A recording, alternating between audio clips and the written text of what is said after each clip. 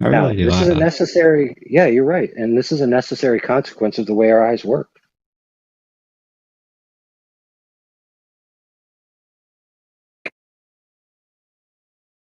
And all optics with an angular field of view, by the way.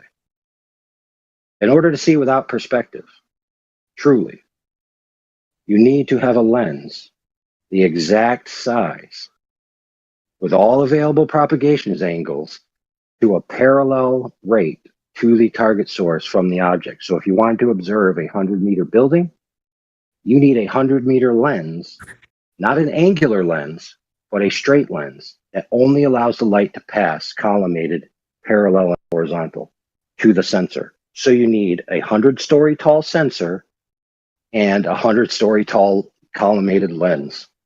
Okay, these types of optics don't exist. So every observation that we make is through an angular field of view with these limitations, in which we already have said that because of optical phenomenon, the bottoms of things can disappear. And that's just the facts.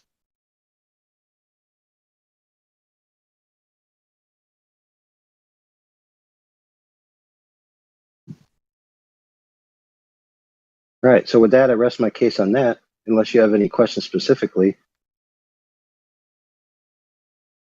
Why would you need a 100-meter lens to see a 100-meter thing? You need a 100-meter lens to see a 100-meter tall building without the effective perspective, and it needs to be a collimated lens where the sensor exists parallel to the light coming from the object. Like You see. a mirror. So if you don't have such a lens and you use normal lenses like your eyes, you'd be standing on the ground, right? And the angles of propagation from the top of the building would be at a downward angle towards you, forcing all of the light from the propagation angles to enter at essentially inverse angles after they pass the lens, and that's what creates the effect of perspective. Is that you see an Imagine angle. like a mirror. This is right. What's I'm that? imagining like a mirror, right? Okay. And this mirror is the same height as something. Yeah, right? So it's like a mirror, if you know what I mean. It would work like a mirror. Yeah, well, the problem is that mirrors suffer from a perspective as well. If you stand in front of a mirror and start to walk away from it, does the image that appears to be you not shrink in size? Of course it does. Yeah, because that's your eyes. It's not the mirror.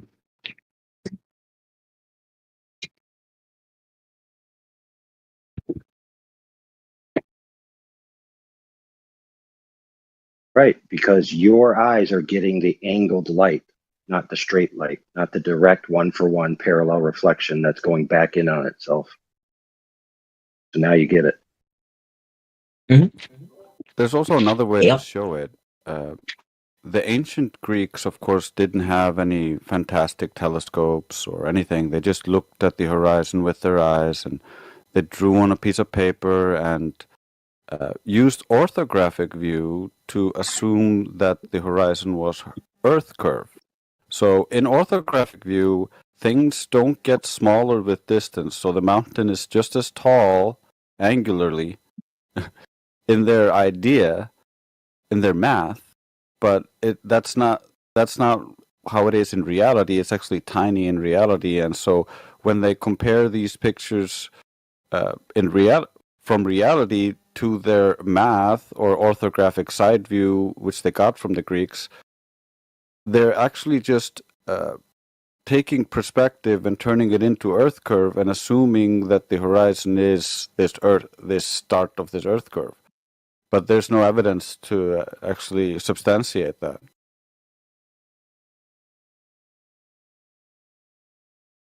So with telescopes, you have a more resolute lens, not lens. You know what I mean? Yeah, with a bigger aperture, you can see further, like in the Black Swan images and other such things. That's why we use telescopes to see further. And then if you use a very small aperture, like we did with the pond tests and other stuff, such things, we can see that the horizon appears much closer and things disappear over what should be a flat surface according to the globe mechanics, these bodies of water should not have enough convexity to hide these objects, but it does happen on the smaller aperture cameras. But on the bigger cameras, you can actually see the boat still. So it is optical. There's no Earth curve here. What's Black Swan? I know what a Black Swan is, but what is Black Swan experiment? A Black Swan is not an experiment. It's a reference to the Karl Popper's falsification, and he has a story that goes with it. You can say that all swans are white, and people can just accept that. But if you find the black swan, you know that all swans are white is just wrong. There are black swans. So that's what we find. We find black swans that show that all swans are not white. And so the black swan image is just what this image was called. It's two oil rigs taken. A snapshot taken from a video where he lowers the camera 1 foot off the surface of the water. So the horizon should be only 1.22 miles away on the globe, but we can see the horizon way past the second oil rig. So that's over 10 miles. The size of that globe is completely unsustainable, so it just doesn't work. Black Swan.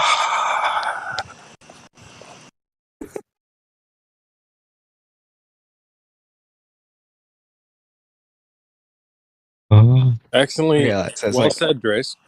Go ahead. so it's basically just a proof, a contradiction. That Yeah, makes sense. I like we're comparing the claimed globe geometry to reality, and it doesn't hold up. But you can go Just try start it saying yourself. that. You don't have to just believe anybody here. You really should go out and see if you can test some of this stuff on your own. If you have a body of water nearby that's like 5 miles, 10 miles big, maybe bigger, that's a good start. Next time you go on vacation to the beach or something, take an Earth curve calculator with you. See if you can do some long distance observations. This is the kind of stuff you don't want to just leave this Discord and be like, well, these guys on Discord told me it was flat. Like, you want to go out and check for yourself. So, there's plenty of resources for you to be able to go out and do that. And if you need help, we're here. Okay, so let's establish where we've come from so far. We've conceded that the concept that the Earth curve is the only reason why things disappear from the bottom up is false. Right? Now we've been presented with the black swan, which is a premise, right? In a sense. That premise is that if you can disprove a certain proposition by providing one counterexample, that negates the proposition, and the proposition isn't true. So the proposition in the idea that we already agreed to isn't true is that the horizon is a hump of Earth curvature between point A and B that's blocking the bottoms of things. Now, we've already agreed together that that's not the case. Now, let's talk about the black swan. In the black swan photo, the horizon, as you can clearly see by looking at the photo, is beyond the oil rigs. Right? Mm-hmm. The oil rigs are at 9 miles, respectively, between the other one and the other one. There's approximately 9 to 10 miles from the shore. This means that the horizon is greater than 10 miles. We only know this because we see the boats. Sorry, not the boats, the oil rigs. So we know the horizon is beyond 10 miles. And as he said before, it must be, if the Earth is a globe and if the horizon is a geometric hump of Earth water, right, that's curving and getting in the way. From the observation height that the man observed this It should have been at 1.225 miles. It's not at 1.225 miles. So the necessary conclusion is that the horizon that you see is an optical phenomenon, not a geometric edge of Earth hump curved water. Now, in summation of all of this that we've already discussed and you conceded to, okay, is that there is no hump of Earth curved water blocking the bottoms of things.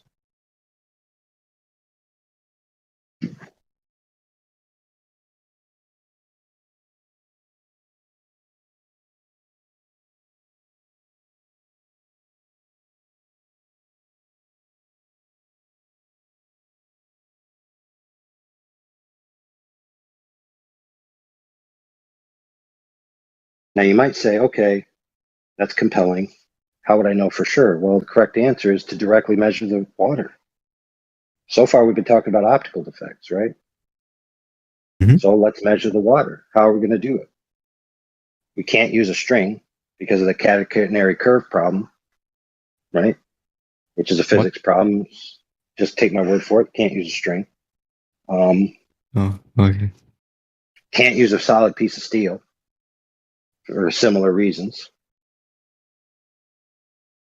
So the most efficient means to get something at that range, that we need a sufficient sample size, right? So what's a sufficient sample size? Let's say 25 miles. That sounds pretty good, don't you think? 25 miles, you'd see. Doing the maths. 25 times 8. 200 inches, which is what? I don't know what that is in feet. 25 miles, it would not be 200 inches. Wait, what? So wouldn't it be 25, then 8 inches per mile, times it by 8? It's squared. Oh, there we go. So would it be If you were 5? doing it your way, it'd be a 5 slope, times. not a curve. Oh, yeah, that makes sense. Sorry. Right, so 5 times. What is it again? What is it? 5 times 8? It's 20, no, 40. 25 times 25 Uh-huh. times 8 Right. inches. So That'll give you inches. sure. 5,000. And that's going to give you. Right. That's going to give you the drop. 16 feet. Right. So that's 416 feet drop. That doesn't seem very believable to me. I'm gonna be honest. Really? Yeah. Why not? I don't know. I don't think you can see 400 feet of drop between 25 miles. That's like I mean, that's the math of the ball. significant. That's very significant. Yeah, it's very You know what I mean? significant. So we have something that's 400 feet, right? 400 I feet. can live with like 400 inches, but I can't live with 400 feet. Well, that's too bad, like- because that's the measurements of the ball that they told you exists. Yeah. Okay, so So- I'm going to walk you through it. So this is how it goes. You got 400 feet. It's actually worse than that, but we'll just use 400 for sake of argument. It's easy to divide. So what they did is they went, set up what's known as a laser transit measurement. Laser transit is basically a really long level, right? Because obviously you don't have a 25-mile long level. So you level the laser on the one side of the land, you shoot it over 25 miles of water, and you have a target, right? You set up the laser at 6 feet off the ground. You set up the target at 6 feet off the ground. Right? It's can't a laser be refracted and stuff though. Ding, ding, ding. He said it. He said the word. Oh, what? Hey, shh. Calm down. Oh Okay. no. We're not getting frenetic here. Yes. The correct answer is lasers can deviate due to refraction. Okay. So I want to ask you this before we start. You already have heard this is a 400-foot differential, right, between the drop. Mhm. Now, Yeah. we're going to measure this. We're going to measure this to see if that drop is there by setting up a laser transit level. Now, I'm going to continue with how this works, okay? So we'll set a baseline for how this thing's supposed to function. So in Mhm. construction, let's say you have a foundation, so you have a piece of land. You set up the laser on one side, you set up the storyboard on the other, which is what the laser hits, and it tells you the differential between a level laser and the ground. So for example, if I set up my laser at 4 feet tall and the storyboard says 6 feet, right? Then that means I have Yep. to add some dirt to level the ground, right? And transversely, if it says in the other direction, I have to take some dirt away. So what this tells me is over my foundation that I'm trying to lay, whether or not I'm laying it flat. Because I Yeah, can that go makes with that sense. storyboard and get 4 feet here, 4 feet here, 4 feet here, 4.5. Uh-oh, I got to change something, right? Yep. Now, of course, there's tolerances, right? So when, for a client, I want to make a level floor or a level foundation or a level piece of land, there's tolerances that they're willing to accept. Now, dirt has a different tolerance that someone's willing to accept in concrete, has a different tolerance that someone's willing to accept for their tile in their kitchen floor, right? They want that floor flat. They don't want it curved, they want it flat. So I want to ask you this question. If they hired me to make a flat floor and I got my measurements so off that I was 2 orders of magnitude off level, is that acceptable? Uh, No, it isn't, is it? In no, fact, 1 order of sorry. magnitude is not acceptable. So, for example, if the differential is supposed to be 0.4 and I have Yeah. 0.40, right? Those are the same, are they not? Yeah. Okay, but what if I have 4? I'm off by That's 4. fine. Yeah. I That's agree with that that. is not a flat floor anymore, is it? No, it's bit, what's the word? Sloped. Right. I've done screwed up. Now, what if it's off by 40? God. Whoa. Yeah, you wouldn't even be able to walk. It'd be so steep. Right? So not acceptable. Mm-hmm. Okay, so if we take this laser transit and we want to know whether this Earth curve hump is there, and we can measure by getting the laser to hit a target of equal height, and it's off by 2 orders of magnitude, we've already agreed that that's not acceptable. So if the laser is at 6 feet, right, which is in the single digits, Yeah. and then the double digits, right, the tens is not acceptable. And the hundreds is definitely not acceptable, correct? So Yeah, that would be a slope. lo and behold, this test was conducted. The ambient conditions were measured. The refraction was taken into account. The millirad beam divergence for the laser in question that was used on this day was taken into account. The laser hit the target.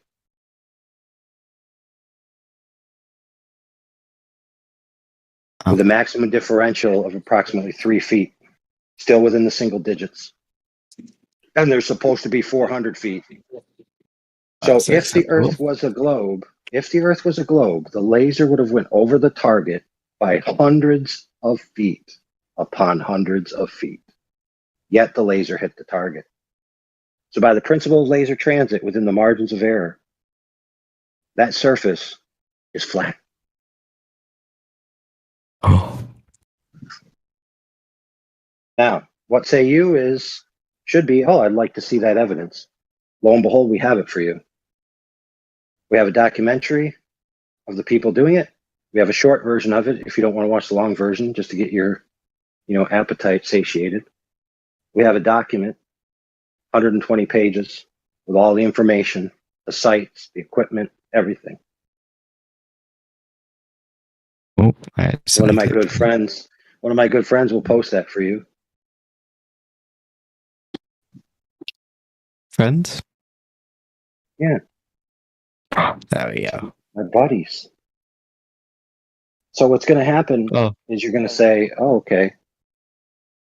Right? And then you're going to be like, "Well, is this the only test that's been done?" The answer is no. Many have been done. Many, hundreds, with all different kinds of methodologies, all demonstrating no big hump of Earth curve in the way. Observations as well, in excess of 255 miles, to which the target object should not only be 400 feet below the curve, but should be a mile below the curve. Yet the object in question is clearly visible. So we've already established within tolerances that the Earth doesn't measure to be a ball, that the horizon that's been claimed to be a horizon doesn't exist, and that it's not true that the bottoms of things can only be obstructed or cut off by Earth curvature. So we've basically shown that there's just no evidence or need for this Earth curvature. what? Wait a minute. I'm looking at this thing, right? What is this thing about a blue laser and a green laser? Blue and green lasers refract at different rates. Colors refract differently comparative to the refractive index of the medium. By using different colored lasers, you can determine the refraction that's present in the ambient conditions. Okay. Which, by the Colors way, the refract. military. Hey, by the Yeah, way, that the makes sense. military Sorry. recently did that. The military recently did that at 120 kilometers, shooting 2 lasers to see how it does, and they found out that it doesn't match the globe model.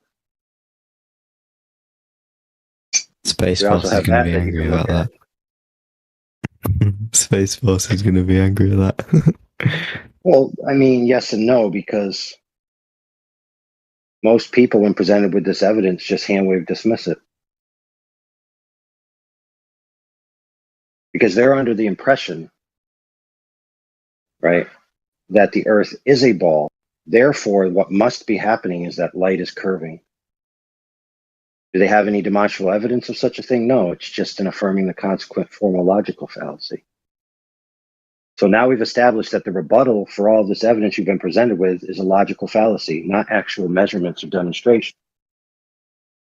So again, we just have no need or demonstration of this Earth curve on the ground level.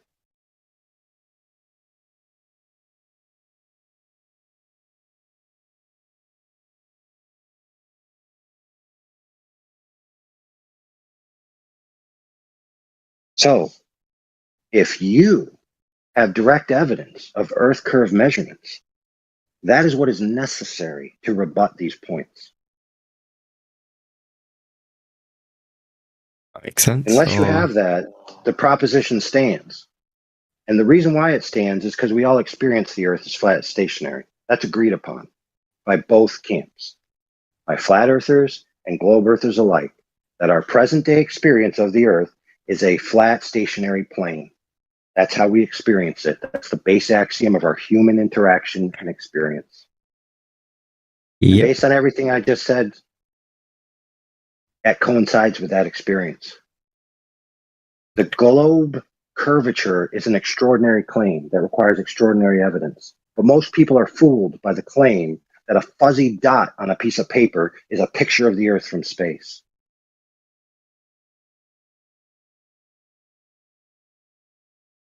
Given to you by a government, no less, who we know lies on the regular.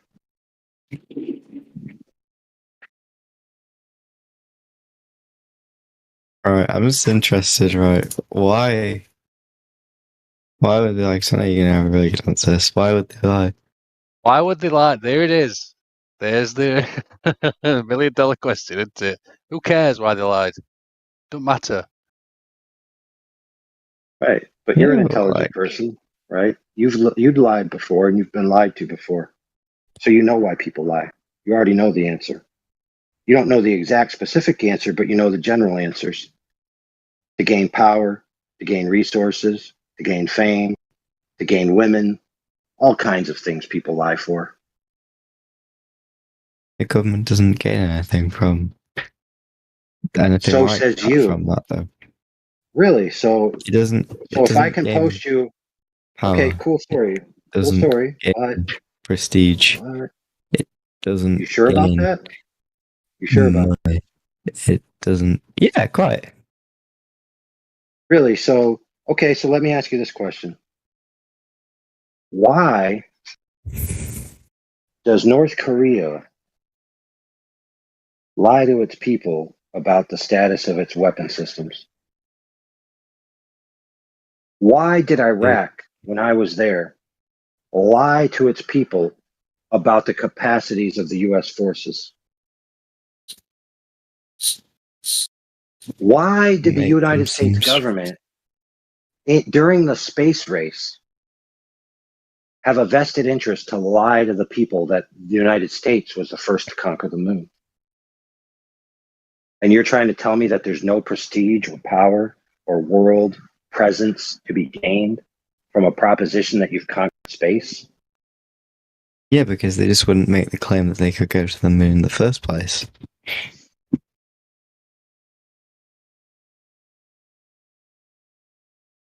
It would be Right, so better for them to just you're not make that now claim in the first fair. place.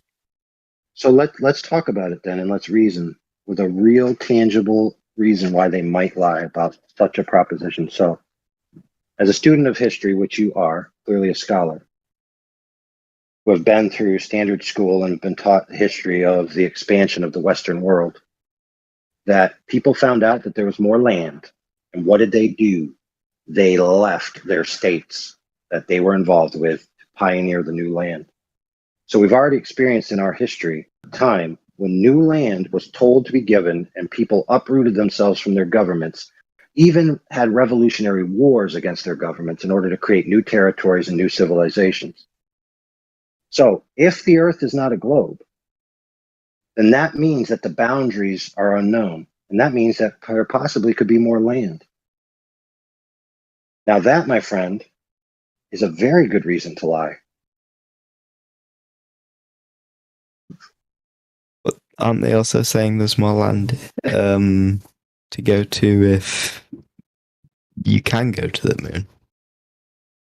Yes, but think about this, my friend. To get to new land that's connected by water, you need a boat that you can literally build yourself.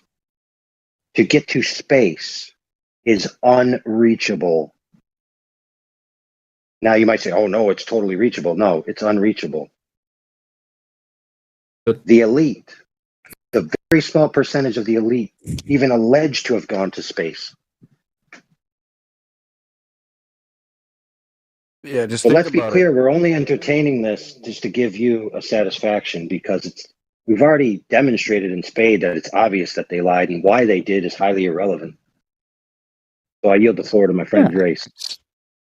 Yeah, I just wanted to say, just think about it. Richard Branson and Jeff Bezos have all the money in the world, but they could not go high enough to go above the clouds. So they were just still in the air, and they never went to space. So even with all of their money and power and influence, you can't go there.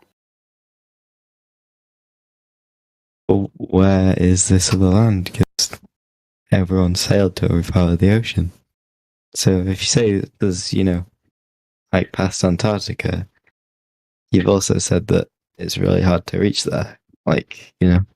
So what?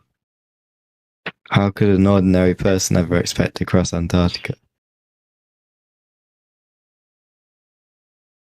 Oh, there's more than that. When you think about the globe and you try to unpack it, there could be more lands on and within the area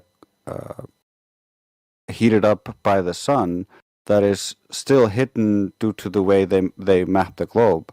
So we don't know the full extent of our world, and we're limited how far we can actually explore south due to the Antarctic Treaty. So we can't sail all those seas, and even just sailing willy-nilly, the coast guards of the specific countries will contact you and escort you back if you're sailing somewhere you're not allowed to sail. You what? You can sail wherever you want as long as it isn't in the nation's waters. What are you talking Right. about, dude? You can't go You to the middle. You can can't do go to that. the edge.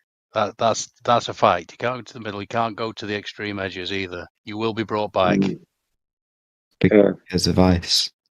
So if your proposition is true, my friend, that you can, then that means that there would never exist a story of a sailor freely roaming who was turned around by any military or shot at, correct?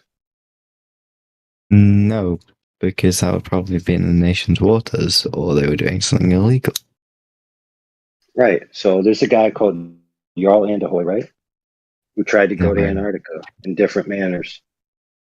Okay, he lost a crewman being shot at by the government. But you So it's can- not the case that you can just go where you want, especially in regards to Antarctica. Not only that, but the logistics of doing so is very hard because of the nature of the temperatures and all of that. But again, keep in Yeah. mind, we're only entertaining this for your satisfaction because we already understand logically why someone would lie is irrelevant. That they lied is the matter of the day. So you're just to be fair, no disrespect to you. You're trying to think these things through to make peace with it. But the problem is that you've already arrived at the bargaining stage. So your brain is already processing this information. guilt. Was it the 7 stage, right? Yeah, but Yes, for example, my grandfather's is dead. Why would he die? Why would God do such a thing? It's like he's dead. It's just a simple fact. He's dead. So now you have to go through that process of trying to understand why and come to peace with the reason that you may never know. Once you accept that you may never know, then you can have peace with the fact that the lie is just a lie.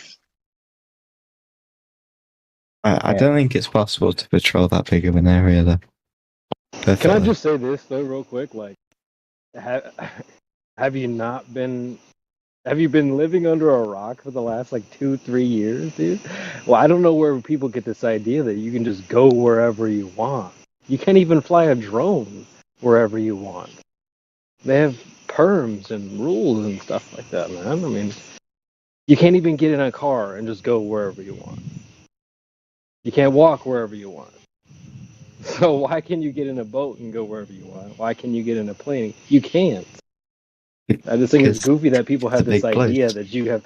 But then again, look at the last 3 years. You couldn't even go to the grocery store, dude. That's like, dude, I just don't know where people get this idea that, oh no, you could just do whatever you want. Like, no, you can't. Because it's a big place. Okay, Like, and I don't think it'd be possible, Bro, even if last year everyone you was on couldn't board even with go it. to the grocery store. Everyone knows where that is. Come on, dude. Oh, so you're trying to say that you could do it?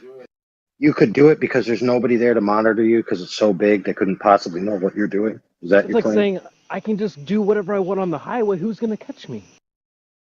Yeah, so they don't have radar That's the anymore or spiel. anything like Come that. on. That they don't track ships now. If you were on Antarctica, no. What? It's like saying, like, dude, well, if I'm in the boonies, who's gonna catch me? I'll just do whatever I want. I'll just drive as fast as I want on this Yep. highway. No one's gonna get. Who's gonna get me? So guess how they caught Mr. Yarrow? Information that was acquired at land because you have to plan and do all the logistics at land before you depart. It's like you don't just magically arrive in the middle of an ocean where there's nobody there to catch you. You can get a boat. Like, there's nothing stopping you from getting a boat and then going and sailing. Illegally, as you're saying. And, going there. Like, Dude, you know what, You dude? get me? To be fair, guys make excuses about all the logistics of how their girlfriend isn't cheating on them. Because why would she? There's no way a car can go from here to there with that much gas. Of course, somebody would have noticed she was at the store, and all these excuses upon excuses upon excuses because they don't want to accept that one of their friends gave them the stone cold brass tacks truth of what their girlfriend was up to the other day. But Okay. why would she lie? There's no way she And could you may possibly be die. lying. You may I could've die without sworn, her ever telling you the reason. reporting back in after sunset here, great looking sky. You can see the tail end of the Big Dipper. Ooh. And is one of you using some kind of machine tool, like a drill motor, or anything like that? No. Yeah, I'm doing my own teeth. No, seriously, I'm asking a serious question. No one's using anything? Because I thought for sure that I was approached by, this is going to sound strange, by a mechanical dog. What? I thought it was a drone at first. I mean, that's a thing now. So, you know. Could be. But wait a minute. Whenever one of you opens your mic, it sounds like that. So I'm going to leave it to say the most logical thing is to say that it sounds coming from the Discord. And it's my imagination. I just heard it from the Discord. So good. Got that solved. Thanks for your help. Was it me, It Sonny? I just wasn't turned a off. robot dog. Yeah, I'm glad it wasn't a robot dog. That would have freaked the shit out of me, but that's okay. I've fucking fought him off if it was. I just turned my headphones so- off, Sonny. Was it me? I really don't know exactly. Try to Okay. talk. Let me Right. hear. You sound like you're on You some can headphones. solve. You listen. You two guys can solve that in another room. We're going to continue with the conversation. All right, my bad. Right. Exactly. Let's continue with the conversation. Forget about it. So if you knew that your girlfriend cheated, right, and you couldn't figure out why, and to her dying day she never told you, does that mean she didn't do it? Correct. Yeah. I mean, if you don't know why she would have, that means that she didn't.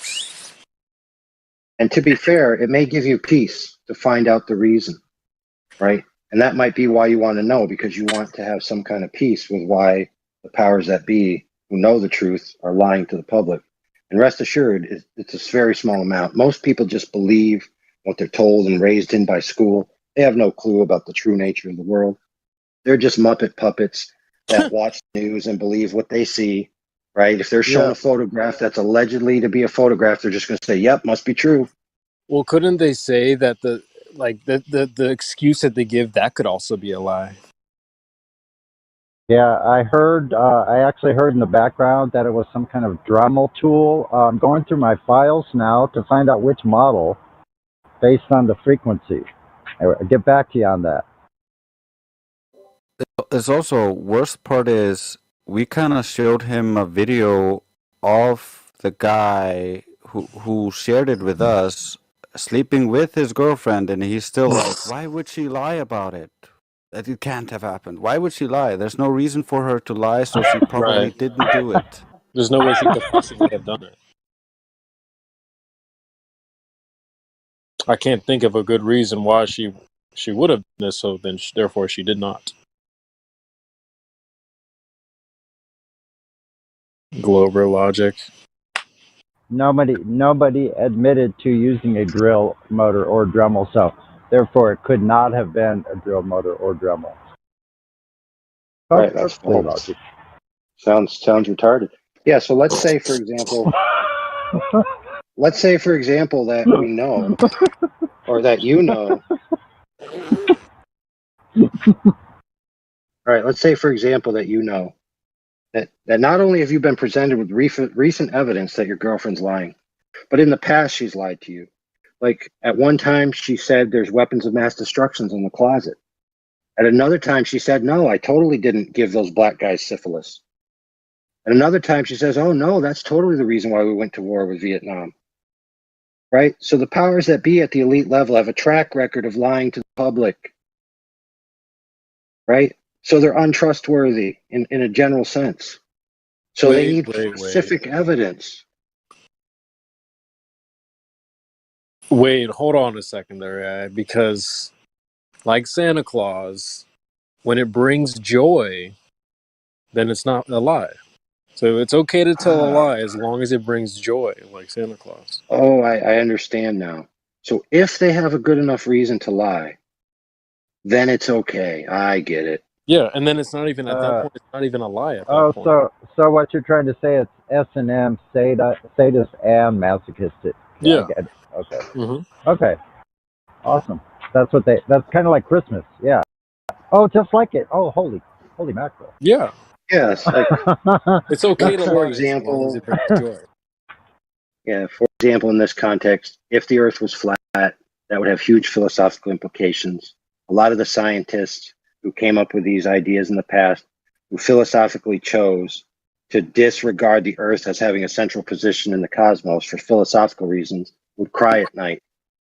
Therefore, we must continue this lie. And then you're like, oh, that's such a good reason. We wouldn't want the scientists to be scared. Wow. Wow.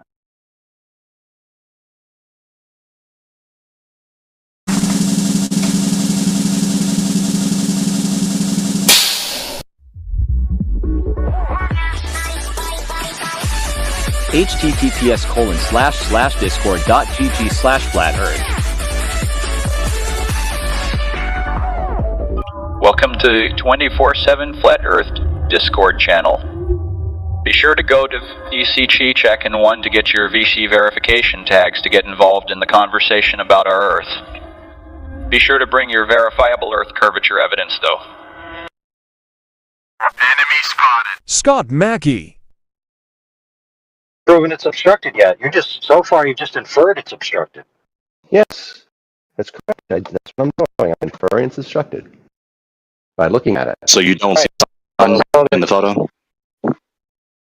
Right, so the conclusion would be if object goes behind obstruction, right, then I won't see it. Therefore, the Earth is a globe because the Earth is obstructing it. That's circular and fallacious. No. And empirically inadequate because we see the sun in the photo that I posted, which the other guy sent to me. Yeah, but we all know that in about 15 minutes it'll be gone.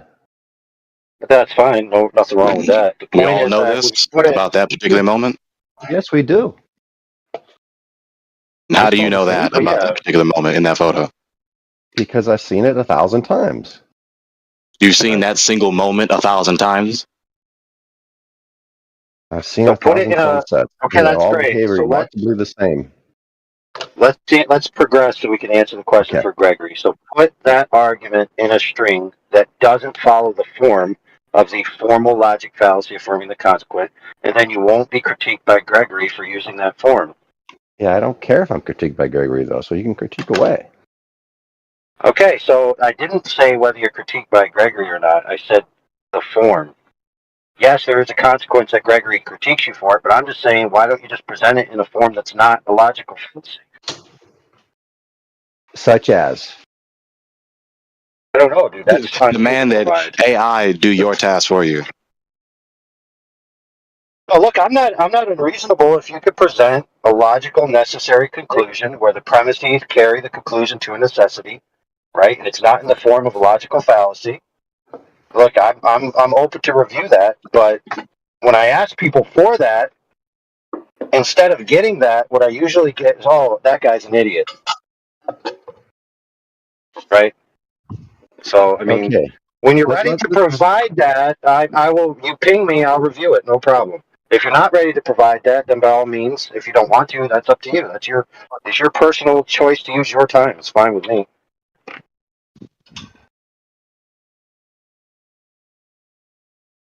So we're standing by. I don't understand what the task is at the moment. I watch something go behind something else. I think I'm legitimately concluding that it's going behind that other thing. Affirming the consequence. So you don't understand the request to give sound argumentation rather than fallacious argumentation? Okay. How is watching something unsound? Okay, which is not what he asked you. So either you're unable in spite of your best efforts to understand what he just explained to you at least 3 times, or you're invincibly ignorant voluntarily. Either way, this is not good for you. Why is it not good for me? I mean, you guys watch something happen with your own eyes and you deny it. How's it not good for you? You don't know why it's bad to be invincibly ignorant voluntarily or be Wait a minute. incompetent to think soundly. I don't think I am. Who's denying what they see with their own eyes? Who's denying that? Do you guys see sunsets? Yes, but what is a sunset? That's what's in contention. See, you say I see a sunset, therefore I see a sun going behind Earth curve. Those are two different things. Yes, I know. But do you see it going behind something when it sets? No. What do you see? Nobody does. Nobody do sees it going behind something. The spatial relationship information isn't present to determine that it's going behind anything. You'd have to be seeing it as a side view in order to determine that. Really? I'll tell you what I see. I see a portion of the sun circle become unresolved in my field of view in the final rendered image. That's what I see, and that's honest. You see a portion of the sun circle become unresolved? What does that mean? Yes. I can't resolve it in my image anymore. It's lost. It disappears. It's not apparent anymore. So there's a time in this set where you see half the sun, right? Let's just say there's times within the entire portion I'm looking at the sun where I can't see the entire sun. Yes, that's true. Yeah. And what it does is it goes from the full sun to a quarter of the sun to half the sun to whatever, right? That's what you see? Yeah, and there's other videos that I've seen, not with my own eyes, mind you. I can't remember when I was in the desert, but I've seen videos from similar deserts where the sun just goes into a small thing above and then disappears from the field of view, never to be seen again. But you also seen the same thing happen to the moon too, right? Not quite similar, but not quite the same, yeah. How's it different?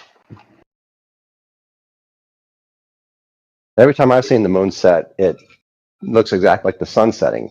Part of it will be gone, then more will be gone, then more will be gone until it's all gone. Well, yeah, in that manner, yeah, sure. So what do you think's happening there? Is the question why do things disappear over the horizon, our apparent horizon? No, the question is why do things disappear in that manner? Everything else I've ever seen disappear in that manner, where part of it's gone, then more of it's gone, then more of it's gone until it's all gone. Okay. It's always been a case where they're going behind something else. Well, what about the Right? law of perspective? Absolutely, and that's fair. What about the law of perspective, though? Wouldn't you say The law that of things also You just categorically deny that, Beasticles. Can you believe that? The law of perspective does not work that way. That's not how things disappear in the law of Explain to us the law of perspective. Explain to us how perspective works, please. They just get smaller and smaller and smaller until you can't resolve them anymore. Exactly. So But that's not what I saw. It's not what you see. Okay, I'm about to post an image for you, and you tell me what's happening here. You tell me what the sun went behind, okay? You ready? Let me know when you're looking in the chat. Well, I'm actually putting away dishes right now, but Oh, so you can't see it, and you're not going to be able to tell me what the sun goes no, behind, I'll right? look. I'll look. Okay. Go ahead. Tell me when you're ready. Okay, here we go. I'm ready. What is the sun going behind? Oh, I don't know. It's dark. Well, watch the whole thing. What did it go behind? It stopped. Oh, wait, hold on.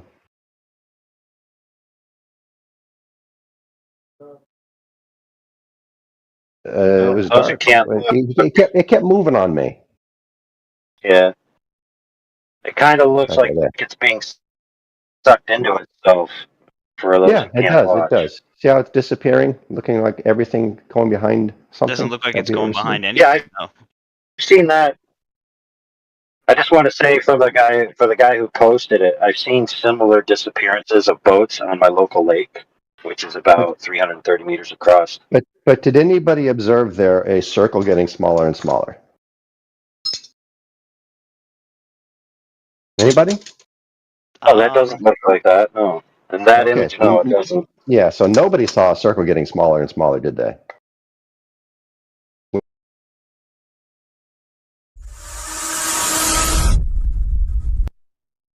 Join discord.gg/flat earth and enter a VC check-in room, and someone will come along to VC verify you to get involved with the conversation about our Earth. Santiago Dunbar. Hundreds of miles. That's not actually true. A lot of the antennas that the military uses are shaped in a pyramid to specifically, as they're told, and I have a friend who told me this without knowing that I'm interested in the flat Earth. He said, we set this up like a pyramid to bounce it off of the Earth's ionosphere, right? So they're bouncing rays upwards, right? Yep. In order for it to go further than the curve, right? But you're talking about radio waves. You're not talking about ballistics. Direct line of sight. You're not bouncing direct line of like sight ballistics laser off targeting. of the ionosphere. No, I'm talking about radio waves, yeah. And radio Yeah, but waves I'm talking about ballistics, line of sight. are less effective than if they're shot, We're talking about direct line of sight laser targeting. Direct line of sight. We're talking about transmission of radio waves, right? Yeah. So it would be light waves. You are. No, we're not. We're talking about direct line of sight targeting technology. Yeah.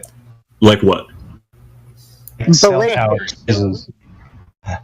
And cell towers. My husband climbed cell towers and positioned radios to line of sight to the next cell phone tower.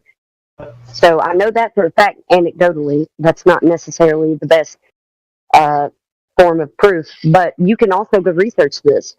These people that climb cell phone towers, I guarantee you that they're positioning those radios at the top to the next cell phone tower line of sight. I guarantee you.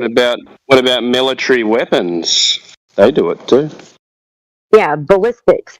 This is what I was talking about, Yeah. originally. Yeah, so that's where you get into the nitty gritty, right? And what nitty gritty? The nitty gritty of like the expert, right, that we need on the ballistics of the U.S. military, right? Go for it. Go for it. I'm not that person. The U.S. military uses. Wait, hang on. What I mean. But you just said we're getting into nitty gritty, so obviously there's something you don't agree with there. So no, I'm just saying, what you don't agree with. No. I'm saying that there must be a person out there, an expert, right? Maybe not in this chat room. Maybe they're in this chat room, but and if anybody could shed light on this, but what's the nitty gritty then? Sure. So they point. The nitty gritty is the technology that the U.S. military is using, right? Yeah. So they point things and then they shoot things at it. I don't think that you're an expert on that, right? So I don't think you can be the one to tell us that. Here we go with this expert again. So, can you read? Yeah. Yeah? Do you need to be an expert in reading? Well, tell us Hey, what you've read. I told you that they use line of sight. That's all you need.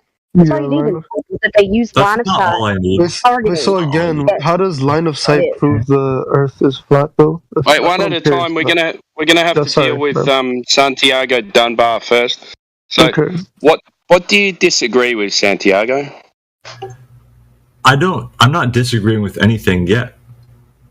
At all. Okay, so line of sight targeting still includes the fact that the ballistics will eventually not just shoot straight but go down. Is that what you're talking about? No.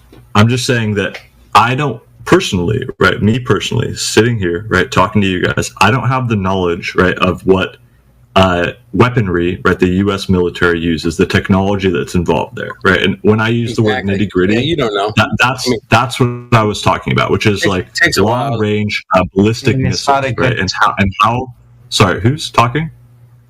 Yeah, that's all right. Just let keep me know. going, mate. No, keep going, mate. Long range ballistic missiles, right? Whatever technology that the U.S. military has, right? That I'm not privy to. Maybe maybe you've read something about it, right? And you understand the gist of it, okay? They use lasers. Yeah. Okay. But so I would like to know those details, but when somebody just says line of sight, isn't that good enough for you? No, it's not good enough for me, right? So then I would say, like, there should be an expert, right, to talk about it. There could be.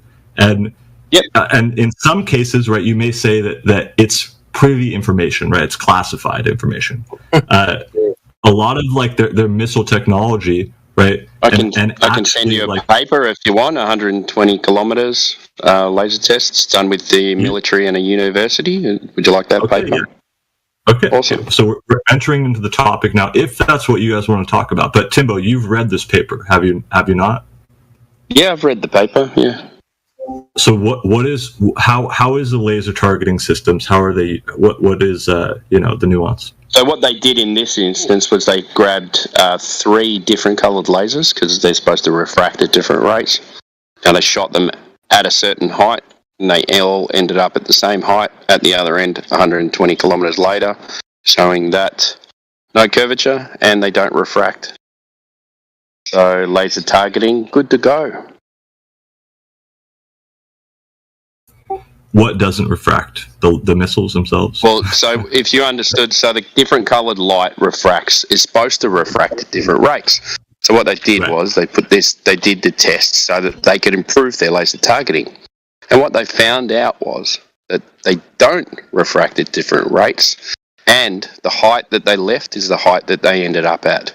Therefore, no curvature. Send me the paper. Great. Just give me a couple of minutes. Okay. If you have it on hand, that'd be awesome. If not, if it's too much whatever ridiculous. No. I got it. Yeah. Send it to me, man. Send it to me. All right. Is there anything else while you're waiting on that? Oh no. Or anybody in the room? Because we got a bunch of people in here. Yeah, absolutely. I want to talk about you throwing this like a non sequitur, or do you understand what they're talking about, or are you just saying you don't know if they can explain it correctly because they're not a professional? I'm just trying to understand where you're coming from. It's okay. We can prove it. No. People throw a lot of words out, and those words, right, are just words. Okay, until that's our problem. You have we have that problem. That's okay. What words but in particular? I'm not closed off to the idea whatsoever. I'm not going to. I'm not saying my mind is like.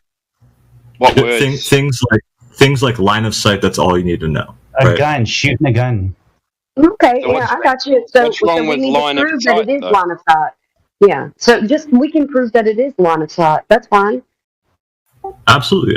No worries. No what's worries. your name, dude? So, I've Santiago. Santiago. Yeah. Mm-hmm. I've also been approached by globe earthers, right, who have used theodolites to.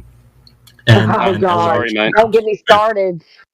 I know. Okay, so listen. So this person, right, sent me data, and they showed that from all over the world, they had other people doing it in Australia. They had people doing it, in different places.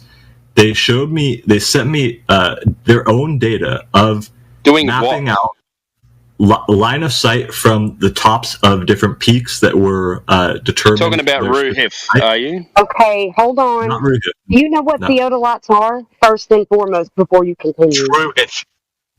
Yeah. They're so you do know what they are? Yeah. Okay, so do you know how they have to be calibrated? What's the max distance? Honestly, okay, one at a time. Dudes, just one. Okay. Timbo's taking it. Just let him go. Sure, go. No, that's all right. I had one question just while I'm sending this. What's the max distance on a theodolite? I have no clue. No clue whatsoever. So how do you know that it's data? I would imagine. Well, these distances weren't anything extreme. Like 1,000 meters. Right. I don't believe that would be, a max. So what distance. Curvature are they expecting on 1,000 meters? So they were measuring all these things, and I looked at the data and I scrutinized this, right? And they had error analysis as well, right? I talked about their error analysis, and based on what they were measuring with the theodolite versus what was recorded as the actual height of that structure in the distance based on an elevation map, right? And they showed me the data saying that there was, I think it was like a 6.7 or like a 7 inches per mile squared curvature. Okay, it's not 8. At 1,000 meters. Yeah, and some of them were shorter than that. Some of them were longer than that, right? But sorry, I didn't catch the answer. Yeah. Sorry. Would that be a direct measurement of 7-something miles or inches per mile squared, or would that be an interpretation of something else that was measured? It was an average overall. No. The drop over distance, the 7 point something inches per mile squared, right? would that be a drop that was directly measured, or would that be an inference of something else that was measured? Directed measurement. So what was directly measured? With using a theodolite. Yeah, using a theodolite. Those directly measure angles. Yeah, do you know what a theodolite is? And that angle pertains to height as well. So that drop that you're talking about would be an inference. That would be an interpretation of something else that was measured, right? That's the thing. It's a tiny angle, right? Very tiny angle. When you're measuring, 7 inches per mile, right? It's a slight deviation in a flat, assumed flat plane. What's You're not less than measuring an arc that, though. second? So You're not actually measuring less than that. an arc second. Yeah, you're measuring arc seconds, right? Which are angles. You're not measuring drop, right? You're interpreting drop from something else that was measured, which would be the angle. Sure. Right, but it's not straight across, right? Can I just clarify something with you? Like, when they shot them, were they at like, I know you said elevation, but where did they get their elevations from to know that? Were they on flat ground? Were they on sea level? Like, what was it? They got them from an elevation map, right? So wherever they took the so they measurement measured from, 7 inches difference from an elevation map. Pretty much. From sea level, how far away from sea level were they? Well, it's not about sea level. It's about comparing. No. Well, that's where they get their elevation. Yeah, that's how you get the elevation. No. From sea level. Elevation is relative. Elevation is relative. You can say something. No, it's not. Elevation is always done from sea level. You don't need to compare it to an objective bottom. You don't. Yes, you do. Yes, you do. Non sequitur. Why do you need to do that? Because you need a where level elevation angles continuous come from. Yeah, you need a level continuous surface to get an elevation to get an elevation height. If the ocean is 1,000 feet, right? If they say a mountain is 1,500 feet tall, right, and the peak on the other end is 1,400 feet tall, okay? Yep. Those are two measurements, right? Yeah. So all you need to know is the difference in height between those two mountains. Where'd they measure All you where'd need they to know get is the 1,400 and 1,500 from? You don't need to know. You don't need to know where the sea level is. It's common for both of them. Okay. But you need to know the height before you can get the measurement. It's not about the specific height. It's only about the difference between the two peaks. So how do you know that it's a difference in height if you don't have the original heights? Dude, because the measurement comes from the same place. No, it doesn't. No, it comes from sea level. elevation is from sea level. Elevation is from sea level. Period. Right. There is no other answer. Before we go too far down into this direction, all right, we're not going far at all. No. I didn't finish my point. I didn't finish my point, and you're getting me wrong. Yeah, okay. Go finish it, mate. Go. I scrutinized this, right? When the person sent it to me, right, I was like, obviously not good asked enough. A million questions, right? The same questions that you're asking me. Okay, I scrutinized the whole thing, and I don't believe, right, what he was showing me. All that I know is that this person actually apparently did the work, right? Did actual analysis. Apparently. Apparently. That's an oxymoron. Yes. That's an oxymoron. No, it's not. He apparently did the work. Apparently did it. Sure. Yeah. Did he actually do it, or did he apparently do it? He actually apparently did it. What? That's weird, man. Know the meanings of words before you say them, but I get what you're saying. So you're saying that he did the work. My point is you're saying that he did the work, and go on. Right, he did the work. Right, he showed it to me. It doesn't convince me of anything. Okay, really, it doesn't. But yeah, what it did show me was that this person's actually out there trying to do his best to prove something. Right. Right. And so you don't think that we are? There are flat earthers. He's a glober. There are flat earthers that are doing the same thing. But I don't see this from everyone out there. Okay, so to me, it's nice to see, right? It's nice to see. I need you to know what a theodolite is, though. Really quick, I just want you to know what that is. So you have to calibrate that to level, right? Very strict, it is strict. It's not something that you can take for granted. You have to like to didn't the make minute. Okay, it has to be level, and some of them calibrate themselves. You can't even bump that thing, or it will be, there will be error. So if you're going to use it, you have to use it strategically. And then the optics of the theodolite is not like you would have with like a camera, like a nice zoom in camera. It's not the same. It's meant for a short distance because it's meant to level the ground for construction. So it's not meant to have some sort of like huge line of sight distance to measure. It's meant to do it in increments for a like leveling a building. So you have to do if the building is big enough, you would have to do it several times with the same instrument because it's not valuable to do it once in a long range distance. You would have to do it multiple times because the optics of the theodolite is not precise enough. It's like, think about it when you're looking through binoculars that are a cheap set of binoculars, but it's not. Don't get me wrong, like the theodolite has its own attributes to leveling the surface so that you can get a precise angular measurement for like building something.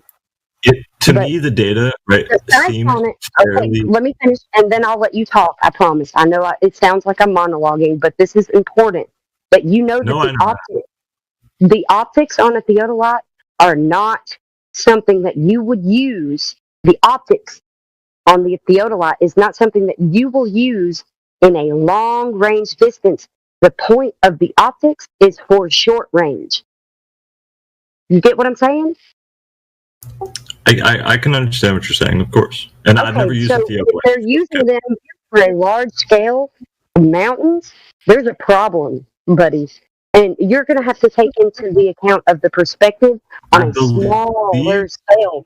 You're talking about a small scale of optics that's like zoomed in for a small scale, and use the perspective in that small scale instead of your normal scale like we see in reality. So they're according not to my understanding, that kind of error. No, they're not accounting for error. According to my understanding, it's the best instrument for this particular use. Can I just speak to him for a second? Even if you're doing the 1,000 meters on land, what's your reference point that these two surfaces are exactly at the same height? It's a relative thing that they're not at the same height, right? They're at different heights. But when so how are you measuring 7 inches drop and calling it curvature? Why isn't it just 7 inches drop in the land? Because what you measure, right? The angle that you measure it at, I know how to use and what you're pointing at, right? What you're focused on, right? Through the lens of this thing, right? You're pointed directly at the peak of another mountain, right? And you know the height of that. You used it for 1,000 meters. You said. It's very simple. I'll answer your question, but this is not the point. Okay, but like there are two mountains anyway, but it doesn't matter. Yeah. Sorry, man. You keep interrupting me. But do you have anything else that you want to say other than what you asked me before? No, you go ahead. But weren't we talking about 1,000 meter measurement?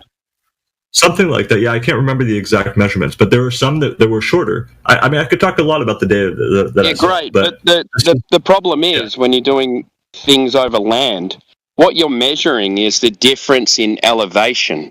You're not measuring curvature. You have a starting point on land, and then you take your staff, your story stick, and you go over. You go over, and you put it in a point, and it goes, okay, it's 7 inches lower. So that means that bit is 7 inches lower than that bit. Why is that curvature? It's curvature because it's supposed to be at a certain height. Okay. What do you mean? It's supposed to be at a certain height. Are you saying all land is the same height? Please, would you stop interrupting Timbo Slice? You're wrong. Okay. But you're wrong. I will answer your question once. I'm not going to answer it 3 times. Go. Okay. You've got one staff. I'll give a scenario. You've got your theodolite, and then you've got your staff. I'm done. And then you've got your staff 1,000 meters away. What are you measuring? Go. Okay. You're talking, man. You go. I'll you answer go. your question, but it seems like you just want to answer your question yourself. So, with the scenario, can you tell me that? You've got your theodolite there, and then you've got your staff 1,000 Yeah, meters it's very away. simple. It's Yeah, very go. simple. Could I? Okay, thank you. Will you stop talking for 15 seconds? Already did. All right, awesome. So look, you're at 1,500 height, 1,500 meters, right? Another thing is at 1,400 meters, okay? You measure, you point it directly at the peak of that thing, right? That's a straight line. And from the theodolite measures from an actual straight line, right? So it measures the angle of difference between these two objects, okay? Now, if that thing were 1,300 meters, right? If there were a 100-meter drop, that angle would be larger. Do you understand? So whatever the recorded heights of these things are, whatever the recorded heights of these things are, if they are not what it says, right? If the angle is different than what it should be, then you have a difference, right? And that difference is a discrepancy. So you guys already said, right? We already went over this. You guys already said the maps are wrong. They're not measured from sea level, or you said that probably, they don't actually know the exact elevation. To the point, mate. Right? You're getting stick to the point. They're not. Finish your story. Finish your story about the mountains. Yep. I finished it. Oh, I'm explaining the whole thing here for you. Okay, so I just got a question for you. What was the distance between the mountain points? Many different varying distances. Okay, just one example. One example. There was like over 40 different measurements that were taking place all over the world. Just one, mountaintop to mountaintop. One of them, pick one, and we'll go through it if you want. No, we just did, dude. We don't need to do this again. No, I want to analyze it with you. We just analyzed it. There's nothing else to analyze. But you haven't given me anything. You just said someone grabbed the theodolite. Right. They got two mountains. Right. They measured it different. Can you post it and we can go through it? I don't have the data. I mean, maybe I do. Maybe I can look back and find the file. But it's been a while. It's been a while. I'm just saying. If you don't have the data, how do you know it shows what you're claiming it shows? You were pretty confident about the 7-point-something inches per mile squared drop, right? But now you say you don't have the data, so how can you be confident about that conclusion? From data that you don't know. Data. It's not my data, it's somebody else's.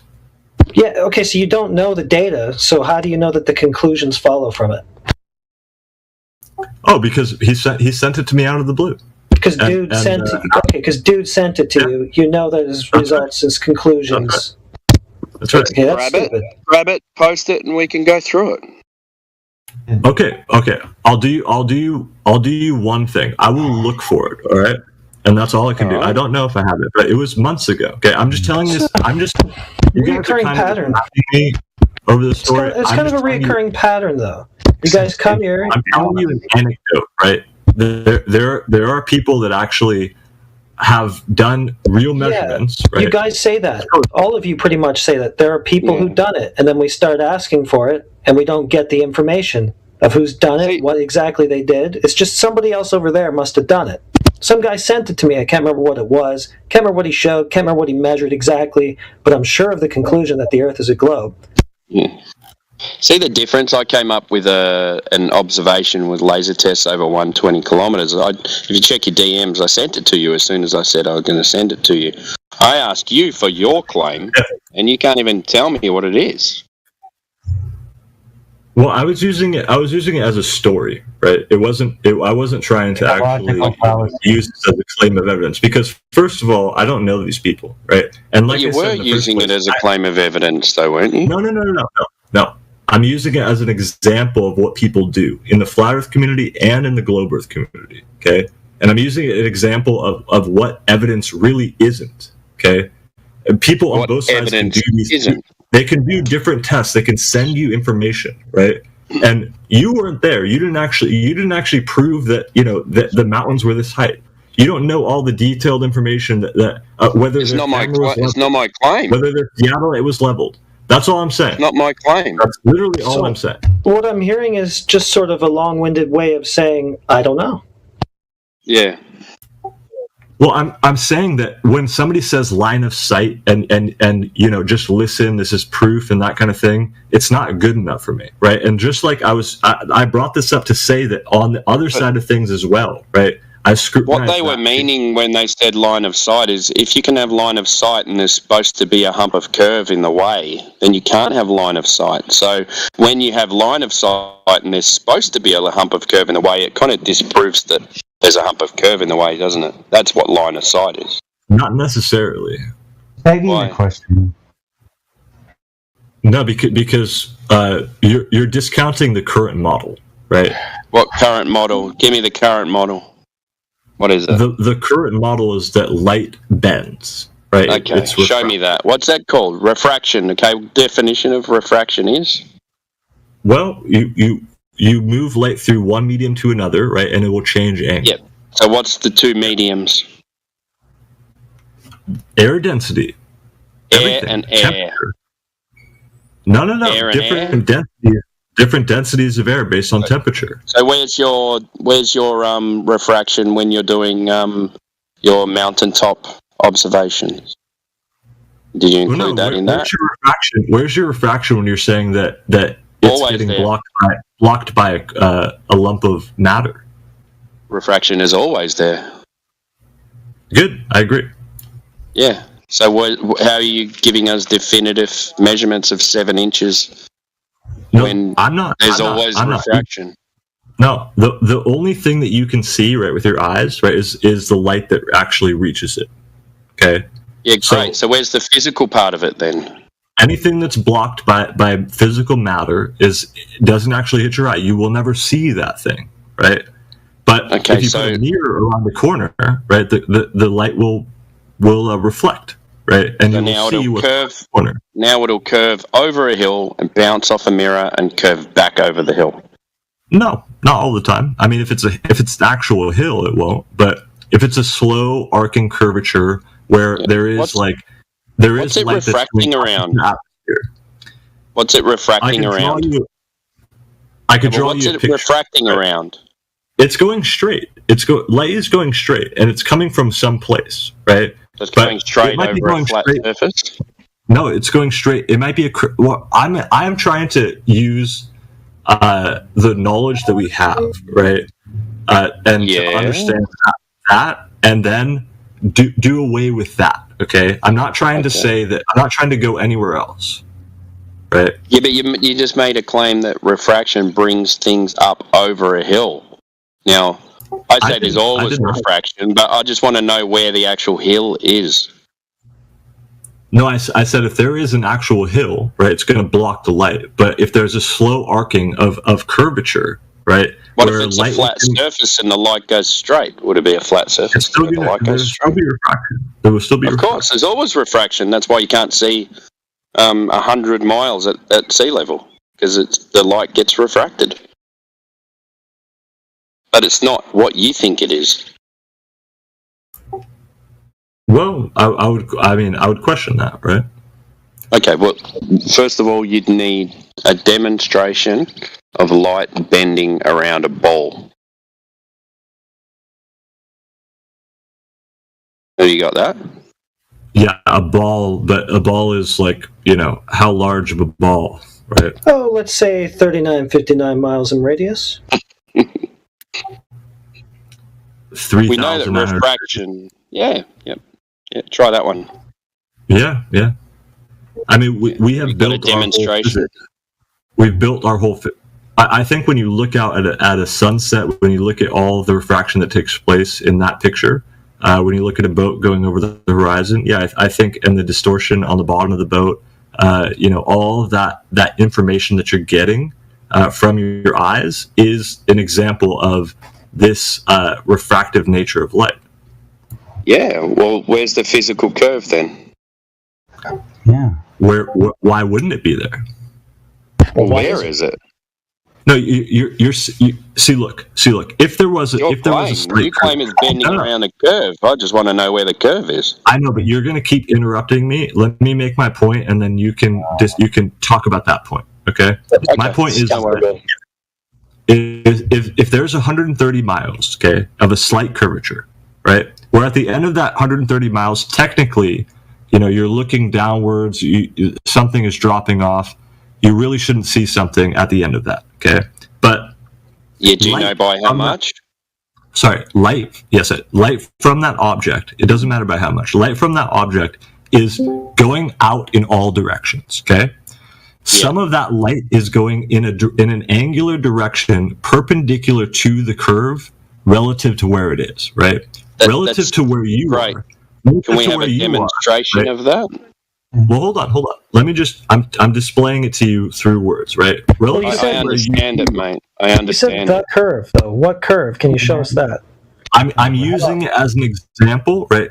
As an explanation, and I don't see why this isn't possible. So I'm trying to put it out there to you guys, and then maybe you guys could say why. What if it's just a flat surface and the light's going straight? Right. You can say forever, right? You can say what if it's just a flat surface, but I'm also saying instead. You're just saying what if it's a globe?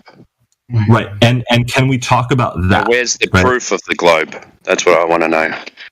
You don't want me to talk about the situation. What we're doing is, right, so you're saying light bends around a curve. I want to know what it's bending around. It has to be a curve. So where's the physical curve that the light is bending around? It's a simple question. You've been asking me how it could bend around a curve. Not how. I'm not saying how. I know how. I'm asking where the curve is that it's bending around. I'm saying it's what you see when you look out with your eyes. You see a flat surface. It's flat. Then. Yeah, we don't see the geometric consequences that we would expect of a globe with a radius of 3,959 miles. We don't see a geometric horizon. We see way further than that should be. So I guess you're talking about light refracting around that curve so that it looks like it's flat or something. Is there any evidence that it's actually doing that, starting with evidence of the curve itself? Of course there is. It's the definition of refraction. No, it's not. That's not what I asked for at all. The definition of refraction, that would be the law of refraction, that would be Snell's law, and there's nothing in that tells me that light is bending through air over a curved surface of the Earth. It actually scatters. Yeah, that's just wrong. So what I asked for was a measurement of the globe, direct measurement of drop over distance, i.e. curvature of the Earth's surface, preferably a body of water, because that would be equipotential to gravity. I see what's going on here. Well, you guys aren't really entertaining me, to be honest. We're not trying to entertain you. Well, could you entertain me and provide me with measurements of what I asked for? It's only fair. I'm entertaining you, so come on, pay it back. Yeah, the only... I said that you aren't, but... The only argument... Well, entertain me anyway, please. You talk about looking onto a horizon when you look right and left. How come you don't see drop? It doesn't matter. That doesn't matter. I know. Before we get too far away, Angle, can we just see about his curvature measurements? Because he seems pretty convinced that light bends around a curved surface of the Earth, curved surface of oceans. So just wondering who measured that curved surface so that we can have the first principle knowledge that that's happening. He's already by your side. I was trying to explain that. I was trying to create a model for that with words. No, not a model, please. Don't model it. I want direct measurements of the thing in question. Well, models require direct measurements, by the way. It's explaining how it is very, very possible. Okay, that's a conceptualization. Listen, Santiago, hold on there. I'm not asking for a conceptualization. I'm asking for direct measurements of the thing in question, the Earth itself. What do you mean direct measurement? By anybody? Well, I don't know. Is that Chinese? Sounds good right now. Direct measurements. Yeah. So when you open your eyes and you look at something, right, that is a direct measurement, is it not? No. No. Then what would be? Direct measurement of drop over distance. Yes. That's just an observation. Open my eyes and seeing something is just an observation. I can look at a square table from the right angle, and it doesn't look like a square. I would have to go up to the table and inspect it further. So it would require me to inspect this further. So yeah, direct measurement of drop over distance is what we're looking for. If you want to go with observation, just opening our eyes, looking out and seeing something, we don't see that curve, and that's why you've gone to the refraction excuse. That's the whole reason you're talking about refraction, is because we don't see the thing that you're telling us to open up our eyes and see, right? So you wouldn't even need to talk about that. You'd just say, go to the beach, check out the geometric horizon at the ocean, man. That's all you'd have to do. Refraction wouldn't even have to be a topic. So I'm just wondering who measured this thing at the beach that you say light is refracting over? No, you sound really cool when you say that, but really, refraction, it takes place in every measurement that you're possibly taking. Dude. Okay? How was the direct measurement of Earth? There's no direct measurement that you will ever find that proves something flat that doesn't take into account refraction. You're obfuscating from the fact that somebody has already claimed that the Earth is curving, so you need to verify that.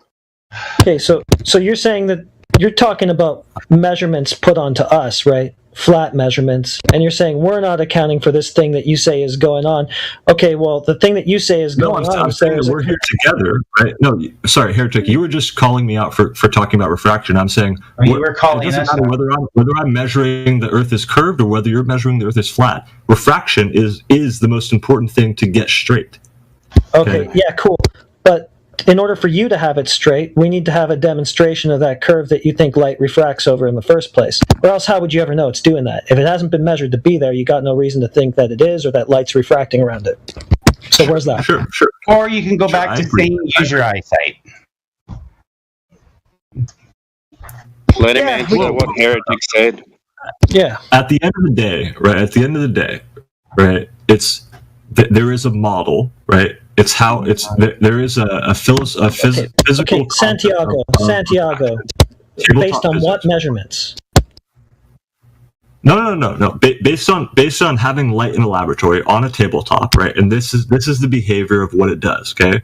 And understanding that, you extrapolate it to a picture, right? This is a model, right, of what it could do given this atmosphere, given this shape of the Earth, right, and where the light will go. Okay, it is a model. Okay, could do. Absolutely. Could do. Okay, now, so could do. We're talking about hypotheticals. Now look, man, I'm trying to lead. Listen, you're not answering the question though, and you're going on a pretty long tangent while not answering the question. Because I didn't ask for hypotheticals about what light could do in the atmosphere. Didn't ask for that. I asked for direct measurement of what it is doing, starting with the curve that it's supposed to be bending around. Right, so let me finish. So when you shine a light... Okay, finish not answering the question.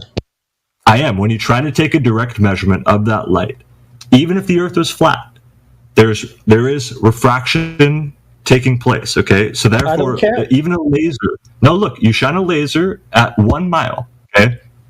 If you shine a laser at 10 miles...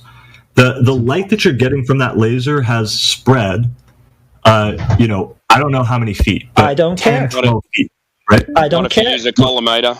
Yeah, that's not an answer to the question. So there's no way to measure it is. I don't get it.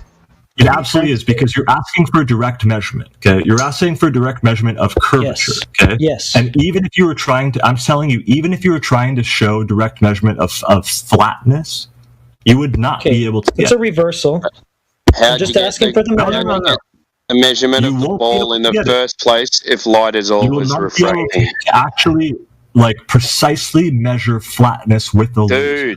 Dude, how did you get the measurement of the ball that you're claiming is there in the first place if light is always refracting? He's a lunatic, man. Hold on, let him answer. Hang on, yeah. All right, fine. Sorry. Answer what? How'd you get a measurement of the ball if the light is always refracting? A measurement of the pole? The ball. Oh, the balls. No. Yeah. I'm talking about measurement in general. What? No. Why? How did I asked you a question about a specific measurement.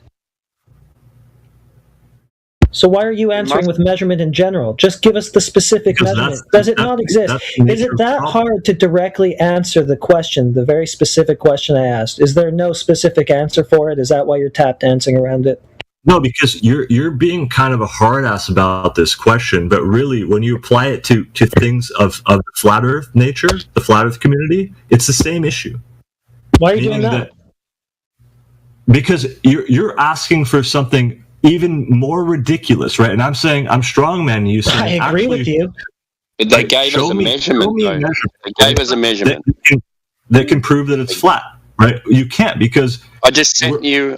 I sent you laser tests over 120 kilometers. And I don't have to anyway, because axiomatically it's not what anybody experiences. When we go to the beach, we don't see the geometric horizon that should arise from that globe that we've been told we live on, right? And that's why you guys have to start talking about refraction. So we just don't see that globe in reality. So I don't really have to do anything, because you're the one in here telling us that what we see isn't what it actually is. So you got any proof of that or not?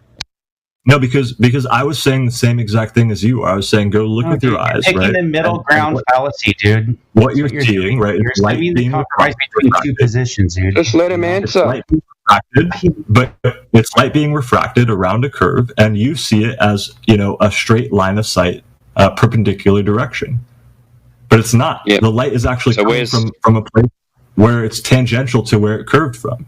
How do you know where that? Is the curve measured that it's going around? All mirages work. How do you know that? It's like saying, I've got this zigzag. I haven't proved the zigzag, but I know the light is going over the zigzag because I can see it. No, it's like saying, right, if light were being curved, right, you would only see the top of that curve. That's the light that would reach your eye. Can we have a demonstration of this? Now, that's all that I'm saying. So you could say that. Can we have a demonstration of it? You're making a claim. You're making a big claim. So do you have a demonstration actually proving this point? I think that light is being curved based on these. Hey, dude, what's your proof that the light is being curved over a curve? What's your proof, man? That's a burden reversal. Yeah. You're the one saying that what we see isn't what we actually get. You're saying that what we see is something other than what it actually is, right? And then every single time we ask you, well, how do you know that? You just go, well, prove it is what we see it as. That's stupid. Well, no, I'm saying that this is the nature of light, right? This is how it behaves. Right? Yeah, we're not asking about light. We're asking about the physical ball that it's going around. No. I'm talking about the physical nature of light, right? Which you guys are using for your own purposes when you want to, and in other circumstances, you're totally disregarding it. And no, all as we're asking for is the physical ball that you're claiming the light goes around. That's all. I don't care about the light. Yeah, dude. You haven't given us anything to disregard. Listen, I've been asking you for the measurements that validate the things that you are saying about what light does over the Earth, right? And you haven't given me anything to disregard. So what are you talking about? I'm not an angry person here, okay? I don't want to get into no one's getting angry, man. Look, every answer you give. I don't like these. I personally don't. I'm not interested in these types of conversations. I've done them for months. They're not interesting. Then why do you do them for months, and why are you still here doing them? Just fuck off if it's not interesting. Because we just want one thing that you can't seem to provide us. So I don't know. I didn't mean to get into this topic, or to this type of argument. But it's it's reacting to a lot of you guys' attacks, right? That has led me to this. Okay? It's another feel. Hey, the feeling server's down the road. Classic Flag, you've been pretty good. You've been pretty good. Here's the thing. Yeah, but Santiago, you haven't been very good, though, because you keep saying things and then you try to bullshit your way around it when we just go, well, how do you know that? That's all we're asking is, well, how do you know that? You say that light was tangential to the curve of the Earth where it traveled from to reach your eye. Right? Okay, so there's supposed to be, geometrically speaking, a tangent point at 1.2 miles for a 1-foot observer. Instead, I see what you're calling a tangent point out at 10 miles, right? So I'm just asking how you know that 10-mile tangent point is an illusion and there's actually a physical geometric 1.2-mile one there. I'm just wondering how you know that. Heretic, I tried to explain my view of it, right, based on my knowledge of physics, but I was interrupted over and over and over again by more attacks, more questions, right? So I wasn't even able to make that point. You're not answering. Again, like what you're saying right now. That's not an answer. Can I go back and try to explain the point that I tried to explain 10 minutes ago? No, can you just answer the questions that we're asking? Because I'm interrupting you right now because once again you're responding completely non sequitur to what I just said. Because I'm making a point that you are interrupting me, right? With No, more you're not making a point. I asked you a pointed question. You went off on a ramble, not answering it, right? That's why I keep cutting in. If you just answered the questions I'm asking, I would just shut up and listen. I'm going to answer it. Okay. There's a 130-mile distance. Okay. There is a slight curvature over those 130 miles. Okay. Something is viewing from one end, and there's an object at the other end. Okay. Now, with just pure imagination, if this imagination was going out in a straight line, it would not be able to see what's 130 miles away underneath the curve. Okay. Because the Earth drops a little bit, you can't really see what's there. Okay. But the way that light behaves is that object is shooting light out in all directions. And some of those light waves are going perpendicular for it, tangent to the Earth, right? Which means that for the other person, they're going up at this obtuse angle into the sky. Okay, dude, this isn't an answer. You're doing it again. You're doing it again.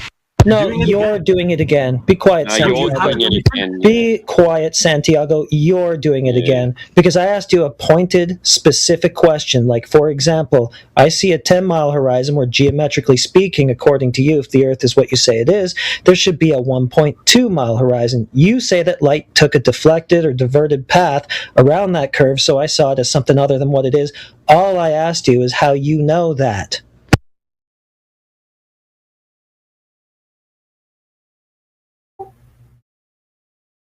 I'm explaining the model, right, which is knowledge.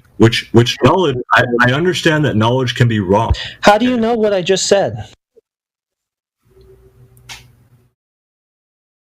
I'm trying to explain it to you. And How do you know that things are something other than what they appear to be to us? How do you know that? How do you know what they actually are instead of what we see them as? I don't. Okay, thank you. After all that. Okay, are we ready to switch topics now, or what? Yeah, that's fine. Thank you, Santiago, for just I think answering. so. Yeah. He just admitted after an hour that he doesn't know.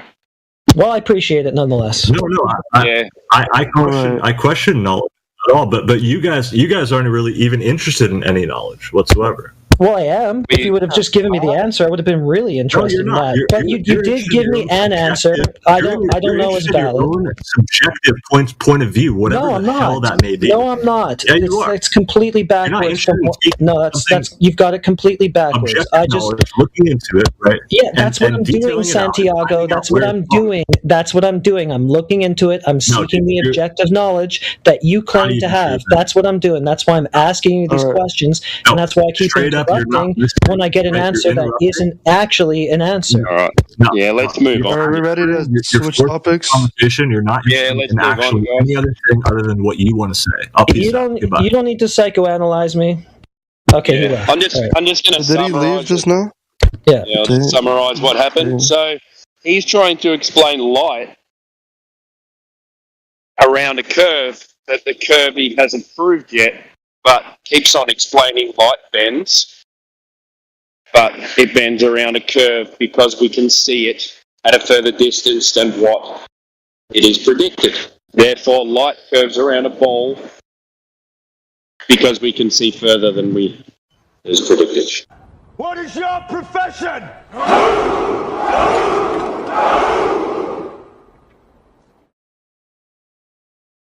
The old friend, I brought more soldiers than you did. It's curiosity as to where we are, what we are. Is very much more exciting to discover we're on a ball, half of it sticking upside down. It's spinning around in space. It's a mysterious force which holds us on. It's going around a great big glob of gas that's burning fueled by a fire. That's completely different than the fire, any fire we can make.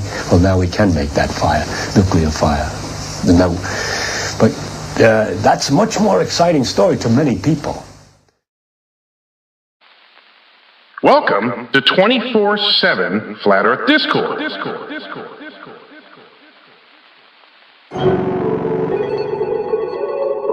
Coming for ya.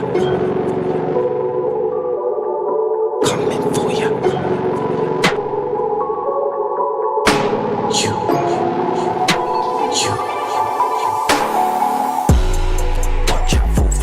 earthers, cause they're coming for ya.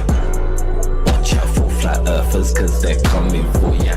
You better watch out for flat earthers, cause they're coming for you. Coming for you. Coming for ya. Watch out for flat earthers, cause they're coming for ya. Watch out for flat earthers, cause they're coming for ya. You better watch out for flat earthers, cause they're coming for you. Coming for you. Coming for ya. It comes with a turf. I love it when a sophist comes in to surf. These ballers really got nerves. Since 2015 they really got served. At the Black Swan's birth they really got burned. They're all taught no action, claiming refraction and all these relative words. Now they believe that level is curved. So when we're done with them, we don't run with them. We just water them and then slaughter them. Even the sextant's down in all of them. So don't fall for them. The globe is nothing but an ornament. 24/7 we're all within Discord. Enter the tournament. Watch out for flat earthers, cause they're coming for ya. Watch out for flat earthers, cause they're coming for ya. You better watch out for flat earthers, cause they're coming for you. Coming for you. Coming for ya. You know how we do. How'd you get air next to a vacuum? Can you find a picture of a satellite? Have you seen a planet that's not a cartoon? There's no need to assume that parallel rays are heating the moon when corpuscular rays are seen with a zoom like sun, earth, gravity, none of it's true. So let me hit a new vector. You're a tool like Kepler, orbit disrespecting, globe projecting, appeal to a fallacy, guy you just in over your head. The lies globally spread, but the globe's overly dead. And now you think you can tell me the shape of the earth by measuring over your head?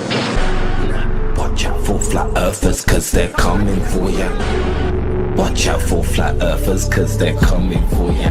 You better watch out for flat earthers, cause they're coming for you.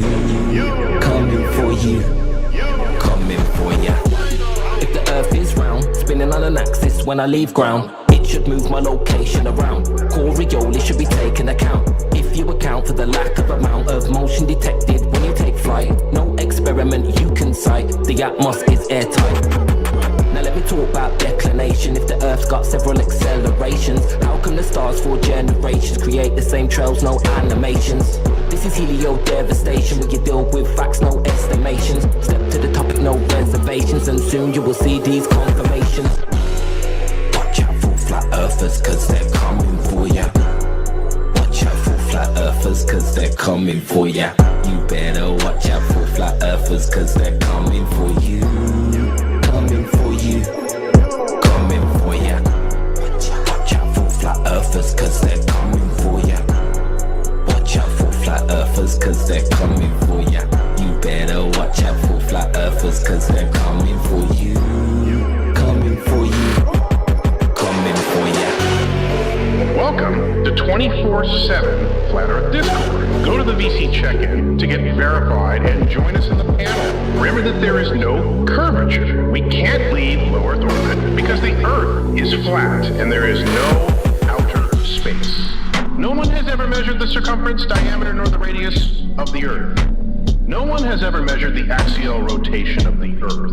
The second law, thermodynamics, says that you cannot have a gas pressure next to a vacuum without a container.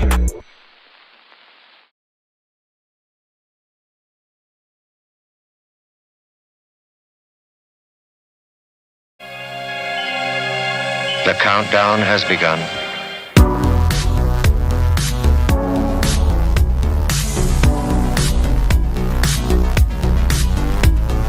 Dreaming artificial gravity. We defy the law of entropy. Reaching terminal velocity. Ready to make the jump to hyperspeed. NASA feeds your addiction. Outer space is science fiction.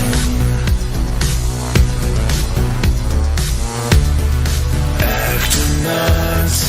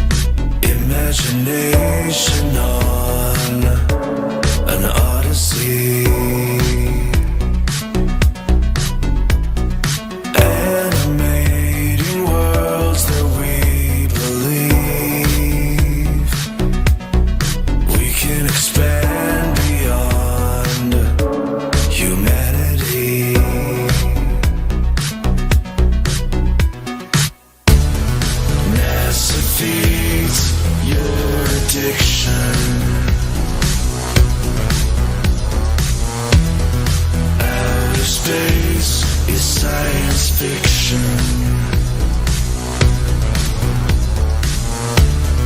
Actonauts on a mission. Outer space is science fiction. For we are opposed around the world by a monolithic and ruthless conspiracy that relies primarily on covert means for expanding its sphere of influence, on infiltration instead of invasion, on subversion instead of elections, on intimidation instead of free choice, on guerrillas by night instead of armies by day.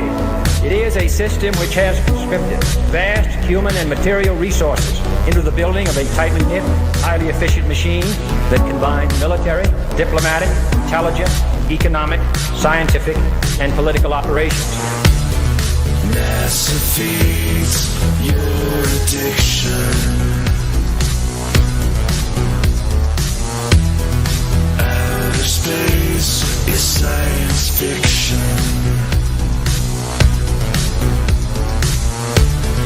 Actonauts on a mission. Outer space is science fiction. NASA feeds your addiction.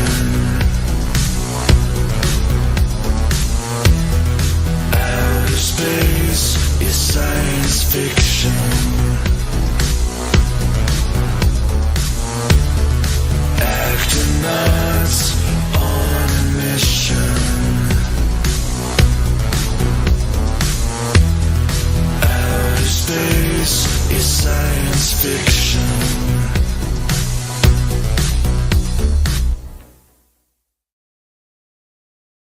That's fine, but that's not a citation. A reference is not a citation. Okay, so if you want to use these words, go find a reference for what they mean, and then bring us back the citation of what they mean. Thank you.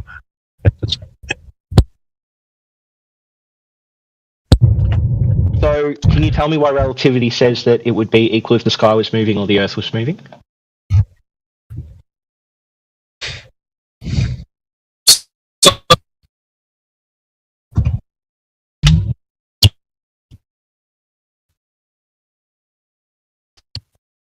Sure. So, the definition of citation, a quotation from a reference to a book, paper, or author. And the definition of reference, number 2, is the use of a source of information in order to ascertain something. So I'd say those are synonyms. You disagree? No, not even close. Awesome. Dude, have you taken any collegiate or university level courses?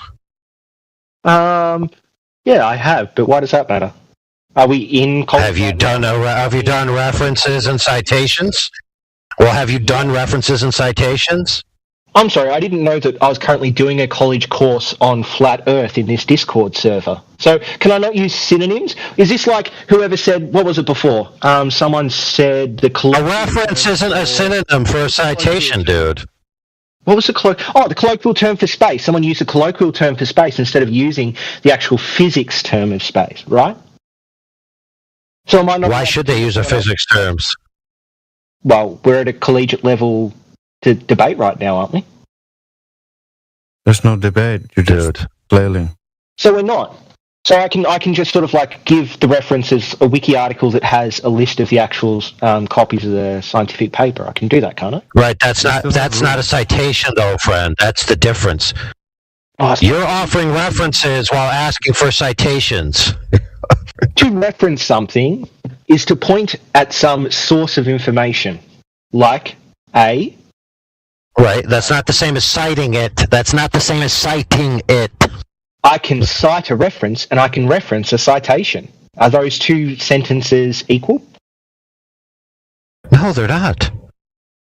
So if I cite a reference, if I say, oh, my reference for this is my friend Jason X, who this is his phone number. And if I reference a citation, I say, oh, my citation is the one written by Jason something, here's his phone number. Is that not equal? This is just no, because now you're mixing categories. Do you guys have any reason why Michelson, Peirce, Gale didn't show the Earth was in motion? Oh, yeah, because they had to apply a mathematical transform to fit their bias in order to get the conclusion that they wanted. My boy just realized he goofed up and tried to run away from his own little example. No, I'm just tired of the semantics. It's pathetic. It's not about semantics, dude. It's about earlier you were asked to cite something that you offered as a reference, and you just told people to just read it. And I was just pointing that out, that you're a hypocrite. How? I read out the result. Okay, look, fair enough. Okay, maybe you're not a hypocrite.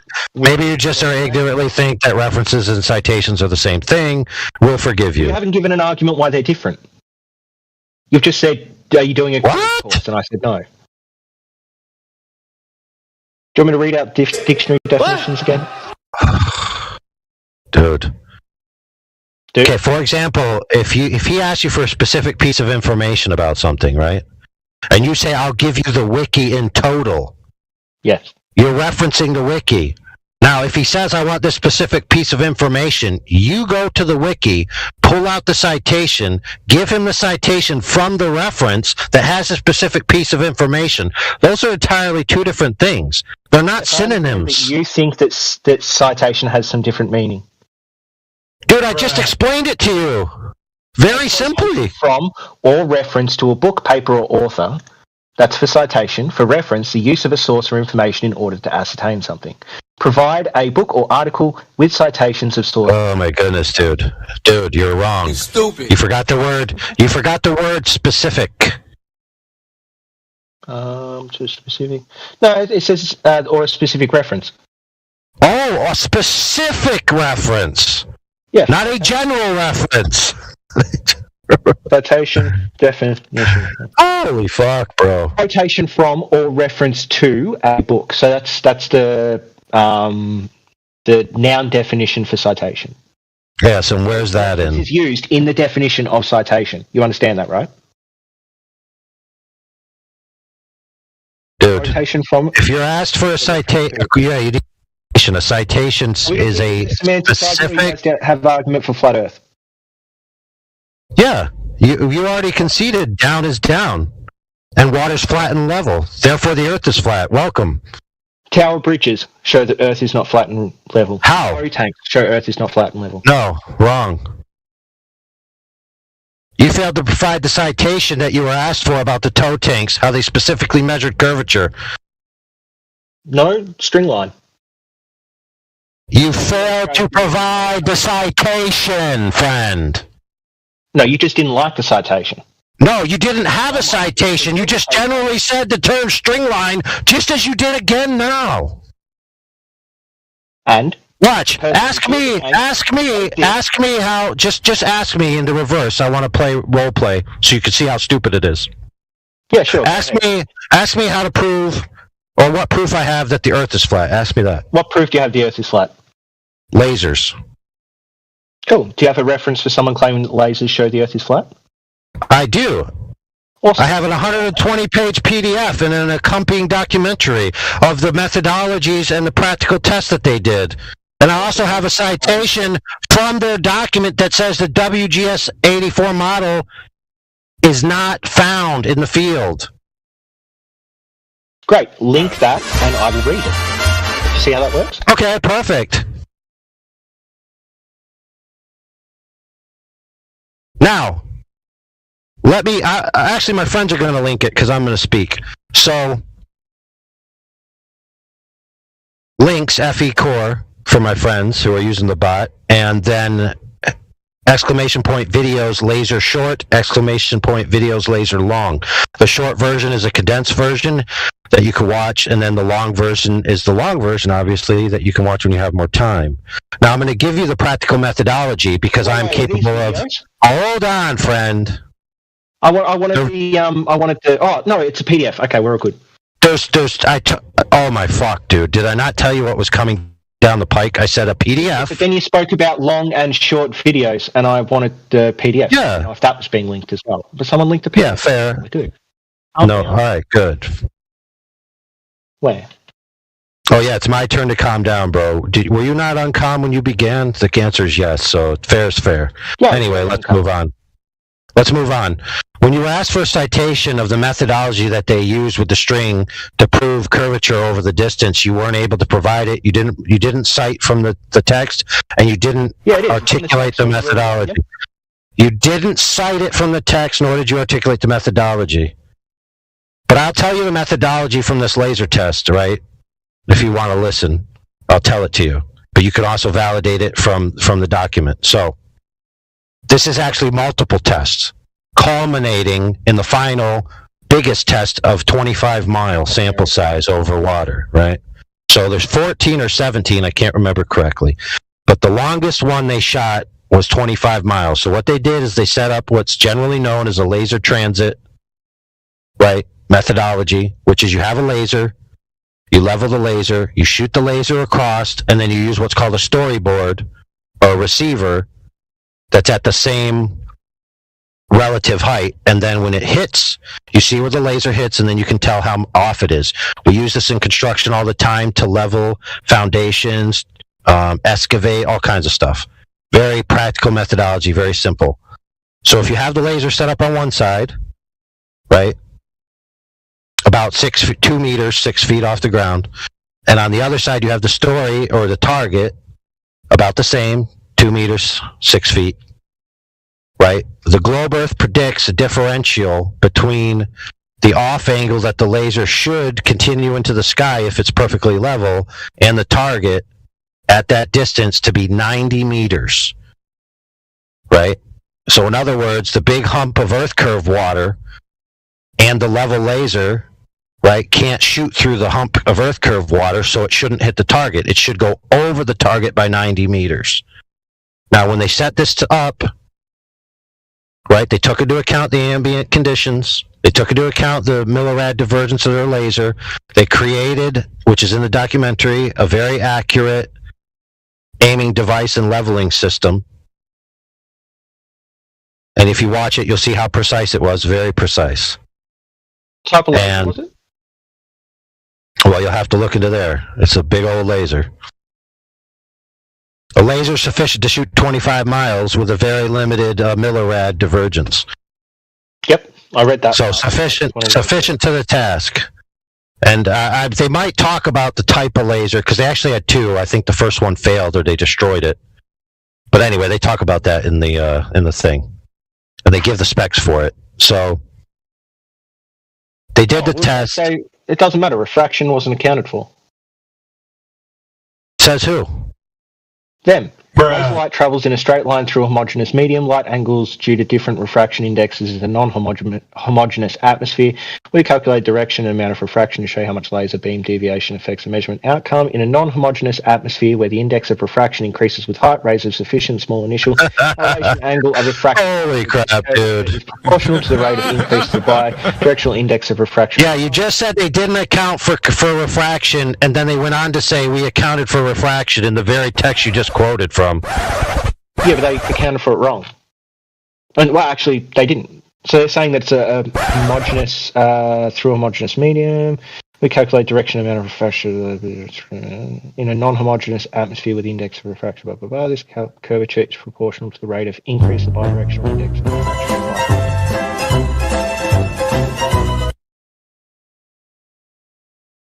Yeah. Anyway, so they set it up. They set it up, and the laser hit the target. Okay. Now, you may claim they didn't account for this, they didn't account for that. That's fine. But at least they have a practical example of their methodology. Here we go. This is because I've read through this before, actually. Here's the problem. So the lake is completely frozen, therefore walking along the beam on the ice or using a boat was not possible. There's no data on the ambient conditions along the laser beam were available. We measured the conditions at the measuring. Yeah, which site, which shot is this? Which shot are they talking about?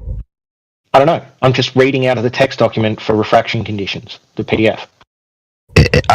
Which test? Which test was it? What location? Point of laser beam. I told you there was about 14 or 17 different ones, dude. You can't just pick one at random.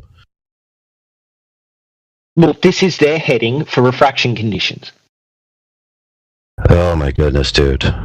So they said when they measured refraction between the start Which and there was location? Which location? Why does that matter? Maybe because, listen, friend, maybe because over time and at each location they learned things and improved their methodology. Then why wouldn't they add that in under the refraction category or subheading? Dude, how many different shots were there? How many different conclusions? Right now. I don't know, dude. How about you read the whole entire thing? How about that? Yeah, I thought so. You'd run away from this discussion because you don't actually... I'm not running away from it. I'm asking you specifics about the thing, and you're not giving them. Bruh. Now, by the way, in the final 25-mile shot... Temperature was 2 degrees, the air at night was 3 degrees. Humidity is always higher the closer you are to the lake surface, which indicates a lower refractive index. They just assumed a low refractive index. They didn't actually measure one. The ambient conditions showed that the refractive index which location? was the two sides of the lake. So it didn't measure the difference across the lake. They just measured one side of the lake, the other side of the lake, and said, yeah, good enough. Am I wrong?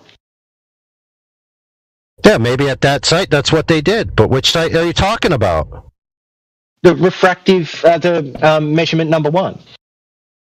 Measurement number 1. Find the actual spots where like, oh my god, dude. balance on Vallejos observation points, and is it observation laser position? Yeah, is location number 1 the one where they state that the WGS84 model hasn't been sort of upheld? No, that's just their first one they did, dude. Well, that anyway. He won't even make it onto the rest, dude. He's just going to look at number 1, say they didn't account for refraction curves, light. Was still at 0 degrees in the air at the night, was down to -11 above the air. Air temperature at the time of the measurement was -6. The ambient conditions showed refractive index were about the same at the two sides of the lake. So they've just done the same thing, two sides of the lake. Yeah, so the point I was trying to make is that if it's the first measurement that doesn't state that the WGS84 model is invalid, then what they did there isn't relevant to this argument.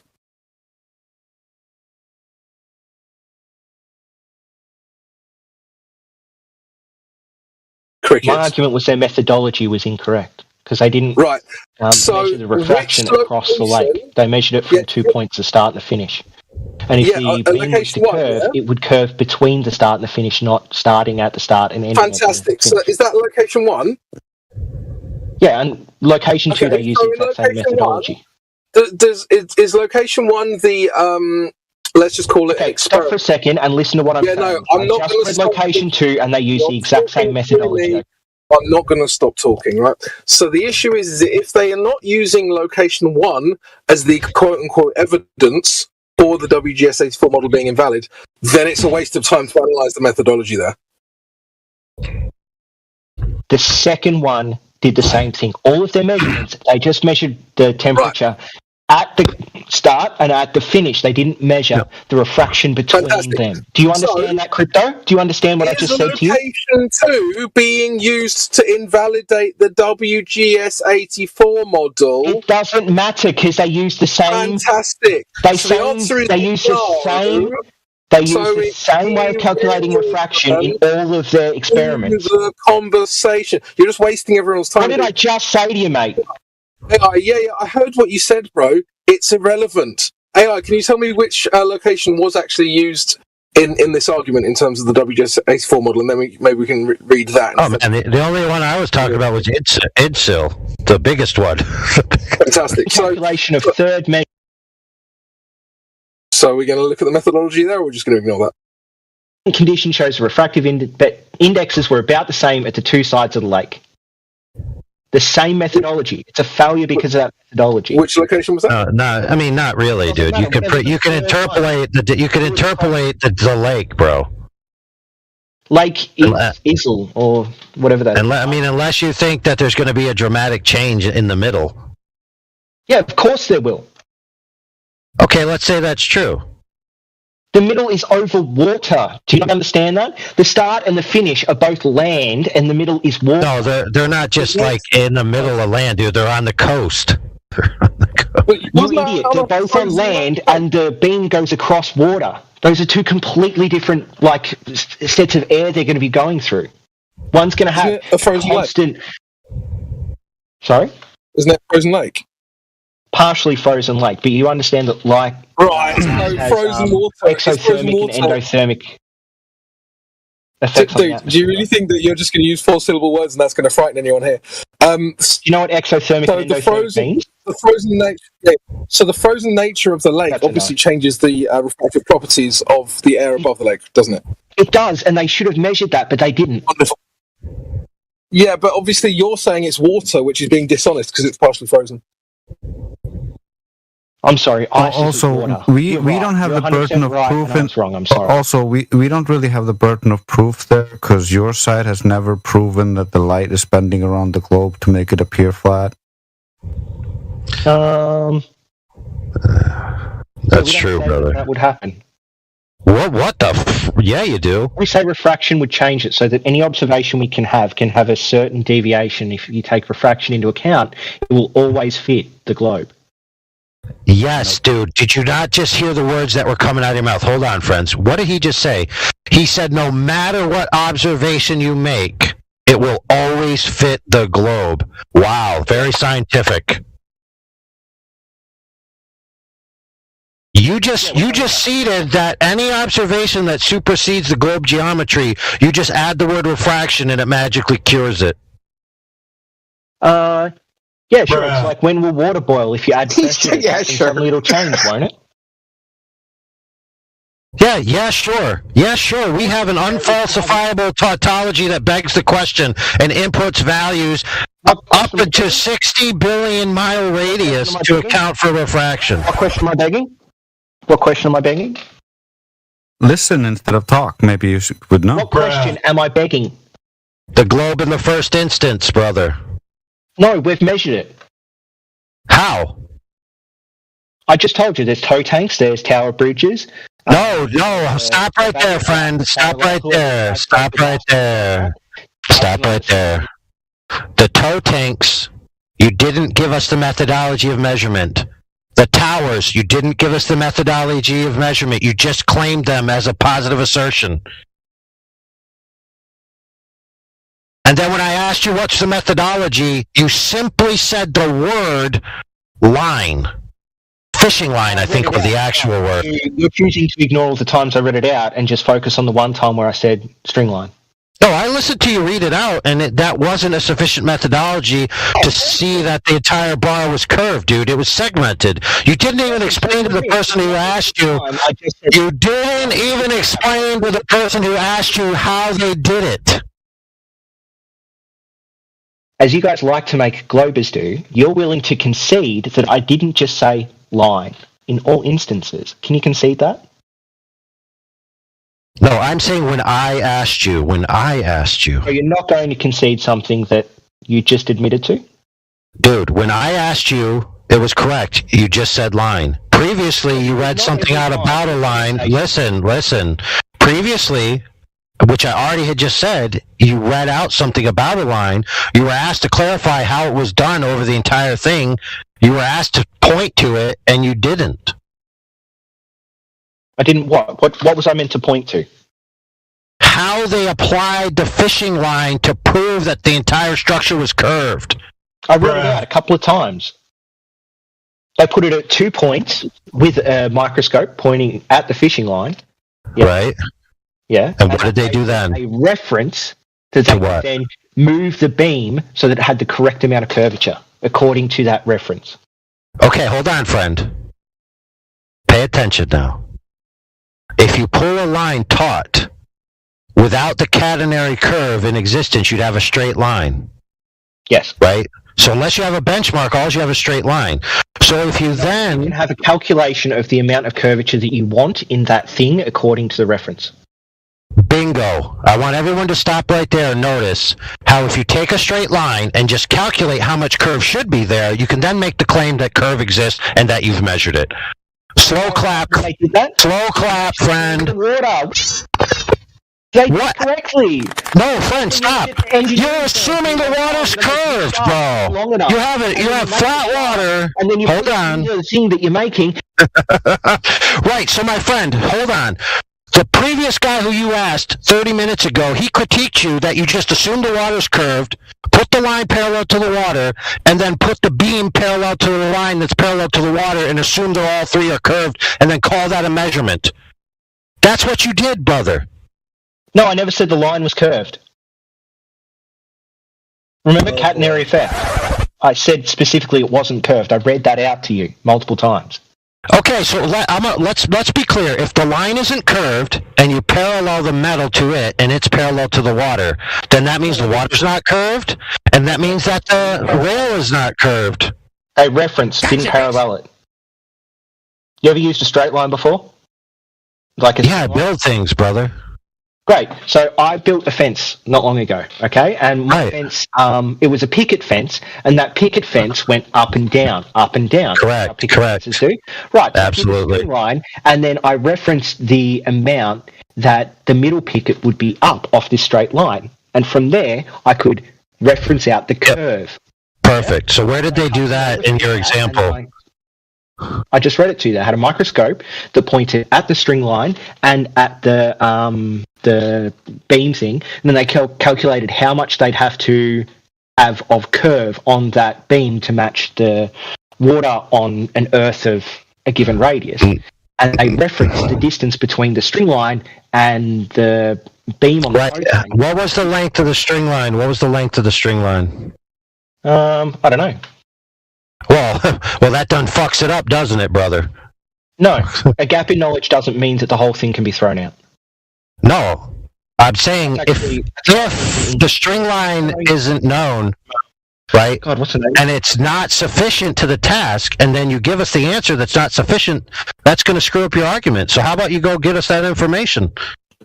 Well, he also just justified all of the laser measurements he just got shown because like a gap in knowledge does not disqualify the argument. So apparently he just justified all of the laser measurement. Thank you very much. What did I justify?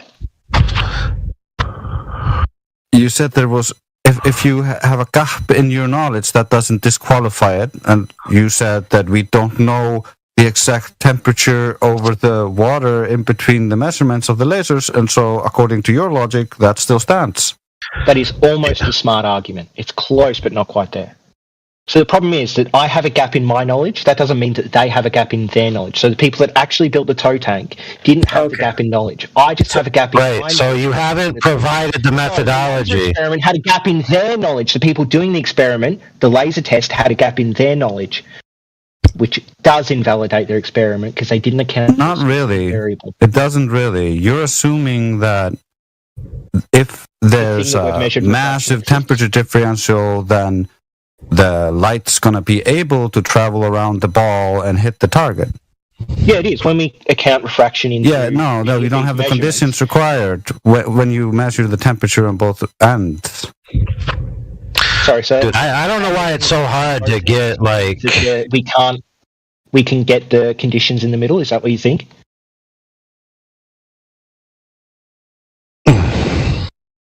I think you should get us the knowledge that you're gapping on, because that would be the thing that would validate your entire claim. Yeah, No, like the length. I don't need to be 100% fundamental. No, it's not, dude. Right now, it's an assertion. A reference to a piece of evidence. Look, listen, friend. Guys calculating the curve they should expect, and then forcing that expected calculation into a piece of metal doesn't prove the Earth is curved. Of course it does. The tow tank works. So that's holy frick, dude. No, let's be clear. Dude. That's a logical fallacy, dude. No, it's not. What logical fallacy is it? It's called appeal to pragmatism. It works, therefore it's true. I haven't heard that. Appeal to pragmatism. Right. It also assumes... You haven't even heard what your own argument is. Correct. It also assumes that the variable in difference that they needed to account for would have made the object in question unusable had they not accounted for it. But when you look at the tolerances necessary in those machines, and you look at what the alleged curvature is over that distance, It's negligible, inconsequential, irrelevant. So it doesn't seem to be that it's a pragmatic fallacy. It is. You said it works, therefore the reasoning is correct. That was your claim that you just said to try to rebut me. Well, no, it works because it physically exists. So a pragmatic fallacy would be something... My truck... Oh, dude, my truck works. My truck works. Right? My truck works. I believe X is true. Believing in X results in practical benefit. Results in practical. No, dude. Therefore, X is true. Dude, no, that's not how it works. Here, let's put it properly. Hold on. Consult my horoscope. Things always go wrong. So it seems like when there's actual like a physical thing, then the appeal to pragmatism is. Dude, you're trying to say the toe tank works, therefore the Earth is curved. You're not trying to say the toe tank works. Let me give an appropriate analogy. Epicycles work, therefore they're true. Epicycles work, therefore they're true. That's the actual physical situation. Epicycles, yeah. What are they? It's a Ptolemaic model of orbits. Do they work? Yeah, they work. Yeah, they work great. They work better than frickin' Newton's model or Kepler's model. Yeah. Can you reference that? Oh, sure can. How do you spell it? You've never heard of epicycles? Jesus Christ, man. No, I haven't. Some elementary shit. Do you speak any English? Epicycle model. Yeah, they use them in a planetarium when you go there. When you go to a planetarium, they project the planets and the stars on the ceiling, on the dome ceiling. They use epicycles. They don't use the heliocentric model to model.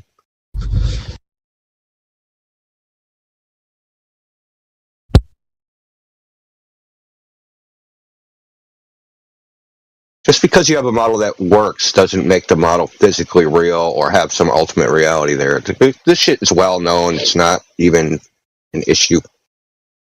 What do you mean by works? Do you mean as if we model something out, we get a result? Or do you mean as and you got a result. Yeah. Build things based on it or measure things based on it? Yeah. That's called engineering. Yeah. It's awesome. Yeah. What it's called is predictive evidence. Okay. So what they did is they predicted that the water would curve.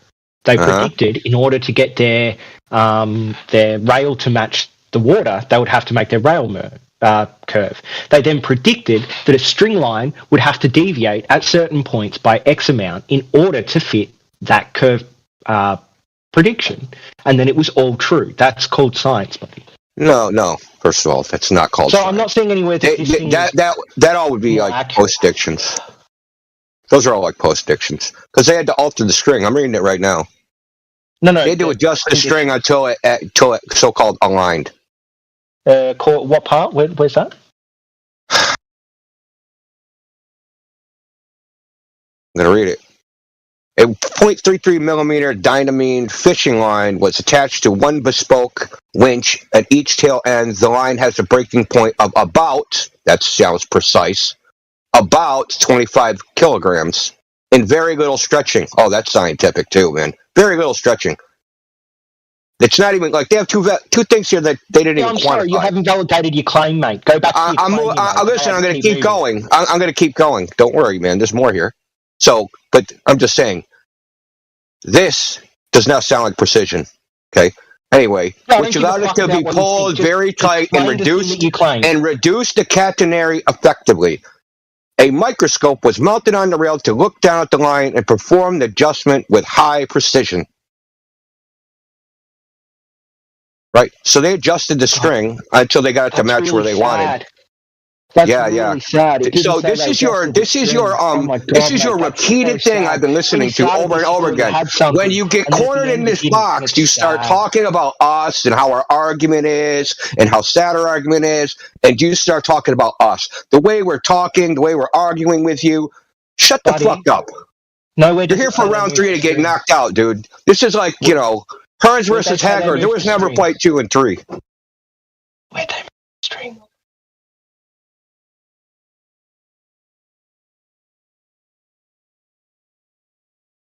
Anyway, this is not a precision measurement. This is garbage, dude. Garbage. Yeah, I'm referencing some experts that built something according to the curvature of the Earth, and it worked. What's wrong with that? Yeah. Are they lying? Do you think they're lying? I think it's confirmation bias. That's what I think. Okay, so they specifically machined and came up with a system to make the rail curve to fit what they thought the water would do, and it was correct. And you think that's confirmation bias? How does that work? Yes, I do. So if I was to think something like, no, like, if you just use like a base iron to make a camshaft, that'll be fine. Like, it's great. I believe that. Someone told me it had worked before because I used it in an old steam engine once. And then you do it and it fails because it's not the correct, metal to use. Yeah, and? How's that analogous to this? So confirmation bias failed in the practical, didn't it? Yeah, because that's why engineering, you do things by trial and error. No, you right. So things are manufactured all the time that fail, break. Engineering is doing things by trial. It is. That's the dumbest thing I've heard. Honestly. Well, then you've never actually made anything. You've never made. Have you ever made anything in a manufacturing process? Have you ever worked in any manufacturing environment? Yeah, I've worked in a couple of factories. They're shitty jobs, but yeah. No, a like an actual manufacturing environment where they actually engineer, design, and make the product, and then have samples, and then the samples are gone through tests, and then you have the production line, and you start making it in production, and then you have to have quality control because not even that is a perfect process. It's called trial and error. I did all that. Yeah. So you start with an idea, right? You maybe apply some models. And then you engineer some prototypes. Some of those prototypes will work. Some of them won't. Right? If they could just do it by equations, then they should just be able to fill out the equations, do the math, start pumping out the products without ever testing them. The one I worked in made fire-resistant suits for firemen. Right? Mm-hmm. And it was for firemen working with the army, so it was like armed personnel fire-resistant suits. And what they did is they got the known tolerances for the fire-retarding capabilities of certain fabrics, and then they got their heat sink capabilities of other fabrics, okay? Yeah. They added all that in with the dimensions of a human being, and then they modelled that out so that any stitching would be covered, and then everything was cut, everything was manufactured, and they tested at the end to make sure that everything they'd done was correct. But everything they'd done was correct. They then updated it depending on user needs, but that fabric had known properties, and they how did they know the properties? That they did they use equations or did they test the fabric? So they got the fabric secondhand from somebody. Someone else did. Exactly. So they got it from somewhere in that place that manufactured the fabric. Steel, do you? The manufacturer tests the steel to make sure the grade is correct and then sends it to you. Yeah, they have test samples. They test samples, right? So they manufacture fabric samples. Engineers buy things of known properties. They don't test everything. Yeah, it's known because they tested it to trial and error and figured that stuff out. Yeah, a long time ago, and now they're known properties. So engineers can make things using those known properties, like the engineers. Yeah, so they're just using trial and error. They knew the known properties of that fishing line before they started. Not within any certainty, obviously. Yep. About 25 kilograms with quote unquote very little stretching. Not the stretching was not quantified. The break point wasn't actually quantified. And it could listen. And the catenary curve that they calculated existed might not have existed. How do you know that? You're just coming up with that. If they've had some monumental failure. Because you think this is a precision, some sort of precision. Listen, because you think this is a precision measurement of curvature. Precision in that document. How do you know they didn't have the precise properties of that string line and just vaguely referenced it because they couldn't be bothered going and looking it up again? How do you know these people weren't fucking aliens from Mars and didn't just fucking throw a bunch of random words on the pick of paper? I mean, come on, dude.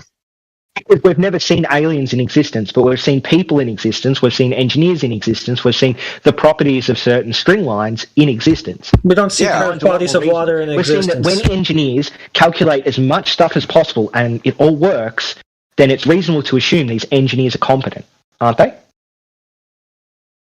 We don't see curved bodies of water in existence. Look, no, that's stupid. Where, heretic, where? Is that all you got? You're just assuming shit, right? You're just assuming shit, which is par for the course. Yeah, It doesn't shock me. Induction. I know it's scary to you guys. Yeah. Inference and induction. Yeah, great. Affirming the consequence. Oh my God. Can you say it again? Inference and induction? Yeah, inference and induction. Yeah. What's inference? Induction is inductive logic is hinged on making inferences from observations. Is that not true? Is that not a true statement? Is that not a true statement? Yes or no?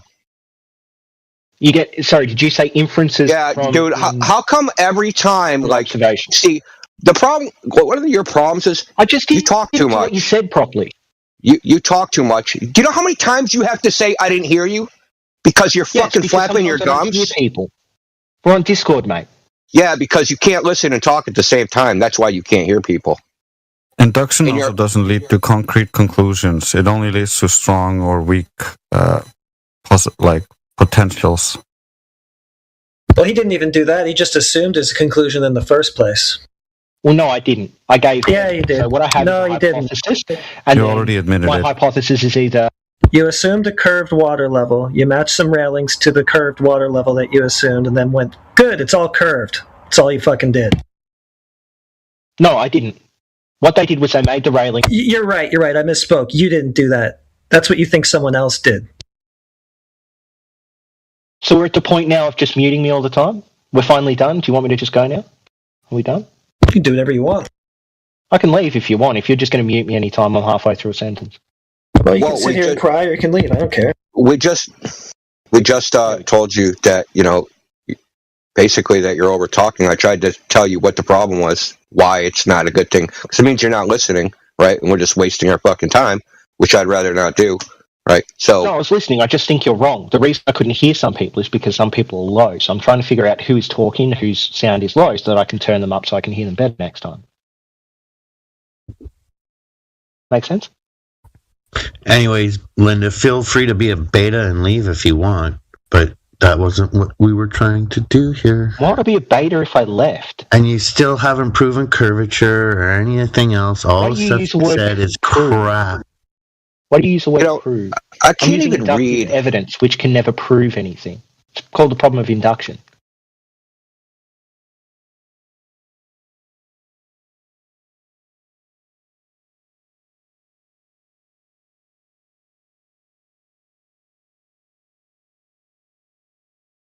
trying to figure out why they need to compensate for curvature for this design.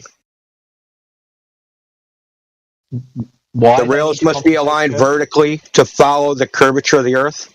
Vertically? Vertically? Yeah, the rails must be aligned vertically to follow the curvature of the Earth. Horizontally and in roll in Southampton, Saginaw, oriented at a tank of 138 meters. Yes, that's talking about is about 0.6 millimeters. That's talking about the rail, in this case, has little like jacks under it to move it up and down before they set it. So they have to be aligned vertically. Those jacks have to be aligned vertically so that the horizontal lines up with the horizontal curve of the water. What's wrong with that?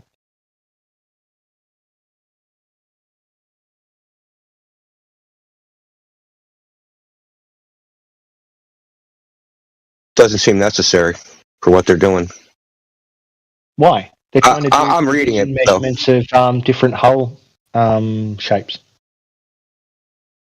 Well, do you know what uncertainty and precision is? Yes. Okay. Uncertainty is an unknown, and precision is to the highest degree of measured known. So for this tow tank, they need to know if there's a deviation in the railing, because that deviation in the railing would cause the hull of whatever thing they're testing to push further down onto the water, causing more drag and changing the results, or to go higher up over the water, which would reduce drag and ruin the results. Okay, and if they didn't do it right, what would happen?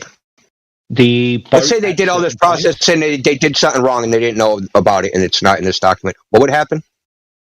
What would happen would be that the boat, when they move it along the railing, would experience more drag in some spots than other spots, which would mean they would... You mean, so they're trying to model drag, so this is So this is a tank that's trying to model drag. Amongst other things, yeah.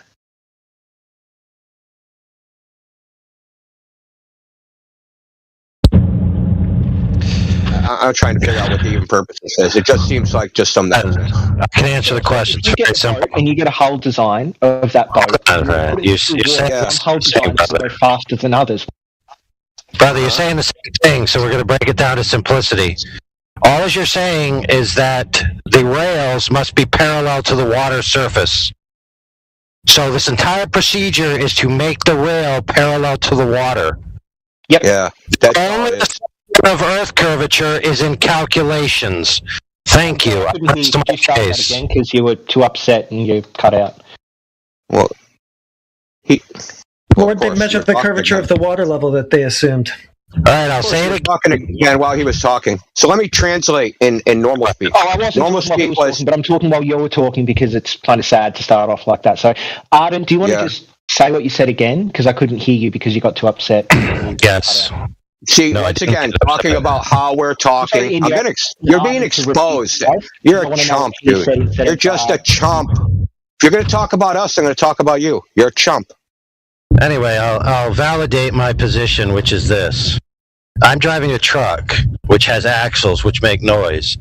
And I have auditory feedback in my ears to my voice, where I increase the amplitude of my voice based on how much roid noise. Right? It's not that I'm upset. So again, you failed. But anyway, I'll say it very calmly. Yeah, perfect. Yeah, so here we go, friend. The entire methodology of the rails, the only thing that must be accomplished for the principle in question is the rails must be parallel to the water. It's all that has to be done. I agree. And all you need is a methodology that makes the rails parallel to the water, and all that is a distance from the top of the rail to the water's surface, and that's all they have to do. All that other methodology and including calculations for Earth curvature is superfluous. Sure, if you look at the document, they didn't actually measure it off the water surface. If you were to look at figure 4, you can see that tank isn't full, they're not measuring off it. And figure 7 shows that they're using the microscope and the string line and the rail to check the deviation.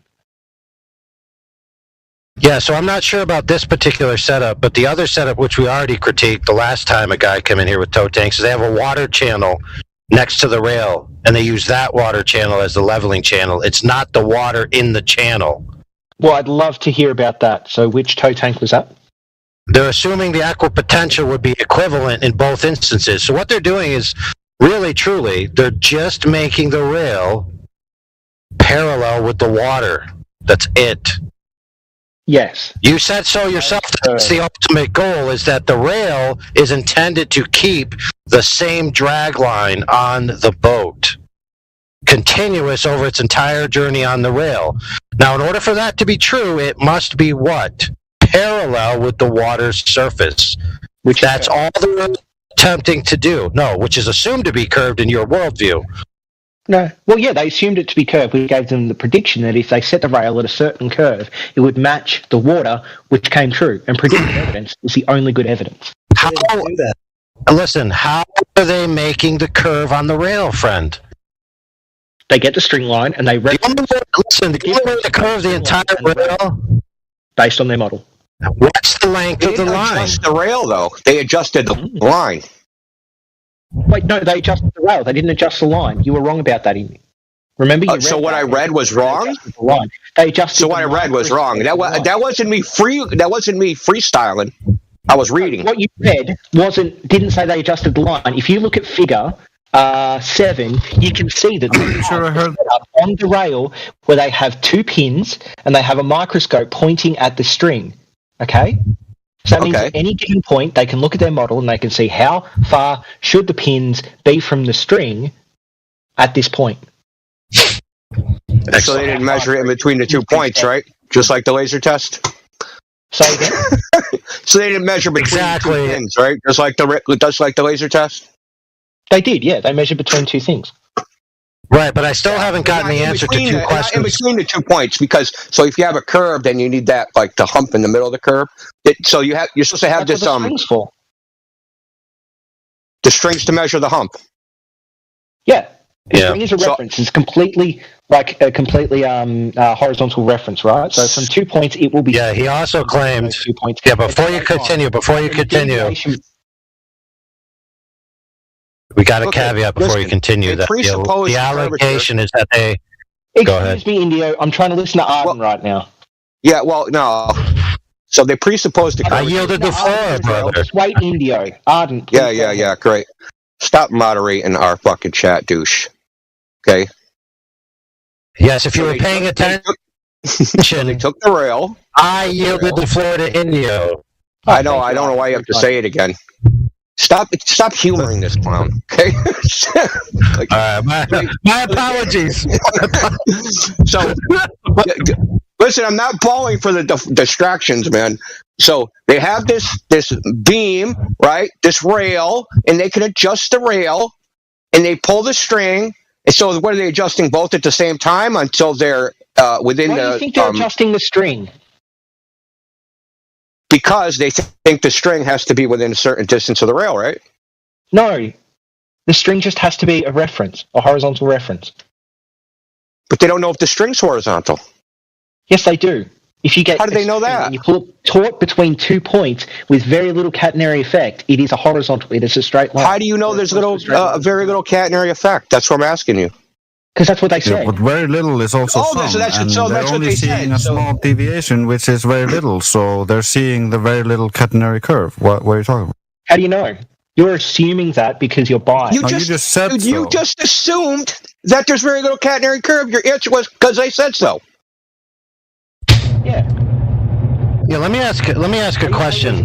What is the value for the catenary curve? And then, how did they measure this? Because you're going to have two inverted curves, right? You have the curved rail, and then you have the curved string. And the curves are opposite to each other. So one's curving down and one's curving up. And it's a very... Yeah, but I also want to know how long... It's so hard they can't even measure the amount of catenary curve in the string.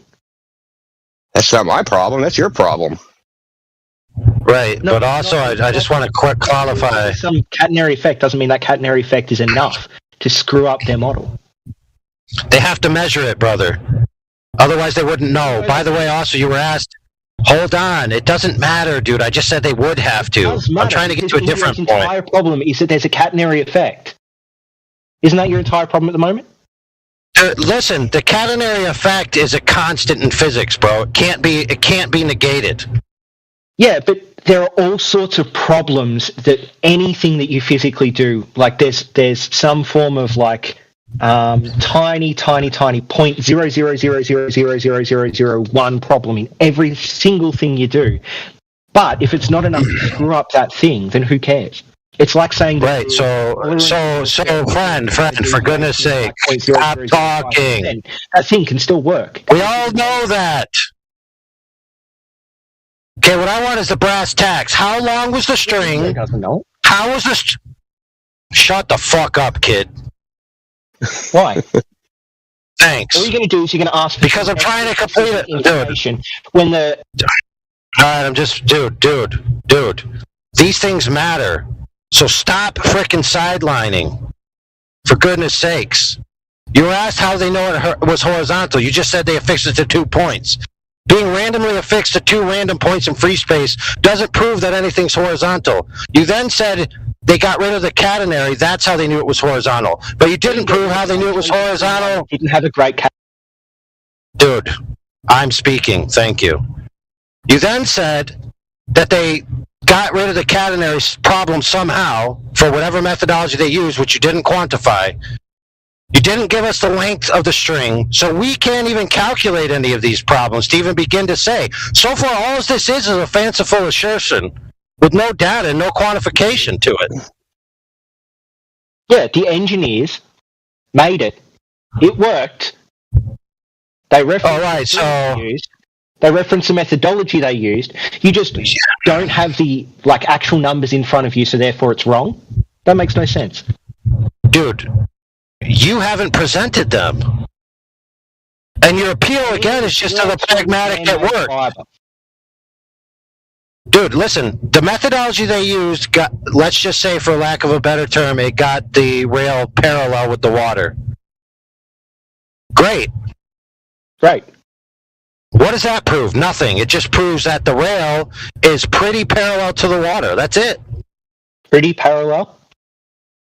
Yes, because of the sentences that you just talked through, everybody, about error bars and all this other nonsense. You know it's not perfectly parallel. Good grief, dude. So, Heretic, you said it's a pragmatic appeal again, but it isn't actually a pragmatic appeal. It is. You said it works.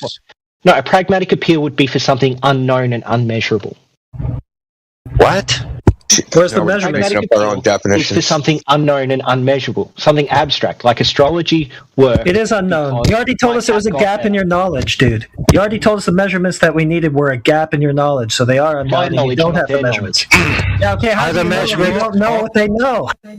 You also admitted it was a gap in their knowledge because they didn't add it in there and have it nowhere presented. So. Yeah, so let's link their engineering specs for this whole thing. Do you not understand that? Right, but the other one that we did, bro. Find a flaw that you can exploit in this when you guys don't have a single measurement of straight. Like, I gave a glaring flaw in your laser test. A glaring you didn't. Actually, you just showed your ignorance. You actually just showed your ignorance. Did I, Indio?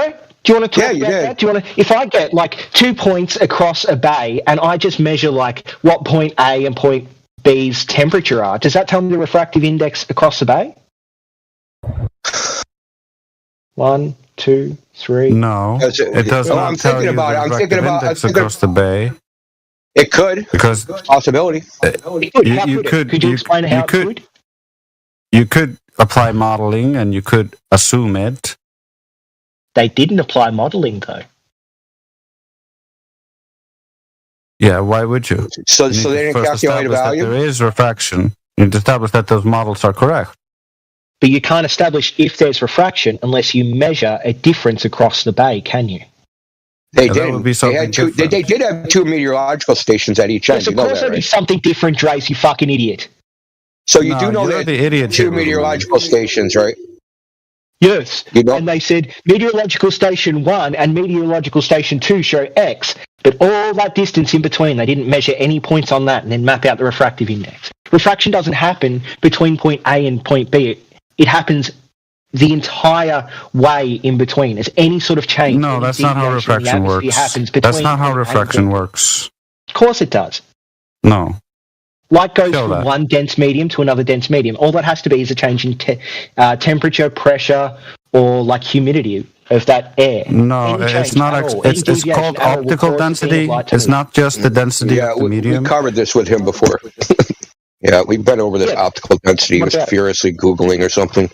You guys say it's optical density. Optical density can be changed by factors like temperature, the density. Yeah, it can. But you also require the correct boundary conditions to those temperature gradients to be able to refract things, and you don't have those conditions all the time. And it also it depends on those angles and the optical gradients. So you know what, like the light can go up and down. So you know what, like ISIL, not only did they horizontally pan it, they vertically panned the laser, and on top of that, they did it twice. They did it twice, 3 weeks apart. And they got the same result. So when they just have like, what does that mean? So they have to have the same magical refraction conditions, the same 2-3 weeks apart. And in different directions at different ranges. They didn't just horizontally pan the laser. They panned the laser horizontally. Seems like they had different outcomes. See, here you go again. I'm speaking, brother. Okay. AI, please. Yes. They panned the laser to targets at different ranges. So, for example, in the 25-mile shot, the 25 miles was the final target, but they panned it through like a 4-mile target, a 14-mile target, etc. And this was done 3 weeks apart. Seems like they've got different. The firing line is hot. It seems like they have different what? They have different measurements for every single laser test that they did. What does that mean? Well, considering different measurements of what? They say refraction exists. Yeah. And they say that the laser is hitting different points, but it's just within the tolerance they set based on the refraction that they think, to fit a flat Earth model, right? No, they're tested. They tested the WGS-84, and it's outside those values by 2 orders of magnitude. Because they didn't look at the refractive index between the 2 points. So the 2-week change would cause a small change in refraction in the refractive index, right? It wouldn't be okay. So how much refraction does there have to be to get the result they got? Well, we could look at that if you'd like. Yeah, let's look at that. Give us the model that can make that prediction. Let me know when you're done with the Bislin Advanced Earth Curve Calculator. That doesn't. First of all, there's no predictions in that. I said a model that makes predictions, not post-diction. Yeah, so the Walter Bislin Advanced Earth. Yeah, those are post-dictions. I want predictions. Observation data, and then you just change the refractive index. Yeah, that's a post-diction. That's not a prediction. I just. Yeah, hold on. For a second. Let me know when you're done with this point so I can jump in because I wanted to ask him a question, but I want to mute him. Yeah, but I want to. No, don't unmute him. Amount of time, Miggy. I'll just yield for you. Yeah, I will let AI because I don't know. You guys were in the point right now, but I don't know. AI. Yeah, we can wrap it up very quick. So what he did there is he has an ex post hoc solution. Because he's going to go to this calculator and just change the dial until the dial fits the observation, which he already said he will do, which is no observation can debunk the globe because you can always input refraction to be sufficient ex post hoc, which is not proper reasoning or proper anything. All right, and basically the calculator doesn't simulate anything. If you look at the Black Swan so-called simulation, okay, if you look at the rays, they invert. So the image that you should be shown should be half inverted. But he doesn't show that, right?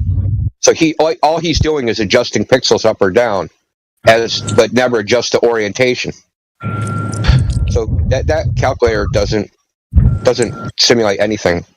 Well, it does simulate one thing, so let me finish up with this, is that it simulates an increase in the radius of the Earth to lower the Sagittar via the circle segment formula. In other words, it models a lower hump between point A and point B, which means it's effectively flattening out the Earth to account for observations that debunk the globe, conceding that the Earth looks flat.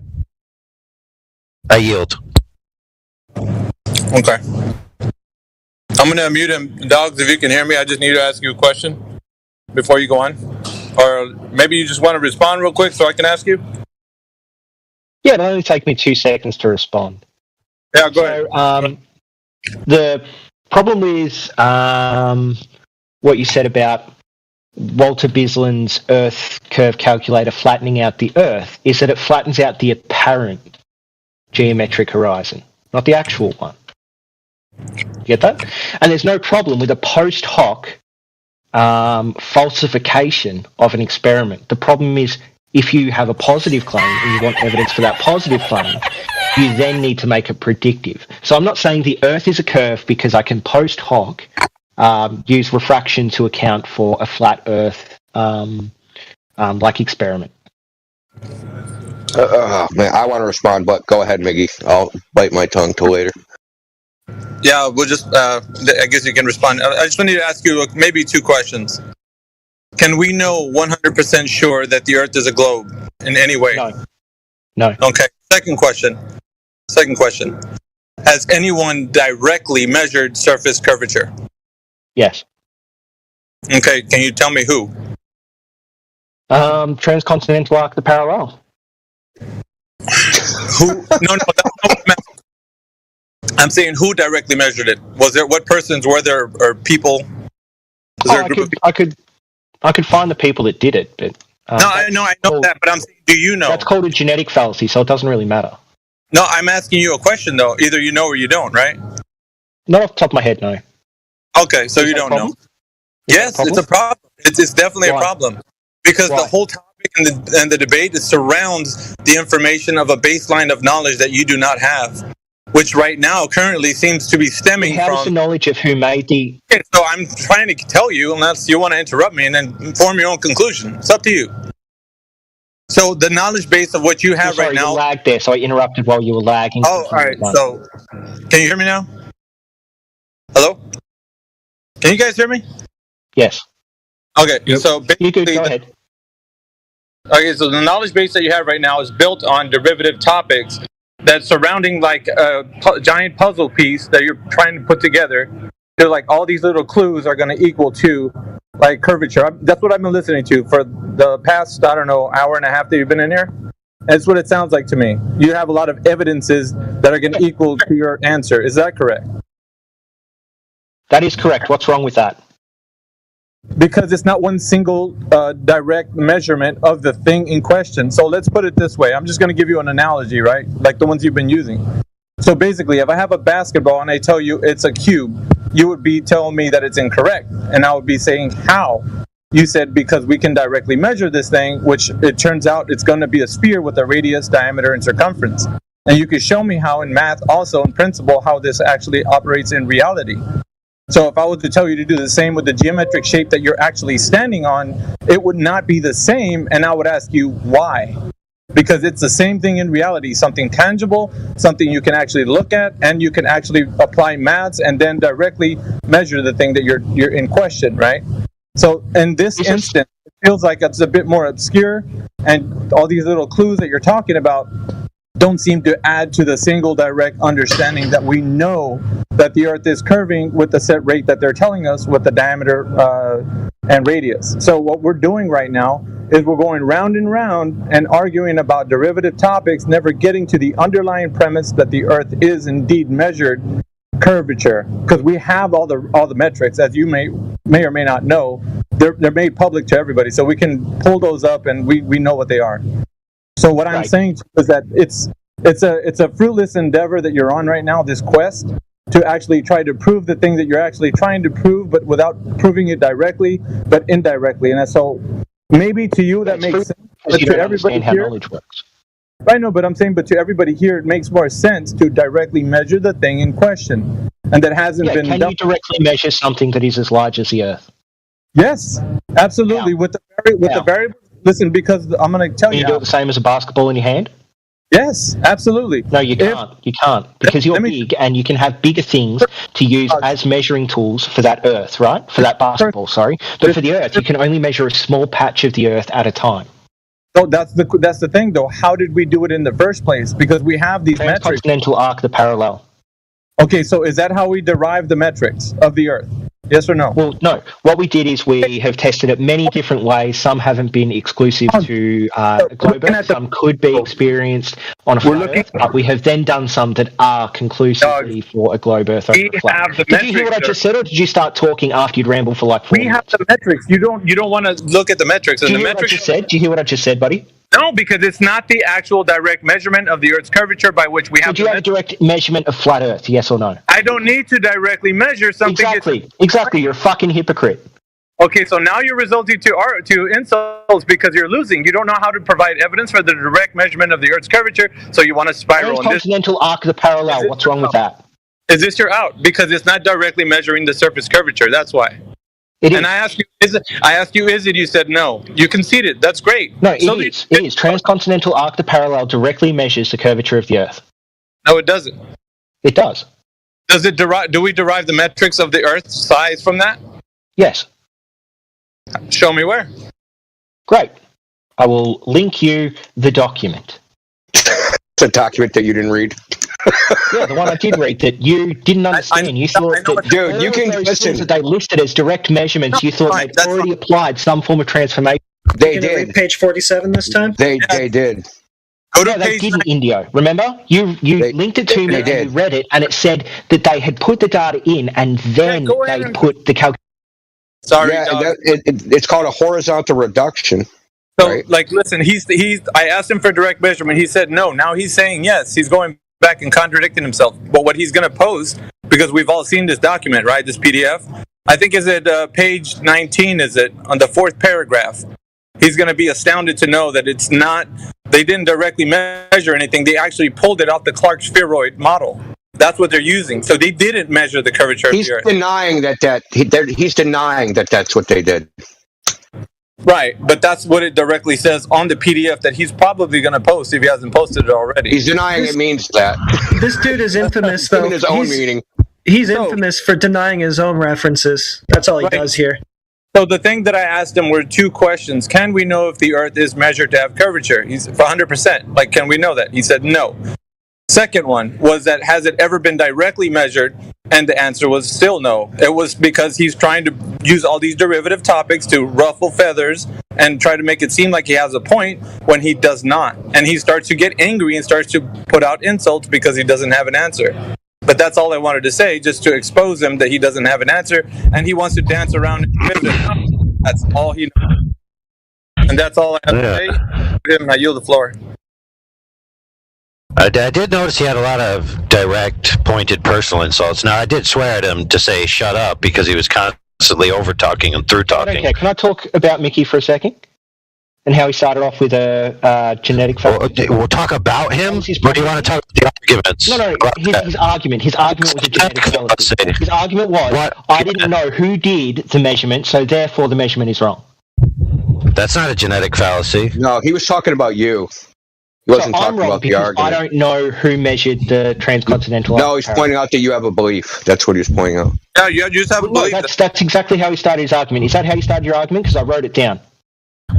Yeah, that's okay. If you think about his first question, I said no because we can't be sure of anything. It's basic epistemology. If you knew anything about knowledge, you'd know that. Oh my goodness, dude! You said that because I don't know who did it, I'm lacking some knowledge that makes that an actual like a good argument. When that's that was your interpretation, but he never said any of those words. He specifically said I was lacking some fundamental. Yeah, that's right. But he didn't sources that would make my sources incorrect. No, you're adding that yourself. The incorrect part, you're adding that. He never said that part. Okay, so for everything I've argued so far, what have I done that have made my arguments incorrect?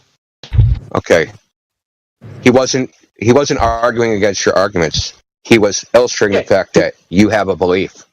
He was using a genetic fallacy, yeah. No. Dude, what don't you understand? He was just illustrating the fact that your claims about whatever measurements exist out there, the results of which that you don't actually know are just a belief. Oh my god, dude. Anyway, it's about you, dude. This isn't about the measurements. It's about you. Are you like some weird narcissist? Page 19 of the Arc of the Parallel. Isn't that great? Dude, listen, before you read that, you need to specifically rebut the claim that they pulled that stuff off of that model. Well, how about this? I can get right to the heart of this. Why do they use a reference ellipsoid? Why do they use a reference ellipsoid in the first place? Why is this even used?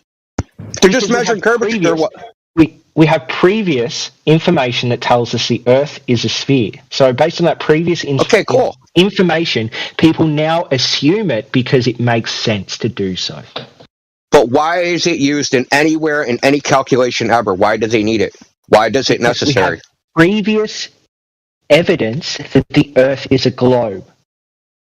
Okay, that's awesome. But why do they need it? You're not answering the question. Why do they need it in the equations? Why does it exist?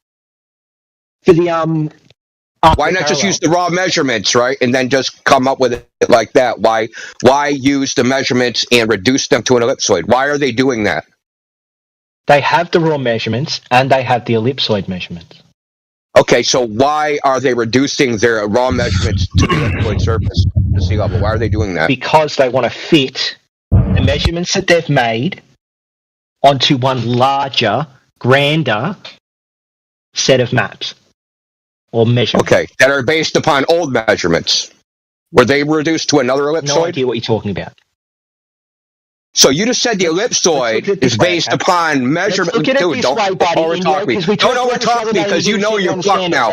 You're fucked and you know it, dude. Yep, that's right. You're fucked and you know it. You're fucked and you know it, dude. Sorry. You know you're fucked. That's why you're trying to fucking rabble-rouse right now.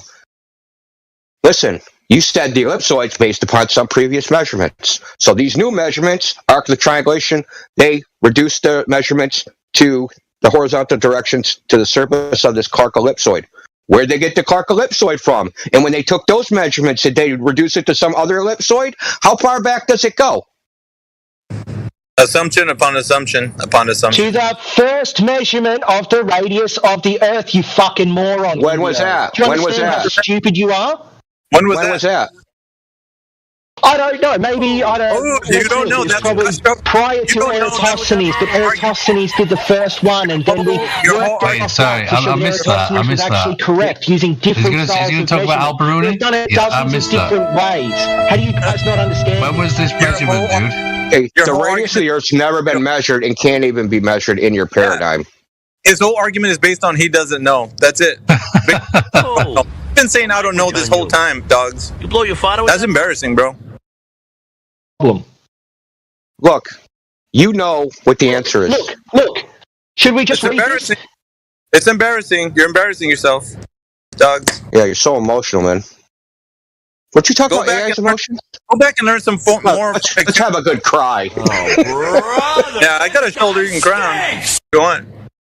Go back to McToon and go get some more information from him because you're not up to date, bro. This is weak sauce, bro. You guys haven't given a single argument for flat Earth. Bro. You don't know about Eratosthenes. I don't know. I don't know. Are you 100% sure? No, we can never be. Well, you don't know anything, bro. Dude, it's not. Anyone that knows about epistemology knows you can't be 100% sure about anything except. Well, then you don't know the Earth. Thank you for admitting that. Yeah, And it's called fallibilism. It's provisional knowledge. It's knowledge that isn't 100% complete, but it is still knowledge. You have two competing hypotheses, and one has over 50% probability of being correct based on predictive evidence, then you should go with the hypothesis that has a greater predictive evidence. This is epistemology 101. It's fallibilism. Dude, you just don't know. That's your lack of fundamental knowledge about knowledge is the problem. That's why you're all fucking flat earthers, because you're too dumb to understand. You don't know anything, dude. I love it. I love that you don't know. Please. What he basically said is that tell me why fallibilism is incorrect. If something has a greater than 50% probability and you have no other alternatives, you should accept it as true until something new comes along. Then it becomes false. Hooray. Great. That's great. So give me something new that comes along that disproves the globe. You don't know. That's all. That's Nothing's all, come along that proves the globe. That's all, folks. I just gave you like 4 different things, didn't I? Yeah, 4 different things that don't prove. Yeah, 4 different things that you don't understand. From towers is one. Yeah. No, it isn't.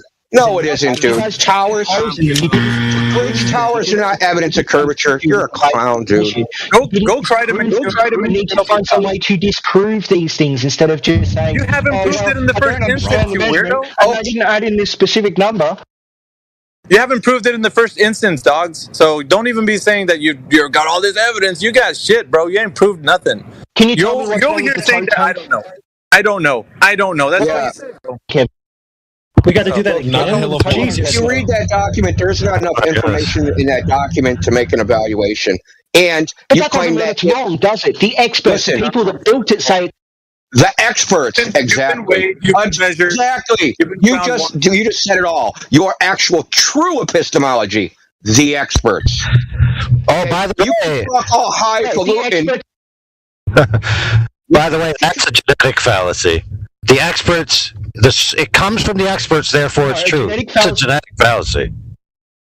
A genetic fallacy would be because they are the people that did it, it must be correct.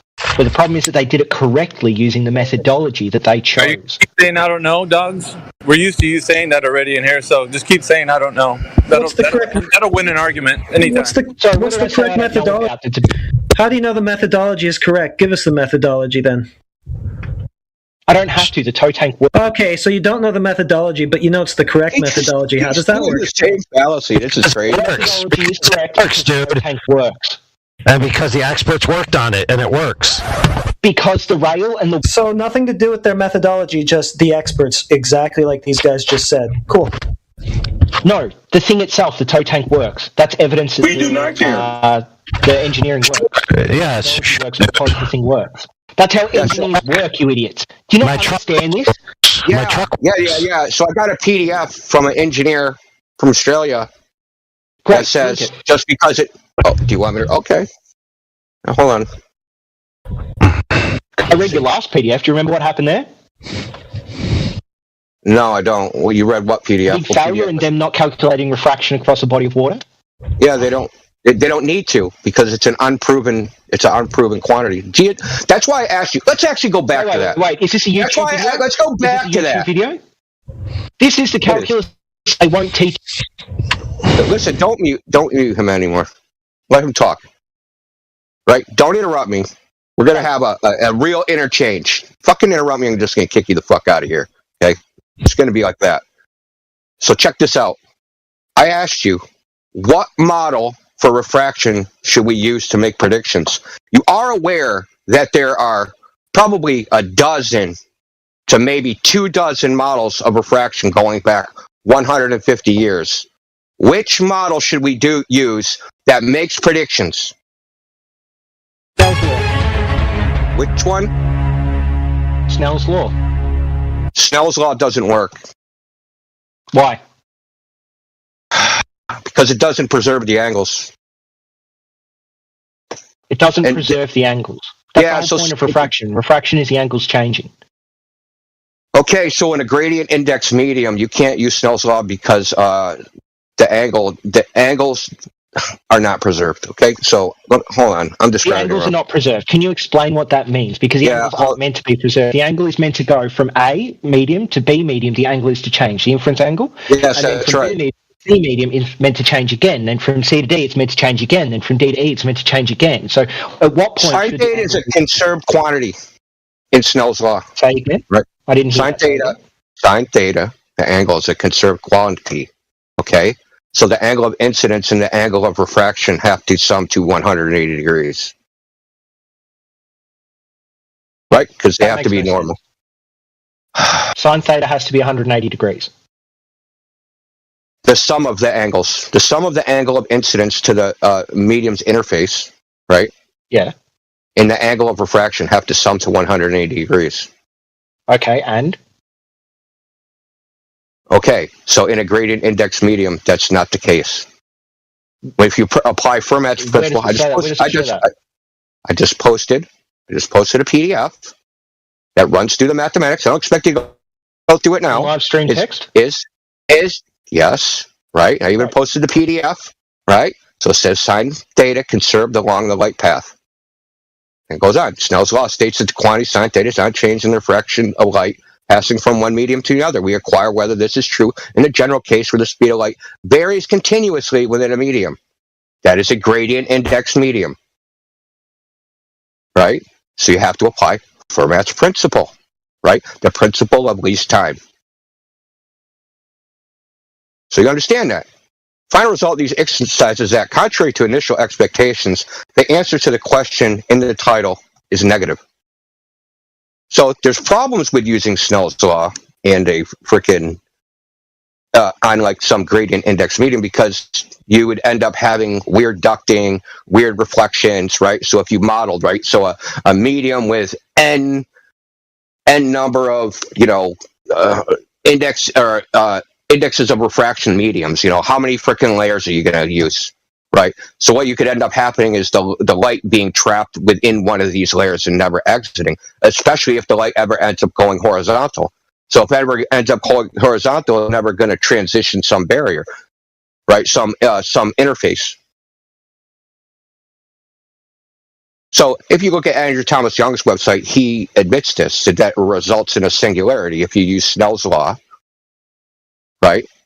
If you use Snell's law and the Earth is flat, right, and you have a medium at that level, 6 feet, right, and you even have a gradient, right, you can even have a temperature gradient, that light, if it's horizontal, will never transition into any other refractive index medium because it's horizontal over a flat plane. So if you model out mathematically, yeah, it'll just go on forever. Right? The only reason you all say there's bending light, right, is because you have a curving gradient. I'm not gish galloping. Just because you can't comprehend what's being said, because this is above your pay grade, ain't my problem. That's your problem. Well, I'm reading through this, and I'm not seeing the part where they conclude. So what page is it where they conclude? The conclusion? Scroll down. Yeah. The conclusion's literally in the abstract. You don't even have to read the conclusion. You can scroll down to it. So in the introduction. So you see, you've never read actually any scientific material, so this is just like fucking Chinese to you. Well, the conclusion is usually. I've been reading this shit for 20 years. It's in the abstract. The conclusion is in the abstract. The answer to the question in the title is negative. Is sine theta conserved along the light path? That means, says, Snell's law states that the quantity and sine theta is unchanged in the refraction of light. Is sine theta conserved along the light path? The answer to the title is negative. The answer is in the abstract. They don't use Snell's law to model in physics, gradient index medium. Abstract, I posted it literally in the chat. It also provides. Look. The final results exercises that, contrary to an initial expectation. Let me ask you this: does Walter Bisgund's simulator use Snell's law? Yeah.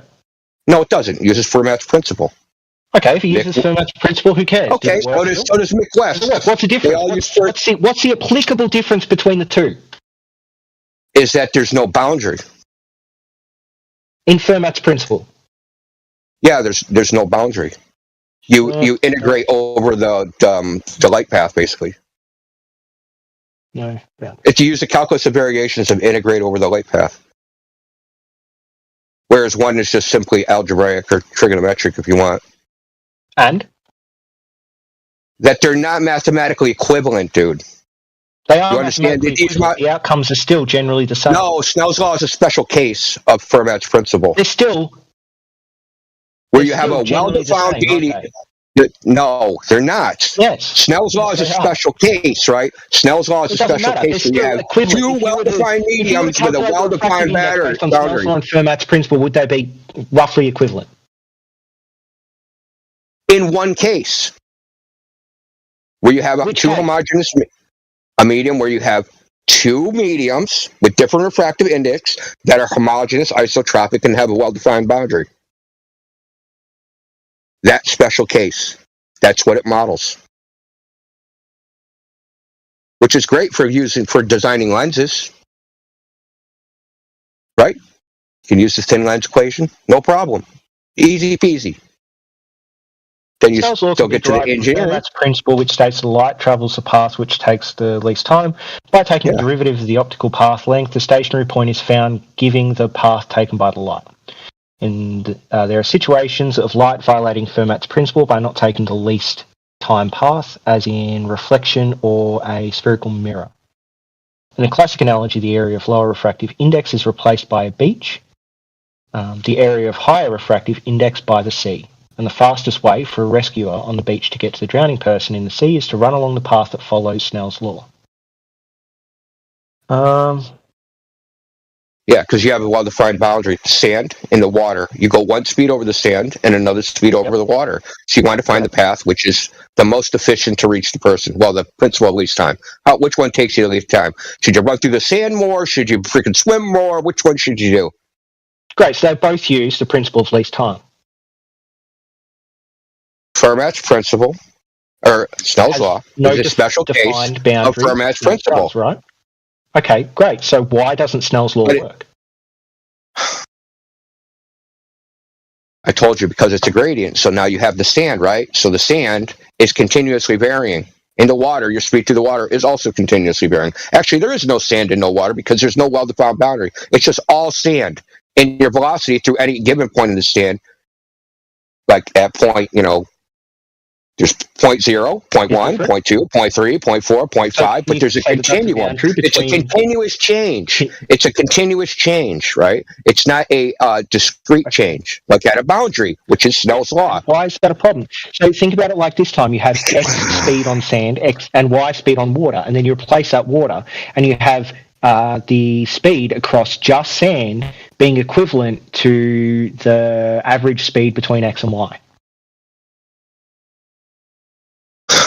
And all it is just I don't know how to explain this to you. If you don't understand basic mathematics, I just don't know how to explain it to you. Well, I just explained to you what Snell and Fermat's law the difference in the principles. One says you go from X to Y, and the other one says that there is a gradual change between X and Y. But if they both end up with very, very similar end results based on, the different optical... Do they end up with similar results? Of the mediums. Yeah. Yeah, where's your evidence for that, dude? Like, seriously. The paper you cited.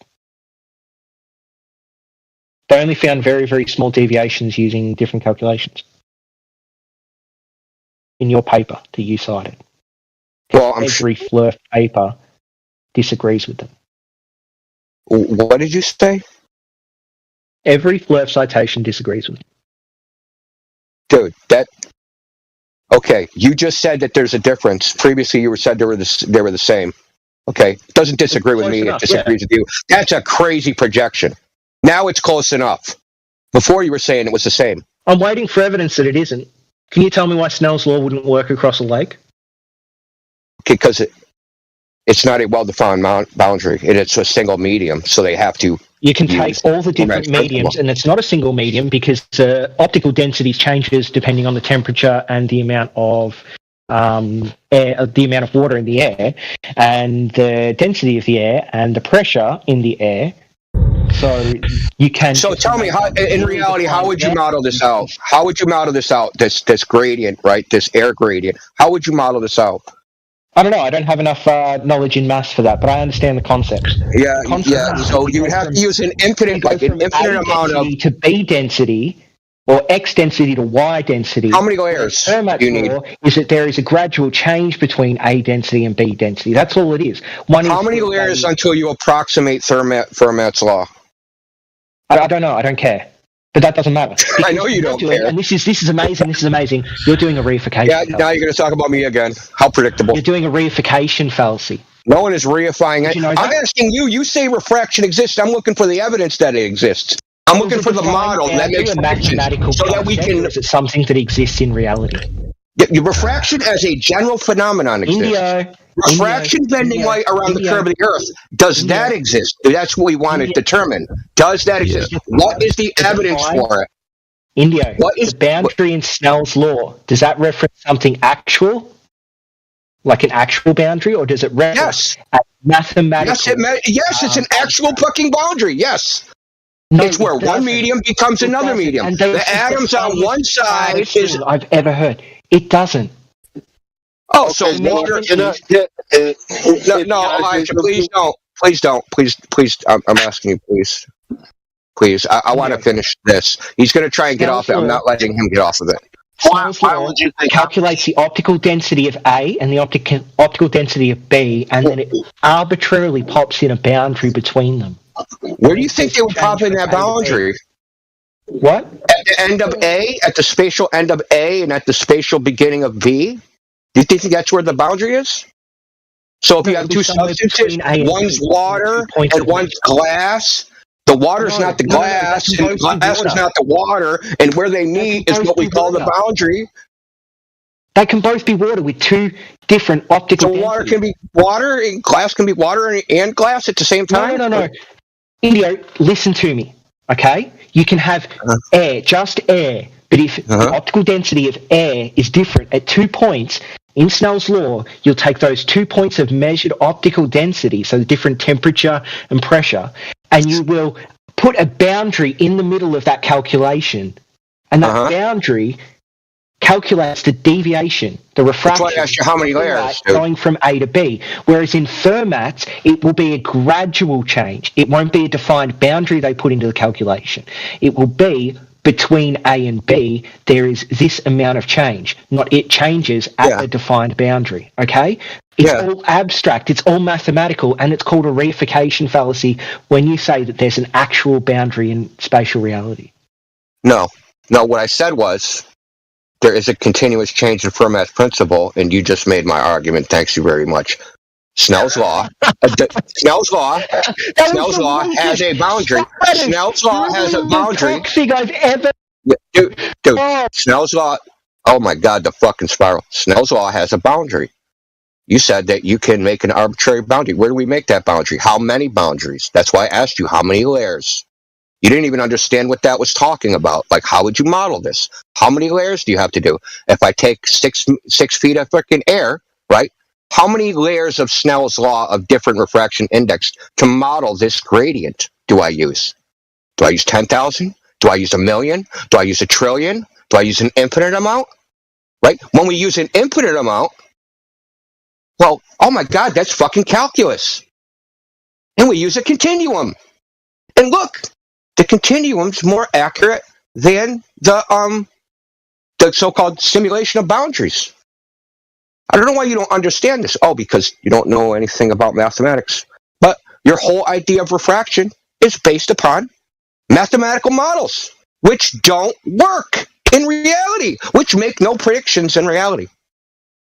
That's why I'm going to ask you again. I know someone muted you. Give me the model of refraction that makes accurate predictions that we can test, so that we know which one to use, so that when we make our post hoc claim, we can be using a model which has some predictive power. You even said we need predictive power to tell us what's likely true. Give us the model with predictive power. Both. Give me the exact model with predictive power. Both. Okay, so those are models. How are they tested? I can find some journal articles if you'd like me to. Yeah, I'm sure I've read them all. Awesome. But are you willing to admit that the boundary is just what they put in? Like it's the maths that they add in to say that there is a defined... They don't use Snell's law for a gradient, you clown.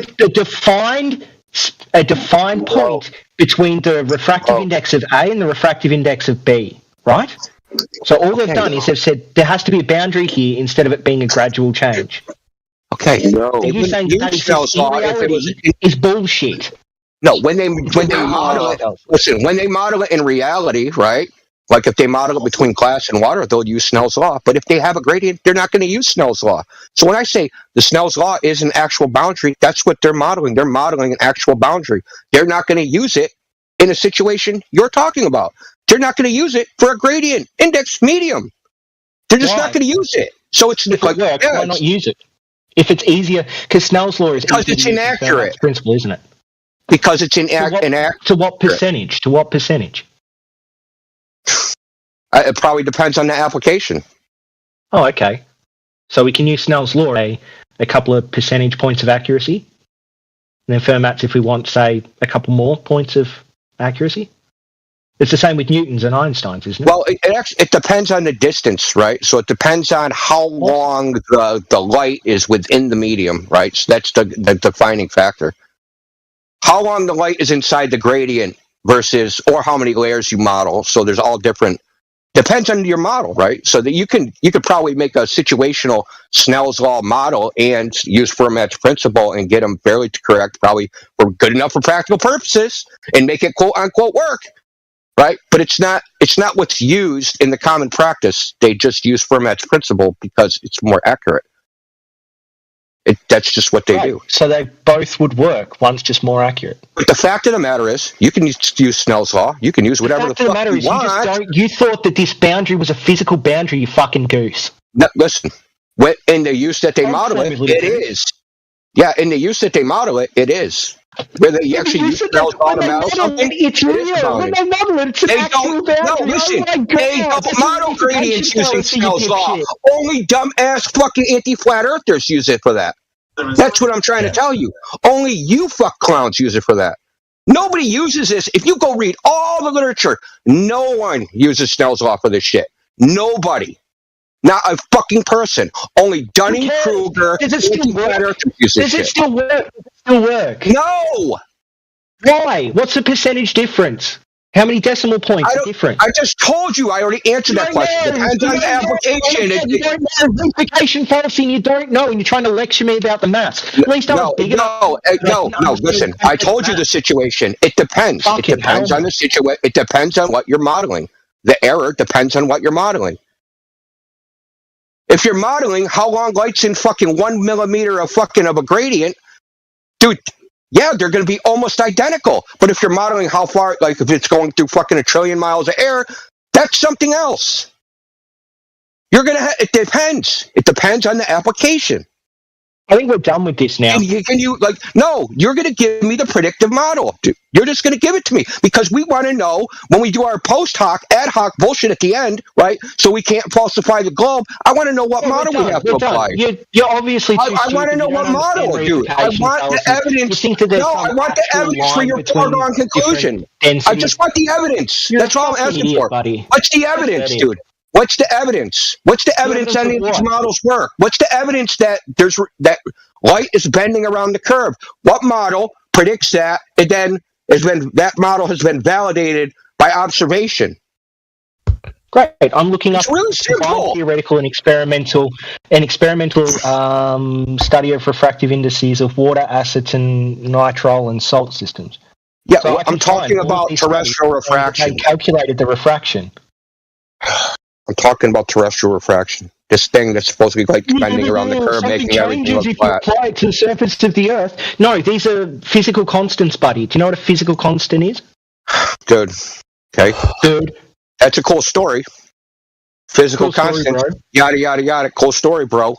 I'm asking for the model that makes predictions that we can apply in real life. I propose a simple theoretical formula for describing the refractive indices in binary liquid mixtures containing salt ions. Our theory is based on the Clausius-Massotti equation. It gives the refraction index of the mixture in terms of the refractive indices of the pure liquid and the polarizability of the ionic species by properly accounting for the volume change upon mixing. The theoretical predictions are tested by extensive experimental measurements of the refractive indices of water, acetonitrile salt systems for several liquid compositions, different salt species, and a range of salt concentrations.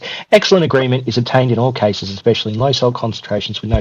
Are you almost done? Like doing nothing? Expression of the refractive index for low salt concentration is also given, which can be a theoretical basis for determination of salt concentration using refractive index measurements. So it seems like they've come up with a very, very simple equation for refraction based on this one specific liquid, and it's been correct. They tested it, and it was correct. Yeah, awesome. Okay. Yeah. So now we're going to apply that to the air. What model is used for the air? Just a second. It doesn't matter. There's not a big deviation. It doesn't matter. What I love is they're using a tank and a solution and allowing it to set so it becomes homogeneous and isotropic. Are they? Yeah. Are they? Because what I just read out. Because when you stir the solution, I've seen many demonstrations of this. Okay. When you stir the solution, you see no deviation. Look, I'm just looking for the justification for claiming that there's terrestrial refraction fucking up all our measurements with a laser. I want the justification for that. And you can't seem to come up with one. Other than because I said so. Experimental determination of the refractive index of Snell's law. This experiment uses a narrow beam of light passing from air in the glass and then into air. The experiment is practically easier using a hemi-cylindrical prism of glass with a beam entering the curve. These are inapplicable to what we're talking about. Why?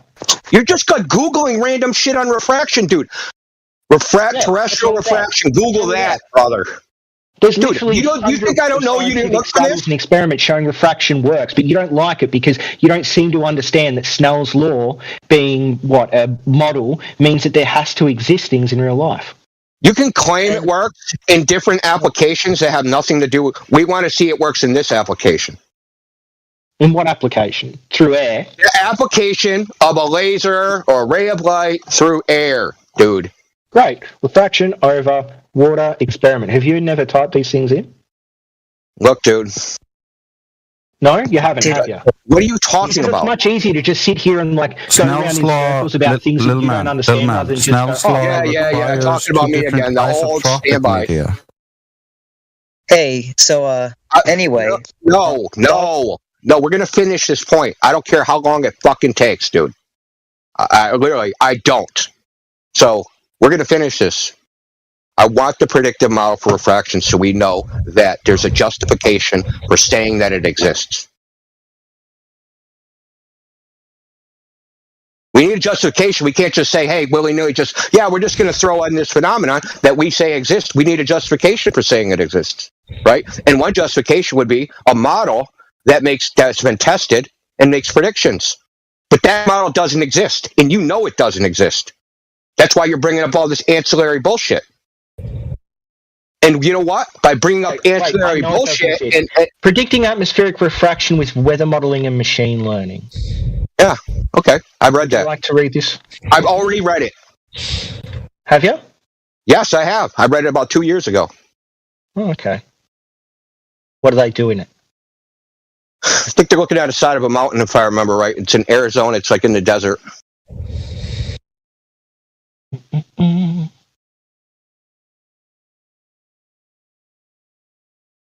White Sands, New Mexico? Yeah, I got a pretty good memory. Seeing I only freaking skimmed it freaking goddamn 2 years ago. 3 years ago, maybe. Yeah, but even if they... Listen, so check this out. I'm pretty sure the AI successfully made predictions, but AIs are black boxes, so we don't know how they actually make predictions.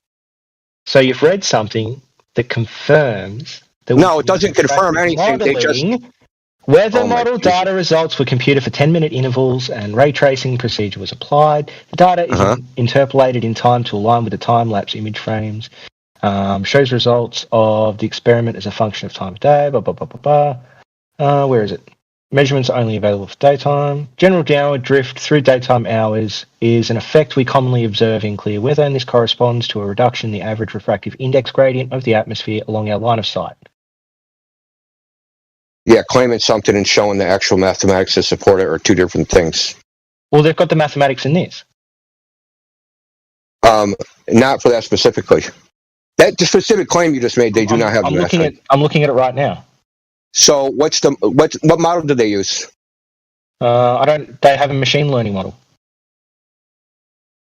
Well, you said it just matches the gradient of listen, you just said it matches the gradient of the refractive index.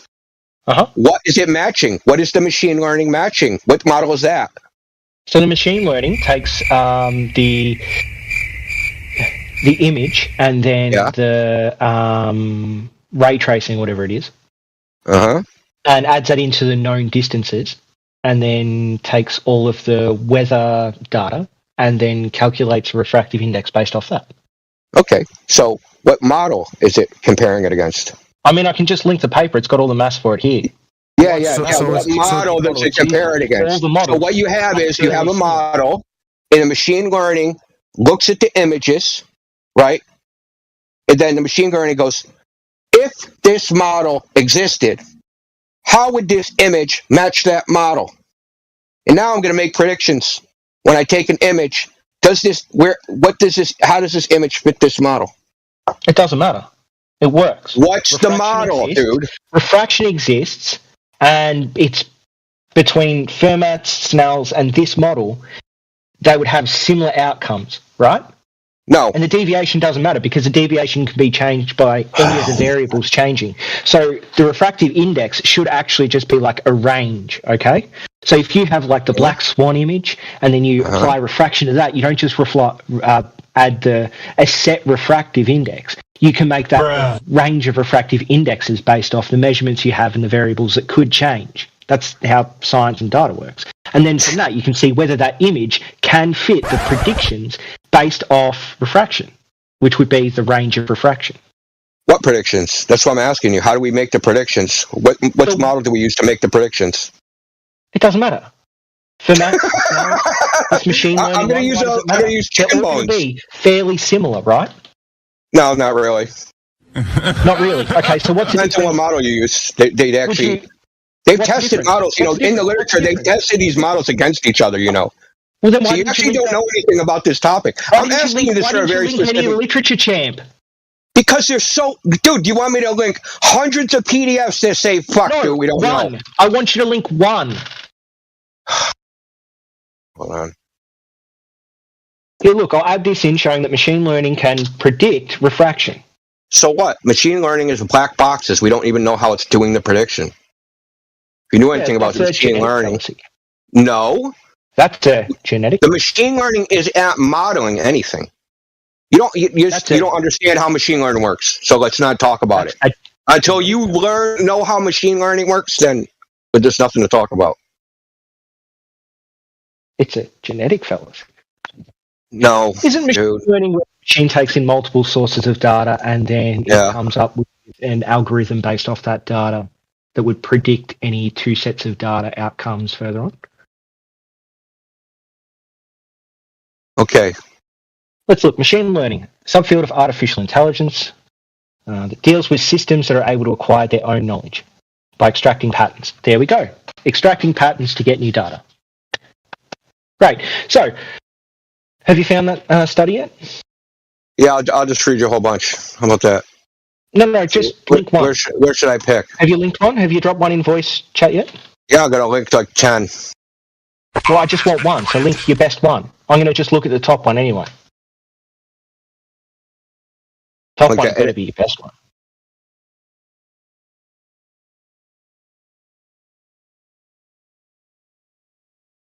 So what? Just so I get the right thing, and I give you the right thing. What exactly do you want? Show the difference that an observation using Snell's law refractive index versus Fermat's law refractive index. I already did that. Deviation. I'm not doing it again. They don't use Snell's law, and they don't use Snell's law in any type of surveying, anything to do with. If they use Fermat's law, refraction, they don't use it. Why'd you ask which one's best? No, oh my God, dude! So why would you ask? This is what you don't understand. There's models for terrestrial refraction. They involve temperature, humidity, CO2, yada yada yada. I explained all this to you, you fucking idiot. Listen, no, dude. Yes, there's I did. multiple models. 10 minutes ago, I went through all the things that can impact refraction. That's right.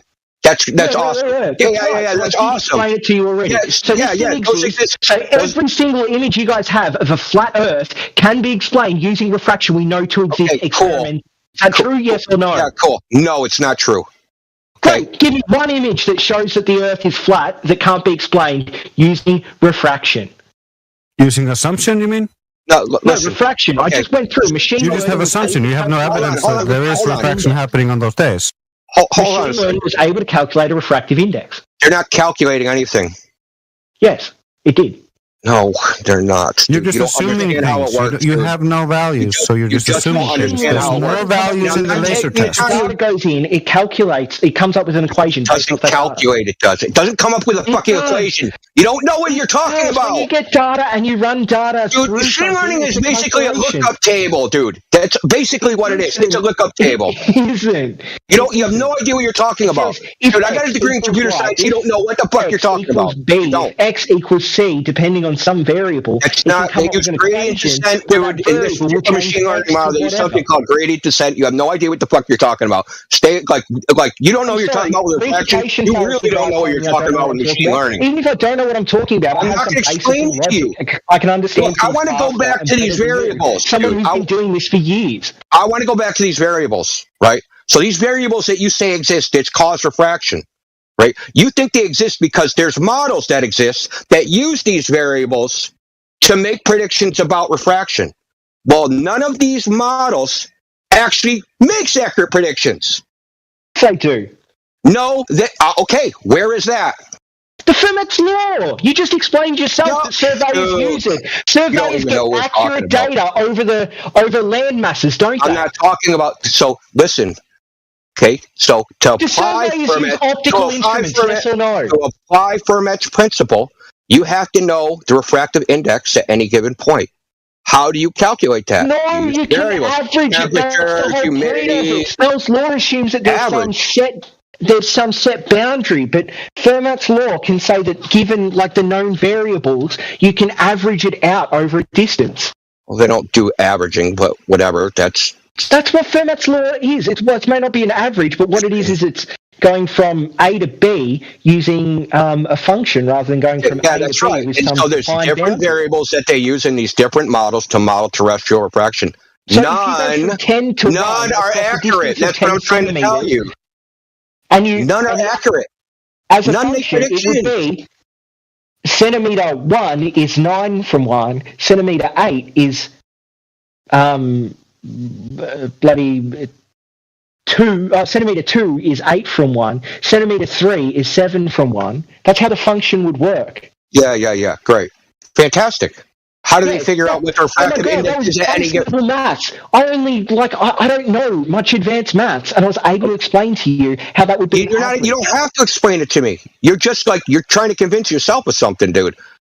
You're not understanding what I'm saying, or you're deliberately being obtuse. There's a model. There's a model that uses these variables. So you're still going to talk over me again. There's a model that uses these variables, and none of those models make accurate predictions. These variables that you say exist, which cause refraction, to validate whether these models cause refraction, you need a model that makes predictions which are tested and known to be accurate.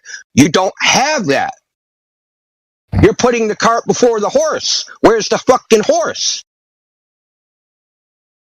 Where's the model of refraction that makes predictions so that we know these are the variables that matter? These are the variables that cause uncertainty or observation. These are the variables that we need to account for so that we can come up with a refractive index or a change in the refractive index from which we can make predictions with.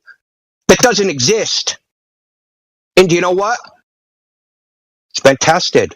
So there was an experiment, this laser experiment, across the Hawaiian Islands. And they took 3 lasers. And they went from one Hawaiian island to the other. And they did this experiment. They were measuring turbulence in the air. They picked up all 3 of these laser frequencies through their telescope. Then what did they do? So there was other research students there. So for his master's degree, he tried to model it. And when he applied the model of refraction, right? Gradient, standard US temperature. When you modeled it across this same distance using the same laser frequencies, he found out the experiment should not have worked at all. Because the divergence, because refractive index is wave dependent, right? You have, what the hell do they call it? Can't remember the name of it. Dispersion of light. That's where the wavelengths separate. Well, still so have you linked a PDF about it? Oh, I will if you want. Yeah, of course. It's going to make fucking spiral into oblivion, but whatever. So, what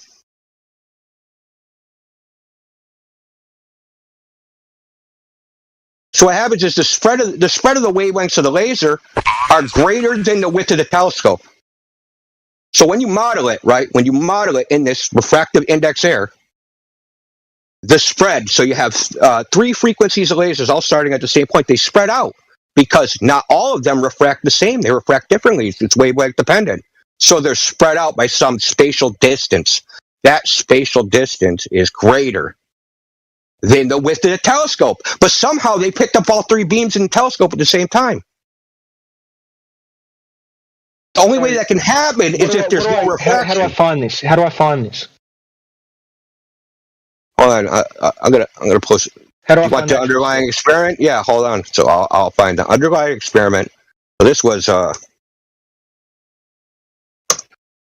there's experiments based upon. It's done by the Air Force. So the person that wrote this master's thesis, he tried to model what the results were, and when he modeled the standard, terrestrial refraction, using the same shit Bisgan uses, using the same shit Mick West uses.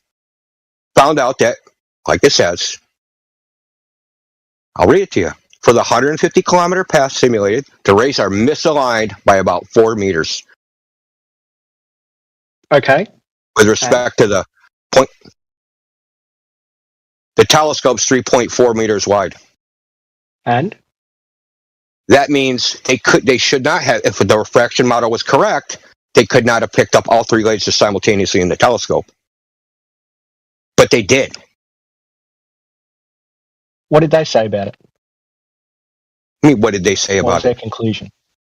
What was their conclusion? Well, see, they did the test first, and then after the fact, they applied the model, and then realized our test should not have worked. If they would have applied the model before the test, they probably would have never did it. They would have probably designed a different test.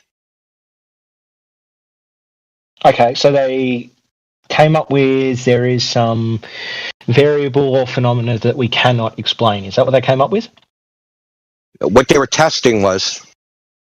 Okay, so was it test was their answer? The presented experimental results on intensity scintillation characteristics reveal complexity of the observed phenomena that cannot be fully explained based on the existing atmospheric turbulent models.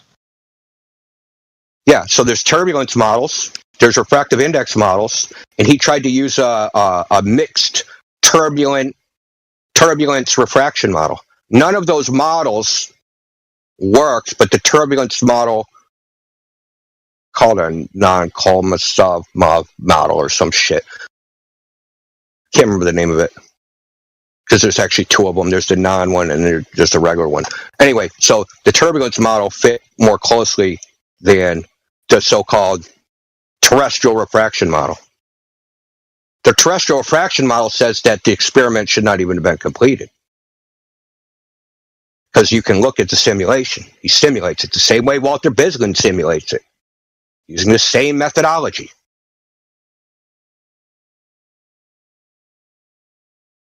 So the fact that, and I have more stuff, right? So I have more. They've done terrestrial laser measurements using 2-frequency LiDAR. I can post that. And what they measured was the deviation. What's that going to prove? What's that going to show? What's that going to show? It shows that when they so-called measured the refractive index, right? They measured the angle of arrival of a beam of light of 2 different frequencies of light, and then they measure the angle, like how much deflection they are measuring, right? Yes, but the argument. And they're measuring they're measuring a max 4 Mgon deflection, which is equivalent to 0.009 degrees. So if you extrapolate out to 25 miles, that's 8 feet. And? That's an 8 feet deflection at the max. And? The laser, like ISO laser test, would have to be a 420 foot deflection. A 440 foot deflection. And? You don't understand that the observation at Lake ISO is 2 orders of magnitude off the prediction, right? Even if you, say you use 7.6R, it's 2 orders of magnitude off that prediction. What was their conclusion? Bruh. Dude, for FE core? Yeah, that does not fit the WGS84 model. Oh, you're talking about FE core again. They didn't add in any refraction, you fucking idiot. And I'm trying to justify adding it in. So don't you get it? We're trying to justify adding it in. We're not just saying, yeah, it exists. The surveys use refraction. Let's say we use 7.6R. Surveys use refraction. Surveys use refraction. How much refraction do they accurately measure the surface of the Earth in distances? For practical purposes, yes. Great. Do they use optical measurements? Yes. Great. So why didn't FE Core do the fucking same? We can do the same. We can use 7.6R. Then do it. We can use. So if you look, so I'll give you an example. We in the United States, different states build roads. If you look at the surveying manuals for the transportation departments in different states, they all use different refractive index ratios. They use different values for terrestrial fraction. So, for instance, in Massachusetts, they use 0.17. In Washington State, they use 0.13. In Europe, they use 0.13. So different places use different values. Listen, the point is, the largest value anyone uses is 7.6R, which is 0.166, right? So you take this 0.16 that they use in surveying, right? It only takes 5 meters off. You have to, and the value is 137 meters off. The measured value was 137 meters off, dude. So, okay, we'll give you refraction. We'll give you terrestrial refraction model. We'll go 7.6R. Yeah, now you have to make up another 132 meters. I didn't say this FE. Now we can go, okay, there's even double extra special refraction. We'll multiply it times 10. Drop in the FE laser measurement link again. I'll look at it again using the highest and lowest refractive indexes. What does that even mean? First of all, you just quoted surveying. They use a 7.6R value. Stupid rambling way. If we were to add in the standard refractive indexes into the FE core measurement, it still would. Yeah, the ones you just appealed to, surveying. Those are the ones you just appealed to. You said surveying, they use refraction. That's what they use. They use 7.6R. Big fella, if you add those into the FE core data, it still won't explain the data. Is that what you're trying to say? I'm saying if you add that value into the... Listen, I'm explaining it to you. If you add that value into the data, it only moves the laser down 5 meters. Okay, great. You have to move it down 137 meters. The FA core thing again. I'm gonna download it. I'm gonna go away. I'm gonna do the maths. I'm gonna come back. Okay. Yeah. Okay. Fine with me.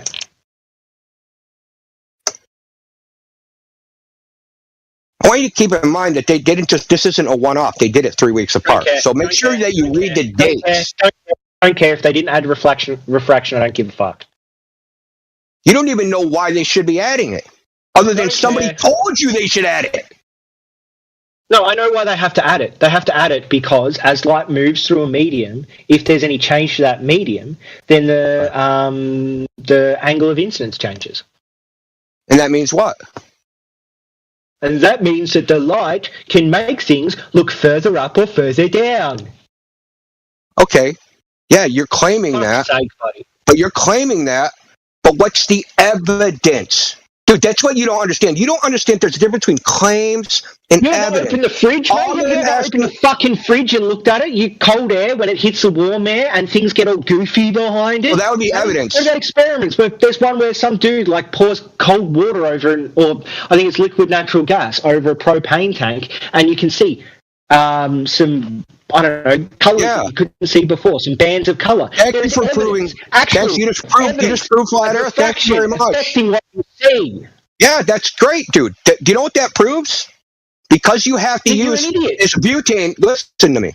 Because that proves that you're applying refraction. Listen, you don't get it, dude. Butane has a refraction. Okay, can I finish? Can I finish? Can I finish? Can I finish?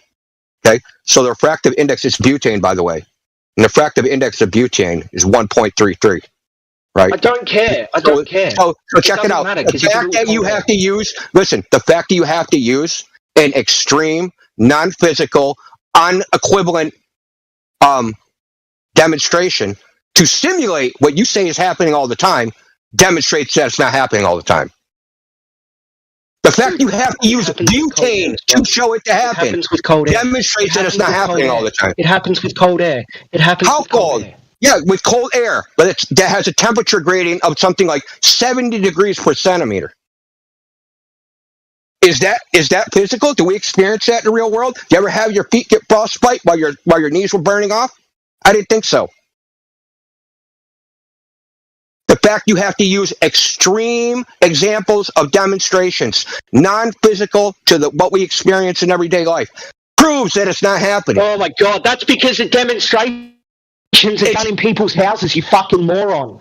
You fucking idiot. If you're going to demonstrate something in your house, a very small area, then you have to use extreme refractive conditions because you can't have the massive change over a long area. It's numbers, you dumb cunt. It's numbers. Oh. What numbers? The language on you. You blow your father with that mouth? Oh my God. So we have, say, I want to test something in a very small area, okay, and I want to test some variable that usually happens over a very long area. I have to make that variable much bigger in the small area to make sure that I can observe that variable in action, because over the very, very, very long area, that variable can have very insignificant changes, but because it's such a long area, those insignificant changes can cause a massive change over that long area. I'm explaining this to you like a child because so far you've shown that you may be a child. This is actually pretty humorous. So, what you're saying is, look, here's a video. We have to scale down the experiment to demonstrate that the phenomenon, which should be happening all the time in the air, is actually possible. And to do this, we need extreme conditions.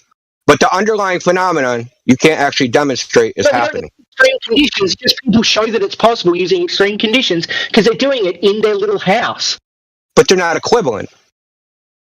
Of course they're equivalent. It's just scale, mate. Okay. If I want to make a square, I can make a square 1 centimetre by 1 centimetre or 1 mile by 1 mile, but those fucking squares will still be square. Okay. It's not equivalent. And the scale's not equivalent, okay? Because The refractive How do you index know what of air. scale is? I'm going to explain to you why.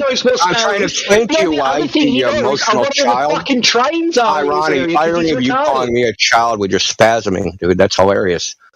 Anyway, so the refractive index of butane is nowhere near equivalent to air. Air's refractive index changes. Yeah, you don't give a. I thought it was math, dude. I thought it was numbers, but now you don't give a fuck. Past butane onto air, but you're stuck on. Oh yeah. No, I'm going to cover them both. No, anything that goes against your biases. So I'm going to cover them both. See, don't presuppose what I'm going to say, dude. Well, I'm going to cover don't them talk both. about butane because I don't give a fuck. No, you don't give a fuck. Okay, so let's talk about the air. The temperature, the extreme temperature gradient, right, that you're demonstrating. So I've seen the dry ice demonstration. The refractive index of CO2 is not the same as air. And then I've seen, I think they use a cold plate or something like that, or ice. I think it was Mick West used ice. Was it Weiss? What did he use to make everything cold? Was it turbulent air? No, he didn't use Barry Weiss. What was used to make the temperature I don't know, gradient? because I'm not obsessed with people that do these experiments like you retards are. So you cited an experiment that you don't even know what happened. Great, let's go with that. I've watched. I cited an experiment that I've watched, but I don't remember the people that did it because I don't give a fuck. Look, I found. So what if they use dry ice? Let's look at Mick West. What if they use dry ice to I found the one you wanted. You wanted me to talk about Mick West, didn't you? Because you have pre-prepared. No, I don't care about Mick West. He already got smashed in here. You can fucking listen to the video on the YouTube channel. Yeah, there's Mick West. I finally found the thing you were talking about that I wasn't. I don't care about Mick West. I'm asking you, if you don't know the details, if you don't know the details of the experiment, you don't know if they use CO2, if they use some equivalent. You claim they're equivalent, they're just different scale, but you don't actually even know that. I'm asking you, if they use CO2, why did they change the air? I'm trying to figure out the iron. See, you make claims that there's no evidence for. That's the hilarious part. You just keep, What claim? You claimed that these demonstrations.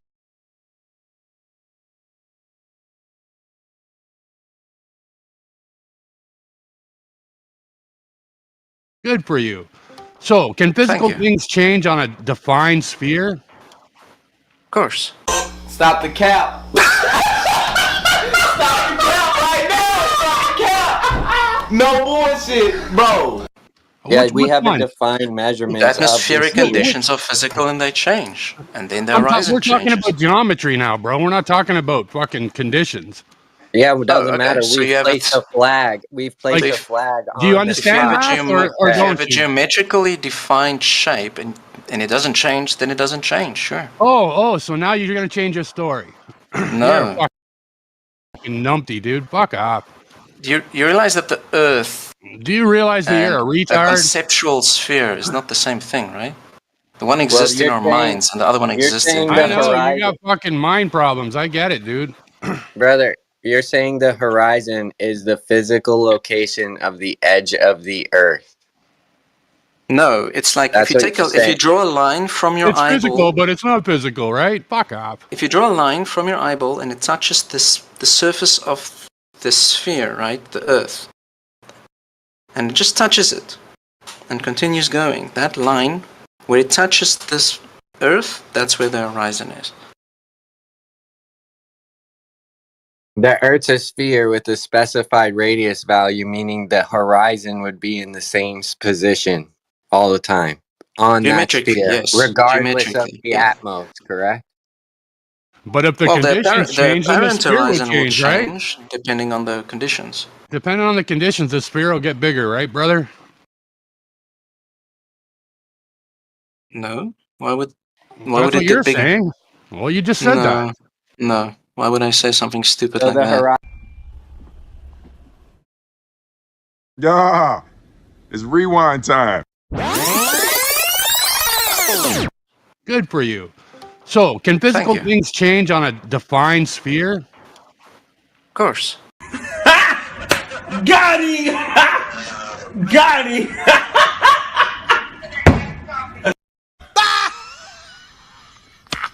I don't know because you're a retard. Sphere, right? The No, I horizon didn't is say not that. the lead. Can physical things change on a defined sphere? Of course. Shoot Shut your fucking mouth.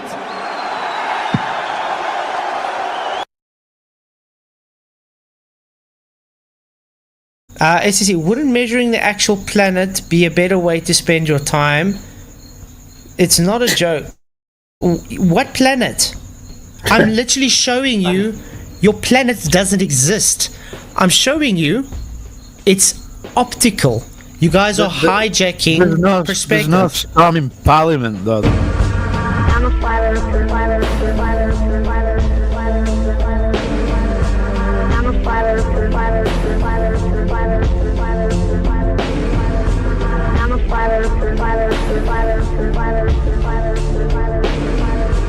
I'm a flat earther.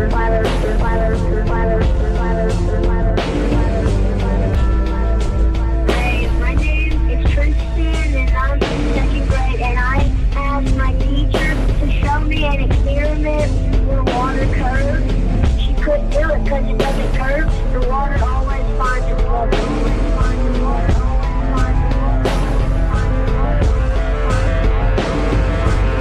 What'd your teacher do? She just didn't talk to me anymore. All she did was walk away. And I was like, what is this about? What? That's okay though. For being so young, you're very, very smart. That's fantastic. Yeah. So keep up the good work, man, and stay flat, okay? Okay, I'm a flat earther.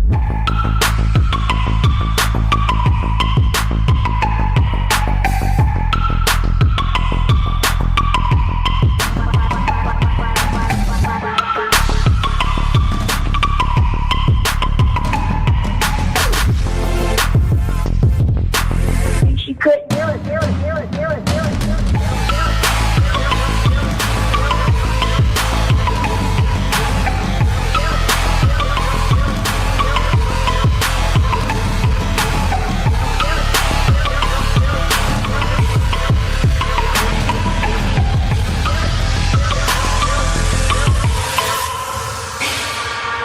I'm a flat earther.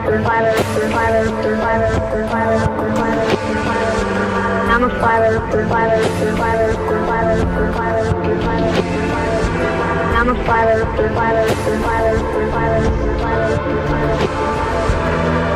earther.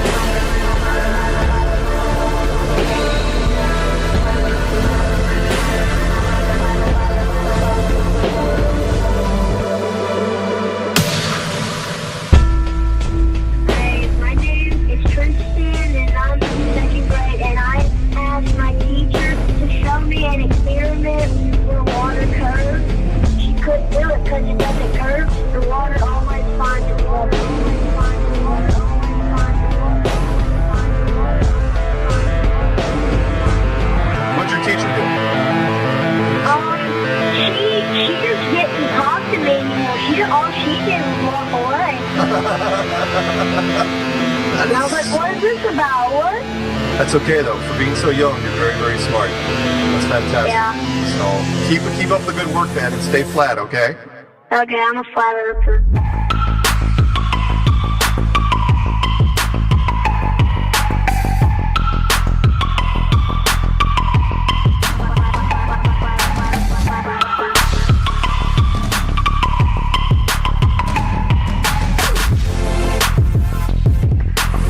She couldn't do it.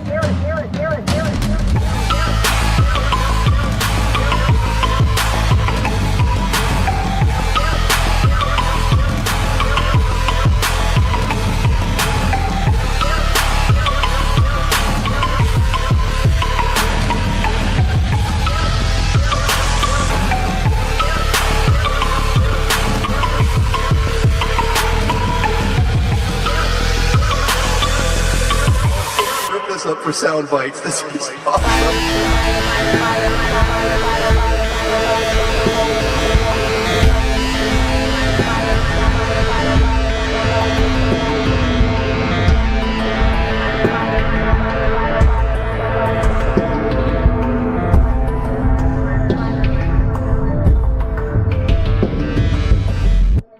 Weird. Sort of like foreshortening. Like my hand moving closer is getting bigger and blocking my head. Really weird. It's forced perspective, guys. Where he is in the 16 meters point. Note, guys, he's going to be doing this twice on the same spot. One with the 20mm camera lens, and one with the 200mm lens. Keeping the same distance. 16 meters here. Yeah. I'm at 200. But yeah, but we're going to do some analysis on this still showed photos of this. Notice, guys, remember he's now 16 meters away, correct? Using the 200mm. Can you see the mountains at all now? No. Yeah, exactly. But now he's going to keeping exactly the same distance, just changing his focal length. He's going to change it to 20, I think a 20mm or 25mm lens now. Exactly the same distance, same elevation, everything. So this is a shorter focal length. Yeah. Right. Okay, there we go. Back to the same spot. See, he's just changed the lens. Meters. This is where I took the same shot at 200mm. So I'm just going to replicate that again. Replicate it again, guys. Exactly the same height, same spot. Yeah, just with a different lens. Now look when he takes the photo. Give me one more. Shapes. Can you guys believe I'm not using paint now? Okay, we're gonna... Yeah, how dare you? How dare I? Okay. We're gonna take this. Trusty old paint? You can see the line from her head is more or less exactly the same. Correct? Yeah. Yeah. We can all agree with that. We'll make the line yellow. So that's the same. Let's see. The bottom of her head, it's the same. How about her knees? Ooh, what's going on there? Compression? Oh shit, guys. So focal length compresses an image. That's weird. Yeah, look at pictures on her leg. You know, them little faces. Leg in. Yeah. You can see there's some kind of compression going on. She looks small, kind of smaller. She looks thinner compared to there as well. So there's compression in an image. But now we've got that there. Let's look at the line of the light pole.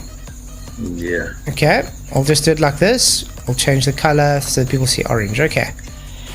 We'll do the light pole for here. Oh wow. Where's the light pole showing here? Through her belt, going through her waist, and the other one is going through her chest. Okay, so based on this, did changing a lens cause the Earth to curve more? Yeah. Weird.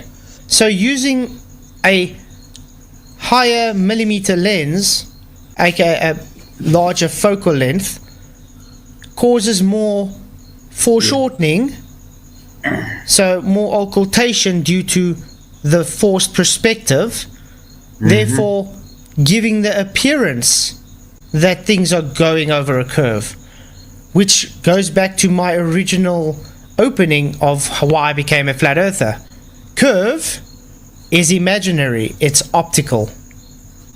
So as soon as people show photos on the ocean, for instance, and they zoom into a boat and they have a large focal length lens, and you see things, for instance, oh, why can't I bring it back over? It's called foreshortening. Why? The magnification of that little small wave, which is closer, that has a larger angular size. Okay, so now that shows there, that is lower. How about these mountains in the background? We'll stick it there. I will make that blue. Let's look for the mountains by her in the 200mm. Oh wait, it's not there. Where's the mountains? Can we say maybe it's around about here? Yeah. Maybe. Behind that car. Going right behind that car. Really odd stuff. So this literally proves without a doubt it's not physical curve, it's only optical. That's right. And now to validate my point, I want to show another thing, basics on focal length. I'm not going to play everything, just so you guys can listen to what they said. Focal length. What is focal length? Usually represented in millimeters, is a basic description of a photographic lens. The measurement is not the length of the lens itself, but actually a calculation of the optical distance from where all light rays converge inside. So all the light rays converge inside to meet above the sensor, guys. I think I don't know if I can. I wish you could change the sound or something. But anyway. But guys, please pay attention. The lens to the image sensor of the camera. So a lens with a focal length of... Luch, what does this have to do anything about flat Earth? Oh, I don't know. Maybe it's proof that your curve that you claim is not physical, but optical. So therefore it's not a ball Earth. To have to ask that, it just shows you don't understand. Or you're taking the piss. Of 24 millimeters, for example, would have light range coverage 24 millimeters above the image sensor. Exactly. The focal length number tells us the angle of view. This is what I want you guys to listen. The focal length number tells us the angle of view. Notice how wide the angle is and how short the distance is. Look how it increases with distance. How much of the scene will be captured, and the magnification. So here's the 200 mil that we saw. Look at how far away it is and how little wide view it is compared to... Of course. What did they 16 mil, so it's about 18, which is about there. Look at how wide the field of view is, but how short the distance is. So if we pay attention, what are we seeing again? The focus on the field of view plane, the depth of field plane is the object in contention. Everything else around it is sinking away, it's losing because of forced perspective. SCC, wouldn't measuring the actual planet be a better way to spend your time? It's not a joke. What planet? I'm literally showing you your planet doesn't exist. I'm showing you it's optical. You guys are hijacking perspective. There's no storm in Parliament, though.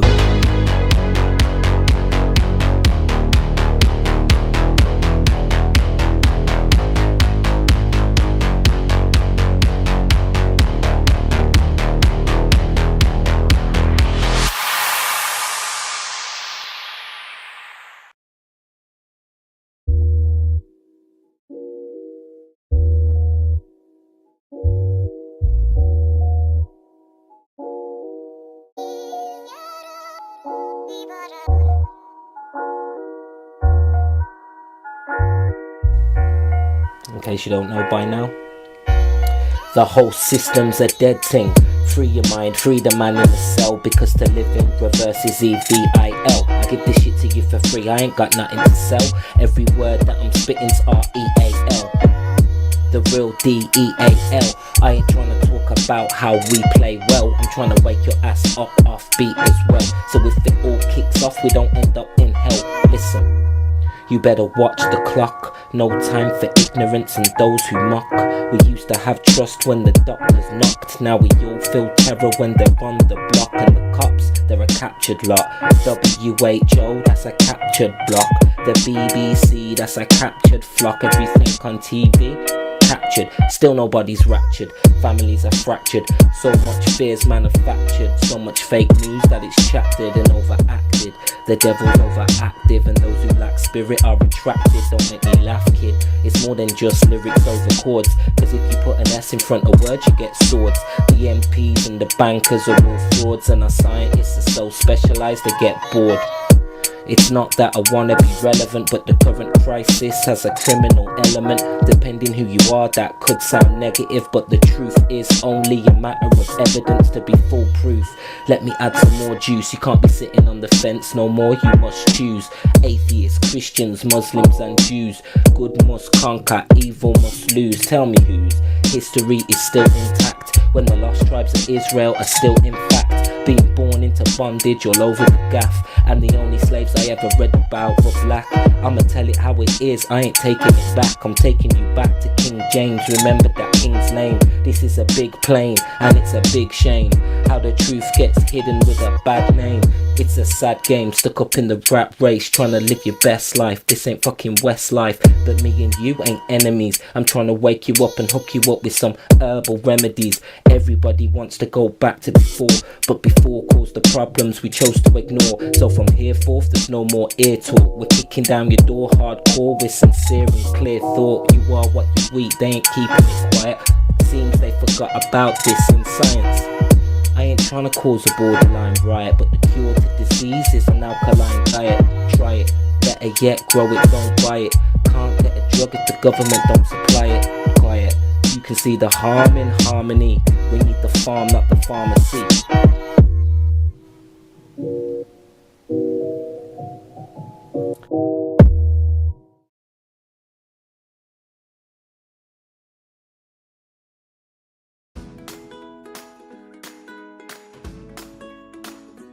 Water, when unmanipulated, is to find its level. So whether you look at a cup of water, a bathtub, a swimming pool, a lake, or the ocean, it's flat. Of course, natural motion is not considered and doesn't equal a curve.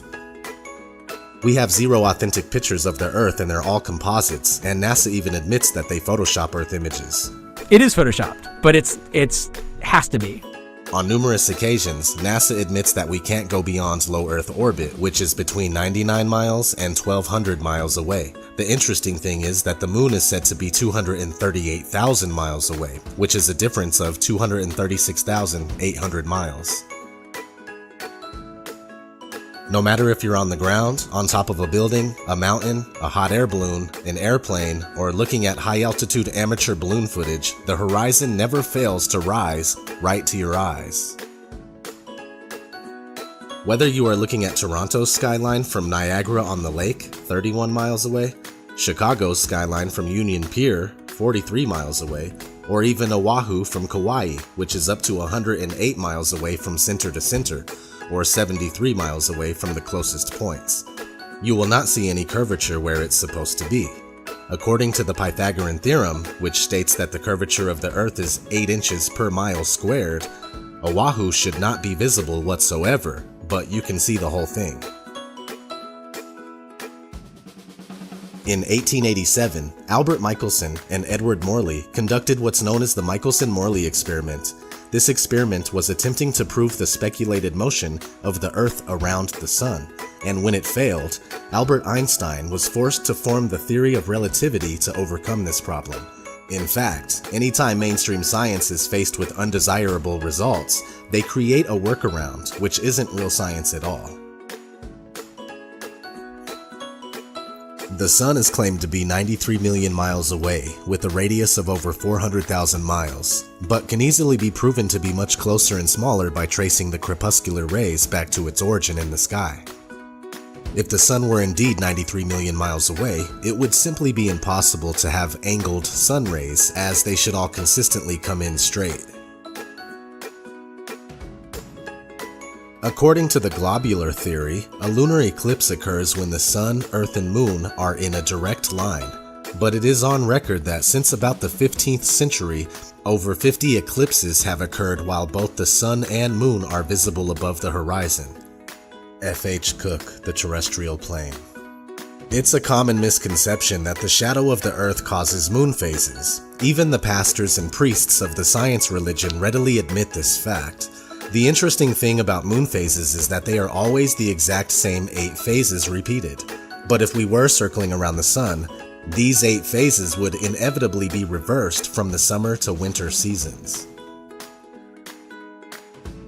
I completely understand that the idea of a flattened stationary Earth seems ridiculous in many ways, but that's only because we are taught the false globe model from the very first time that we enter a school classroom. Not to mention the first time we are introduced to the concept of a flat Earth, it's depicted as a highly laughable world where ships, boats, and water would run off of the edge. So I do get it, but it's all part of the deception. I've spent 30 years of my life believing that we were on a spinning globe. It wasn't until I unbiasedly and scientifically investigated the flat Earth claims that I started to realize that there is more to this theory than I originally gave it credit for. Now, after almost 2 years of research, I'm certain that the Earth is flat. We are told that the Earth spins at 1,040 miles per hour, while the Earth travels around the Sun at 66,000 miles per hour. Meanwhile, the whole solar system is going inside the Milky Way galaxy at a speed of 490,000 miles per hour. And finally, the entire Milky Way galaxy is darting through infinite space at over 1 million miles per hour. Most people believe this, and yet every experiment ever conducted to prove even the simple spin of the Earth has failed. The same thing goes for curvature. It's never been proven, and the only time we see it is in movies, NASA CGI, or when we're looking through a distorted fisheye lens. With all that said, please continue to research critically and don't be afraid to ask reasonable questions and speak out.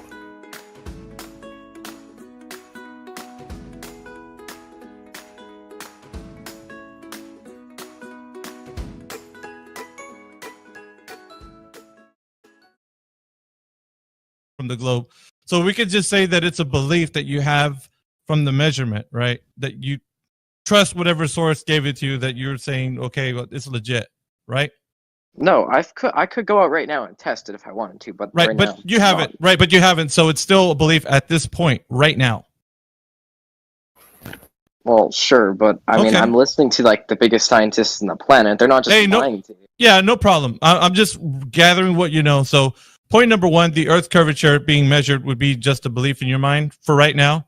So we'll move off to point number two, which is axial rotation, either being measured or tested to be true. Is there any way that you know that axial rotation is a reality that can be measured, like that you know that the Earth is spinning?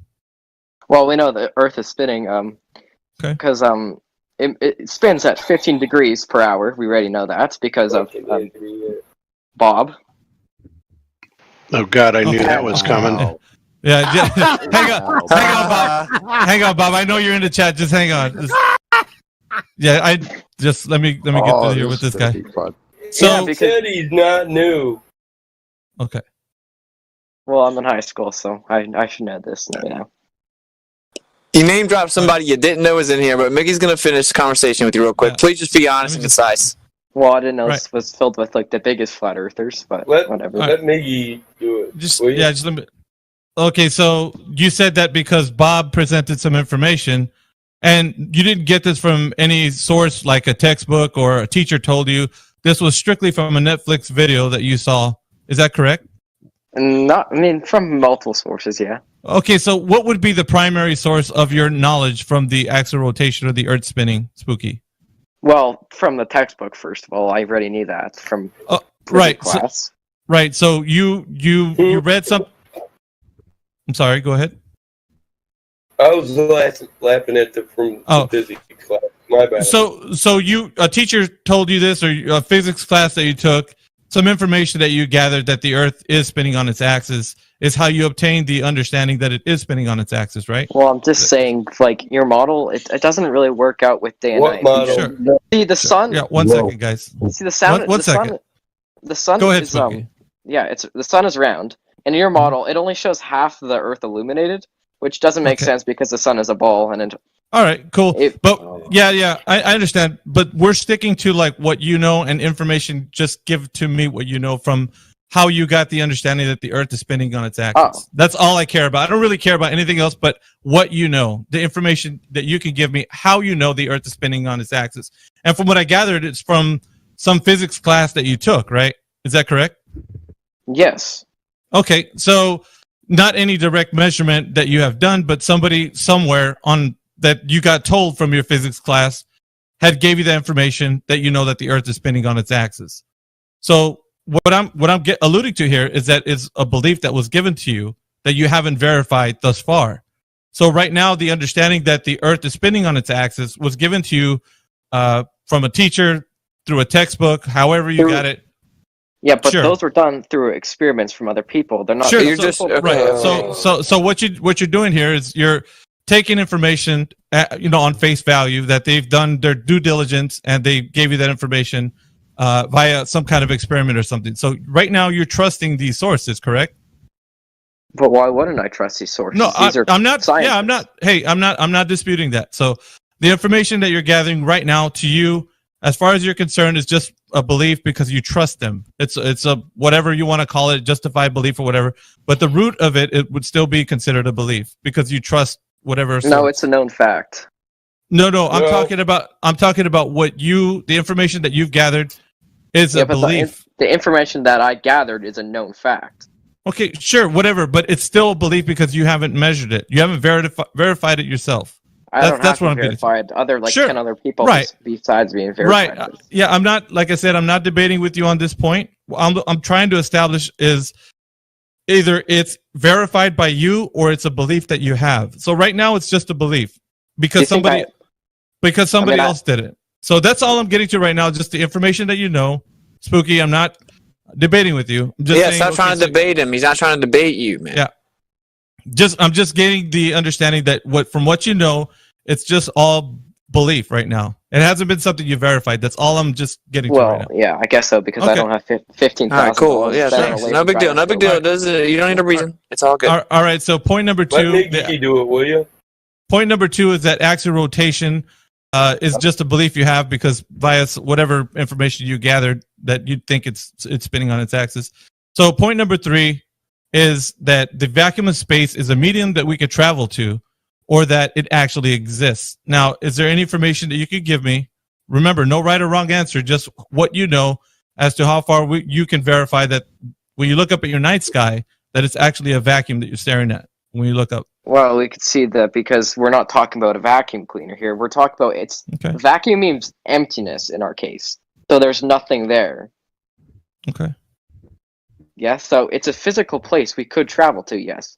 Because there's nothing, no air, no oxygen molecules, no nitrogen molecules, nothing like that. So. None at all? All right, so everything maybe 1 or 2, per 1,000 kilometers maybe. Sure. Around. So all this information is verified by you said? Like you verified it to be true that when you stare up in your night sky, that's indeed a vacuum.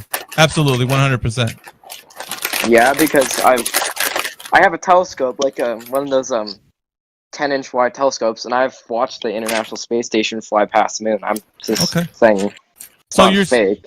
Right. So you're seeing things from the ground, and you're believing that the sky is a vacuum. Look, what I'm saying is, have you verified that it actually is yourself?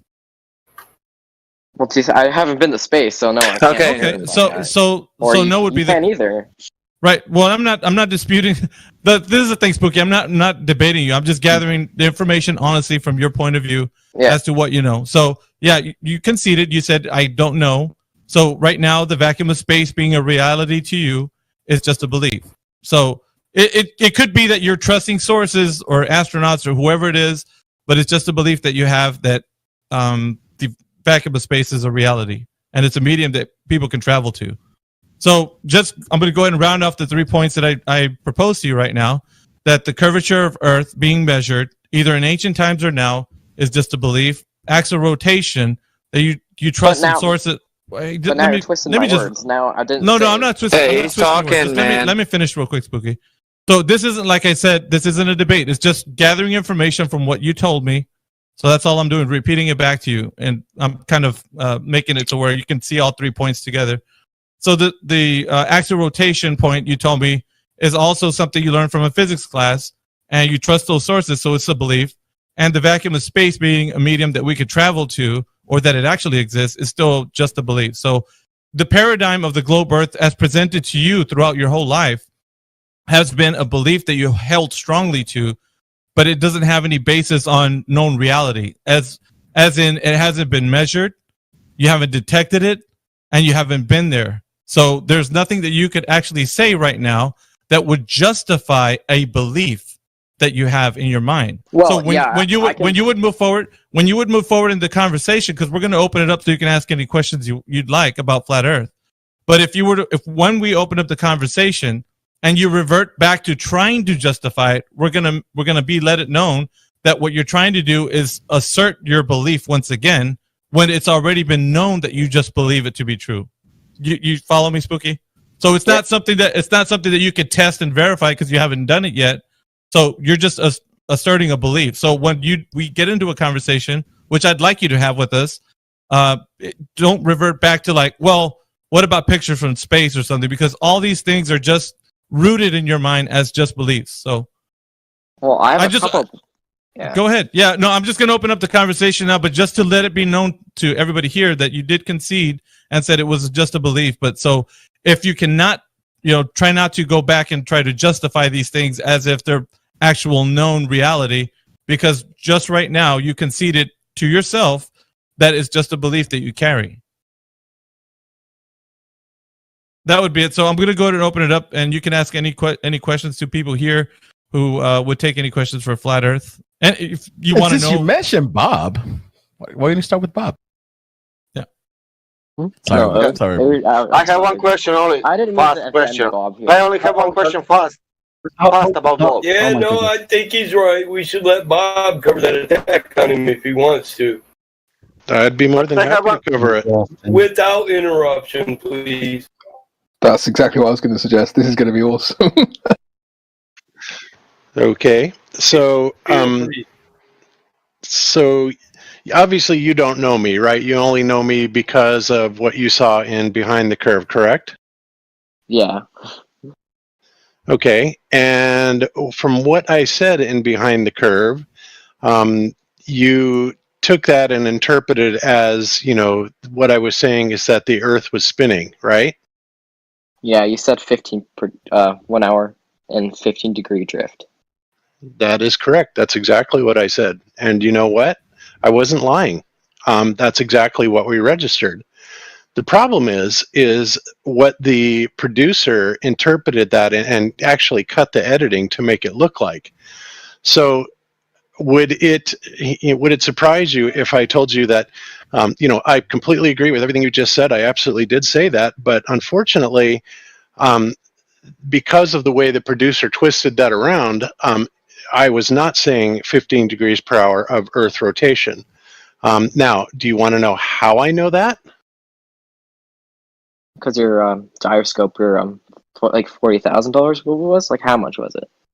Well, first of all, it wasn't my gyroscope, and second of all, I didn't do the initial test, but I got credited with that, so I'm just gonna wear it, okay?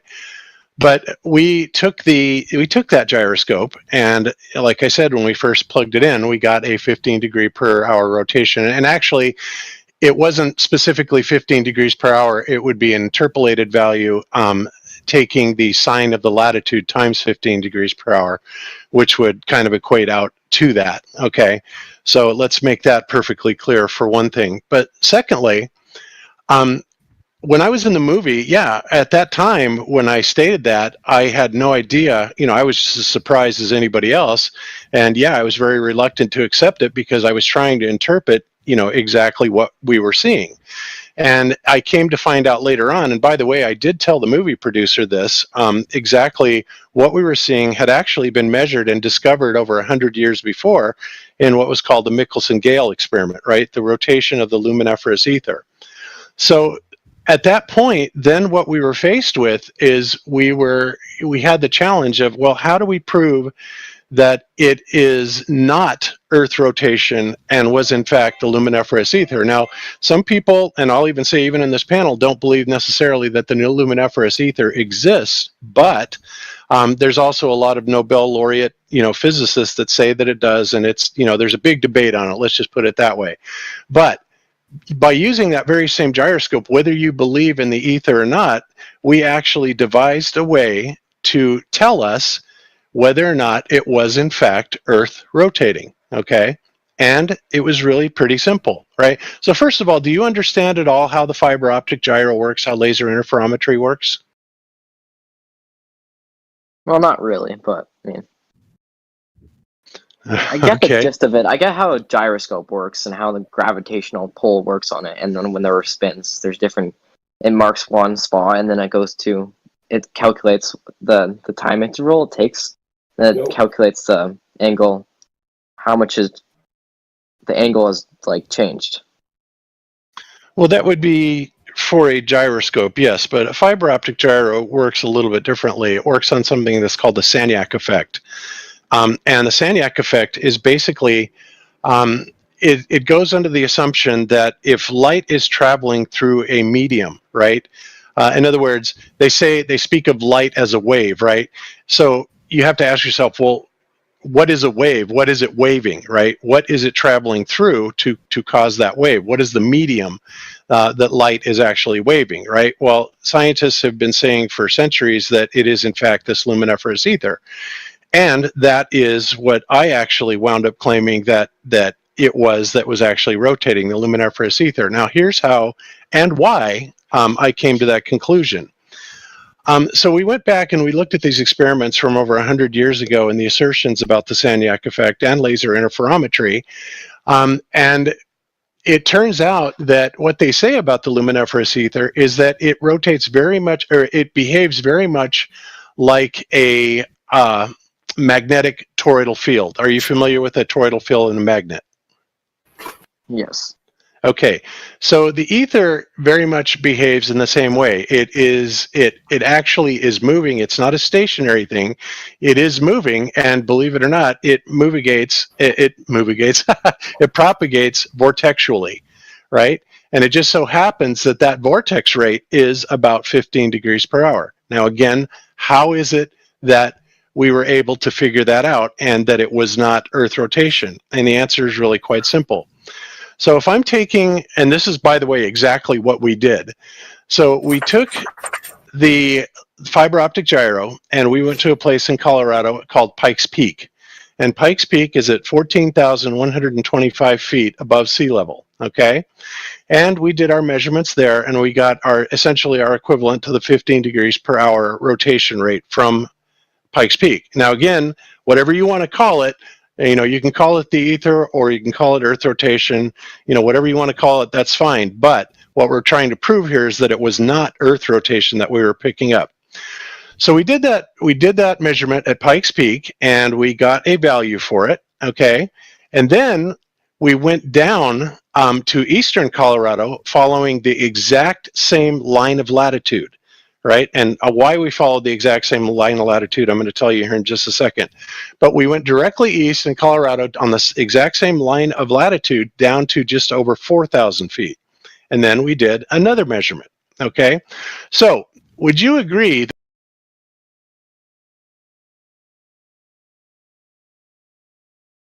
rate that it should not matter whether I take that rotation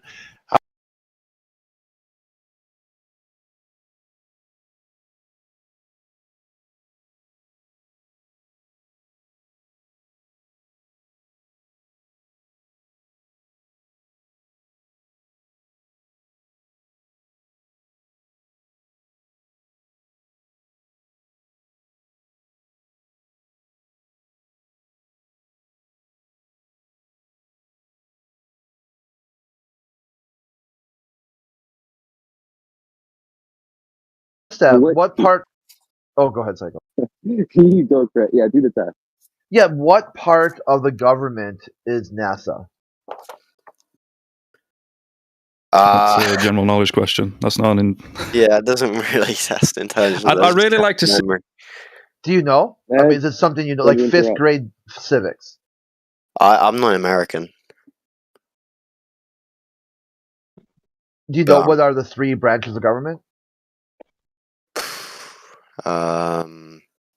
The American government, I don't know. Well, I mean, I'm pretty sure that your government is something pretty similar than that. Our government doesn't have like a big space corporation like NASA, though. Okay. I swear NASA's is it private? No. It's the executive branch.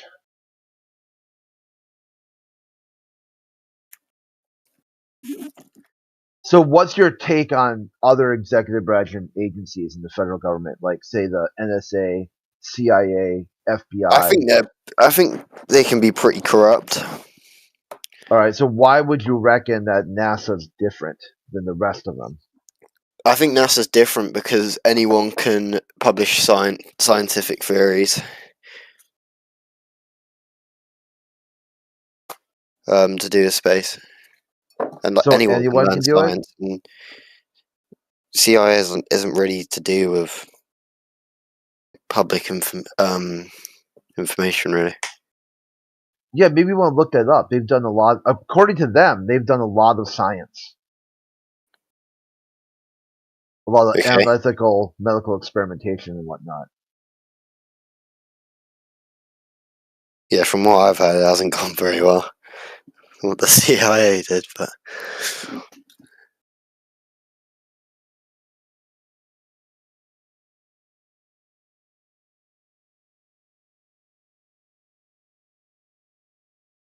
What's the claimed radius of the globe? isn't it like 6,000 kilometers? I don't know. Not bad. What about its axial rotations claimed speed to the equator?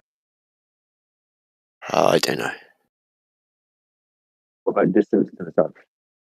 Distance to the sun. I don't. What's this supposed to test? Well, you're smarter than the flat earther, but you don't. No, but intelligence isn't based off of what numbers you can remember, though, right? Yeah, you can do that. Here, pick a flat Hold on earther, a and we'll do second. stump. We'll do stump the chump. Like a question will get asked, and then you buzz in and see who answers it. And if you know who knows more about globe and about flat Earth, it'll just add up the points, and it'll be like a direct, like basically like a Jeopardy style. Yeah, but just quickly. If Make it's it on not based maths. your- Maths. Do it on maths. If it's not just based on your knowledge of the Earth, then what are you basing your superior intelligence on?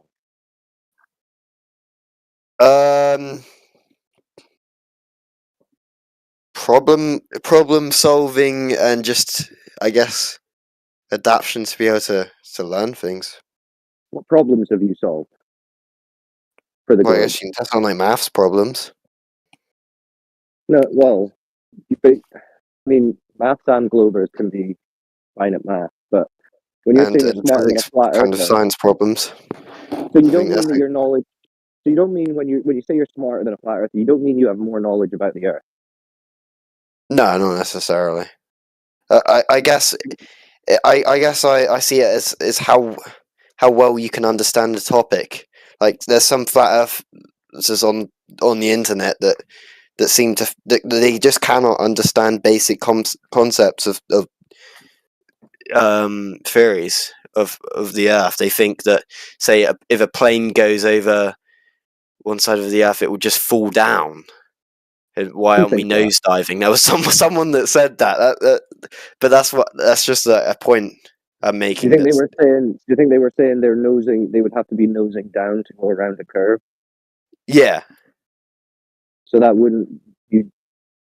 They'd be nose diving, as in, why am I not falling out of my seat? But the plane would have to be tilting it around a curve. Yeah, but why am I? But they was like, why am I not upside down in the plane and everything's falling about?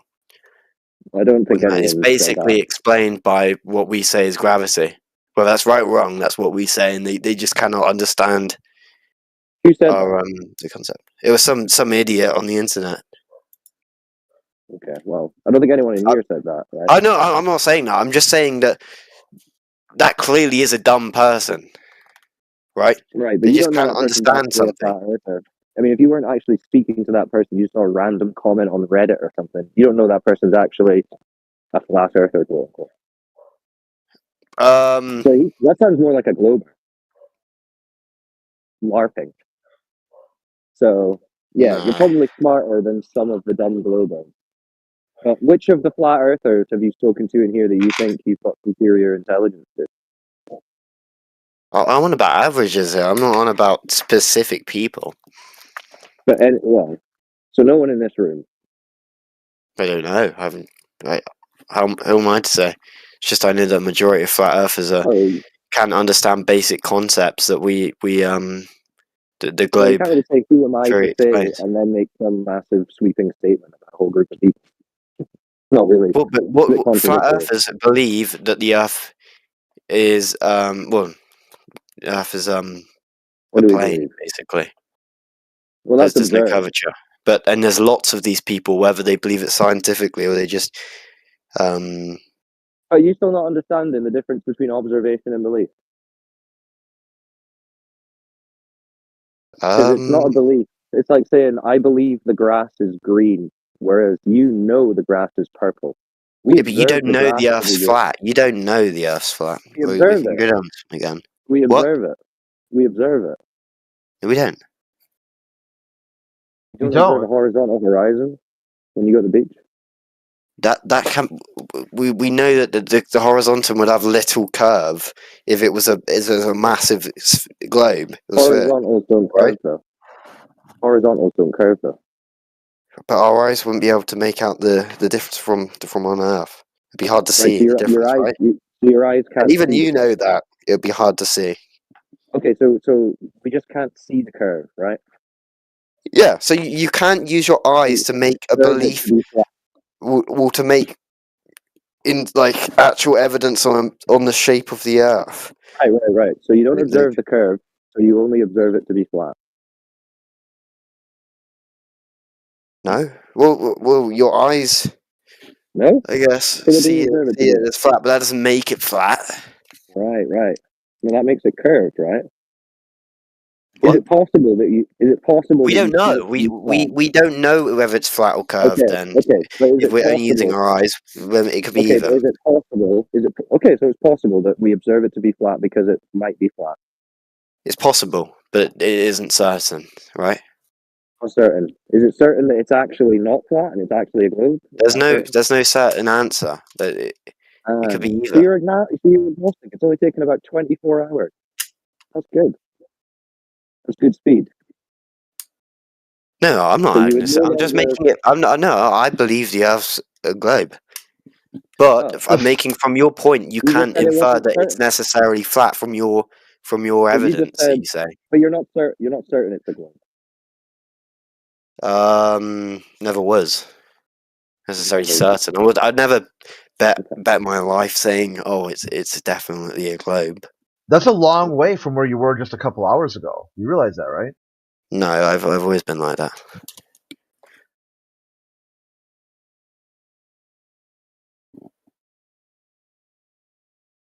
Sounds like progress to me. I wonder if he'll reset tomorrow and come back and be like, No, I've literally always said this. I said this yesterday that I believe it's a globe. You don't know it. Okay. But all I'm saying is you can infer either or. Really, can. Then you appreciate the difference. You believe that the Earth is a globe. Yeah. We do not believe the Earth is a globe. We just observe the Earth to be flat, like you said. You can't. No, you don't observe it to be flat. Yeah, you just said you don't observe the curve. Remember? Okay, you see it maybe as flat, but that doesn't make it flat, right? So you observe it to be flat. So yeah, so the difference is you believe it's a globe. We don't believe it's a globe. We just observe it as flat. Okay, with your eyes, I guess you can observe it as flat, sure. Yeah, well, only using your eyes. With, if not your eyes, what else do you observe? Well, I suppose. If you went into a rocket, but we're not. You wouldn't use your eyes in a rocket? You'd close your eyes in a rocket? There's no such thing as rockets, is there? You tell me. So there you go. Just pointing out the difference. It's not a belief that we're talking about here. The globe is a belief. We're just talking about observable reality. Yeah, but some of you do actually say they know it's flat. Like you say you observe it to be flat, but there are some people I know that say it's flat. Yeah, I know. Oh, I know it's flat because we observe it to be. What? I can know that. Like I know the grass is green. Right, so that you're saying that literally there is no curvature. That there isn't. There is no. It's not an observation. It's a fact. Right? You get like hills and valleys. You get hills and valleys and stuff. That's curved. But over bodies of water, no. There's no curvature of those. I disagree with that. How about just you want a practical demonstration of how you can use the Earth? Yeah, can you show me how you think there's no curvature, or how you know there's no curvature?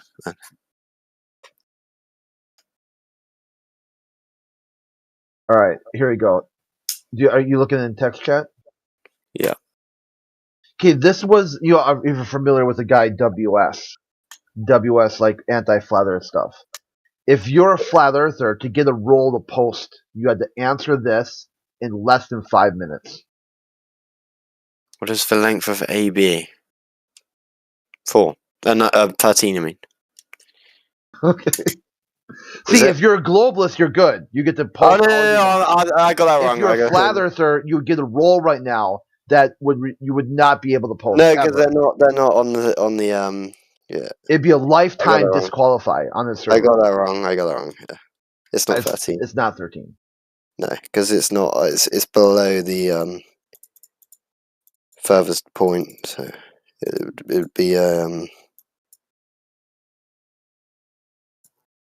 you want me to actually? It's actually less than 5 minutes. He gave me like about 2 minutes. He said 5 minutes, but after about 2 minutes, he said, "Answer now," and then I got it right. And then I had to he thought I had Googled it. I'm like, well, here, I'll demonstrate step by step how I did it. Then I flipped it on them. I said, now let's use the AB line that's curved, matching the curve of the Earth. Can we solve it now? Because I can solve it using like these two balls on a flat baseline, like a flat Earth, and then solve the problem using geometry. Now let's do it with a curved baseline. Okay. So just work it out. Let's see how long it takes you. Okay. This was actually quite insightful because later on another globalist server, they're like, "Hey, you can't, like Crit answered the first flat earther ever to answer WS's quiz." And then after that, then he just bombarded me with geometry questions. I just kept knocking him out of the park until eventually he got upset and asked me to explain Polaris. And I'm like, I don't make any claims to sky magic. And then he took away my rolls to post anyway. And then the best part was followed me to another server to shit talk. I go, dude, if you're that sure about all your flat Earth debunks and you finally got a flat earther that you think is on the caliber that you're able to talk to, you muted me, took away my rolls to post, and then followed me to another server to shit talk how bad I failed. It just sounds like you're triggered, dude. Like, why not? If you're going to talk to me on this server, why not talk to me on your server?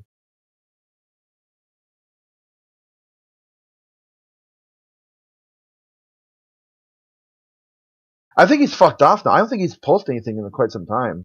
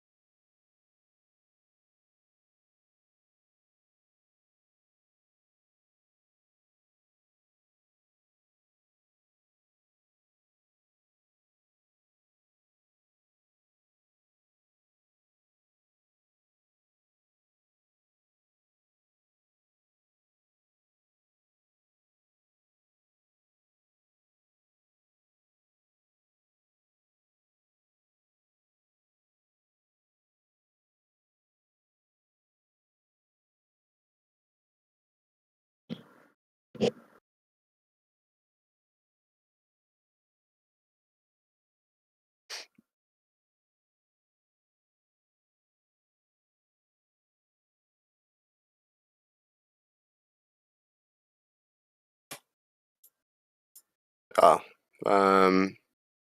13 squared minus 5 squared. Is it 12? Yep. Okay. Now that's using a flat Earth. Now try it with a globe Earth.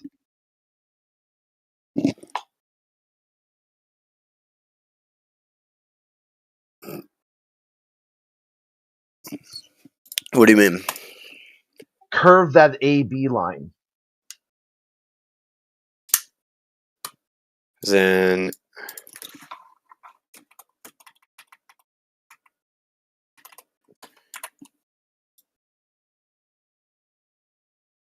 curve the AB line. Yeah. How's that on the diagram? You'd have to use now that AB is a flat line, correct? Is that flat or is that curved line? It's flat on this diagram. Yeah. So now if you curve it, what's your answer? Curve it to what? If to the globe, to match the globe. Oh, as in like the surface is the globe. What? It would be the surface of the Earth. Like the line AB is the surface of the Earth. Yeah, that would be your surface that you're using. Oh, okay. It'll be pretty much the same, surely. It would be a curved line would be equal to 12 also. Well, because there's so little curvature. Well, that's kind of the point Cyclone's making, isn't it? There's so little curvature, you wouldn't be able to see it. It would be so minimal, right? Could you scale it up to where you would see the curve? Well, no, because Earth's not a perfect sphere. Unless it was like an area where it was. Here we go. Let me phrase it this way.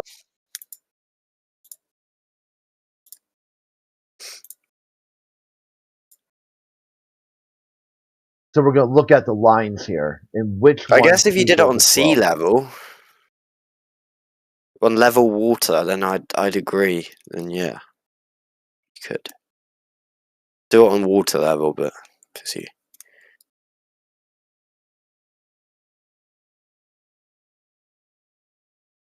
All right, here.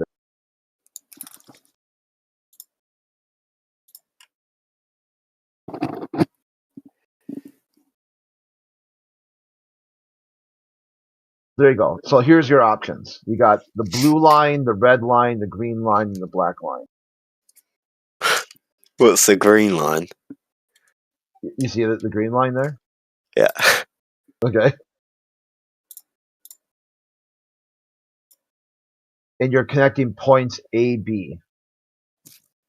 Yep.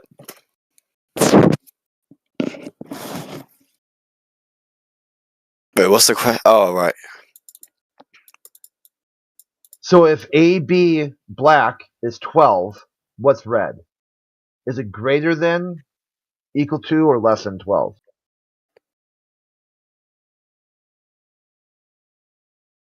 What? If AB black is 12? Yep. On the red line?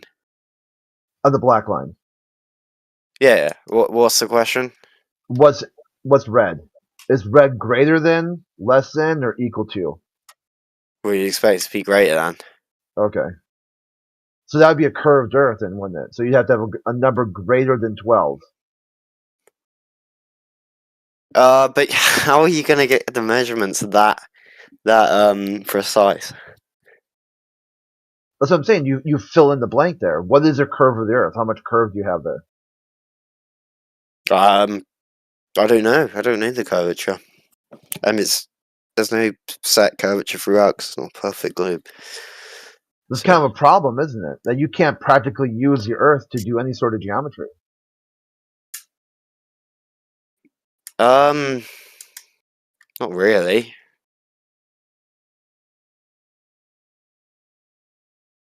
We know it's a massive globe. You know this how? Because it presents itself as flat?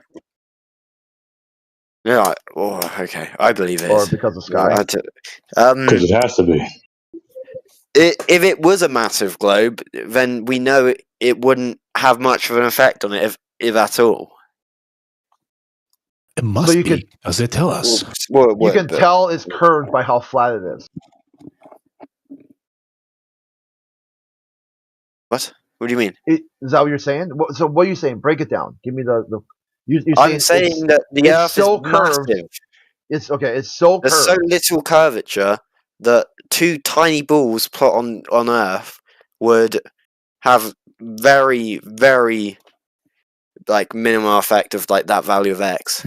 We'll scale that up. How about those balls aren't little anymore? These are miles or 9 kilometers. Okay, but we have to do this on seawater, right? We have to do this on seawater. No, you can do it just on the Earth. You got a 9 kilometer radius ball, a 4 kilometer radius ball. How are you But going we to? know that there's flat areas on Earth, right? Even we say, even globetards say that there's flat areas on Earth. It's not perfectly curved throughout. Curvature isn't constant. It's an average It's measurement. an average of what? Taken from where and where? I don't know how they got it, to be honest, but there is a value when you Google it, isn't there? Okay, so using the average curve, just ram that in there. Okay, but we're using averages on something that needs to be very precise, right? Well, no, just use the average. Just make that red line the average, and then solve. Solve for x. You want me to? If you can. I've seen people try. It's pretty funny. But are the balls on the red line? No? Yeah, you'd use. They're going to roll away. But roll away. According to that model, if it's really that curved. But mass attracts mass, so they wouldn't roll away. Their down-dity would be right going down-dity. Look, that model is awful. I don't know what Which you're asking model? me to do when the balls are inside of each other. Wait, how do you expect to solve for x right there? Yeah. No, those are You never seen balls inside of each other? you scribbled and you set conditions that you can't solve for. Maybe if the It's not balls mathematical. You can solve it easy with a flat baseline, a flat Earth. Who scribbled on it? It's like someone scribbled imaginary lines and said solve for x. Like, what's that green line? Yeah, maybe scroll up. You're missing some key plot points here. Okay.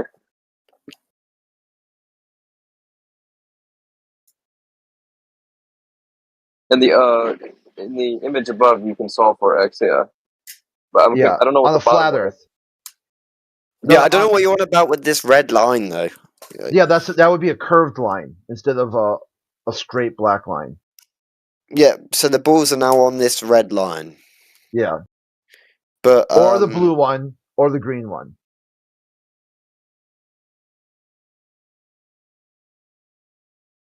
What? And you're imagining they're on Earth with perfect curvature.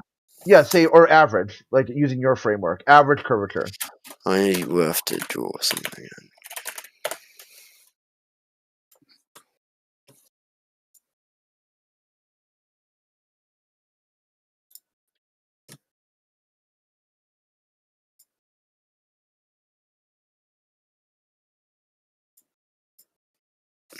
So this is how the demonstration here is using superstructures, constructed superstructures like the Suez Canal, the Panama Canal, St. Lawrence Seaway, very long bridges. These are all using geometry demonstrated in the first figure, the first question. The bottom one, if you try to curve that baseline, you can't build these superstructures anymore. You can't even solve for the distances that you need. How much material? So that's why you say, well, that's because the Earth is too big. It's so big that it's locally flat. But then on the back end of that, your backswing is not flat. This is a contradiction in your worldview. Because it's so big, it's flat, or looks flat, measures flat, practically uses flat, observably flat, and on the backside you're like, well, it can't be flat. And then you say, well, how big is it? How big does it take for something to not be curved anymore? It's so big, it's curved. But curved is flat. And you don't really have an answer for that either. You don't know. You have to Google it. Well, the Earth is this. Right.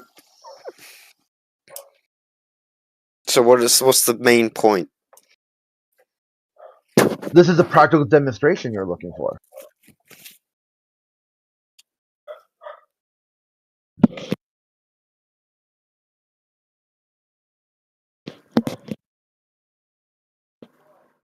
What? So this shows that you're basically saying this shows that there's no curvature. No, I'm saying that you can use flat Earth for practical purposes. You cannot use a globe Earth. Yeah, okay, but that doesn't make it flat. What does it make it then? We don't know.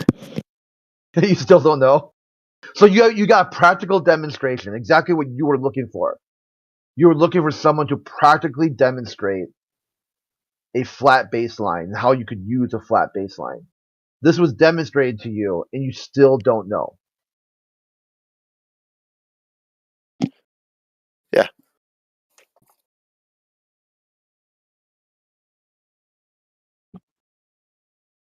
Because we know it could be either or. It could be a massive globe because we know it would work. Or it could be flat. Don't know about any other claims, but don't know about Donut Earth, but you know how that one's going.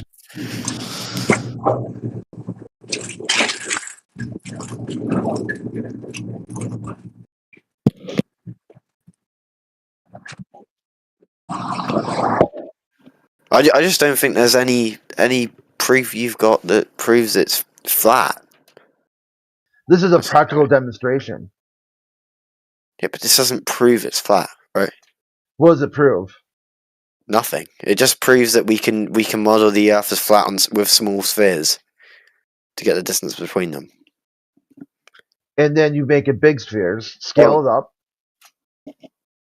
Yeah, but we don't know it will work because it's another size now. It's bigger. So you got two models you can use.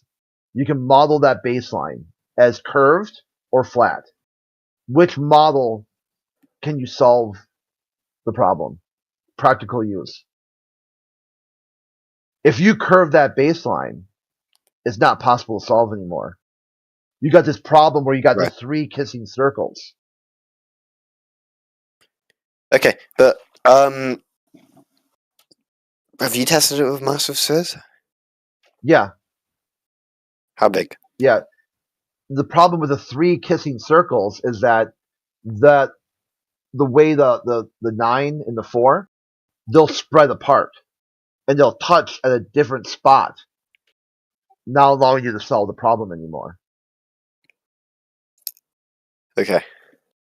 What you would do, what you basically are creating there is one radius that goes through AB, and then making the radius of 9, 4, you put AB there too, and extending the radius out again. And what that does is it rotates the two circles away from each other so they don't touch anymore. Or they touch at a lower point. Yeah, but I'm saying surely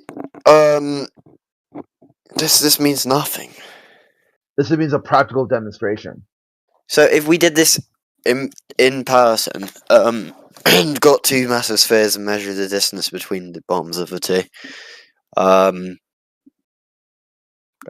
but even then you can't possibly use that to show anything, I don't think. But yeah, you practically demonstrate a flat baseline.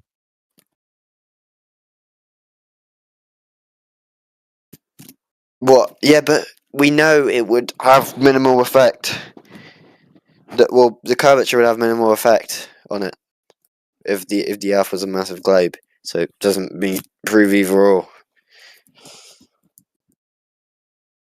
Yeah, it uses a practical demonstration of a flat baseline to show how you can solve superstructures. You can build two spheres or two circles, put them right next to each other, and know the exact distance at where their bases would touch the surface of the Earth. You would know it'd be about, say, if you have kilometers, that would be 12 kilometers. Does this make the Earth flat? Yeah. Yeah, that'd be a flat Earth. No. It makes it curved, does it? Doesn't make it either. Could be either.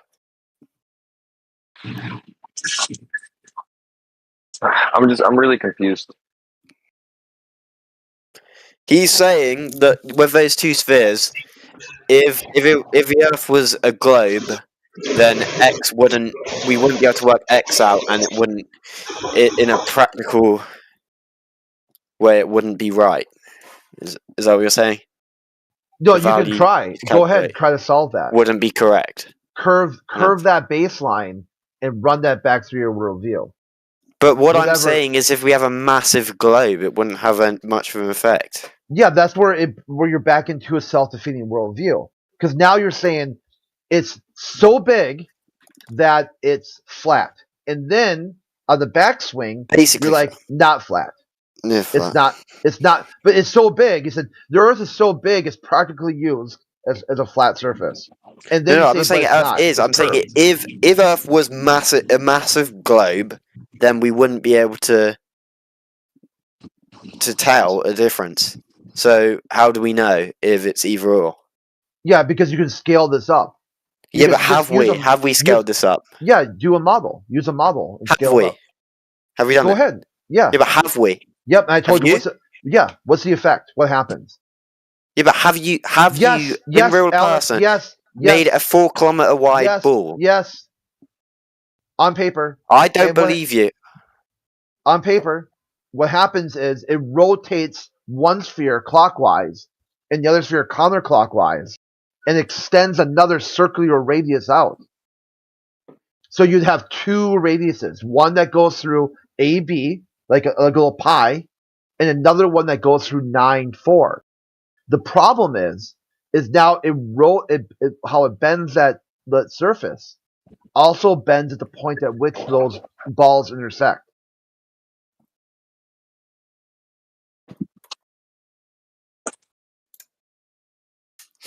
I don't get what you're saying. You don't get it?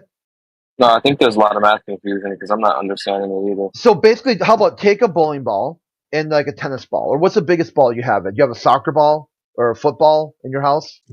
Not in. Okay. But sure, I get what you're saying. Okay, put that like on your desk, someplace flat, and then roll a little tennis ball or some other ball next to it. Right. You can use this method, this practical demonstration, to tell exactly how far away those 2 points are, where they touch the surface. Okay, now use that same method and scale it up to the size of the Earth, where you curve the points of intersection. Just take a giant desk globe and hold a tennis ball and a golf ball on it and get those points. Yeah, there's another one too. I Yeah, can't remember okay, who but did what that. does this mean? What Someone are you else saying? took a photo of that. So we'd find the distance to be longer than what this model would say. Yeah, look at the logic here. If That's what we black should see, right? is AB, then red would be greater than 12. And we've done that. We've done that. But what happens to the balls? The relationship between the two balls then? 9, 4. Between Well, as ball you increase the size, the distance. they rotate. They rotate away from each other. Well, as they get bigger. As the surface curves, they rotate away from each other.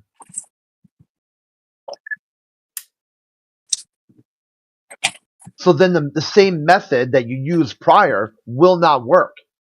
Because now you're looking at the type of shape you have there is on the triangle you made, the base of that triangle is a curve, and the two surfaces, the two radius points, have rotated away from each other. So now they're touching at a completely different spot. So you Wait, can't why are they draw, rotating away from each other? because it's on the curved line.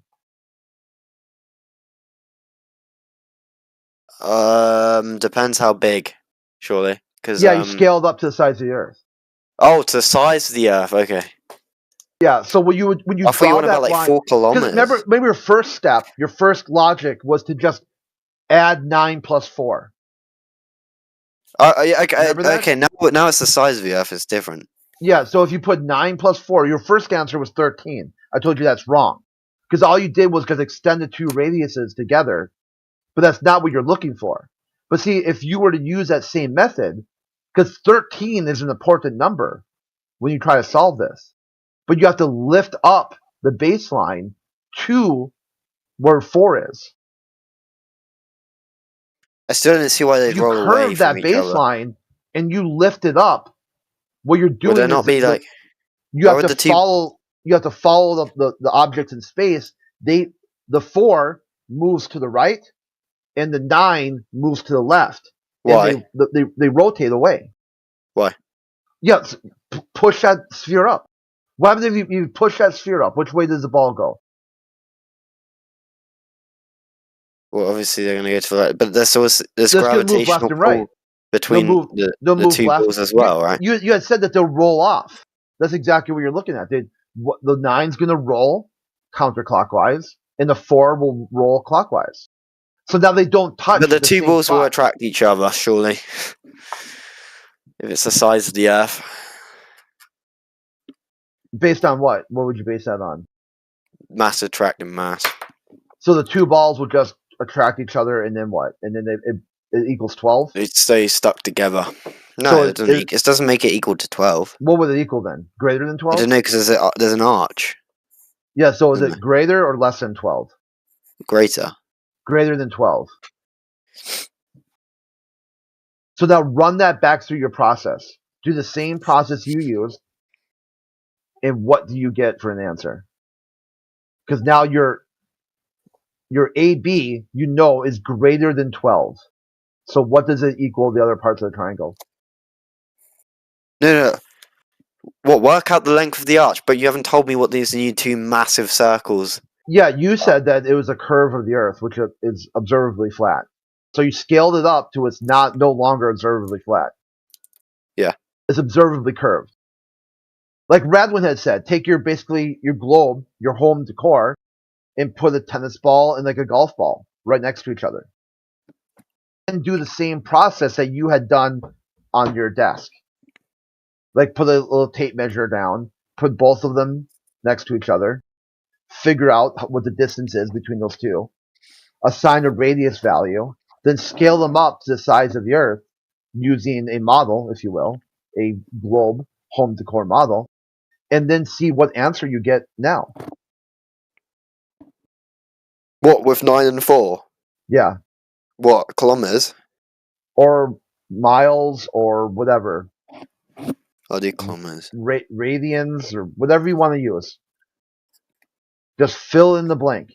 And then, because this way you're reversing the process. You're starting with a known distance for A to B, then going to an unknown distance for 9-4. It says dodgy though, because we know Earth's not a sphere. Yeah, I know. Earth is not a sphere. Yeah, everyone knows that. No, this is completely very dodgy. See, the thing is, you were looking for a practical demonstration. I said this is how they do superstructures. Massive superstructures like the Suez Canal, Panama Canal, St. Lawrence Seaway. Do they not measure that specifically for that area though? Or they're not going to use average measurements, surely? Yeah, they use a flat baseline.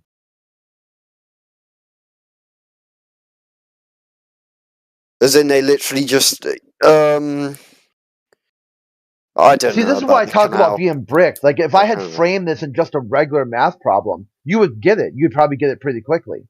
But because we say, hey, now let's use this as a practical demonstration for the curve or lack of curve of the Earth, something you don't understand. You really don't get it. No, because you can't properly do it. That's the point. So you can only do it if on a flat baseline, on the flat Earth, a practical demonstration. For small objects. Large ones too. It's like Suez Canal. I don't know anything about that, so Canal. I can't argue with that. Don't know anything about them building that with using.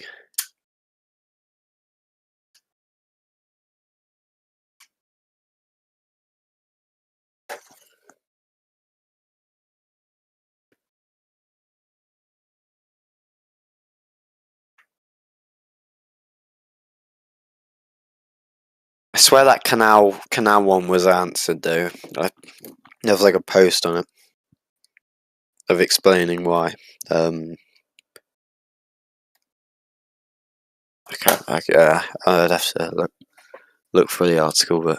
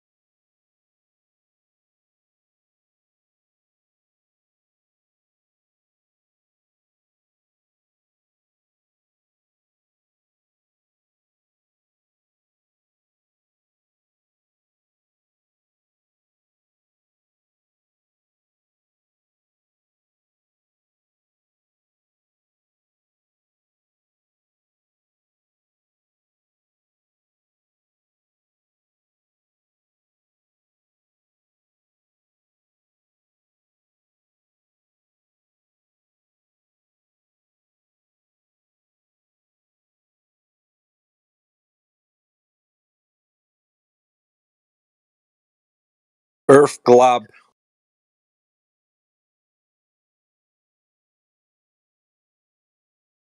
Yeah, that's what it is. It just gotta be a glob.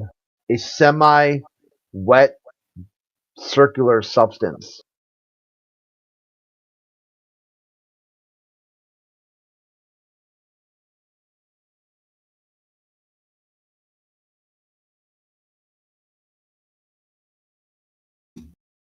I like how in 2024 people still think there's evidence of the Earth being a globe. Funny. No evidence of it being flat.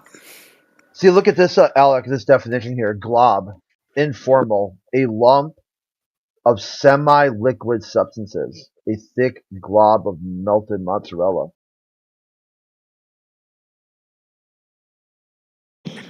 Okay. So you got your lava, water-covered lava ball.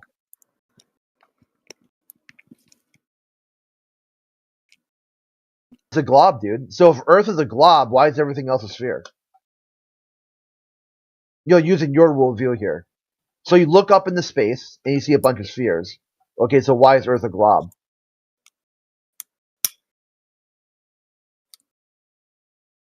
I never said that. Well, I never made a claim on that. Well, I'm just saying that there's no proof of flat Earth. How about the practical demonstration you just did? Yeah, it's not a proof. It's not a practical demonstration? You've never actually done the experiment showing it. Yeah, it was right there on paper. We used geometry to practically demonstrate. How? How is that a proof that it has to be flat? What? Yeah, can you do it otherwise? Like, do it without being flat. Yeah, but we can model the Earth as being flat if it's a massive globe and it's only two small spheres on it. Yeah, that suddenly breaks your worldview, though, because you said not flat.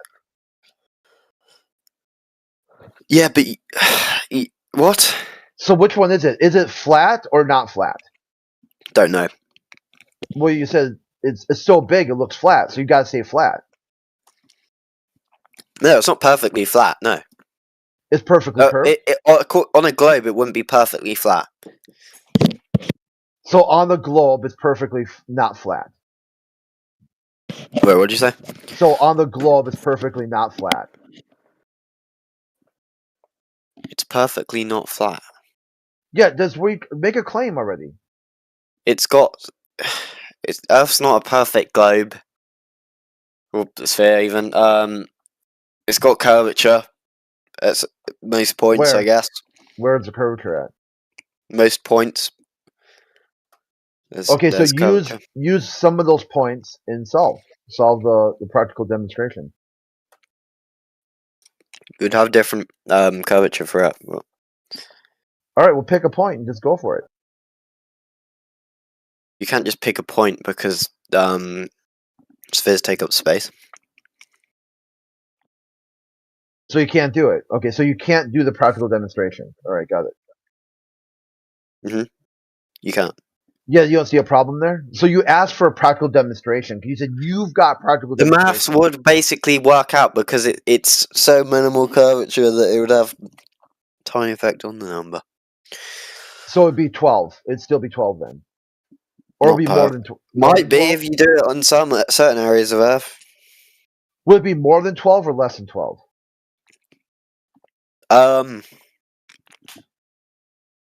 Depends what you do on Earth again.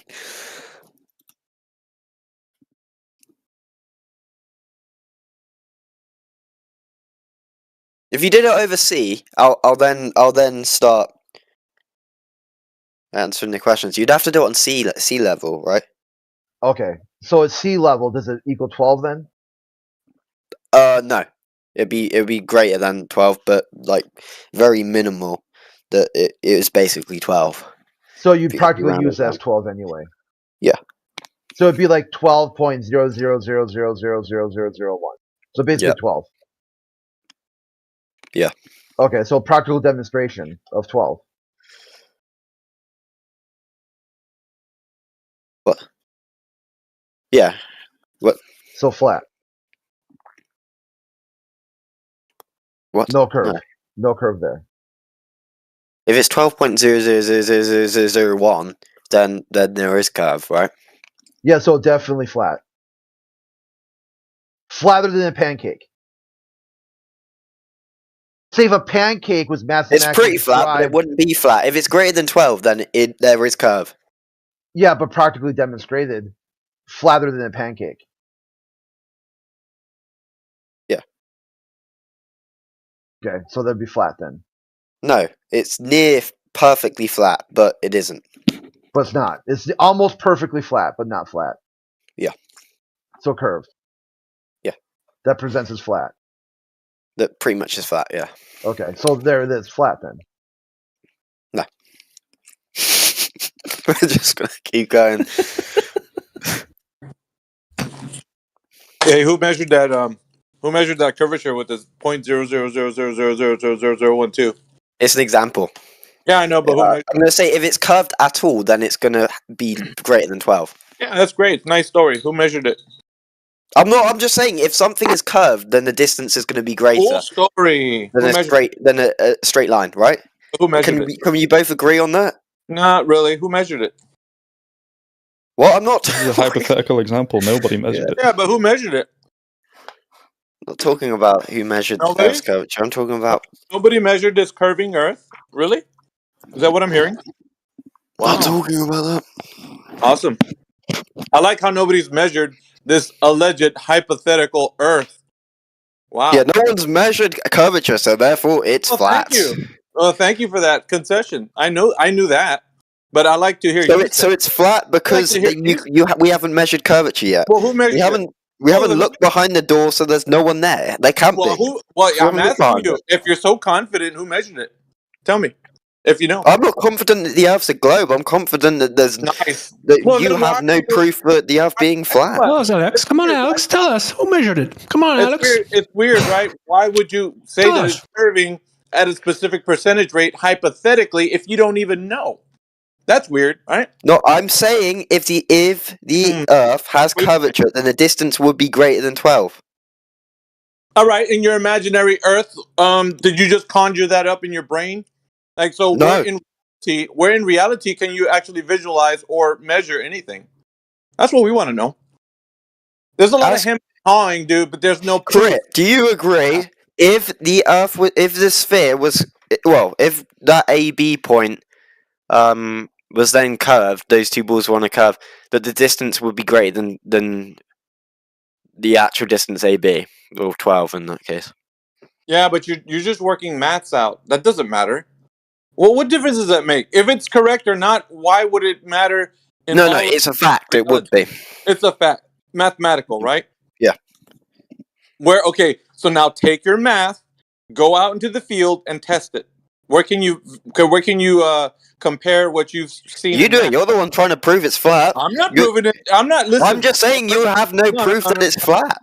No, I think I'm not proving it's a globe. I'm just saying there's no proof it's flat. You have it backwards. It's not us that has the burden of proof. It's you guys.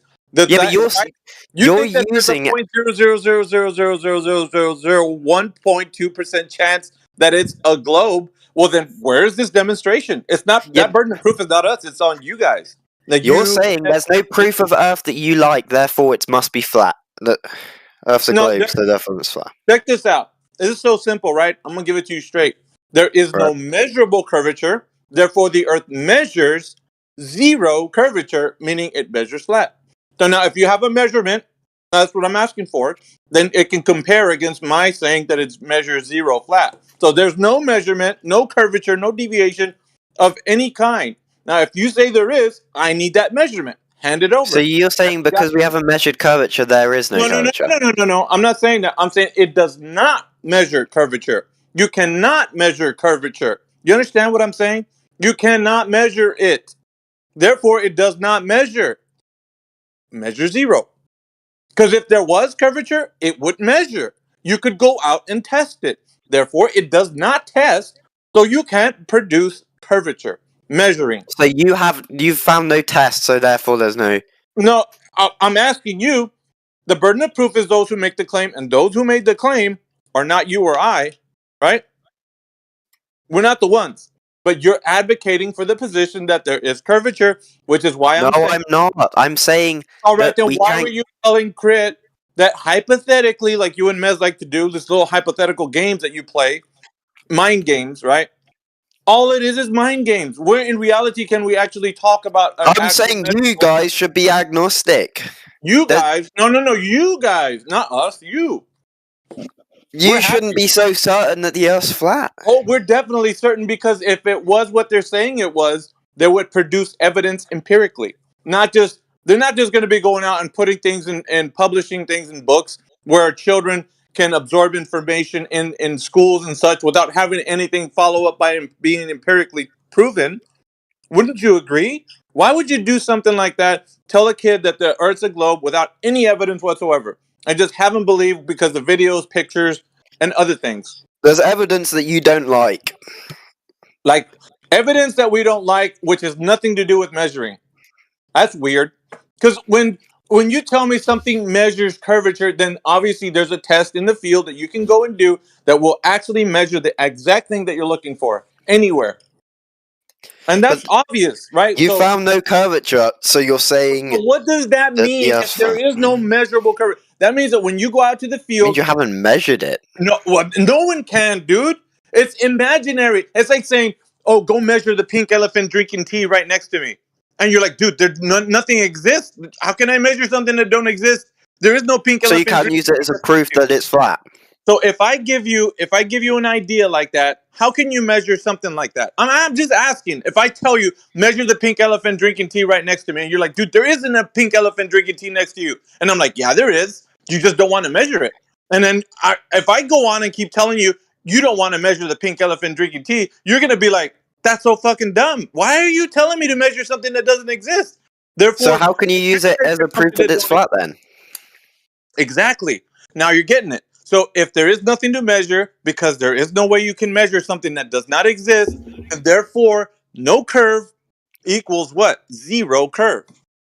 Doesn't measure curvature. So if you guys that have this idea, hypotheticals and all, that you want to conjure up, come in here and tell us, well, there's ways we can think of it hypothetically. Great. Now take your little hypothetical examples and go to the field and then come back with some results. Well, I think that could be curvature. That's pretty easy. That's all you got to do. Put your money where your mouth is. Go out and see in the field if there's anything you can do to measure curvature, and then come back and say, look, you see a hypothetical I talked about? I went to the field, I tested it, and here comes the results. But you haven't got a proper test for no curvature. What? So you're trying to flip around the burden of proof, because that's all you guys learn how to do, is try to say, my pink elephant exists drinking tea because I say so. Now you got to disprove it. That's what you're saying, in essence. That's what you're telling us in here. So the argument doesn't work either way. Yeah. So it's not a proof. You're just happy saying the pink elephant drinking tea exists, and you got to disprove me wrong. You got to prove me wrong. It's like, dude, it doesn't exist in the first place. How can you prove something that's negative? It doesn't exist. What is the motivation behind so many people asserting that the Earth is curved?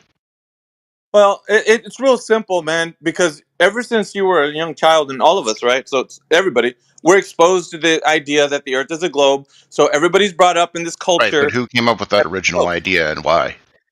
The original idea, the source of the information, you do a little research. Actually, this idea, it propagates all the way back to ancient mystery schools. So you think about like old religions. What?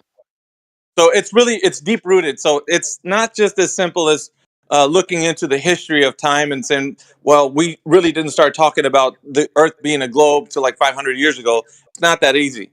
All right. It does take a lot of research and try to figure out where did the concept or the root meaning of all this came from. And you find out that it does have like its findings in like a lot of these older religions. But what was the motivation of those older religions to assert that the Earth was round? Well, what's the motivation for people to perpetuate it today? You can't talk about motivation if you don't see the evidence of the case of what I'm saying.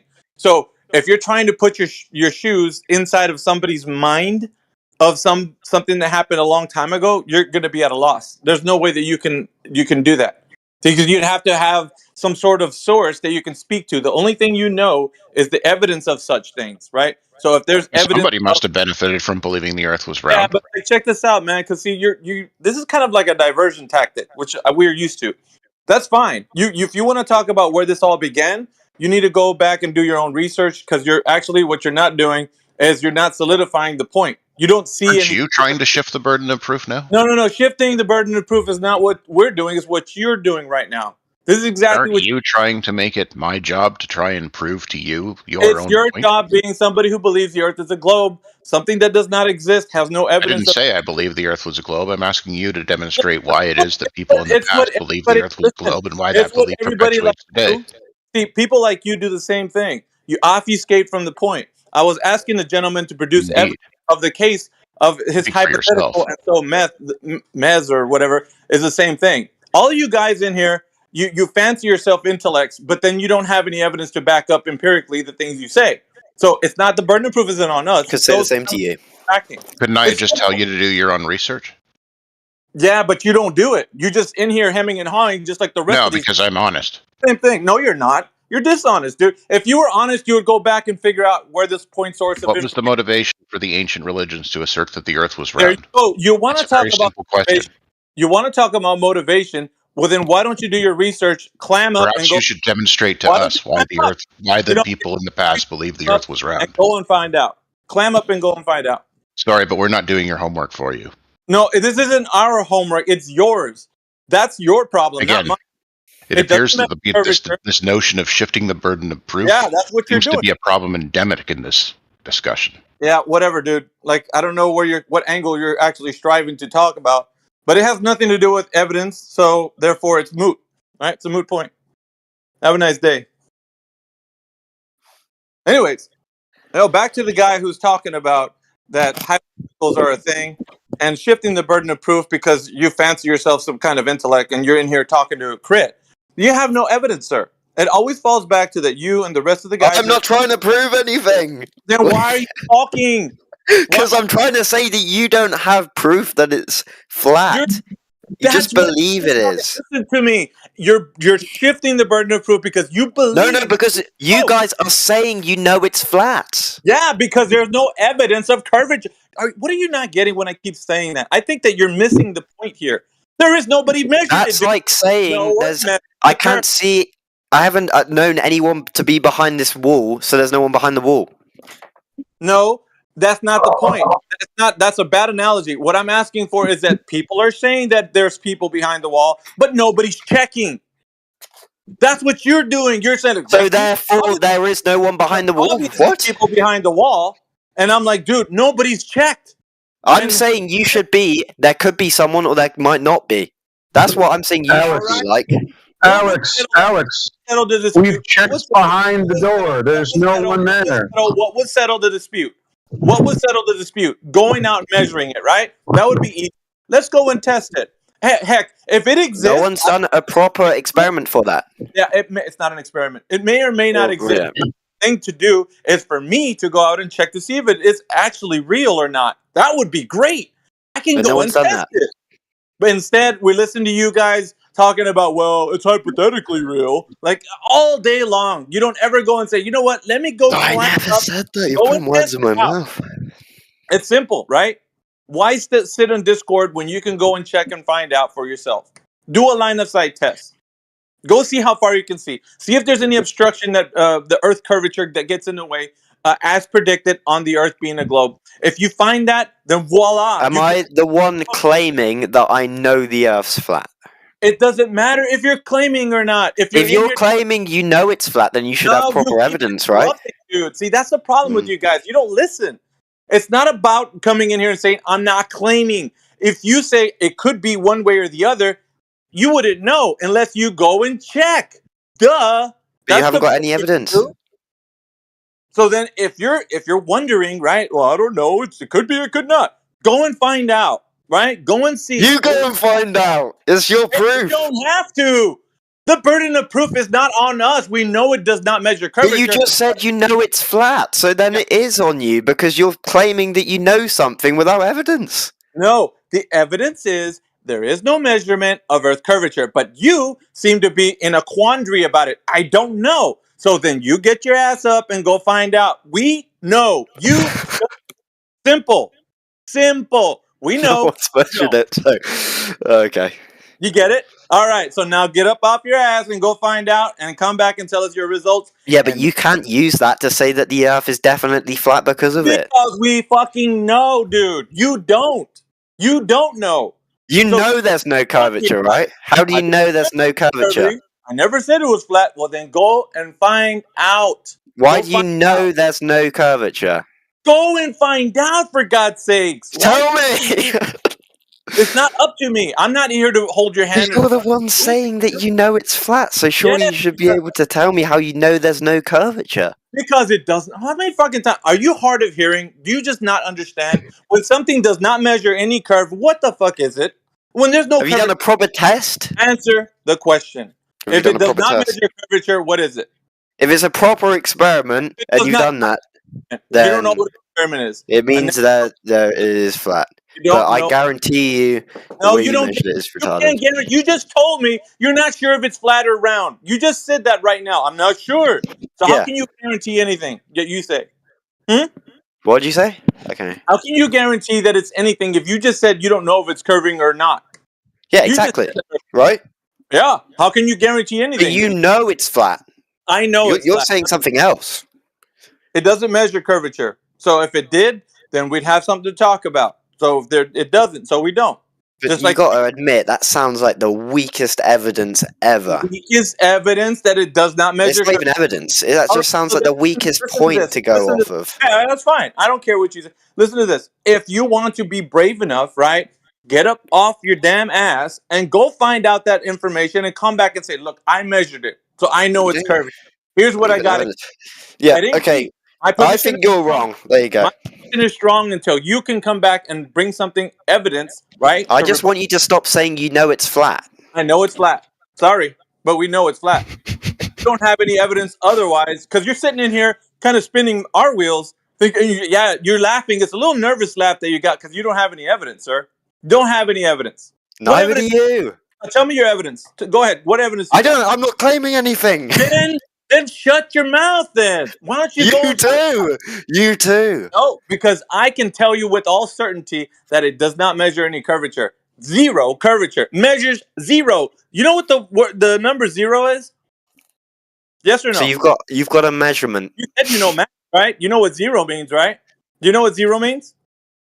Nothing. Yeah, all right. So then that's how much curvature there is. Right there. Oh, I'd love to see your experiment. I haven't got time. Anyway. Experiment. It doesn't. You don't. Or your test, even. Yeah. My bad. Okay, what kind of experiment do you do with math? Tell me the experiment. My bad. I didn't mean that. Then why are you saying it? You don't mean what you said. I said test. Seems like a. Right after I corrected myself. Not doing that. Anyway, I think Alpha woke up on the wrong side you of don't the know bed it's today. flat. You can have a nice day because you don't have any evidence. You don't know either way. We do. No, you don't. You can say that all you want. Be in denial. We're not. You are. Because you don't know. You've already conceded the point. See how fun that is? I did not concede. You did. Oh, yeah, you did. You said, Nope. I don't know if it's curving or flat. I don't have any evidence. Exactly, and you're saying you do, but you won't show it. That's why we win and you lose every day. You're showing no evidence. Every day. You like the taste of you losing. I like the taste of You are showing no evidence, yet you're saying you've won. You lose. By saying you know it. Yeah, good one. Yeah, you bet your ass we do. You guys are always in here just Smartest flat earther we've got here. Alright, I'm done. It's a globe. You wake up being a loser. You go to sleep being a loser. You never win. The flat earth has been winning, and that's all we know how to do is win. Because it's always been that there is no curvature. You can't run from the truth. You can only reject it. That's all you can. That is not evidence that you haven't... What? Sorry. You haven't found a measurement, therefore there's evidence. Therefore, there is no... Thank you for reiterating my point. Proper evidence, because you haven't found the measurement yet. You see how you're even giving us the win, man. You're like, here, you win. Absence of evidence isn't evidence of absence. Oh, yeah? So go ahead and give us a measurement then. Give us a presence. What? A presence. If it's then give us the presence. Mez, go ahead and give us the presence. Tell us where we can find this curvature. Measured. Go ahead. Well, there's a couple ways. Thank you for the W, Mez. I'll take that also. Anybody else? W, it's a stalemate. Oh, yeah. Nah, no, It's just saying there's no evidence one way or the other. You're in love Well, with losing. none that you like. Losing. I You've been guess. losing. Dude, you don't know how to win. You don't even know reality. Are you actually sitting in your chair right now? Are you standing? Are you talking on Discord? You don't know anything, bro. Go ahead and tell Alex how you don't know anything. All those things. I know. You don't know reality, so then how can you tell me anything about it? Anything in reality? I do know. I know. Okay. Anyway. That crit How you wins. doing, Alpha? In here, We haven't spoken in a while. This mic, he's winning. And when he closes his mic, he's winning. I do the same.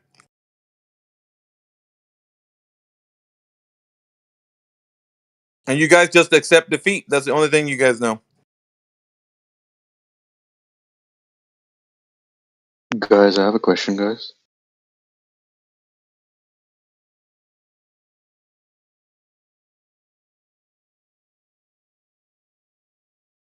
Go on. Have any of you ever made love to a man?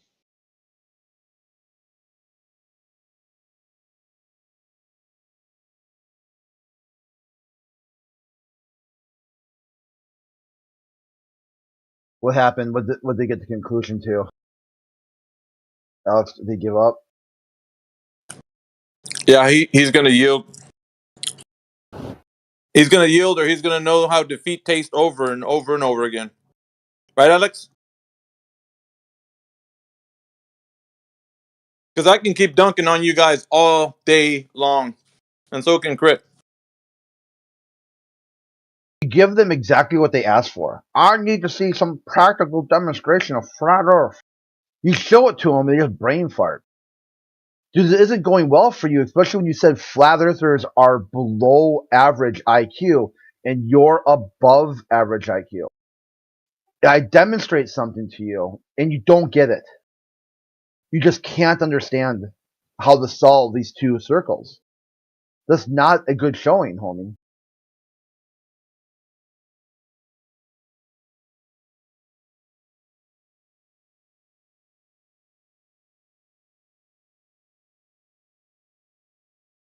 What up, Crit? Not much.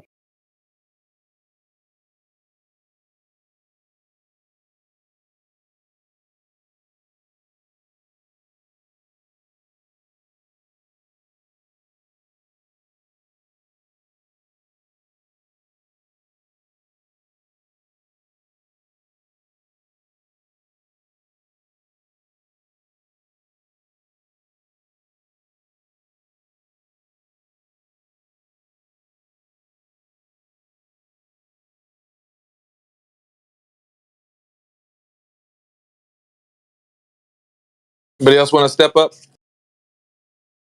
No?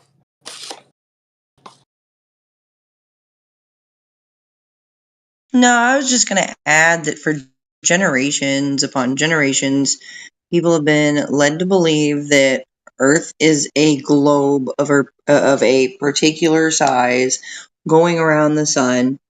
And we get to this day and age, and we can't find anything that would verify that. And so that's why we're here.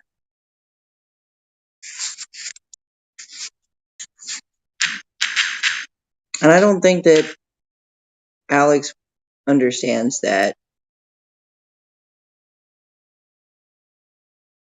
He's feeling the pain now. He just reaped the whirlwind. What's up, Jenna? What's up, Maggie?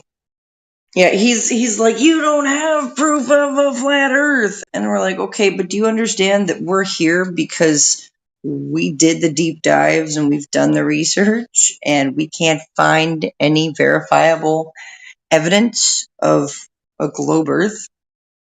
We can't find any of that. We can't find any curvature across water. What are we supposed to see? 3.1 miles out to the horizon before the curvature starts from a 6-foot observer height. And here we have this black swan at 1 foot.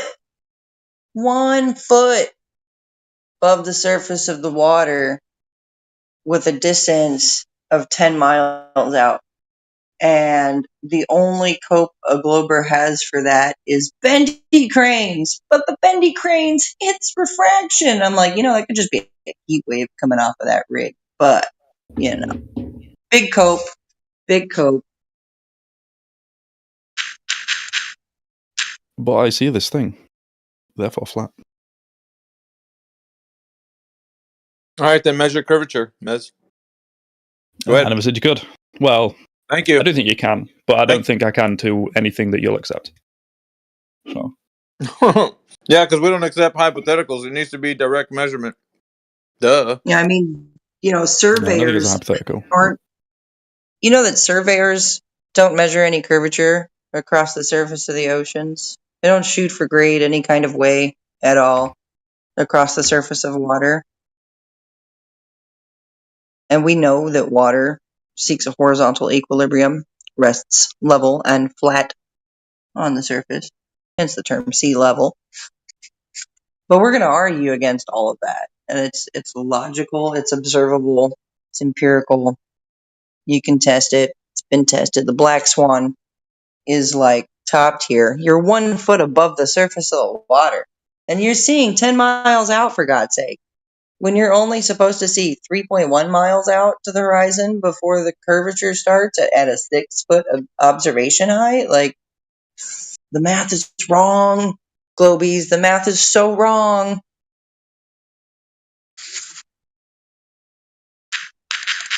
So either the Earth is not a globe, which would imply that it would be a flat Earth, a horizontal, stationary, geocentric topographical plane, or it's a much bigger, way bigger ball than a globe with a 59 mile radius. So you take all that into perspective, and it gets really hard to keep believing in a ball. So just put that into perspective. Or refraction is bending light around the Earth. But hey, who knows? But that's ad hoc. So go ahead and give us evidence of that, please. Of refraction? Doing what you said, bending around the whole Earth. Let's see it. Don't need to bend around the whole Earth. Yeah, that's what you said, It right? needs to bend by a fraction of a degree. All right, then show us. I don't Calling know you if out. that's possible. Oh. Who knows? We'll never know. God, how easy it was to dunk on you, Mez. All right. I can't say I missed it or anything, but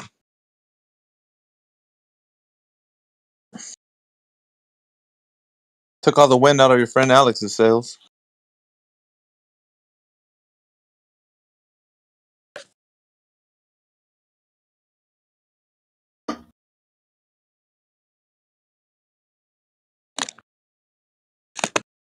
Anybody else think that the Earth is a globe?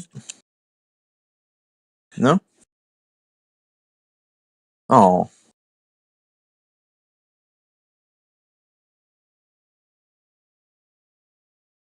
"2024, people. Earth is flat. Get over it."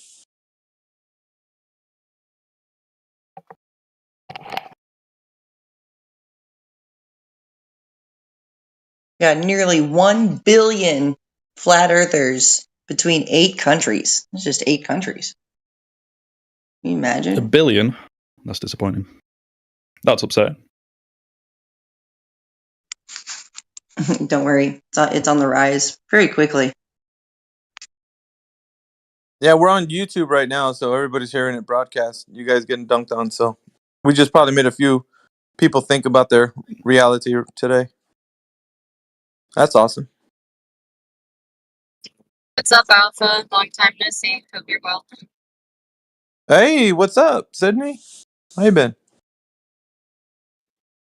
Living the dream. About to be driving in the mountains, so I'll be listening, even if I can't really speak well right now. But I love seeing you in here. Yeah, I dropped by. Had a couple of stuff happening in real life, so kind of pulled me away from being on Discord too much. I was in the other server.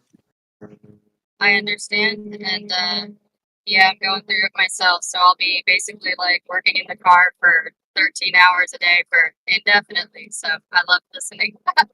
Yeah, I was gonna say, keep us in the background. Uh-huh. And boosted. Well done in politics, by the way. Yeah.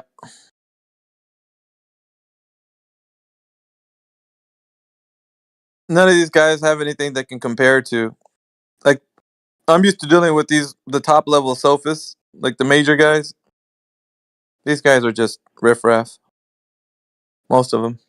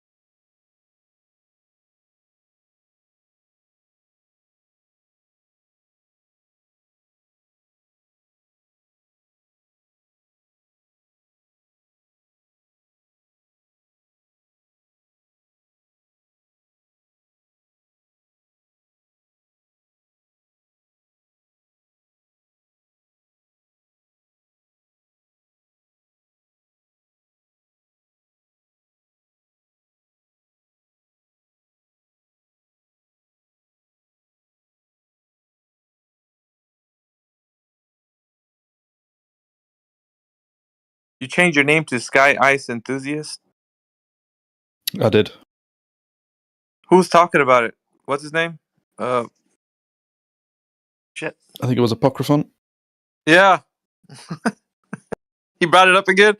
Son of a bitch. Fucking ice on the firmament that's falling off. Jesus. That's where hail comes from. Is that what he said? Something like that.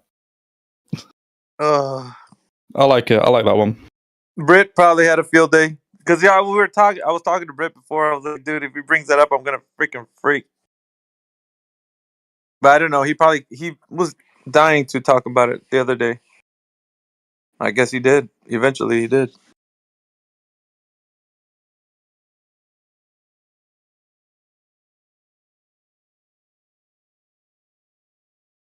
I don't know. I guess within the umbrella of like flat Earth, and I mean, I guess the different factions. I don't know what you want to call them, but there's guys who would say that the Earth is moving upwards. There's let's see, what else do we got in here? The map of the Earth is on the moon. There's a few others that say some really dumb shit, but they would also say that they're flat earthers too at the same time. And they're using that as a shield. Just saying that, like, no, I'm with you. I'm on your side. Like, no, you're not. If you're saying who says Earth moves upwards? Huh? It's one of the ways to kind of explain away gravity. Yeah, no, because how would things accelerate when they fall?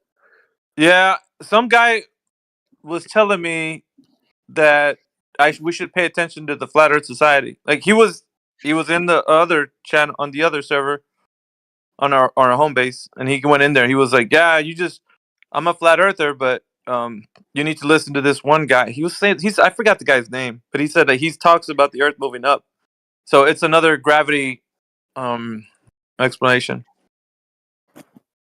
But he came in there telling us that, and I tore into him. But then he had a friend that was white knighting for him and said, like, well, you guys don't want to let him speak because he has all the experiments and evidence. I'm like, okay. I was like, what evidence does he have that the Earth is moving upwards? Like, I want to know what he's going to produce. And he's like, well, just read, listen to the guy who's actually saying it, the source. You know, not the guy who was saying it in the server, but the guy he's referring to. So I was like, all right, well, what is he saying? Like, and he's like, well, I can't explain it well. I'm like, well, that's weird. Then how were you convinced of it if you don't understand like the gist of what he was saying? But he basically just said that things aren't falling down. The Earth is moving up, catching up to the thing that you're letting go. Did he ever say how things accelerated? Yeah, it's the same. The average rate of drop from things falling down, but instead of the idea that the thing is either Einsteinian gravitational theory, which is it's not a theory, but the theory states that the bending and warping of the fabric of space-time is pushing everything down to the ground. So instead of it being things are being pushed to the ground, things are actually being met as the Earth is moving upwards at that speed. Right. And he said because it's a flat Earth, you basically got like a fucking, I think it's like a pancake flying upwards, or like I shit you not, dude. Like, yeah, he was on about. He was serious too. He was like, no, yeah, that's what it is. I'm like, dude, you're fucking around. I was like more into like you're gonna have to produce evidence of this like upwards moving thing that you're saying is. Because fuck, it's one thing to say that the Earth is flat and stationary, and it's another to say that. I think because there's two. Well, you got either the guys who say that the Earth is flat and then it's moving, it's rising up, and then you got the opposite. The Earth is a globe, but it's not moving. It's not moving at all. So that's a geostationary Earth, and those guys say that everything's going around the Earth. The Earth is the center of everything. And everything is revolving around the Earth, like the stars, sun, and moon, and everything. But the Earth is still a globe, but it's not moving. Like the universe and everything around is moving around the Earth is a central point. So there's the one who says that the Earth is flat, but the Earth is rising up, and then the other guy is saying the Earth is a globe, but it's not moving.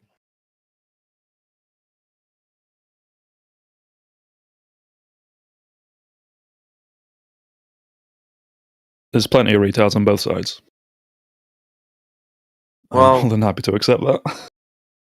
I haven't heard anybody say anything too out of the norm from like the Earth being a globe, except for the concavers. When the concavers come in here, because they said, okay, so you got like globe Earth, then you got the second level that's flat Earth, and then you got the third level of ascension that's concave Earth, according to them. I don't know how they structured it that way, but that they're saying if you once you're at the concave Earth level, you have like you're enlightened or some shit.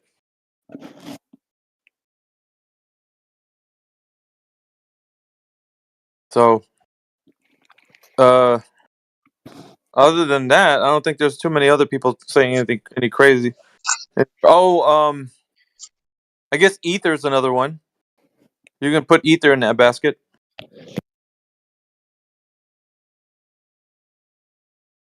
Let's see what else.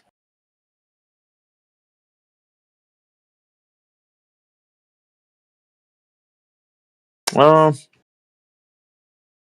can't think of too much other variations of what we talk about that are like, I guess you could say, more prolific. Like people know about it. Infinite plane. That's another one. It's flat, but it's infinite. It's not moving. It's flat, but it's an infinite plane. It just keeps going. Yeah, there's a few of it. Yeah, There's but actually, the container though. That's what it's called. So they don't believe in the firmament if it's infinite. Well, the infinite plane. Yeah. No, it's not. The idea of that is not. It's not enclosed. We're not in an enclosed system. It's an open system. Because it extends infinitely. There's no limit. It just keeps going. Yeah. But they don't believe in gravity. So how does that work? So instead of you saying that the Earth is a globe in an infinite universe, they're saying the Earth is flat in an infinite universe. Well, then how do they explain gas pressure? Yeah. Or atmospheric pressure? They would say that because it exists in the place that we're in, that there's no, I don't know. There's no way that gas could not exist. So it existed always with pressure, infinitely. I don't know, dude. Like they come up with some weird shit. You'd have to. The outer pond theory is another one. I'm just going over some of the bigger ideas. Outer pond is we're inside like of a flat. Okay, so with the flat Earth, we're encircled inside of a small pond, and then it extends outward after the ice. Like you got Antarctica that surrounds the small pond. Then it goes out. It extends to a bigger ring, and then there's another like world around that. Then it extends to another ring outside of that. It's on and on.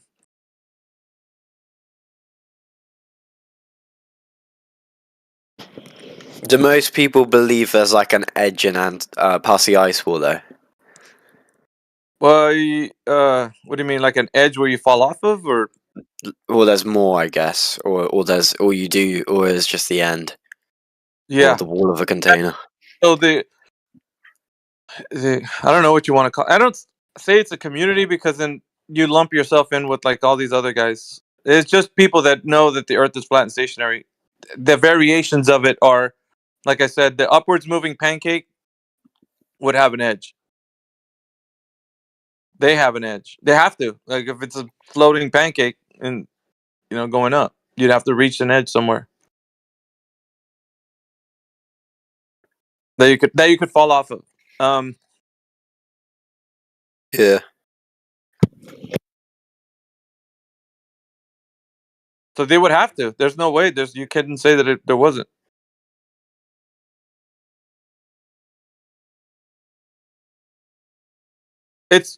It's really strange because I think a lot of people have been trying to figure out what's going on. So you get mixed up with like the ideas of people trying to speculate on what it is. The Globe Earth side has a lot of problems with like divisions as well. I think there's the oblate spheroid, the perfect marble, then you got the pear-shaped Earth, and then you got the oddly shaped Earth, which would equate to like a potato. So we call it potato Earth. The oddly shaped Earth is not even oblate spheroid. It's just like really oddly shaped, just misformed. Like it's not formed. It's all lumpy Earth. I don't know, lumpy Earth. All right, but all those are kind of different ways of describing the same thing. Yeah, but it's almost like, okay, so you got all these variations, but it all means the same thing, kind of an idea. Like you have like, I guess it's like a description of the same idea. Yeah. At least that's the way I've heard it. I don't know if you guys are into that or not. There's some really staunch Globers that I know of that will hold to a position and will discard the others as attempts to explain. That they're like, no, that's just an attempt to like explain what it really is. It's not. It's like a more rudimentary version of what the not exact. I'm using approximate version.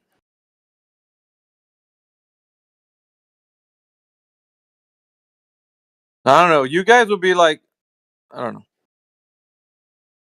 Okay, so this debate is kind of it's parsed out in like, if somebody jumps in and says something, you got to either take the side of the Glober who's saying nonsense, or or go against, So it's weird. But with us, and like, if you say dumb shit, if you say that, oh, I'm with you guys, the Earth is flat, and then you start saying dumb shit, then you get called out. Do you think there's any flaws in your theory that could be better explained? It just depends. It depends who's speaking. That's what I gotta say about that. You got some people that even if you give them the right information, they'll explain it completely horrendously. There's no way that they articulate themselves well. And so we deal with that. It just depends who it is. Hey, so I'm recording a video right now, and it's on this channel. Yeah. Have fun. I'm literally recording a video on biblical flat Earth. Okay, good for you. Yeah, you're not gonna like it. I'm not gonna like it. Okay. Fluffy atheist. Oh God. What does that mean? What is? What was that for? Like, is he with you guys? Who is that guy? No, I do not associate with this person in any way. That's weird. He sounded very assertive, like we were sure not going to like what he has to offer. Well, looking at his channel, that's a bit dodgy. Maybe he just wants you to click on his shit, dude. I wouldn't do that if I were you. You already got your IP and all that shit. Like, watch out.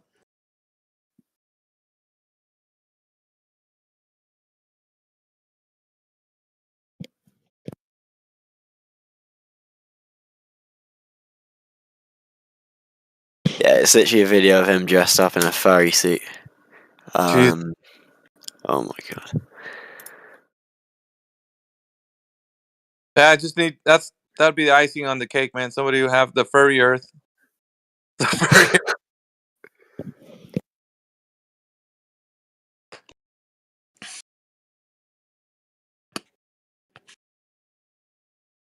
What else we got in here? Chad Z popped in.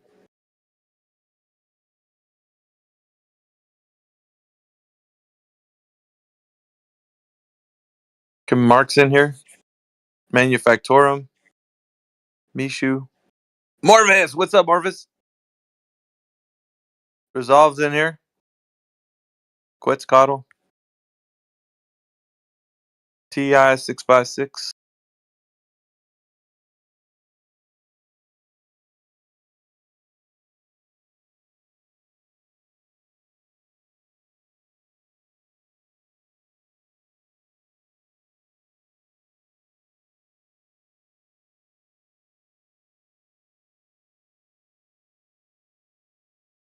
That's all that Resolve. Salute. Yeah.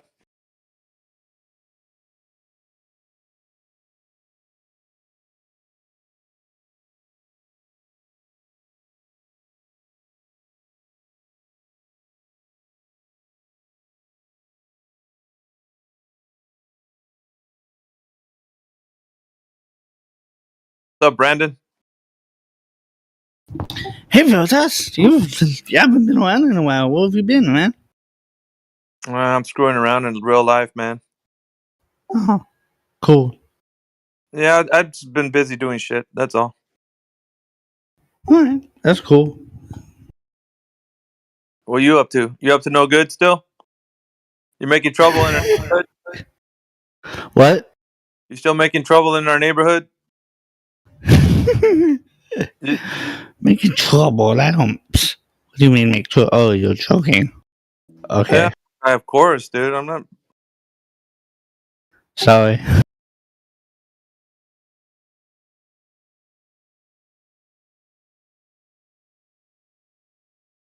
And it took a while for me to figure out that you were joking. I'm just being sarcastic, man. Yeah, I know.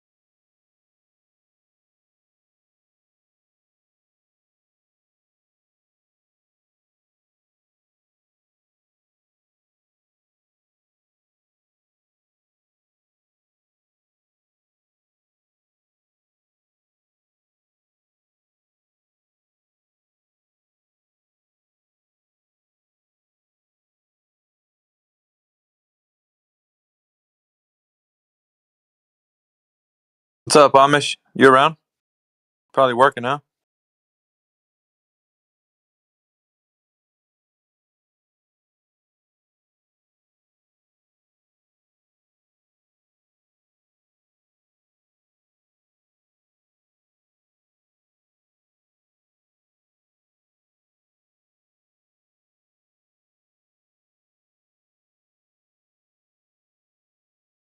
You're hearing text? All right.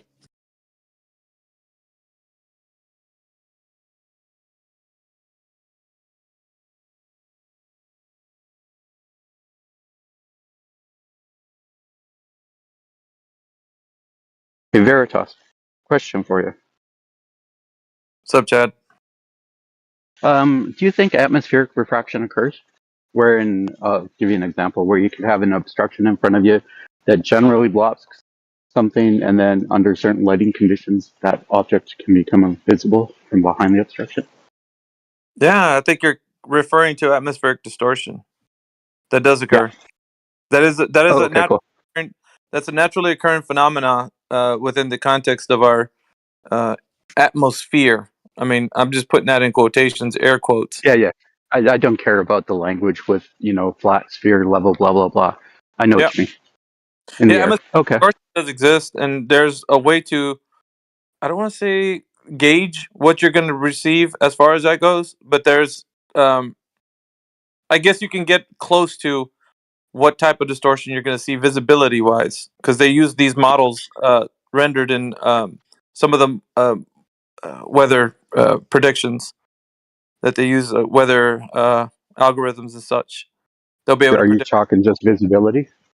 Like Yeah, distance visibility? yeah, but I mean that is all due to like how much heat we have. So the air and how it gets heated above the surface will give you a specific type of visibility. And So humidity. Don't forget humidity. yeah, there's a couple of factors, but it's not an exact thing. So you could go out into a place where they say like today, if you go out on the water at a specific location, this is the visibility. Because Okay. when you get there, you could probably see more or less depending on the same area where they predicted you would have a specific viewing distance. You know what I mean? So if you go, Yeah, I think I understand. Sure. yeah, if they say, well, your visibility will be like 11 miles and you actually see 15, 20, then that actually shows that model that they were How is looking the at. Earth flat, sir? So, say again. Go ahead. Say again. Go ahead. That was someone else. I'm not sure who that was. Oh. Philosophy PhD, sir. What's up, philosophy? Did you have a question? Go ahead and ask your question, man.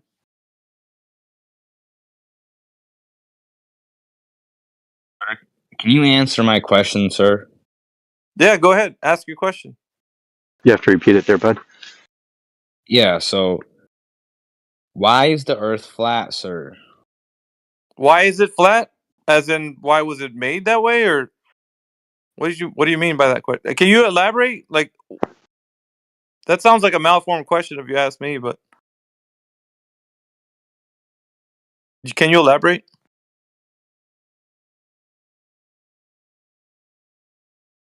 Did we lose him? I don't know. Philosophy, you there?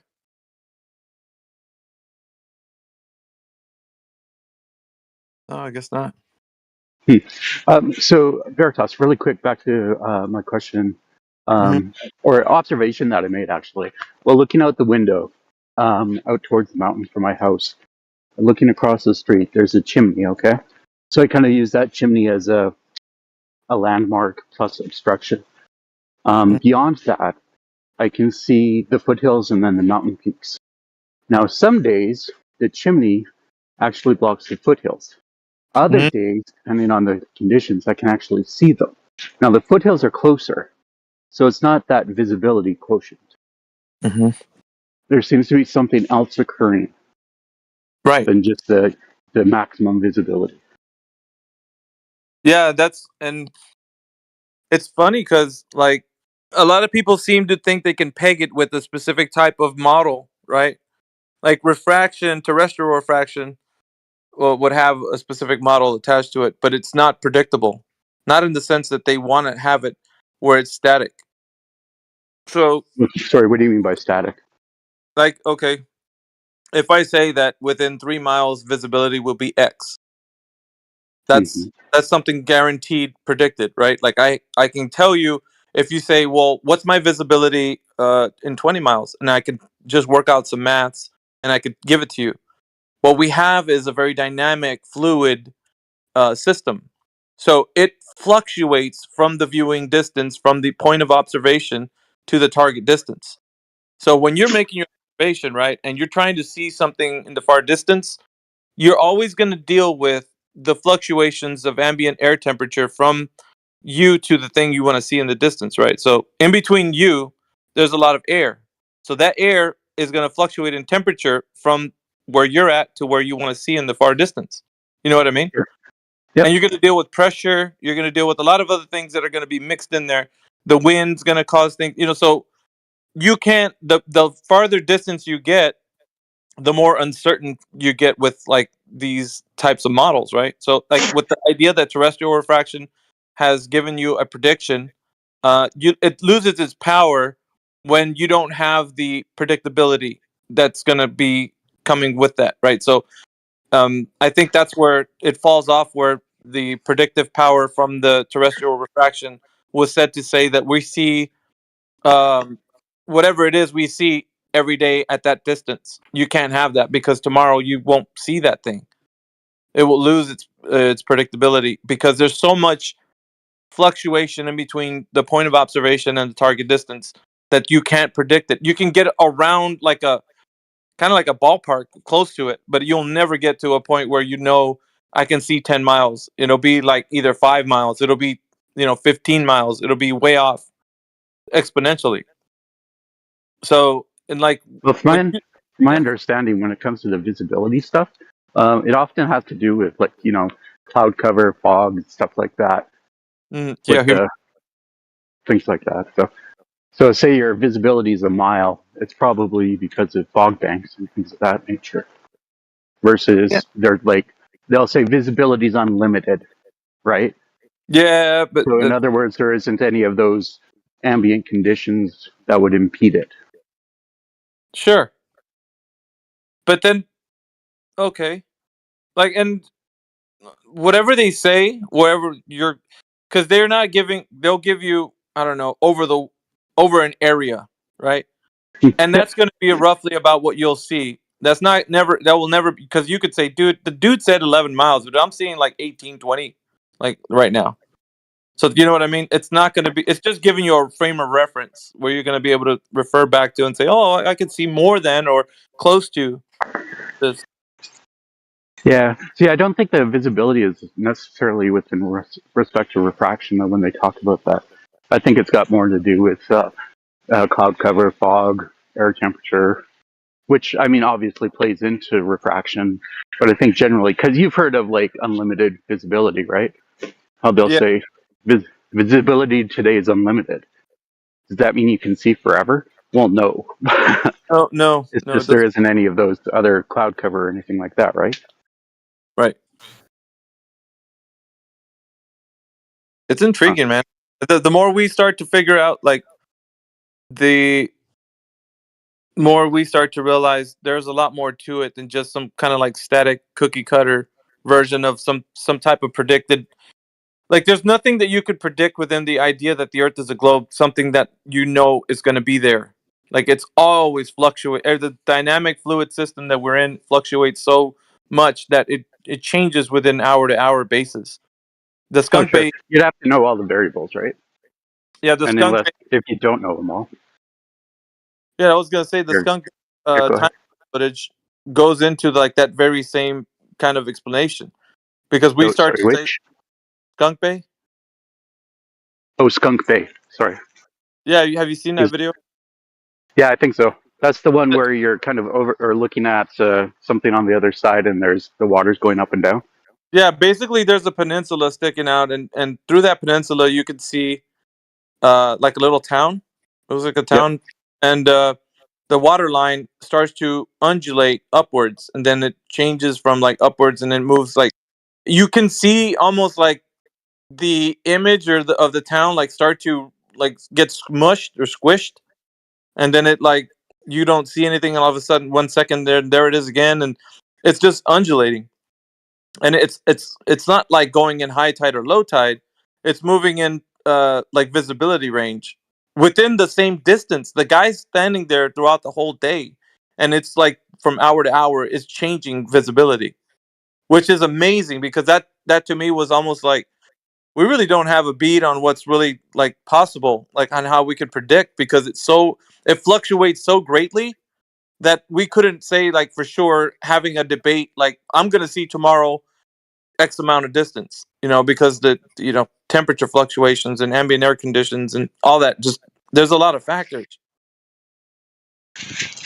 Well, that doesn't mean you can't make the prediction. You just have to know what those variables are. Like you have some material to work with, right? More or less what you can achieve with, like I said, the guy can tell you on the Weather Channel how far you can see. So more or less you're going to hit around that, that number.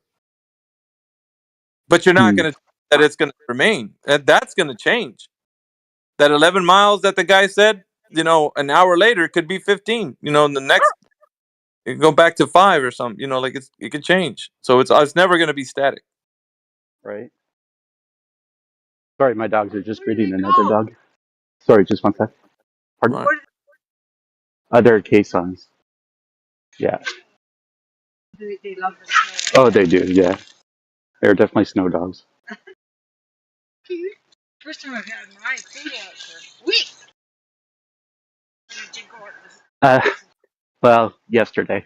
But yeah, no, we didn't go out when it was minus 40, so it's too cold for even them. Yeah. They say it's too cold for you. Yeah. Well, they can tolerate it a little bit more, but. Chad, I don't know if you know your mic's open though, but. Oh, thanks. Sorry.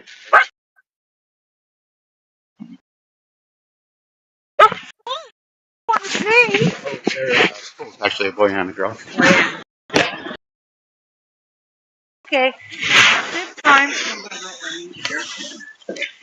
Your mic's. Let's go back. Sure.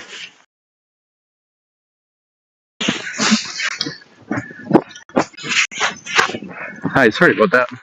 Phone was in my pocket and really quite cold out here. Yeah, you ain't lying, dude. It's cold where I'm at too. Yeah. It's like, when the temperatures actually meet in Fahrenheit and Celsius? Yeah, that's just too cold. Exactly.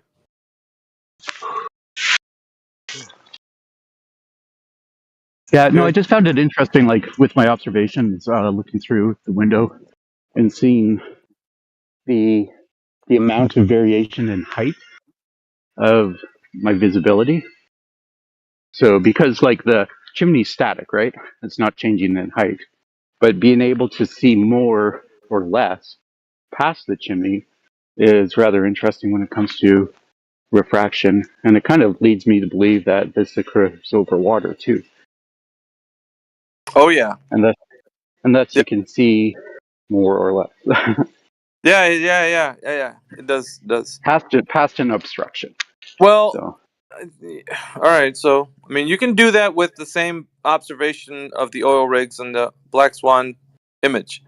So there was two images, one taken 4 days after the first one, and you could see the platform habitat was actually cut off in the second image 4 days later. Right. So the same natural phenomena was occurring that changed the perspective of the viewer. So the viewer making the observation of the oil rigs was changed. So obviously in one image you have platform habitat, you could see most of it, and the other one was like cut off halfway. Right. So why wouldn't you think that there's an obstruction cutting it off? Because it's not okay. So on the one instance you saw all of it, and on the other you didn't see it, but only half. So an obstruction would mean, a physical obstruction would mean that there's something actually in the way, versus an optical obstruction, meaning it's not being obstructed by anything physical. It's a phenomena that's occurring that you're attributing to something physical, which is not physical. And this is where the Glober actually meets their reality head on. They're either going to accept the fact that they're seeing something that's physically blocking or something optically blocking. Like they can't see far enough. You know what I mean? Sorry, I'm having a hard time with the idea of the optically blocking it, I suppose.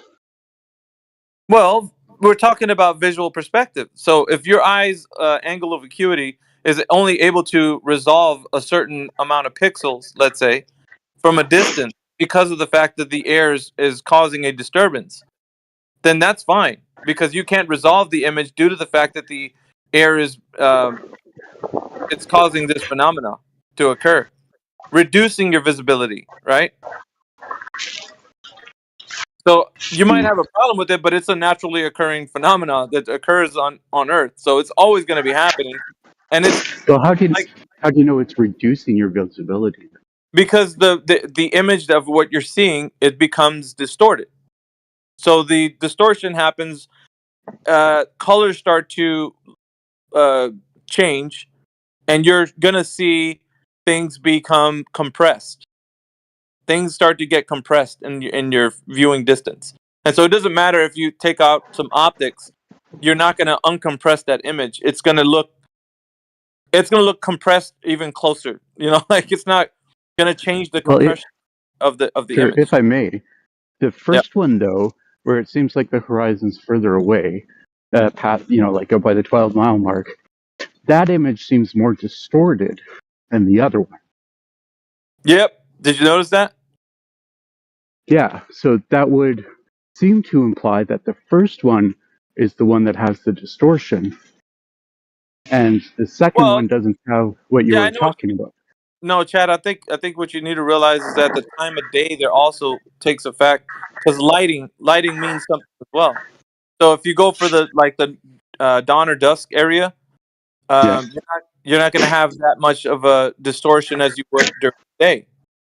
Well, I thought So it was more during the dawn and dusk than midday. That's why Well, no, surveyors do their measurement during the midday. there should be less. There should be less. Always dawn and dusk is always less. But But surveyors do their measurements during midday because there's less during midday. well, visibility is better known. Like you could actually, because if one thing that you do or you do not want is to have the light that you need, right? The light that's going to show you what to shoot. When like these guys that are shooting for distances, they need to know where things are, so they need that light. So lighting, like the sunlight's going to be very important for that. Yeah, but if it's causing more distortion, it's going to mess up their measurements. Well, and they're gonna have to be able to know like their known.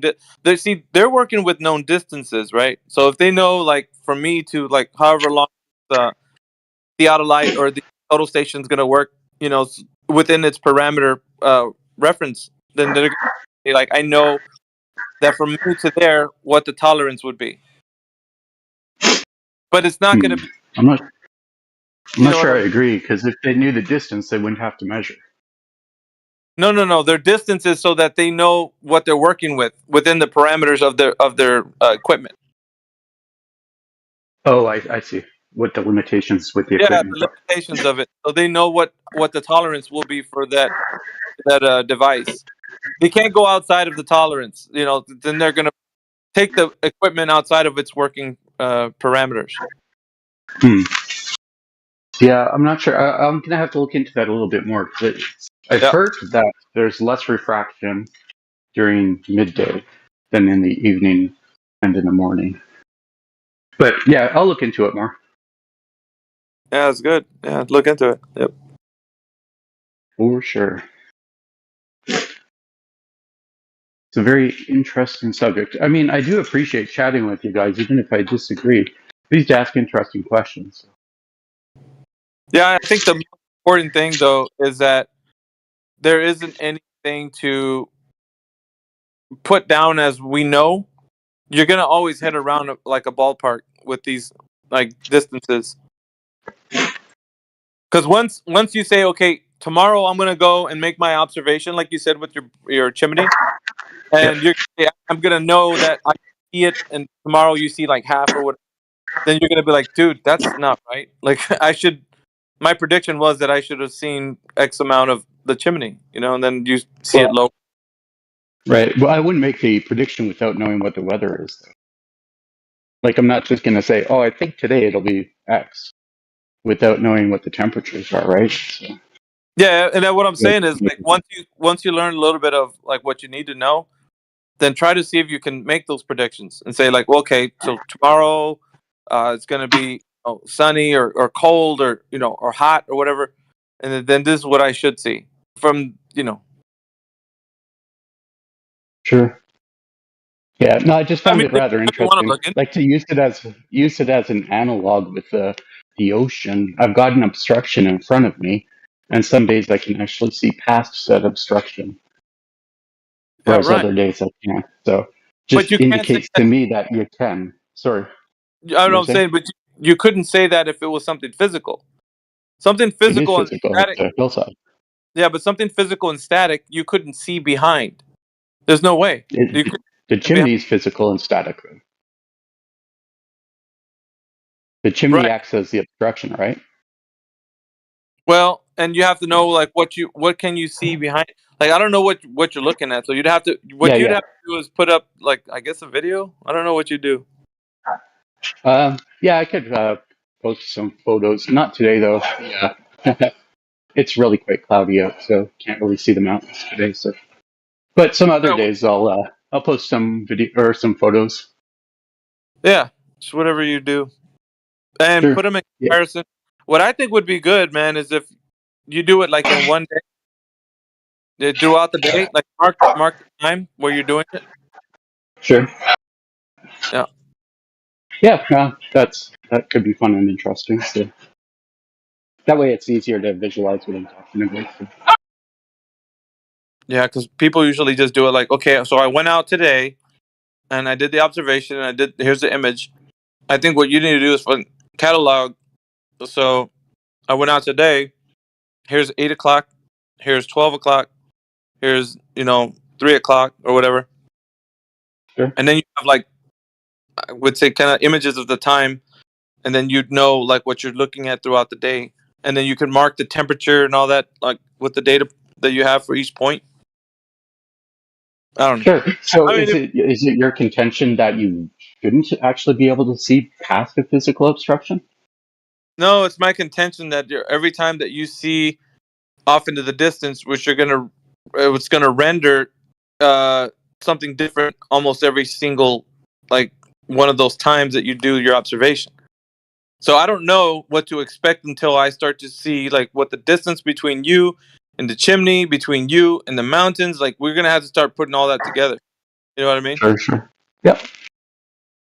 I'm just, if you really wanted to go the extra mile, it's going to be a little bit of legwork for you, like to do it, like, I mean, obviously for you, it might be worth it, but at the end of it, Oh yeah, for sure. Well, it's interesting because throughout the day, I'll check to see, how much of the foothills I can actually see past the chimney. And most times it's below. Most days it's actually below the top of the chimney. But there's the occasional time when it actually comes up to the top and sometimes just a little above it. Yeah. And I'm using that chimney because I can see past it, right, to either side of it. But the chimney is an obstruction analog, if you will, or a meter stick. Yeah. So like I said, you get your, what's good too is that, I don't know, man, like how much effort you're willing to put into this, but I have like some information, like get the data for like what the temperature is, where the chimney is, get the data for the temperature where the mountains are. You know what I mean? Because it's hard to say throughout from where you're at your point of observation all the way to the mountains, it's going to be the same temperature. That's incorrect. That's not going to be the same. Yeah. Oh, absolutely not. Well, because I'm seeing the top of the mountain, so I doubt I'll be able to actually get the temperature of what the peak of the mountain is. Yeah, I mean, you got some local weather stuff you can probably tap into with it. Yeah, I can see. It won't be accurate, but like you say, it's all about the kind of ballpark, right? Yeah. Cool beans. Well, it's nice talking with you. All right, Chad. I am just going to put you on, or I'm going to mute myself and just listen for if anyone else wants to chat. I don't know. I don't think anybody else in here thinks the Earth's a globe. Do they?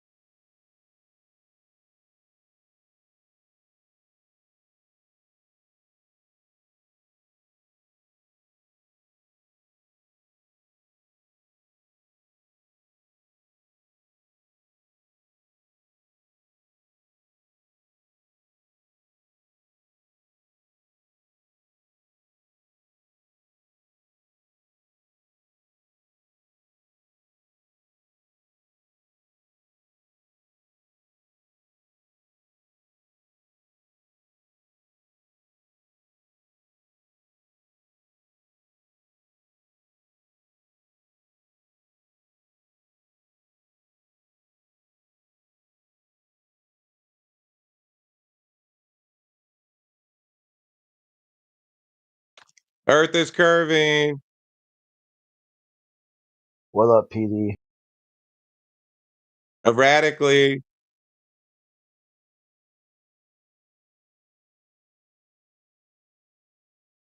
Is Earth a solid or a liquid? I don't think so. Is it a solid, liquid, or gas? None. None of the above? Yeah.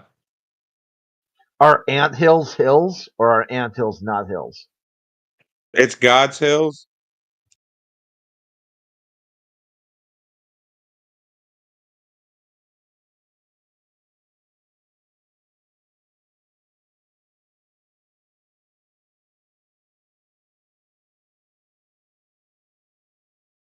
Should you swallow your toothpaste like the astronauts say? No. It's either pure water or it's not.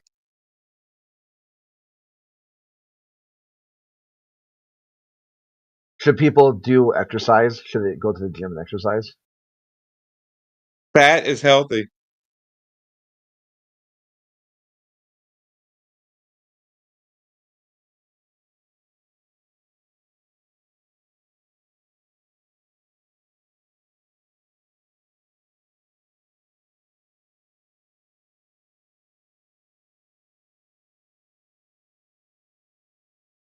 We could do look up the average life expectancy of like marathon runners.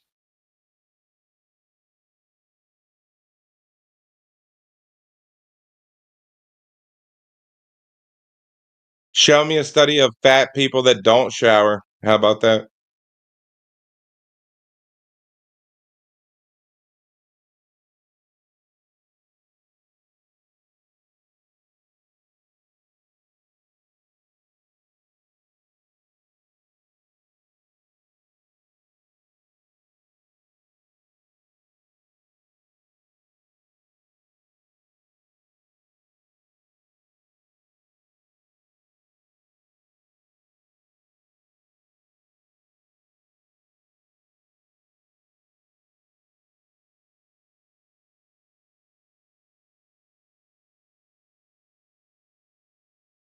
Let's go on, Peter.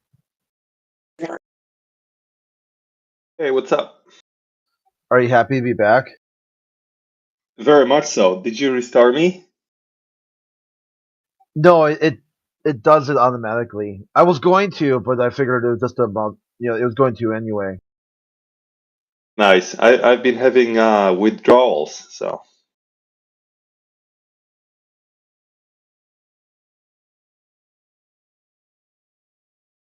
Conversations are great for health. Yeah, I've been going to Bev's server, so imagine. Praise God.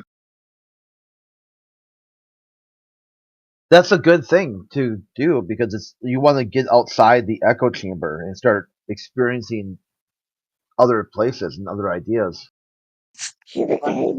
I recommend that show where Bev had his chat with Peter. It's like, unless you want to keep your impression that Peter knows anything about anything, which he doesn't.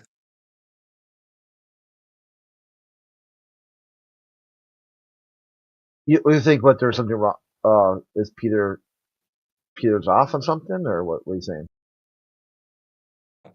I'm saying if you want to be entertained, maybe learn something about Peter and other things, maybe give it a listen. It's a bit long, but just scroll whenever, and you will hit the jackpot. Whenever Peter speaks and interacts with the group. So I don't know what he's talking about, like having a bad experience there, because he was treated very civil. Oh no, my experience has been great. I'm not complaining about the experience. Okay. No, It's good to go to Bev's because you get to see that the Earth is not flat. Well, no, it's funnier than that. They are all flat earthers. They're just in denial.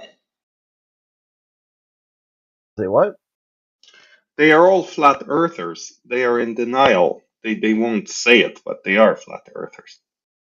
Mate, he had How on do you his presentation flat Earth. The how do only you person figure who that? was speaking about flat Earth was I'll tell him. you, Crit. I'll paste it in the chat. Okay. No, I mean, if someone says they're not a flat earther, you're going to identify them as a flat earther anyway? Yes, I'll show you how. Like, I'll prove it to you.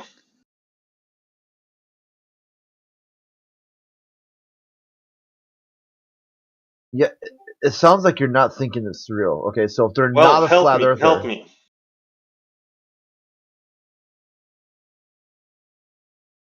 Just give me 1 minute. well, if you just define what you think flat earther is, and then Bev can tell you no. That's exactly what I'm doing. And you tell me, are you a flat earther? Yeah, I'm a flat earther. Okay. I'm going to paste the definition that Bev said yes to. This is the earth he thinks he lives on. And I'm going to ask you if you also say yes, okay? Yeah, that doesn't work, dude, because he told you no. No, he said yes. No, if he says he's not a flat earther, no means no. But if I remove the words flat earth and give the definition, he agrees with it. You know what I'm But then, saying? yeah, but he still told you no. Okay, you don't get it. Just read what I typed. Dude, like think about this. Does no mean no? Does no mean yes? It depends if it's a no to the question that was asked or to some other question. Yeah, so if you say, okay, based on this right here, so he said, I live Did on the you earth read? where, yeah, so I live on an earth where 2 points on the same elevation are always located on the same horizontal plane. Yeah. That Do doesn't, you agree with that statement?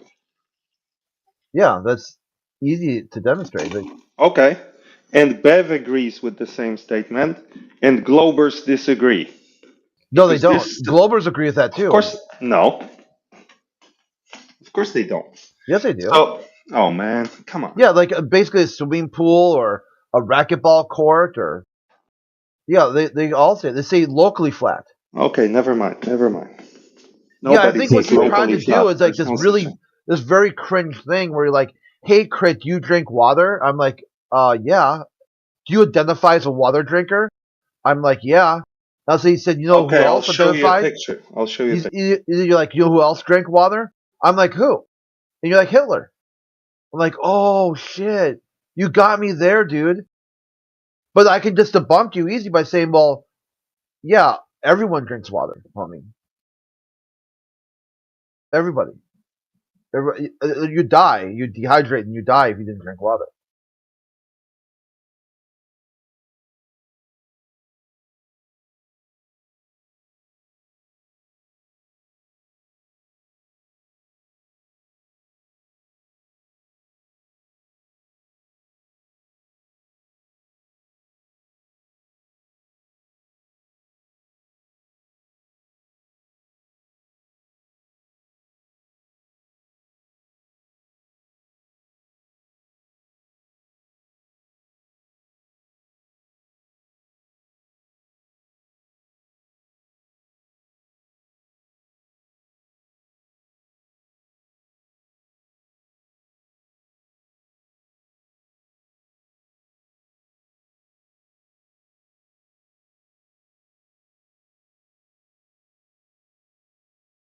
Okay, I showed you a picture that explains what I mean.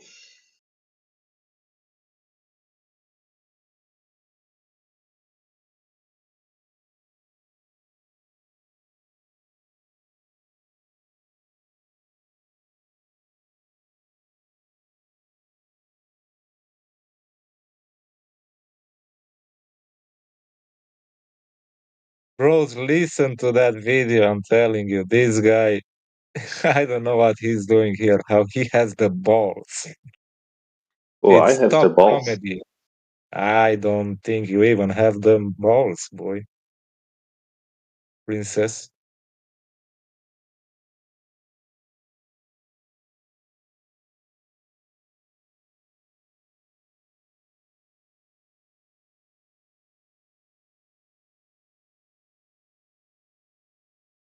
Where are you from, dude? Are you like from the Middle East?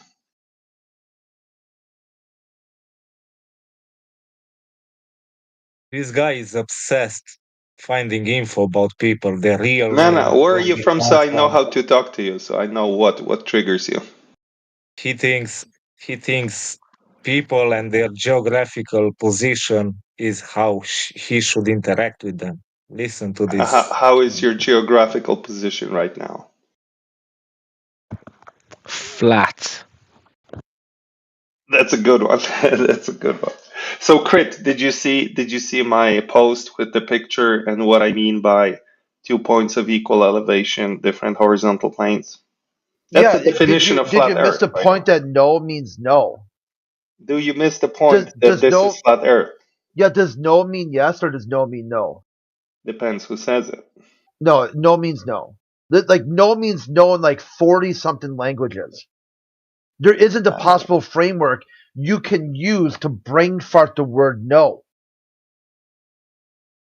It's not a language barrier. It's not a communication fault.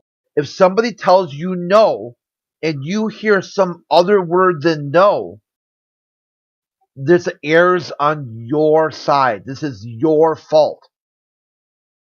I don't know. I don't know if that's always true.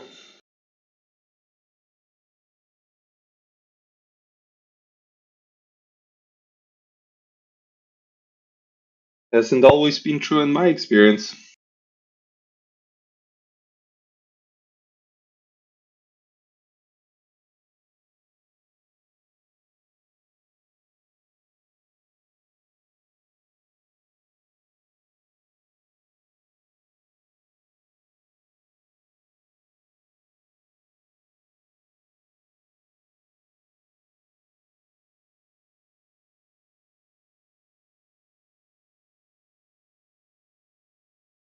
Now, other than Bev's feelings about his own identity, do you agree that that definition defines flat Earth?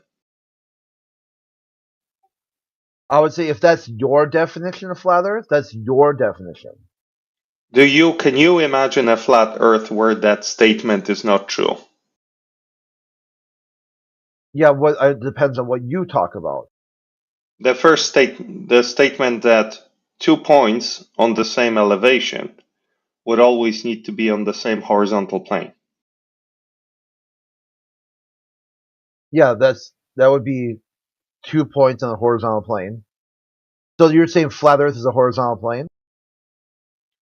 Flat Earth is a place where 2 points of equal elevation are on the same horizontal plane. So your flat Earth, not Bev's flat Earth. No, I think every flat Earth that I can imagine has to be that. Otherwise, why would it be called flat?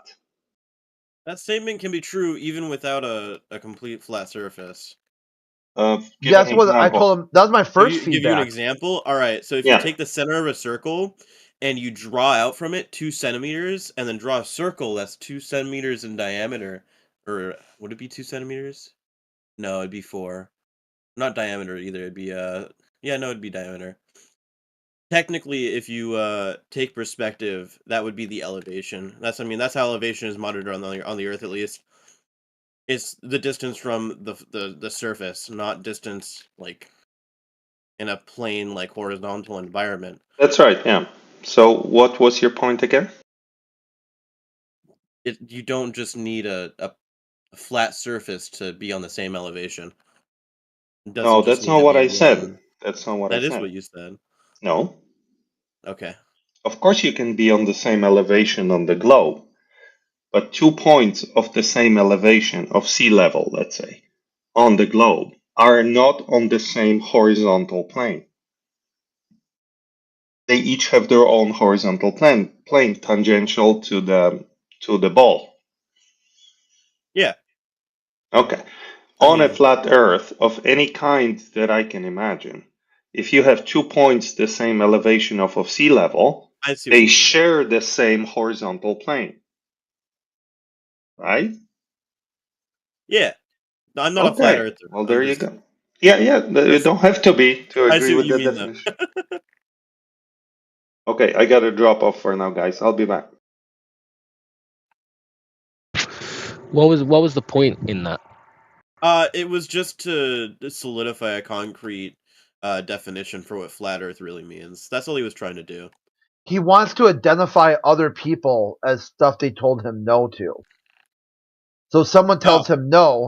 Well, I just got here, so I don't know what he was doing, but that's what it seemed like he was doing. Yeah, if somebody says no, and he hears a word other than no,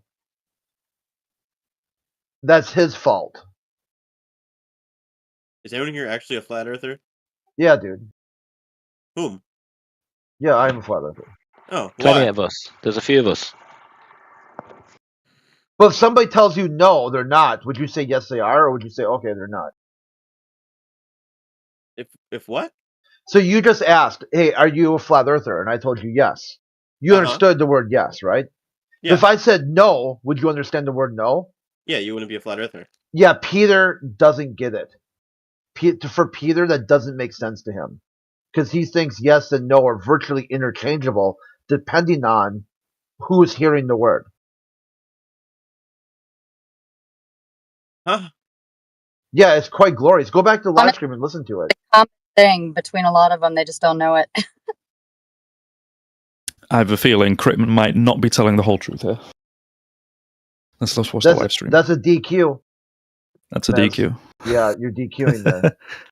Because we're not talking about your feelings, are we? This is really is We're not talking about yes or no. We're talking about. Okay, you're done then. We're talking about that Pete guy, and that either way he was confused because he said sea level, then he said level. They're like, no, he's mixing the two up. Now, on a sphere, sea level wouldn't be on the same horizontal plane. On a sphere. But I think from a geometry position, you have 2 points. You would need 3 points, I would think, to be able to determine if it was a curved elevation versus a flat elevation. Because No, if you you only have can't. 2 points, it's a straight line, right? You can do it off of 2 points because you would see the what's it called? If you look straight, you wouldn't be able to see the other point because it'd be Awesome. curved. Let's see those. Let's see those Depends how far away measurements. they are. Yeah, it does depend on how far. Well, I mean, there are minute changes. I mean, between 2 points, but to us, it's perceivable as flat. Well, it'd have to be because the distance or a straight line between 2 points, right? Awesome. And Let's see. if you make that as a horizontal plane, then that's fine. You'd need 3 points to Let's determine see if it's those a curve. measurements then. How about we have Oh, a look at sorry. those measurements that you guys have got? 3 You're points, talking 2 to Bowie, points. right? Bowman? I'm talking to both of you. You said Oh, you've I got see. 3 points that we can measure. The other guy said we've got 2 points we can measure. So You could do let's it have a either look way. at those. Well, let's have a look at No, those measurements then. I'm just talking from the geometry, not with Oh, any so you specific measurement. don't have them. I I don't never said have I it on did. hand. These studies have been done Amazing. numerous times. They do it every time I- in physics. It's Cool. basic 101 physics, homie. Awesome. Let's have a look then. Oh my.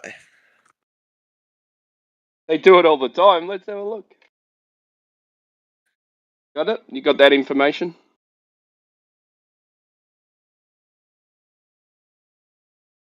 No one?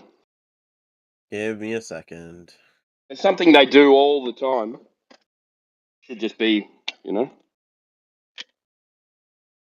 easy to grab. Do you want the first time that they did it in the ancient Greek times, or do you want something newer? But like a measurement, yeah? A That'd be measure? awesome. You want a strict measurement of like the Curvature of the Earth, yeah. It's more oblong. No.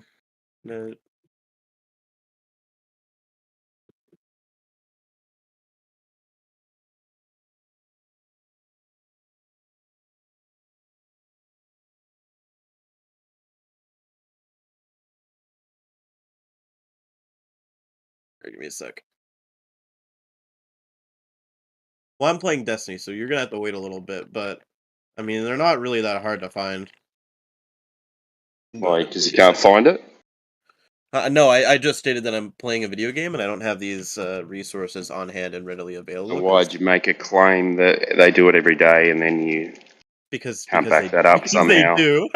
If you Okay, if show you give me. me a few minutes, I can pull it up, but it's gonna take longer Okay, show me. than.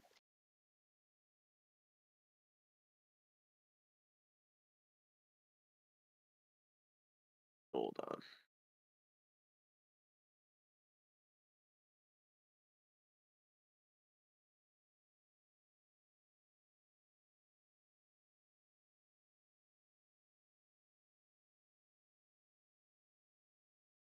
I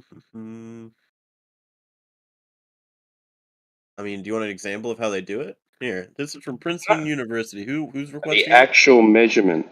You want the actual measurement? Yeah. Are you going to understand it if I say it? Yeah, he'll get it, dude. He's a construction guy. He'll. All right. It says b squared a equals 6,335.439. Yeah, I don't want the formula. I want That's the not the measurement. formula. That's the vertical radius, bro. Go for it. Show us how they got it. Oh my.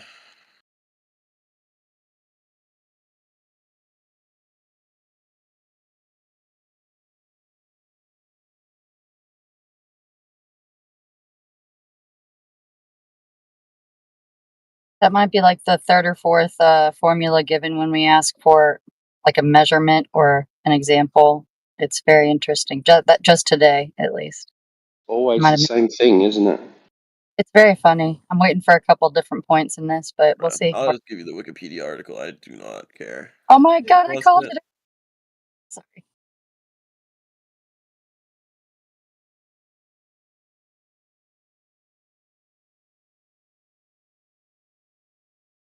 These like wiki measurements or something. It's not a wiki measurement. It's all from articles and like research studies, but Yeah, it's a formula, dude. Show me a measurement. You said you can do it from 2 points. You said the other guy said 3. You said no, you can do it from 2. So I'm waiting for you to show me who did it from 2 points.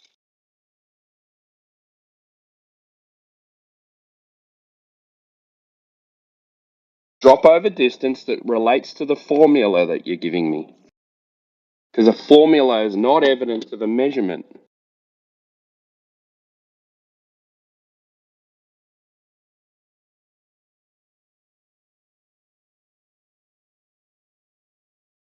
Bit of a problem, isn't it?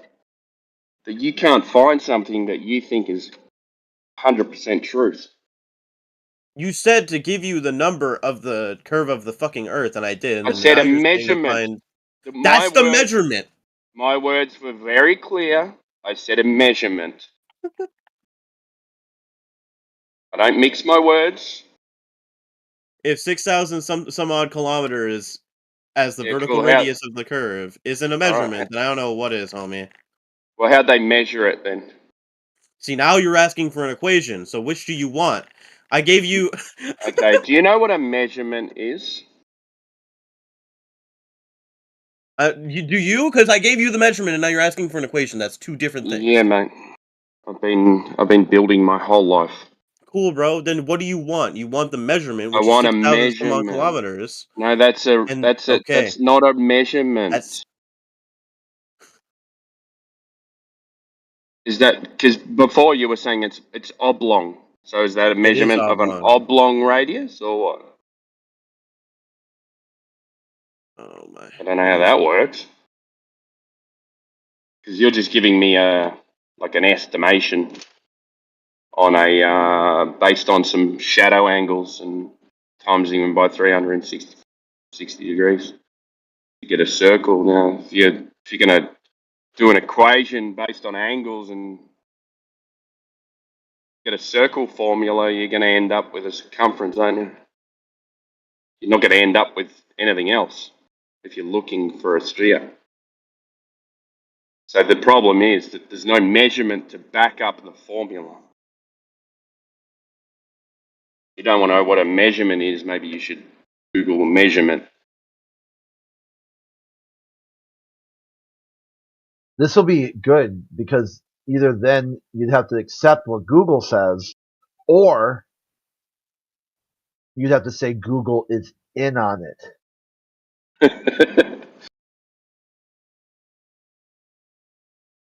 Bimbo, does our friend here think that equations are measurements? Correct. Yeah. Here I thought equations were equations. Yeah, he said formula. The formula is the measurement of the radius.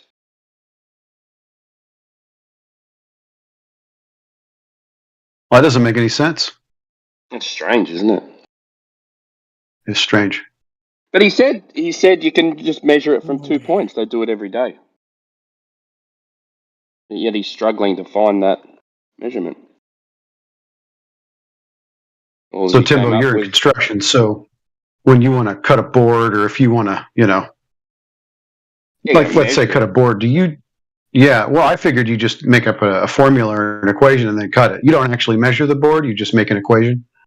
Yeah. The saw Yeah. makes the equation for me and then automatically cuts it. Yeah. That's badass. Pretty smart saw. It's like a total station. Smart saw. Yeah.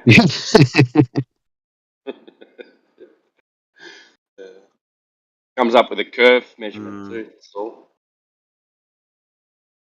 Makes radial cuts? Yep, curve formula, but no measurement. Oh. I have another thing here that's saying it's curved 7.98 inches per mile, roughly. Awesome. How'd they get that? This one actually uses 3 points. I was wrong. Yeah, but what's the measurement? They took an estimated radius of the Earth and then took a different point on the surface Yeah, of the okay. Earth. How did they get the radius? Using the Pythagoras theorem. Yeah, can you explain that? If you take 2 distance of a triangle, you can estimate the third distance. It's Okay, show me how they got the circumference of the Earth to get the radius from that. You don't need the circumference; you need the radius. But okay, how'd they get the radius? Do you mean how you're asking from a how triangle? they got the radius? Yeah, how'd they get the radius? Because the radius is the most important part of your measurement, isn't it? Of your formula. Yeah. That R number. That's how you get the curve, the arc. Is it not?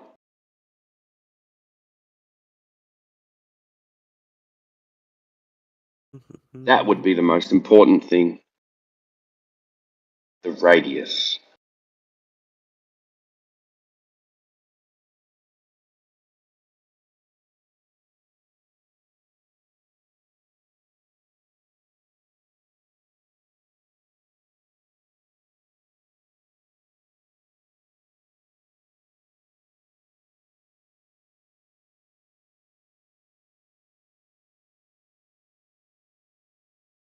It's interesting that you came in saying that they measure these things every day, but you actually didn't know that. You made a claim that they did. I didn't know what. You didn't know that they don't measure these things every day. They've shown it over time, over and over again. And we're still struggling to find even one example. I'm reading up on it now because I don't have this shit memorized. I work in IT. I don't work in physics. But shouldn't it be easy to find? I just told you I'm reading it right now. It is easy. This is your world. This is your world view. Yeah, you believe you live on a easy to ball. find. I said that I'm reading it right now. Your point? You believe you live on a ball with a radius of 3959 miles, and yet you don't know how they came across that, or even if that has been measured. And you're struggling to find any information, whether they have measured it or how they came up with that number.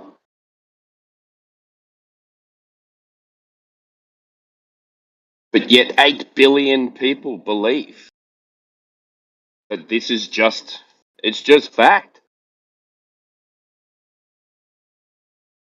Well, not 8 billion, but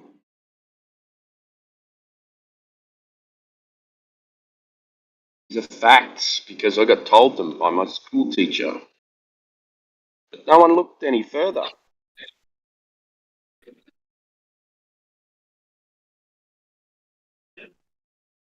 So an American would have been told that in 1492 Columbus sailed the ocean blue, right? So you got a backstory, you know how this land was not exactly discovered, but at least conquered by the church. But anyway, nobody can tell me who or when measured the radius of the earth, ever. Nobody. Yeah. But someone calculated it back in the day by putting sticks in the ground. Am I right, guys? And that's still the calculation they use to this day. Yeah, they determined the circumference by taking two different points of measurement on two different places of the Earth, and then measured the difference of the what's it called, the shadow. Yeah, wonderful. Do you want to walk us through the maths on that one?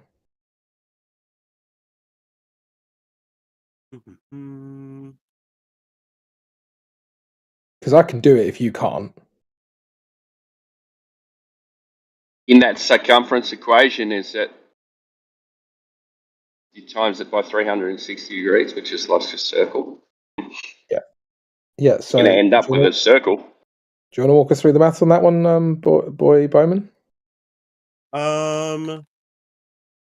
mean, if you're able to, go ahead. I don't have all the stuff in front of me right now. Like I said, I'm playing a video game, but Oh, well, you might want to concentrate more than because this is. I mean, it's basic maths, but you might miss something important. I don't think I will. Well, there's no point being in here then, is there? If you're not. I don't think I'll miss something important if you want to explain it. What? Well, no, it seems to me like you. It sounded to me like you were saying you wouldn't hear anything important because of the nature of the room. But if I've misinterpreted that, I apologize. No, I just mean like it's hard for me to pull up this stuff while like I'm in the middle of something. I don't have all this stuff just on hand. Oh, no, I mean, But this. basically, if you take two different points, if you take two that different video points on game is Earth, more important than where you live, isn't it? yeah, Well, dude, to be fair, I'm 100%. playing a How do you video game know? as well. To be fair, I'm playing a video game as well, but I know this stuff like the back of my hand, so it's a bit different. Yeah. Right. So let me give an example. Right. So you got two sticks in the ground, Mm-hmm. 500 miles apart. Mm-hmm. You don't know what portion of the ball that 500 miles represents until you have a look at the shadow differential, right? The shadow angle differential, correct? Correct. So if you have a difference, so one has got 0 shadow angle and one's got 7.2 degrees shadow angle, then what do you do with that?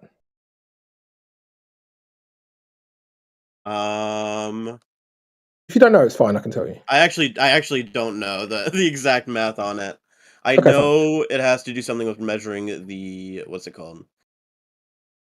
Like measuring the degree separation of the sunlight on those two different portions of the Earth. But Okay. Well, to be fair, it's you know all more than a angles lot of. in like trig. Yeah, to be fair, you know a I lot more hate than a lot of guys who talk about this. So you got 0 degree angle on one, and you got 7.2 degree angle on the other. Now, when you divide 7.2 into 360, you get 50. So that tells you that the 500 mile portion between the two sticks is 1/50th of the size of that circle, of the circumference of the circle, right? So from then, it's a simple calculation of 500 times 50. You get your circumference. Problem is, you have to assume that the circle's there in the first place. It doesn't prove the circle. But once you've assumed the circle, then you can calculate the circumference from that assumption. Do you see where It the does problem lies? prove that there's a curve there, right? No, it doesn't. No, it doesn't. That's the problem with it. You have to assume that it's curving in the first place for the calculation to be validated, to be proving a circumference. That make sense? Because you can you can do this on a flat surface, right? You get a light source in your room, right? Everyone's got a light in their room. You put one stick directly under the light source, and you put one stick off to the side, wherever you get a 7.2 degree shadow, right? You then measure the distance, times it by 50, and that is the circumference of the ball floor that your bedroom is, right? Does that make any sense? Is your bedroom a ball? Well, strictly speaking, no. But No, your bedroom is not a ball, but you can do this in your bedroom. So, what does that tell you? And it's still, before I was asking you for a measurement of curvature. This is only a calculation based on assumptions. Yeah. We're back to square one again. But I mean, I just want him to understand that you can do this in your bedroom, and you know that your bedroom is not a sphere, right? Yeah. Are you aware of that? You're aware that your bedroom isn't a sphere. Yeah. Perfect. So the fact that you can do this in your bedroom, what does that tell you about this methodology?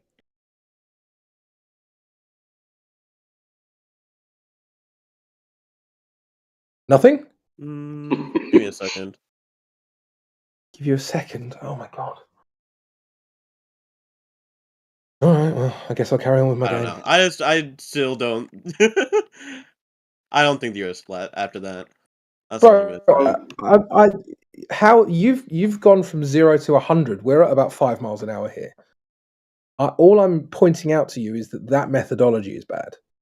Sure. That doesn't prove that the Earth's flat. I can agree to that. I mean, just proves- it was contrived from the what's it called, 240 BC or some shit like that.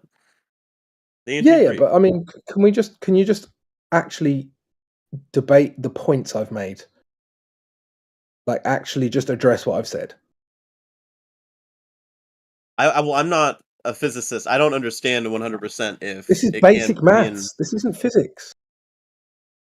This is basic trig, bro. Hold on. If you can do that I mean, this is actually just basic logic at this point.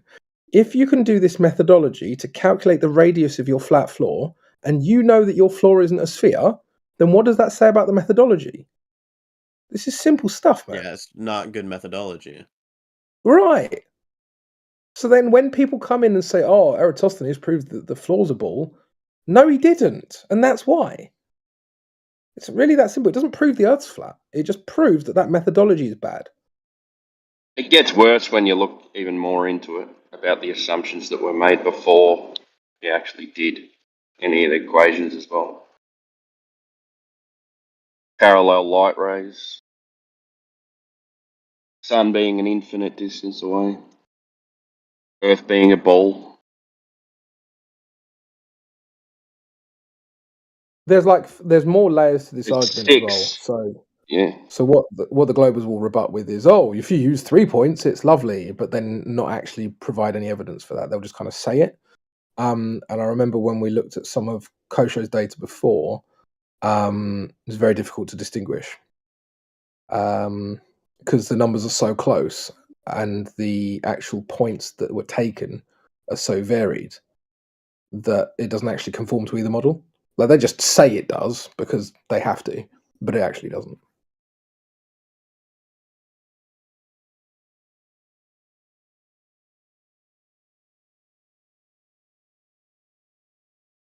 What have you learnt, dude?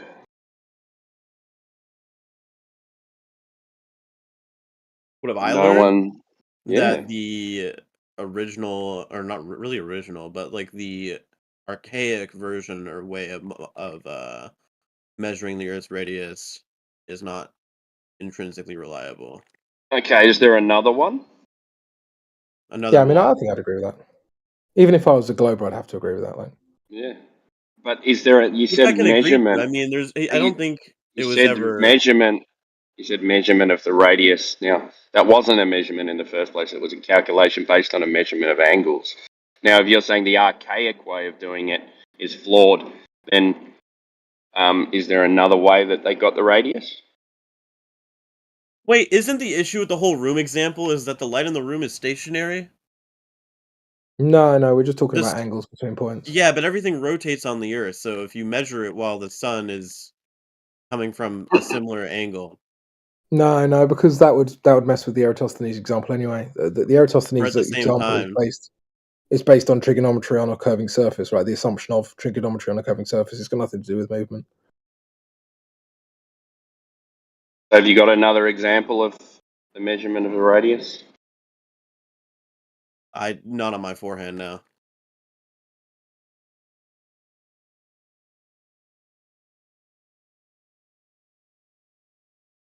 Not on me. Would you say maybe that what else you learned today is that it's really difficult to find any information? Because the original point was you said that from 2 points they measure every day drop over distance. So if you can I mean, find I'm those finding stuff. I'm measurements, just trying to that'd be read it great. through so I understand it correctly. I have another one pulled up right now, but this is kind of weird. Cool. Which one is it? Pretty much just the same example, except shadows and sticks. Yeah, shadows and shit.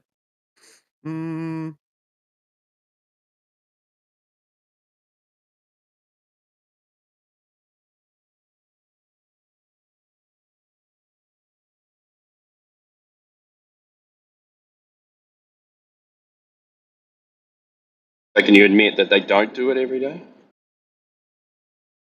And it's really difficult to find any information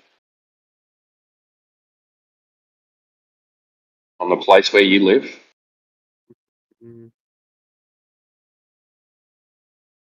No, not going to admit that. Okay. I mean, sure, they don't measure it every day. That's hyperbole, but Well, when do they measure it? when did they measure it? When do they measure it? When did they measure it? When do they measure it? Both. Either or. Really matter which one it is.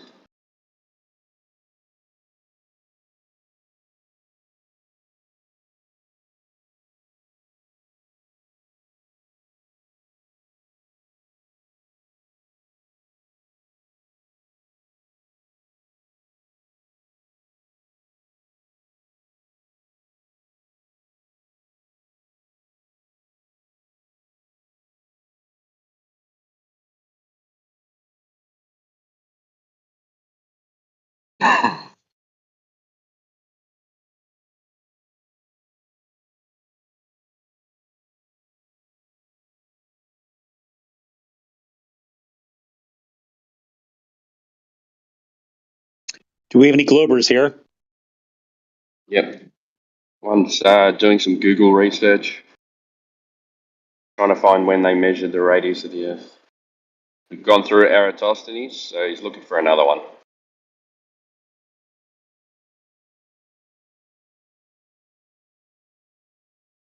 Ugh, Globers. Who's this?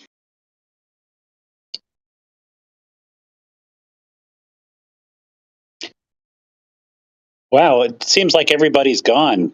Are people just on mute, or are they actually like just AFK for life? What do you mean on mute? They're just on personal mute. It's like people log into a chat room just to fluff up the numbers. Or to listen? I don't know. I don't know if anyone's listening. Listen, be around like people I'd call friends, even though I've never met them in person because of our location. All of that, yeah. There you go. Don't watch Well, TV. you know, Don't watch movies. Don't play video games. I'd rather be in the real world. So I'm just working in the car. Why not? So nothing wrong with that. hey, why not? Why not? So are you a Glober? Well, you know, I absolutely can't stand the globalist propaganda. You know, these global Which is? elites that want to tell us what to think and what to do. And what would that be? It's a new thing every day. Like, for example? I mean, I probably have to delete 30 emails a day of crap that shows up from this constant It's just machine from that spits out lies and misinformation. That's just advertising, isn't it? Yeah, they always want to tell you what to think and what to believe and what to say.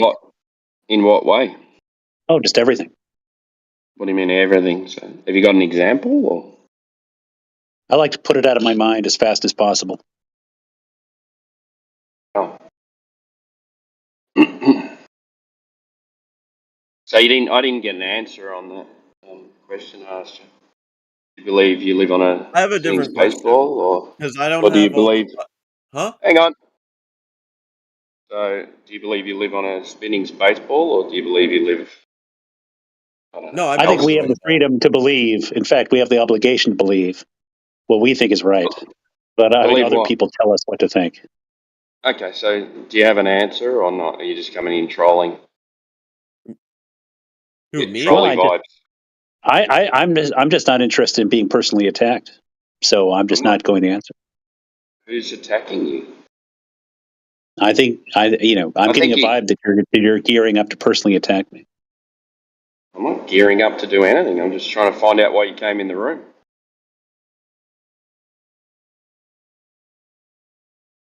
Well, I was hoping to hear some people talk about something worthwhile. Yeah, and you came in the room, so we're asking you some questions. Is that all Well, right? I just don't see anybody talking. Well, we're talking. I don't know. It sounds like you're just trying to get personal information on me. Bro, come on, stop bitching, man. What the fuck? Yeah, What's up? come on, man. I think you stepped in the wrong server. I think the feeling server is down the road. Well, all I can say is that at least the people in Iowa have their heads screwed on right. Awesome.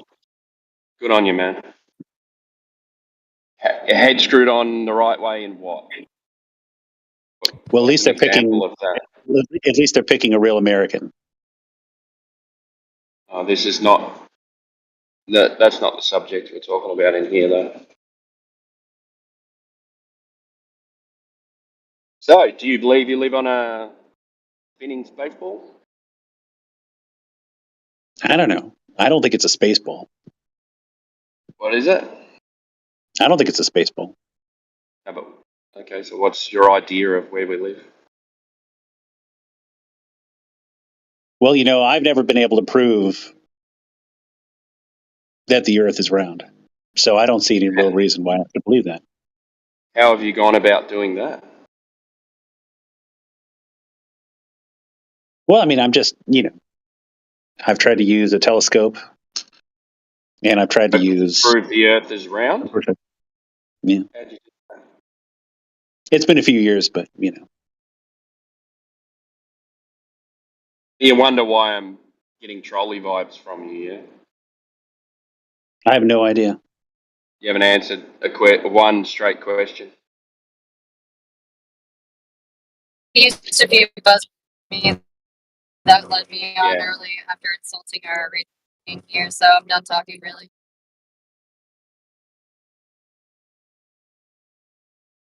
Is this how you interact with people in your daily life, or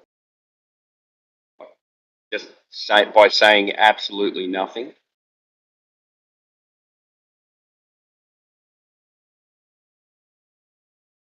You just say words, don't mean anything, and then expect a conversation. It's fucking weird, man.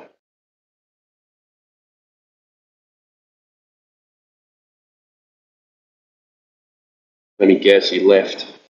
No, you just deafened. What were you gonna say, dude? Oh, I was gonna ask. I don't really have I'm not familiar on all of the math, so I can't really pull up any models that show the exact measurements of the Earth. What do you think about the experiment though, with 2 poles and a light source, where you take a laser? If the Earth is flat, right? You should be able to take on flat ground across any distance 2 poles of the exact same length, and aim a laser at one pole to the other, and the laser should go to the same point on the other pole. But It's been done. anytime people have done these experiments, it's always shown that the Earth is curved. Okay, can you show me that one? Can I show you that one? I mean, can you show me one that doesn't show that the Earth is curved? Yeah. I got one over 29 miles. Is 29 miles enough of a distance? Yeah. Well, do you know the Earth curve calculator formula? Sure, send me your study. Oh, just Google it, man. I'm driving. I'll walk you through it if you want. Well, you just Google it. I'm gaming. Okay, so we're not going to have a conversation then. You're the You just said laser. Every time they do laser tests, they come up with the Earth's curvature. Not the measurement, but they prove that there is a curve. Okay, can you show me that? Yeah, give me a sec. I can show you. It's just gonna take me a second. You Awesome. claimed you had something as well, but you're not providing. Yeah, I either. do. Then Yeah, provide it. yeah. I want to see the thing saying that there's a curve on the Earth, or no curve, I guess. No, mine doesn't say curve. Yeah, just give me a sec, man. I'm driving, so got it saved here.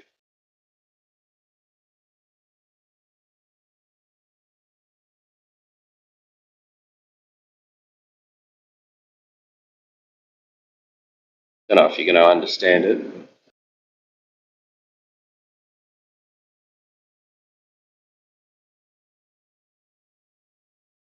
There you go. It's in the side chat. Post yours when you can, yeah. Give me a moment. Because I haven't seen one that shows the curvature of the Earth. If you want to go to measurement 7, page 102, I think it is, around there. Look at the distance. No curvature discovered.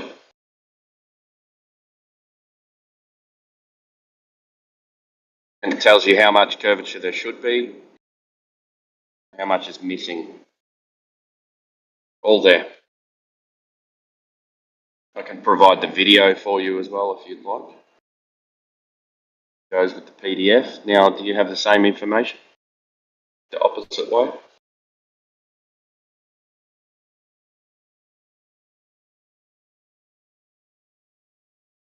That's what I'd be interested in. Oh, you're talking about this study. This study doesn't take into account refraction, homie. Yeah, go to measurement 7. There's a refractive rate in the graph and in the information. It's all in there. So before you mouth off, maybe you read it. Refraction correction in the data. Alright? Stop saying talking points and look through the information.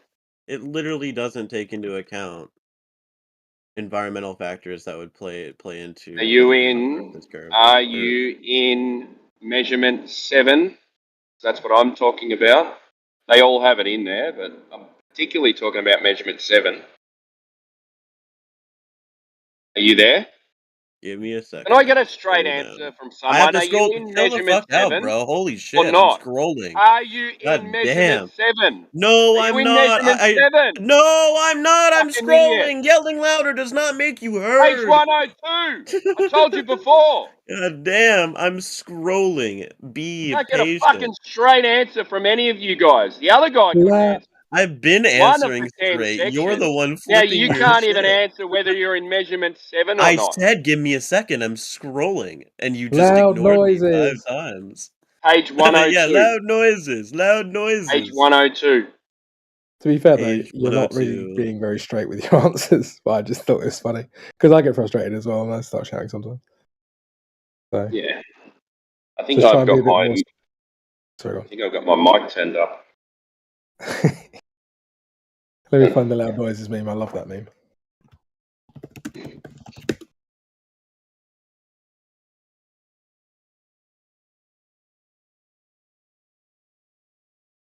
What settings? Oh, I do. Maybe I was a bit low. That bit? Nope, too low. I could hear you fine. Is that better? That is a bit better, actually, to be fair. Yeah. All right. Cool.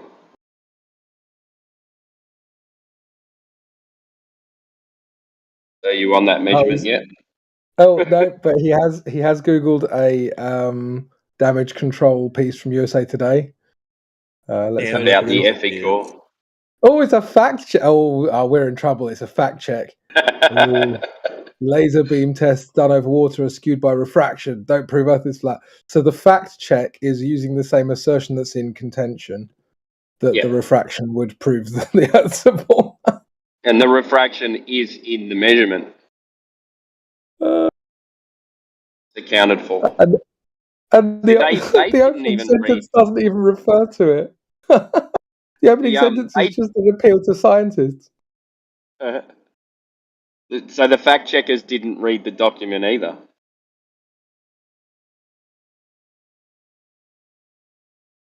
Weird.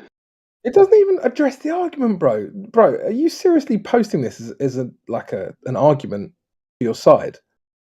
Some lazy it's earthers. It's not even making an argument. It's just saying scientists say you're wrong. That's literally the argument that this is made. That's really weak.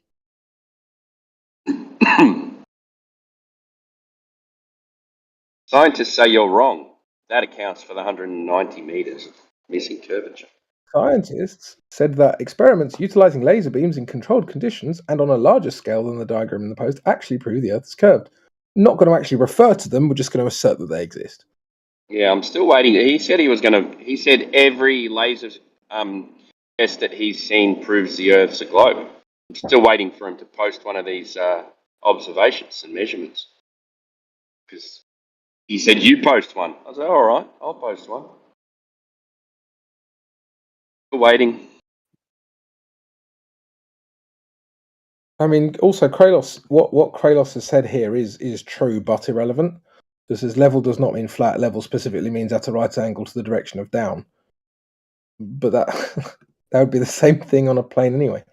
Yeah, exactly. Okay. Kratos said in an email, on a spherical planet, the direction of down always points to close to the center of the sphere. Yes, so he's presupposing the sphere to then assert that this would be the case on a sphere, which everyone already knows anyway. So he hasn't said anything that anyone doesn't know. People just see This is that there's a fact check about it, and they don't read the actual fact check because it's got nothing to do with the actual observation. Yeah. Isn't this interesting, though? The rebuttal is actually really bad for the globe. This pit here. Unless you have a uniform air composition, uniform humidity, uniform temperature, and uniform pressure across the whole length of the instrument, then the laser beam will wiggle. Right. But that makes it very, very difficult for it to conform perfectly to the curvature of a sphere, doesn't it?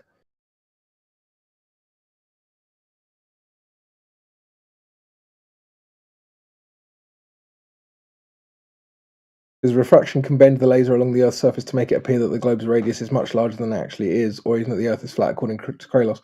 Failing to understand that it might also be the case that they took quote-unquote globe measurements on days that were favourable to the globe presupposition. It's like the rebuttal, it's like the rebuttal rebuts itself, and he doesn't realise. And this is a clever scientist.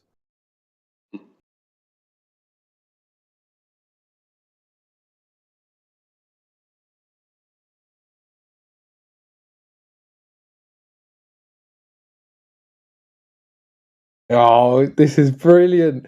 If the weather conditions are just right, refraction is so strong in a very thin layer of air above a water surface that a laser beam could, in theory, travel all the way around the globe. No, it couldn't. We don't have a laser. In the ass. Right. You could actually shoot yourself in the ass with a laser, according to this guy, which isn't true for multiple reasons. But it's just funny that their clever scientist has asserted something so stupid.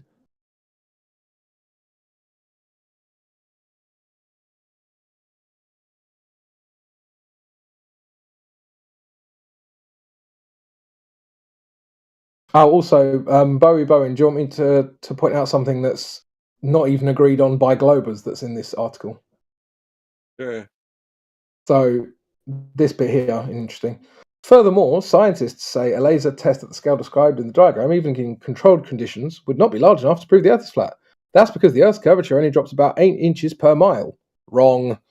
The curvature is 8 inches per mile squared, and it's still not perfectly accurate, but it's close enough.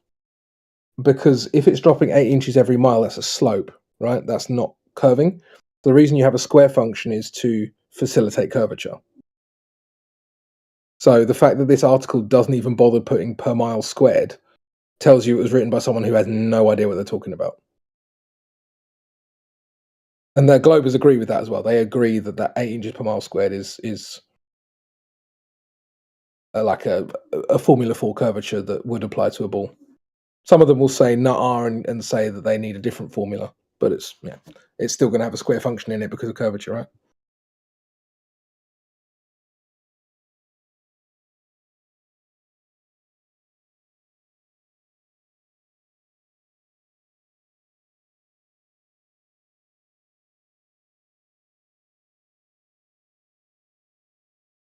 It's another straw man in here. It says apparently we've only got detectors every 200 meters. We've got one from 25 miles. Mm-hmm. I don't even know what they're referring to. Like, has anyone ever seen a 200-meter laser test that claims the Earth's flat? I haven't. No.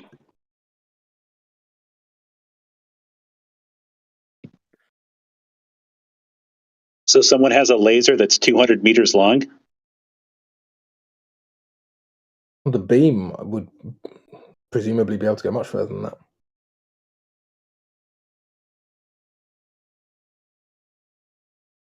I mean, the test that Timbo was referring to is 25 miles. So, yeah.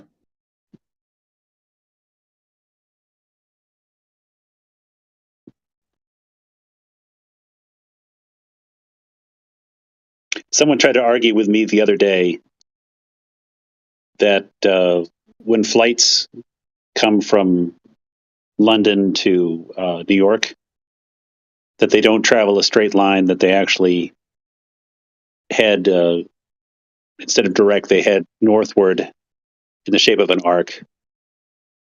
And I said that that's just because they want to go, they it's only shorter because they're going slower when they're going straight. They're speeding up when they're curving. I don't know about that, but I mean they'll make the claim that the Earth is because It the Earth's doesn't a make ball, you have to sense to travel me. in a great circle, right? But again, that would only be necessary if the Earth was a ball, which is the thing in contention. So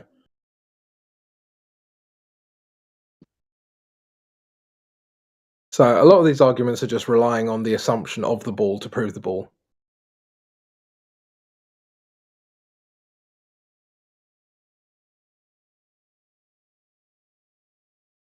Can't forget they need gravity to prove gravity too. Like every time, it's pretty funny.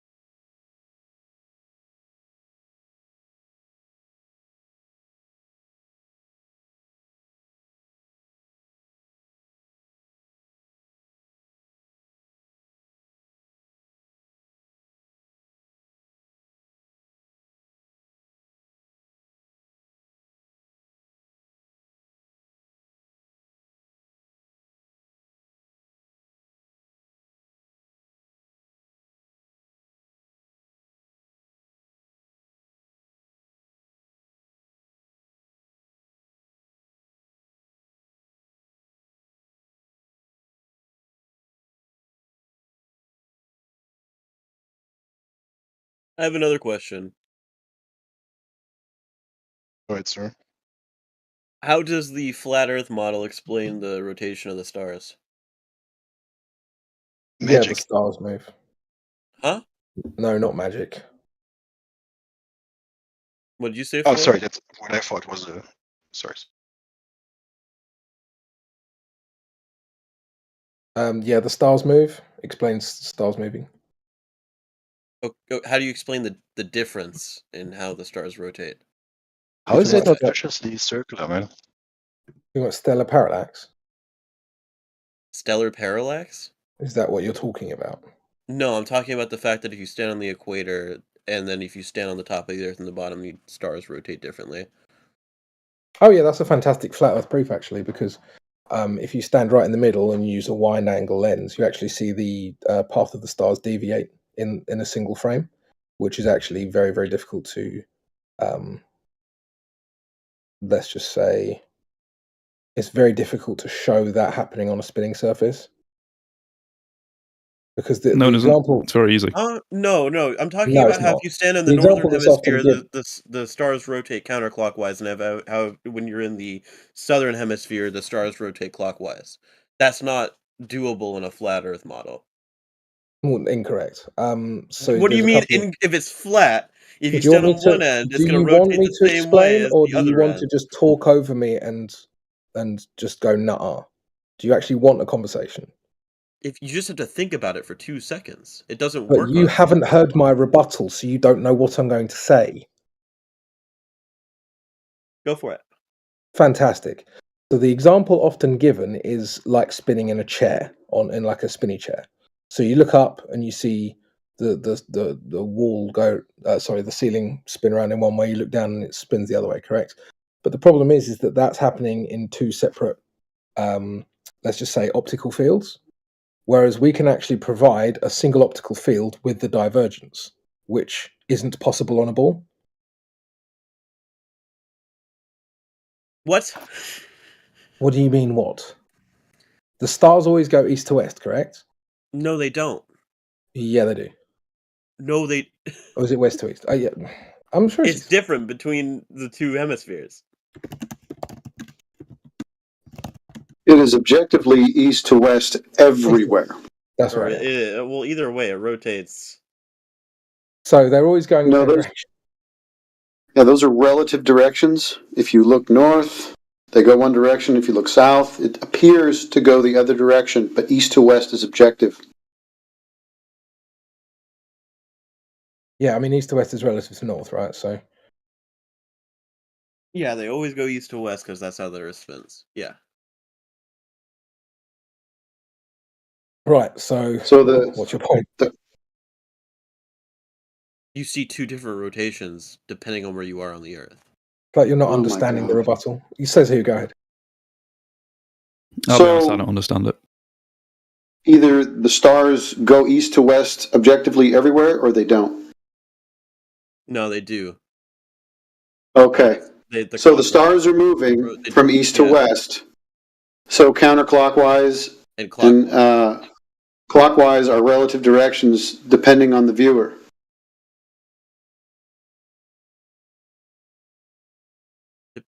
This is not hard. That doesn't even also doesn't explain how you're seeing two different batch of stars on either hemisphere.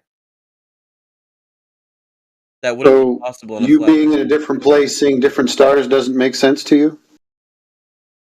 It's on a global Earth it does. On a flat Earth it wouldn't. You're looking at the same sky. You're looking straight up.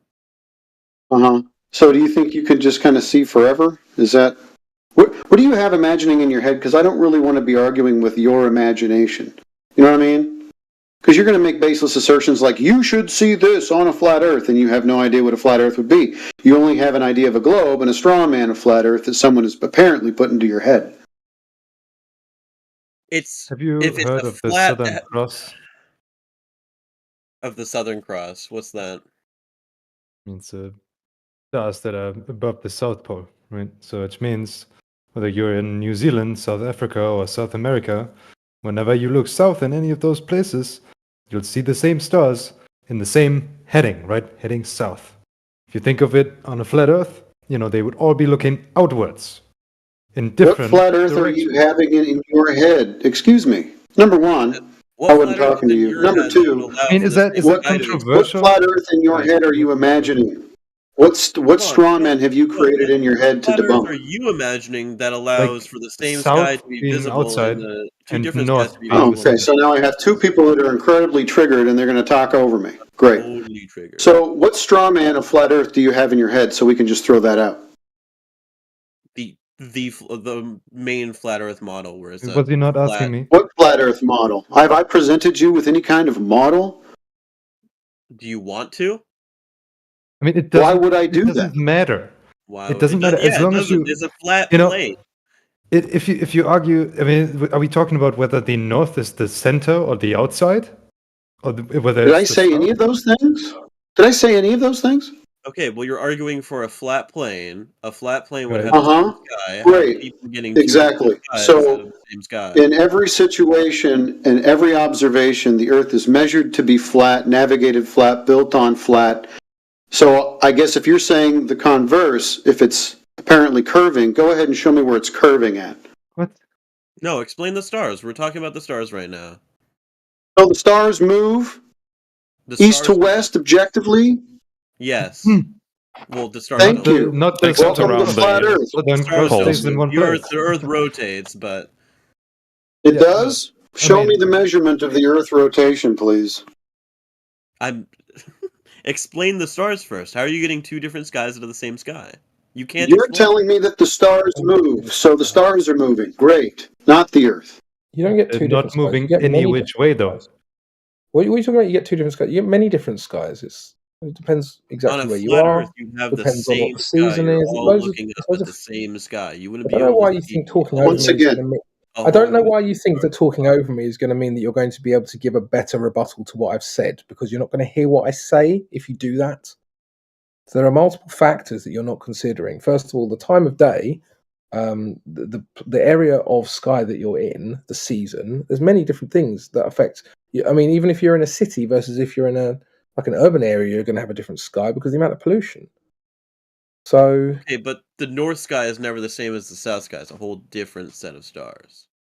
yeah, we sure. And what does that prove? If you're all looking up in the same direction, then eventually on a flat Earth model, you would see the northern sets of stars What, from the south? from the south. Why? What do you mean why? Because Yeah, of why?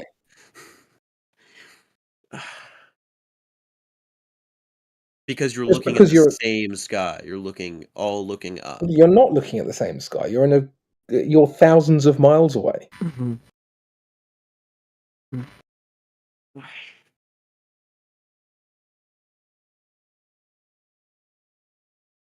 So you're saying that the northern and the southern hemisphere have two independent skies that somehow meet in the middle. No, I'm saying that you only have access to a small portion of sky, based on where you are on the Earth. Okay, but my portion of sky Yeah. can be seen from the middle. Why are they overlapping in the south? Why are they though? overlapping in the middle, but not in the south? What? Are you standing in the middle? People on the southern rim or whatever, they see the same stars in like the Southern Cross, right? No matter where they are, which should be in very different places on any flat Earth model. They should be very far apart, right? On Do other they sides see of the it? disk. And yet Do they they see see the it? same constellation if they look south. Do they see it How at do the you exact explain same that? time? Yes. Really? So it's Yes. nighttime everywhere in the south. What? No. No. So then they're not seeing it at the same time, are they? Oh my God, dude. Have you heard of like the North Star? The star that is north, Now, the brightest now thing? you're not addressing Is what I that a said. difficult concept?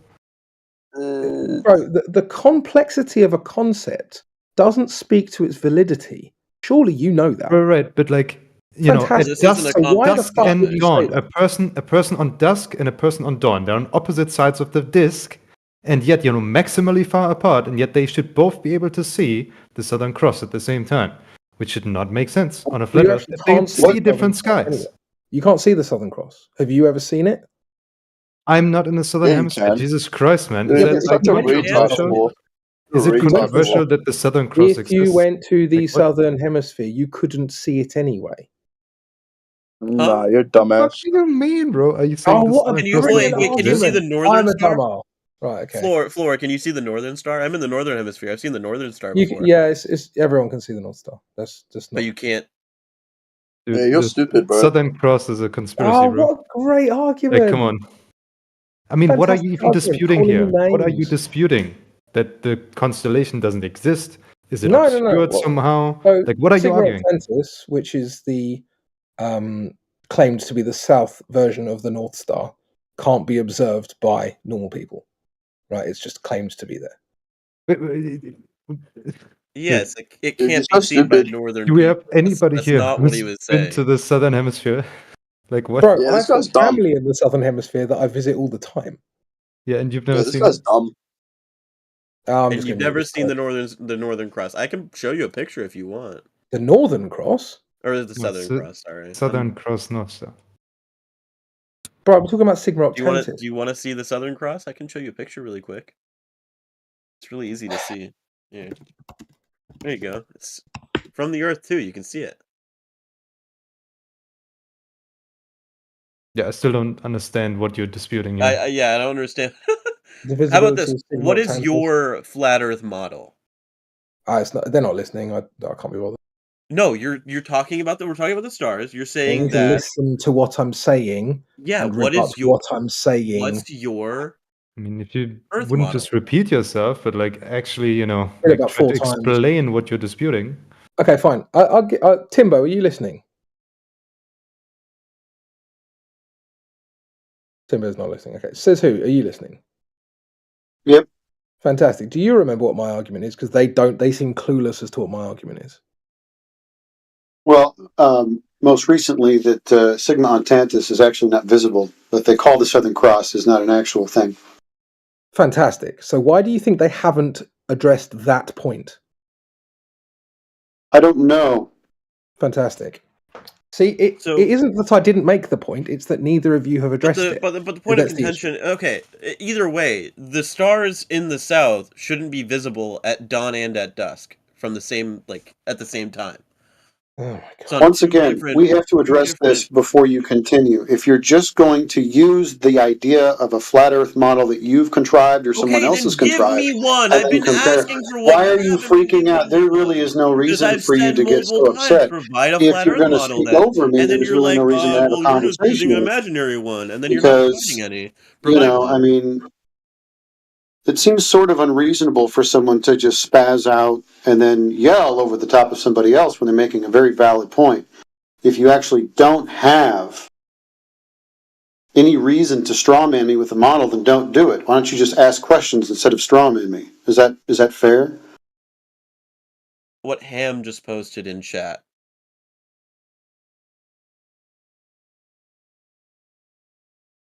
Do you see what Ham just posted in the little flat Earth chat? Okay, what is that? All right. Do you think that's apparently a flat Earth? Yeah, I don't know. Do you agree to that? What is that? Is that how the Earth looks? Of course, I don't think that's real. Why, if I thought that was a real thing, don't you think I would show it to you? Do you know what that is? Even that is actually your model.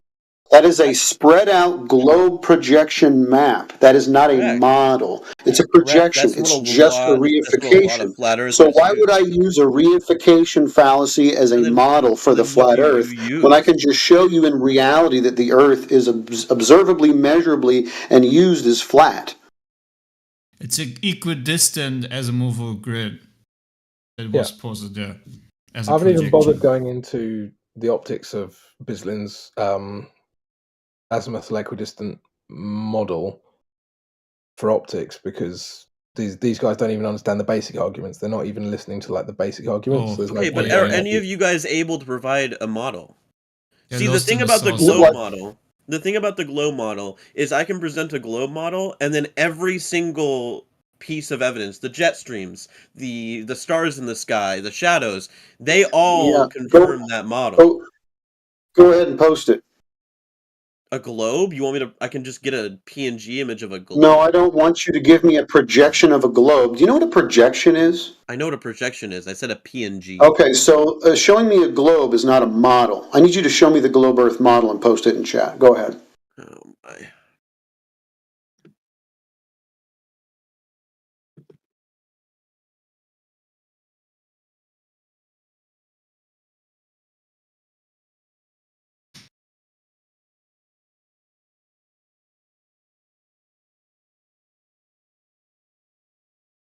Imagine you needing a model in order to understanding reality. Here, this is the most basic image I could find of how I believe the Earth works. Can I post it? Am I allowed to post it? Does it not work? No. I can't post images. Unfortunate. Are you posting an image? You're posting a composite? I'm asking for a model.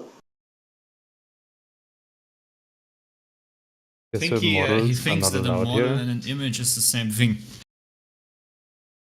They think images and models are the same thing? It's an image of the model. An image of the model? No, I want the model. Huh? What the fuck do you mean? Do you not get it? You badgered me for a long time about a model that I'm supposed to provide you with, and now you don't know what a model is?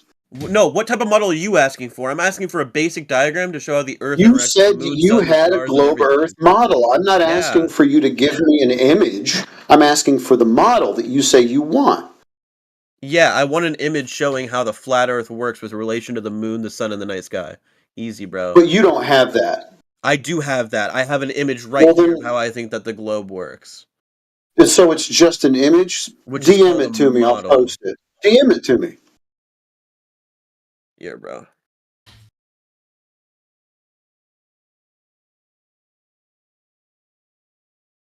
Oops.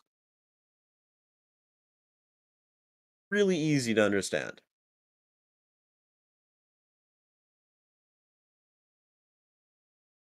Just the most basic model I can think of.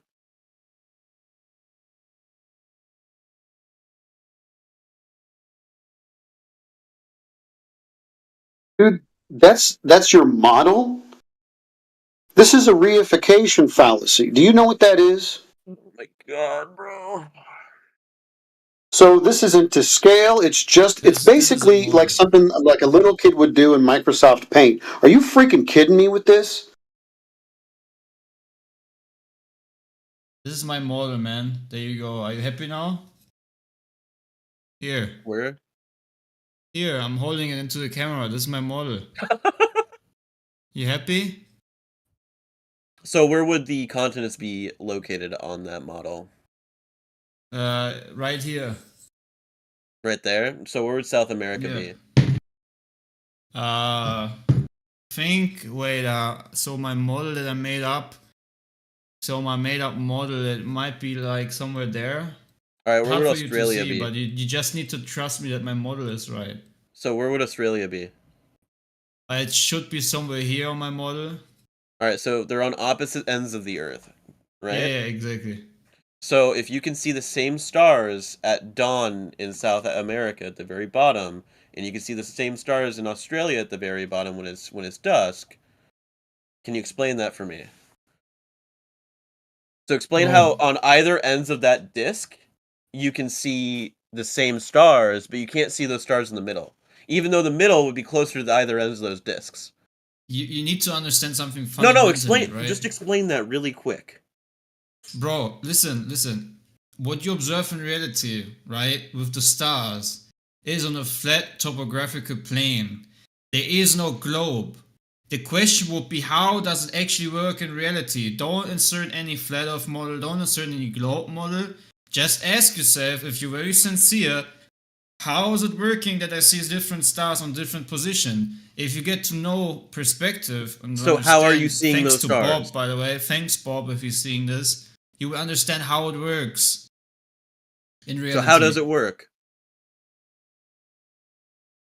How does the center of that theory, the middle of that globe, that flat plane, see a different night sky than the other edges, but the edges see the same night sky? That's a nice picture, by the way, of my model, man. Again, the problem is your reasoning is fallacious to begin with.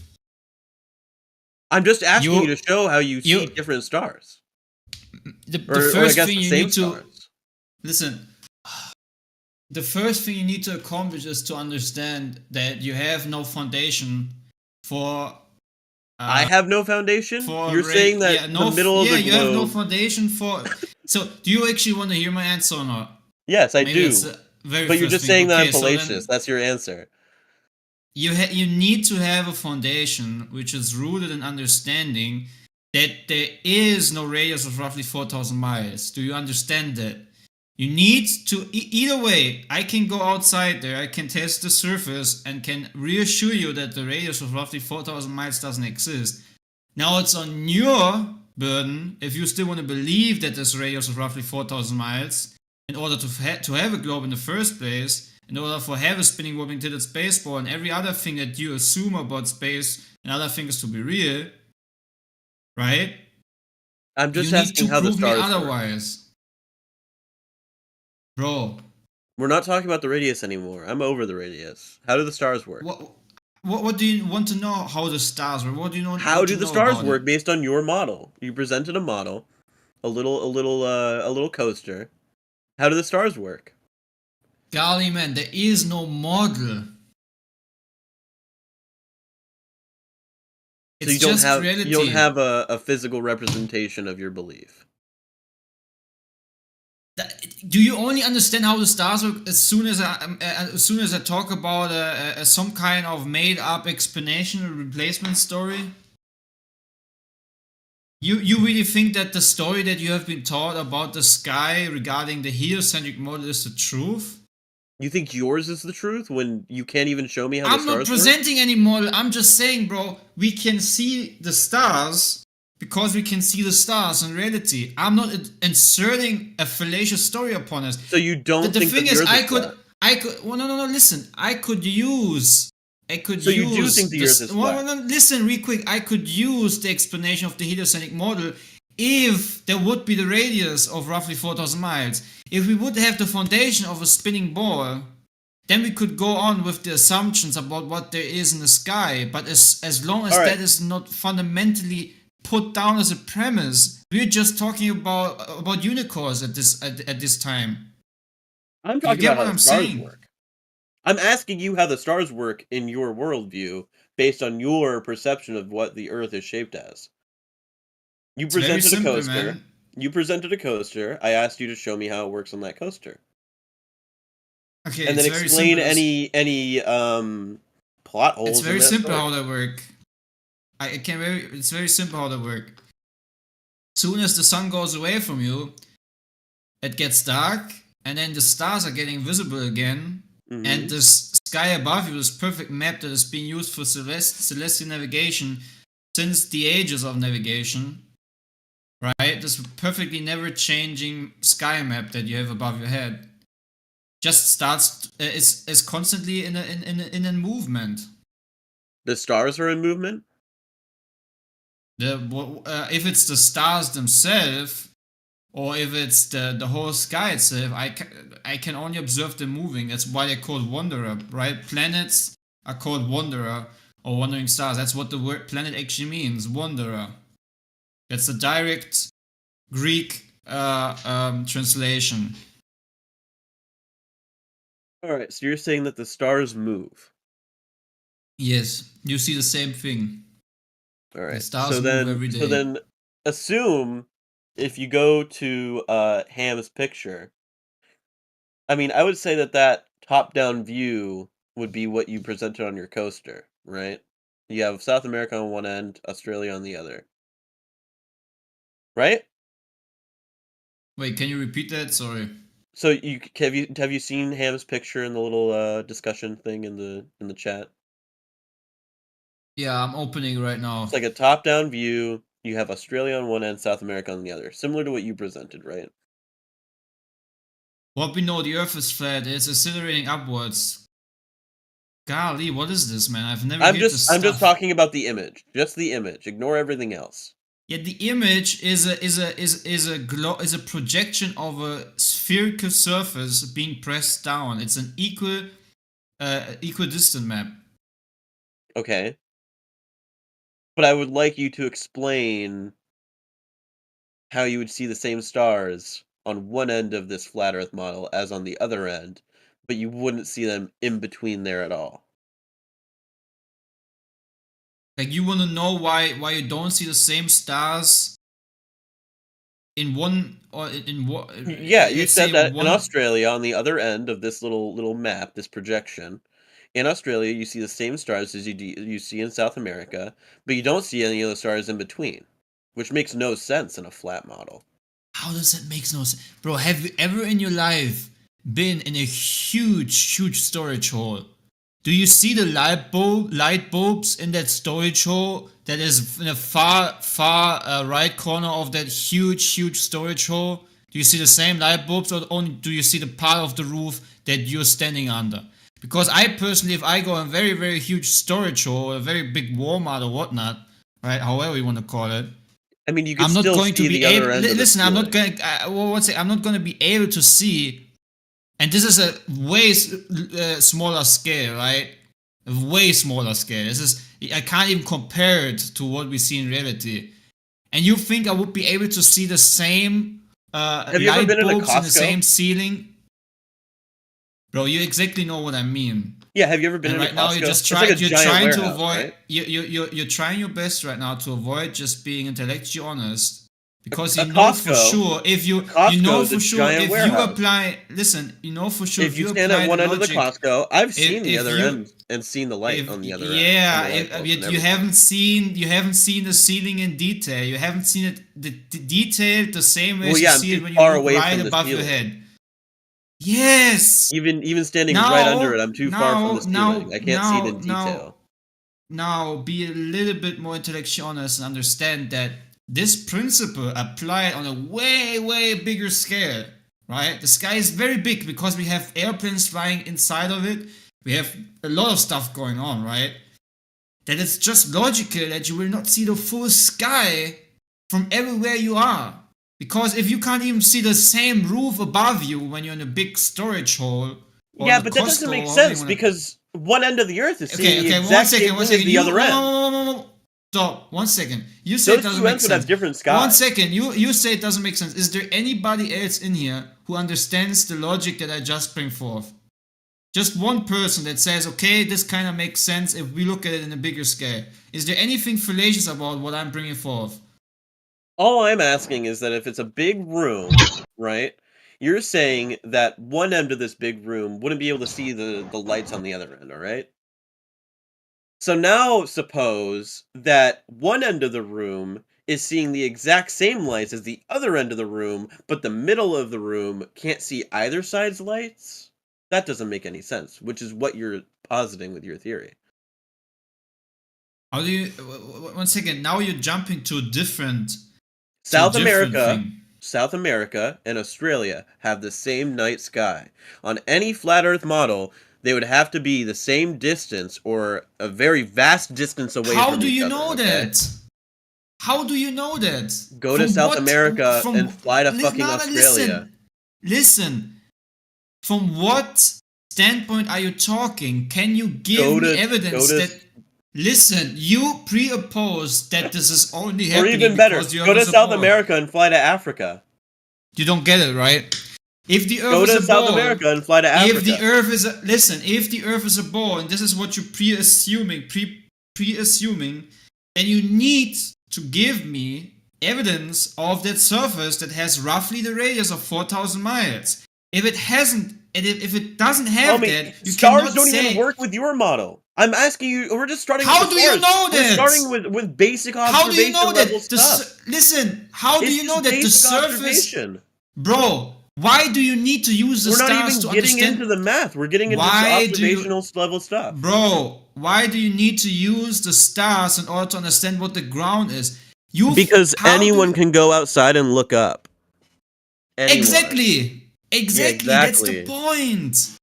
Yeah. Yes. So explain but the thing to is, me. I can go outside, I can measure the ground, and I can realize that it's not adding up to a radius of roughly 4,000 miles. Do you understand that? If it doesn't add up to 4,000 miles in radius, it is not a spherical surface. Therefore, it works in reality. Whatever the stars are doing is a non sequitur. It will not change that the Earth is not a spinning, wobbling, tilted spaceball. Okay? If it is a spinning, wobbling, tilted spaceball, and the stars only work because the Earth is indeed a ball, a space rock in outer space, then it's on your side to give evidence that the surface is bending 360 degrees in every direction in order to get aligned with the 4,000 miles that is roughly proposed within your paradigm. If it's not, then your whole argumentation with which I think it doesn't work on the flat Earth model is pretty stupid, because first of all, you don't really understand what the Earth is to begin with. If it works in reality, and in reality we can observe the ground to be a topographical plane, then it just works, bro. And it doesn't matter whatever you trying to figure out in your head. You still need to figure out what the shape of this ground actually is in the first place. Is that so hard to understand? What this guy is posting, and he's just spamming it at this point, is just a fallacious view on the Earth. Literally. Mine's the fallacious view? What? I'm just asking why you see the same stars in South America as you do, say, Africa, but then you don't see the same stars, say, in, like, Mexico.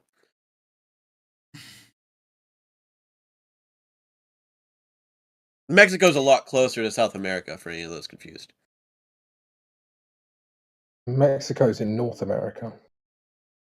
Yeah, but if you take, say, Bolivia and you take Mexico, those two countries are a lot closer than, say, Bolivia and Madagascar. Bolivia and Madagascar see the same stars. How can I get into your brain that, okay, before you look up there, right? You're gonna do this. You're gonna stand up and you're gonna look there. There. Do you see this white stuff? That's called the ground. So what you do in reality, before you think about what's going on up there, you gotta figure out if what I'm standing on is actually what they have been taught me to think. Yeah, and So that's is what it we this use- universal? That's Is what it we this use da da da da? outside Is it this pieces of evidence universal globe? to then confirm what we think? And we're using the most basic level of observation, which is looking straight up, no mathematical tools, nothing. And for some reason, your model can't support that. Bro, just because you assert a fallacious view of a model that It's is not fallacious. This is how the world works. This is how the world works. It doesn't work with your theory. There is no model that is being No. contributed. This is how it works. You're saying the Earth is flat, but then that doesn't make sense. Those two things cannot be true. You cannot have a differing night sky and, between Mexico and Bolivia, but then have the same night sky between Bolivia and Madagascar. That wouldn't make sense in a flat Earth model. Oh, you want to know what the answer is? It's refraction. Okay. Oh, just it's like refraction. just like you bad faith globies always say, it's refraction. That's okay? refraction. Yeah, it's you got it. Okay. Now to talk about the real issue. Everyone knows the big slam is coming. Okay, and there's two solutions. We can either go underwater. Big slam. Okay. The big slam. The big slam is coming. Okay. We can either go underwater, like the globies want. Okay. What is big slam? Bro, we are nowhere near the edge of the universe. Yes, we are. No, we're not. Anyway, yes, we are. Prove it. Oh, golly, can we stop being a Narnia and again get me a proof of that radius of roughly 4,000 miles? Then we can go on with you guys' delusions. Right now, I'm listening to two people contributing just delusions and false models that no one claims in order to somehow make a point. But there is no point that you have made so far. First, we get to have the foundation. The foundation is the measurements of the surface. If you figure out what the surface is, then we can move on with this conversation. But so far, it is just a non sequitur. It's totally stupid and without any purpose to entertain you both guys further on. So please provide direct measurement of the radius of roughly 4,000 miles. Thank you. Provide any working flat Earth model that shows how the stars work. It's a non sequitur. If the Earth is measured to be a topographical plane, it just works. Accept the fact that it just works. Be quiet for 5 seconds, okay? Just to 5 seconds, all right? Actually, make it 2 minutes. The stars are universal truth. Anyone can go out and look up at the stars, all right? Anyone can go, fly out to other countries in the southern hemisphere, look up the stars, fly back, and look at the, set of different stars, all right? All I'm asking is a model that I can provide of the global Earth and show, I can show you this is what I think the Earth looks like. The stars in this half explain why you only see these stars, and the stars in this half explain why you only see these stars. Provide a working model or any type of explanation that shows how the stars work with a flat Earth. We've been asked this a million times. Yeah, you've been asked it a million times, and you keep having to ask because you don't answer, because you can't. Okay, this is what the globies do. They get mad. I get mad. He just spent like 2 minutes yelling on a tirade. Yes, you can. Right, give me a moment. So, you say your model is basically an explanation, right?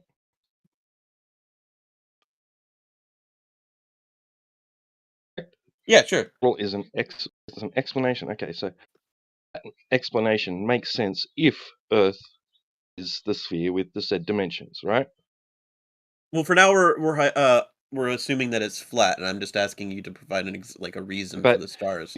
The explanation, the model, right, makes sense if the Earth is a sphere. Correct. What if it's not a sphere? Does the explanation then make any sense? If it's no, it doesn't. Right, exactly. So, is it a sphere? So then it's a sphere because a flat So Earth. the question, no, that would be fallacious. That would be logically fallacious. Because you're using the model. You're using the model as you're using the explanation as evidence for your original premise, right? You're drawing a conclusion. based on the explanation. No, the stars is the evidence. You're getting it all wrong. Yeah, that's right. Correct. It's your evidence, right? Which you're then drawing a conclusion from. Yeah, I'm drawing a conclusion based off the evidence. Correct. So let me put it this way. We know that the explanation is true because Earth is a sphere. So, the model is true because Earth is a sphere. We know Earth is a sphere because the model, because of the explanation.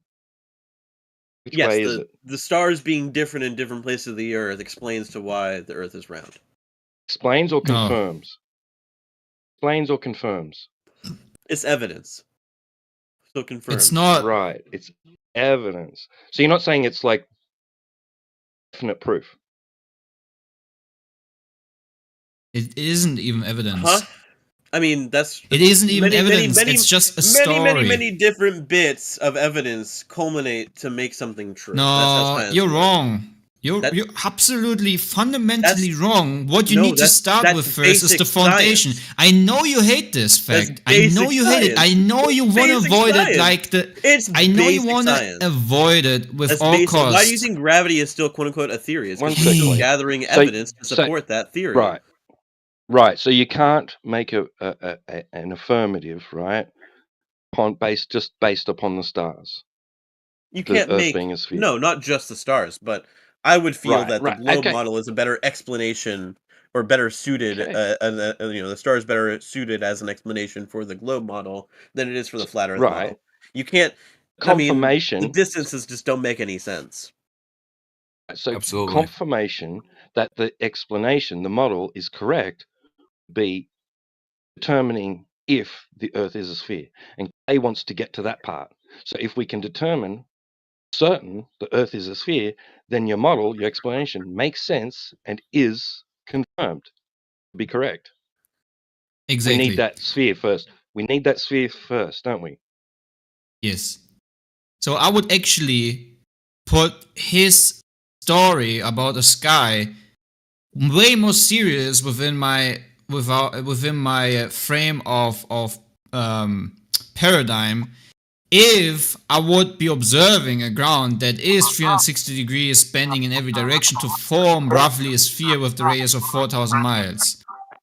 But if I cannot observe this in reality, I See, but you cannot. can't observe it in I reality. cannot It's stars. I cannot acknowledge your star story so far. Okay, it's a You cool can. story. Alright, I I agree. just- it's a cool story.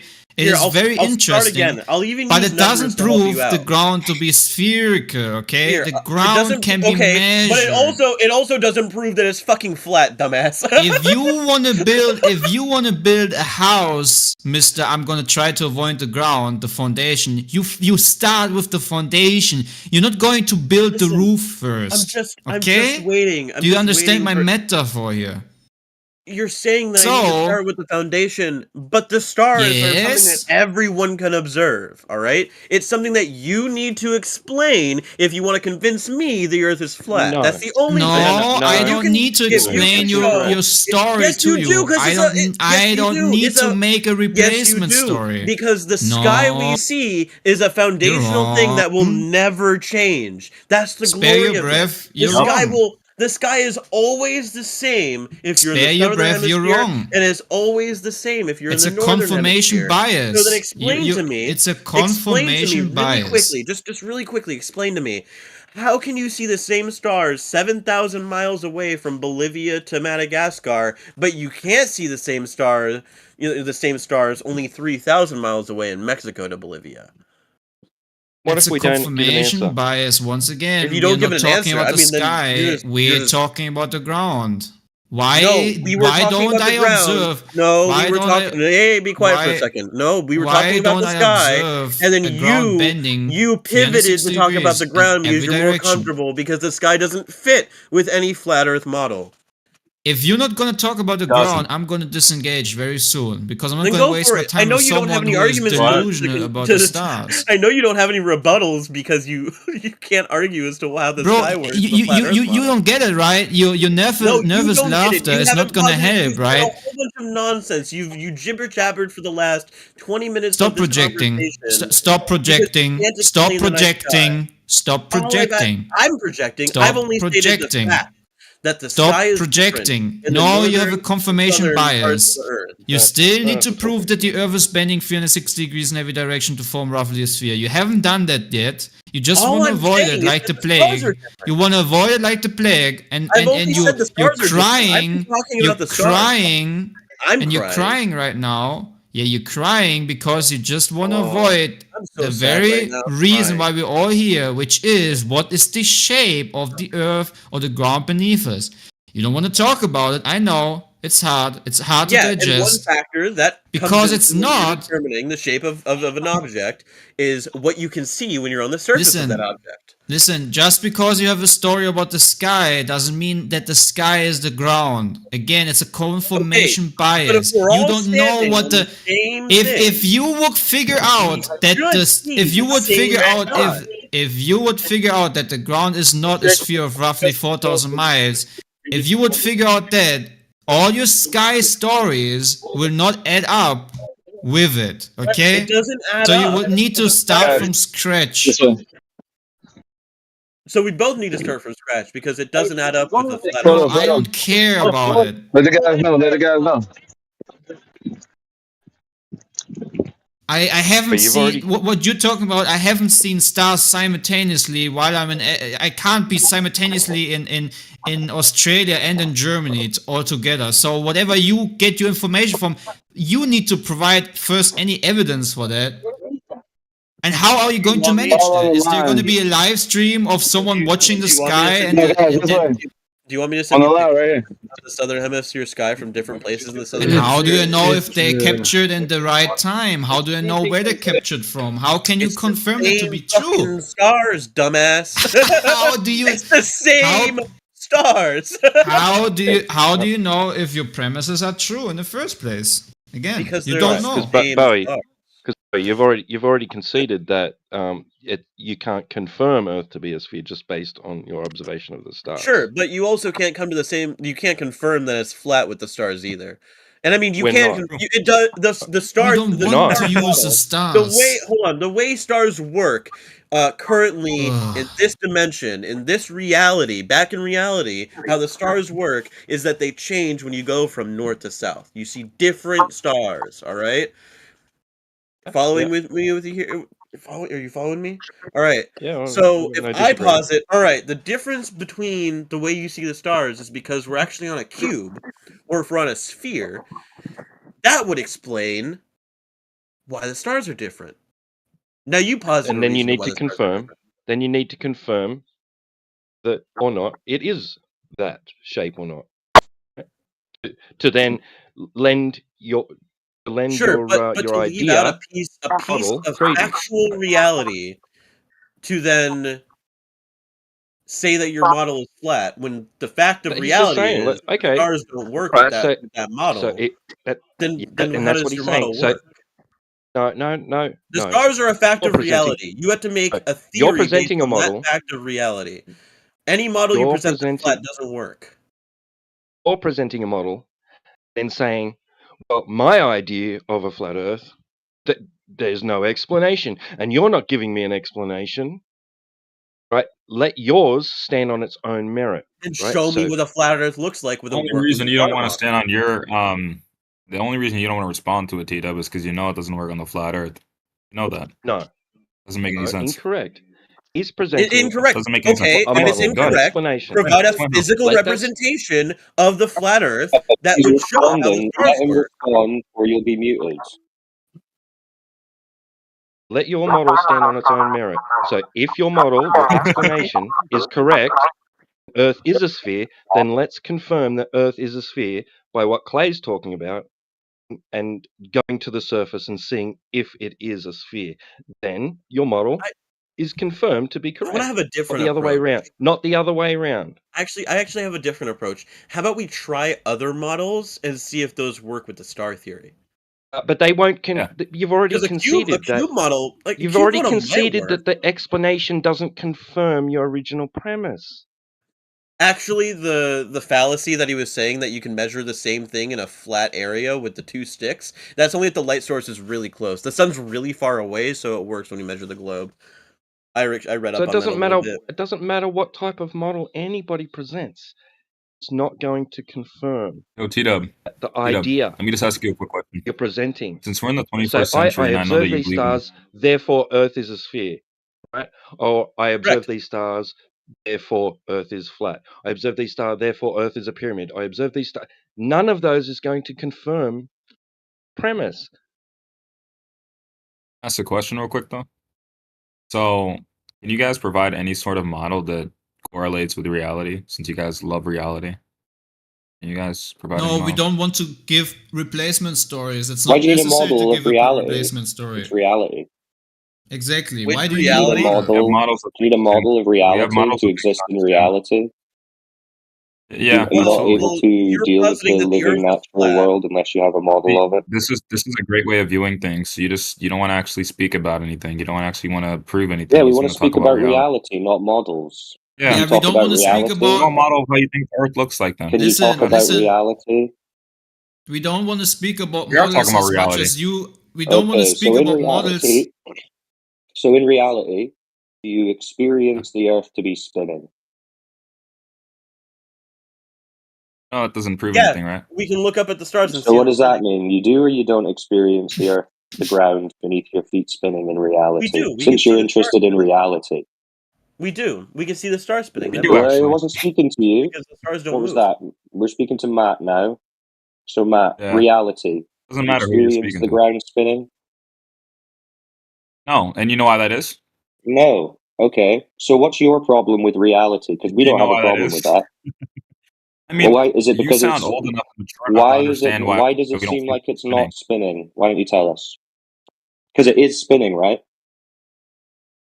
Yeah, it's spinning. Right. So it feels like You know it's how not long it spinning takes because it to is make? spinning. You know how long Is it takes? that what you're saying? 24 hours in a day. Okay, if you take, for example, put yourself in a car. Say we're all in a car, right? No. You're not It in a takes car. You're about talking about the ground. Oh, okay. You don't want me to give an example. So examples are on the table as well. I'll show you No, not of a exactly why it car. feels Yeah, like we you're know not cars spinning move, more. Matt. Nuclear. Yeah, we know cars You move. could do Well a fifth done. grade. You're You could claiming do the a fifth ground grade is science moving. project to figure it out. Yeah, you're claiming the ground is moving, so you need to prove that.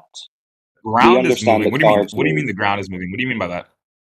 He means What, the do you two not inches believe the difference in a ground year. is spinning? You mean Earth is spinning on its axis? Yeah. Oh, right. So you do believe that the ground beneath your feet is spinning, quote unquote. Ground beneath me right now, it doesn't feel like it's spinning. No. But Earth is Okay, so spinning. it's not Yes. spinning, but it is spinning. Oh, Earth is spinning on its axis. I already told So you the that. Does ground, the the ground ground like is on spinning. me right now feel like it's spinning? No, Cyclone. nothing's moving Cyclone. around on me. No. Okay, so nothing's moving That's just around, but it basic is science and spinning. physics. That's why. Yeah. Okay, Wait, so what speed? Huh? What speed do you think it's spinning? What do you mean? What speeds do I think it's spinning? It's spinning. Well, how fast is it spinning? Earth? Are you confused It's already spinning about at what you about believe? 1,000 miles per hour. Huh? Okay, so you don't experience anything, but you think you're spinning at 1,000 miles an hour. Can you explain that to us? You know why that is? I mean, have you ever done like anything Yeah, with feel free. like? Explain it to us. You ever take So you science don't class or anything? experience any motion. Explain why you believe it. The ground is moving at 1,000 miles an hour. I have a relevant question Because of if you don't mind, science and Matt. math. No, we're listening to Matt That's explain why. his religion. Oh, Why? damn. How is it a religion? You know what religion is? Define religion for me. Right. So, okay, if it's not a religion, Define how do you know religion. it's moving at 1,000 miles an hour? Define religion. What's your Oh, evidence for the bias. belief? Sorry. You called it a religion, so define religion. Right. It's not a religion, right? Okay, then. I don't know why you're calling Okay. it. So what's the evidence? So it's not a religion. It's the evidence for what? For your 1,000 mile an hour ground spin, Matt. Used. Yeah. Yeah. Science What's the and the evidence? data Why are you has saying it's provided. moving at 1,000 miles an hour?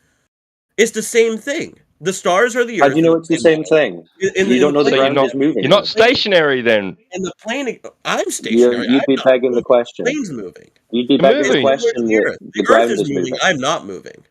Right, but you know the plane is moving. Yeah. The ground is moving. Yeah, I've used the plane as a conduit to assume that the Earth is moving. So you assume the Earth is moving because of planes. Just based on my experiences, yeah. So because you've been on a plane, you I'm believe using the my ground is personal moving at experiences. 1,000 miles an hour. Yeah, because the From the stars are first hand moving. I can experience, see the that their experience of being in a position plane. relative to each other. The stars don't move Yeah, relative to each other. They're always in the stars are same what place you in the night observe move. sky, which means that You already agreed. So you see the stars moving, not the ground. I see the stars moving relative to me. The stars don't move Yeah, relative you see to the you see the stars moving, not If you. But stars you're were saying the moving, ground is moving. if stars were actually moving, you would see difference in speeds across Well, you different see the stars in the night moving. sky. What do you mean Yeah. if the stars are moving? You already said you saw them moving. I do see them moving relative to me, So not why relative so to the why would stars you be themselves. saying if the stars are moving when you I'm just say you see saying them that moving? the stars are not moving relative to other stars, but they're moving relative to me. If you're too dense to get that basic So the premise, stars then I are don't know why moving, we're having yeah? this conversation. Yeah, my comprehension is the problem, Your Billy. comprehension is pretty terrible if you don't understand relative Yeah, position. you can't seem to figure out if the stars are moving or not. I've said that And they're you moving. certainly can't get Relative close. to me. Okay, so the stars Relative are to each moving. other, they're not moving. So the stars are moving and you're not moving. How do you get to the ground is moving at 1,000 miles an hour? Well, see, when I'm in a plane, it feels like the plane's not Oh, moving. you're in a but plane it actually again. is. Okay, Right? so When I look your evidence. outside, it So looks what like the you Earth is believe. spinning. It looks like the Earth is moving Your under me. belief But in in the ground reality, it's moving the at plane 1,000 miles moving. an hour is because you've By been the in a way, plane. the plane is I've going been in a against plane. the spin. By the way, the plane I've is been in a going to be plane. against the spin It didn't or make me spinning think. with the spin. Not all the time. Sometimes the plane When flies I with was in a the spin, plane, I didn't think, the ground must be moving at 1,000 miles an hour. What made you make that connection? What?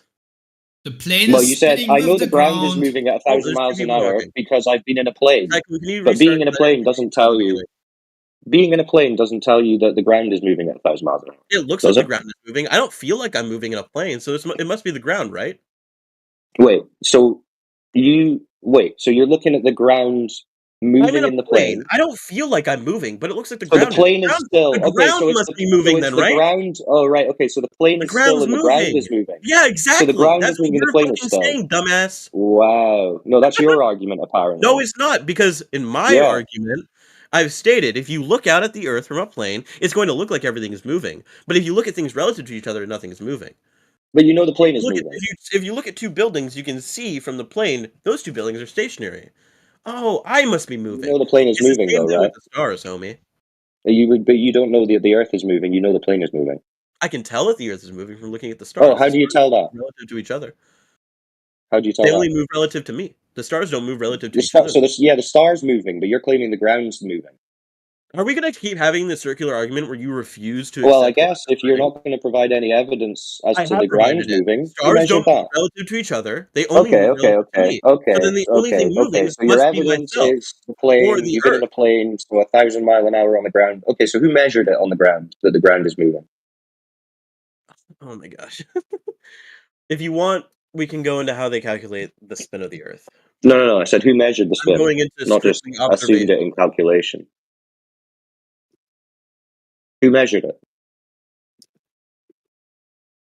I'll How give you should a I chance know? to Google it. I don't know. I'm just observing stuff. You're just I observing know that the the Earth is moving. I motionless don't know how fast ground. yet. I haven't done No, any you don't know the Earth is moving. Remember, you Yes, already I agreed. do. You just see the star moving. You just see the stars moving, not No, the I Earth. see the stars moving relative to me. Relative to each other, the stars Yeah, don't relative move. to you, So who is it still on must the mean ground. that I'm moving. I'm the only thing moving. You go outside and you don't experience the ground moving.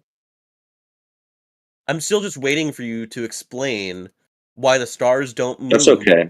We're just exposing the results of this religion where you guys don't know whether the stars are moving, the sun's moving. I've stated You it think it's the very ground's clearly moving because because you just went on a because your plane, IQ is but you too low don't to really understand, know.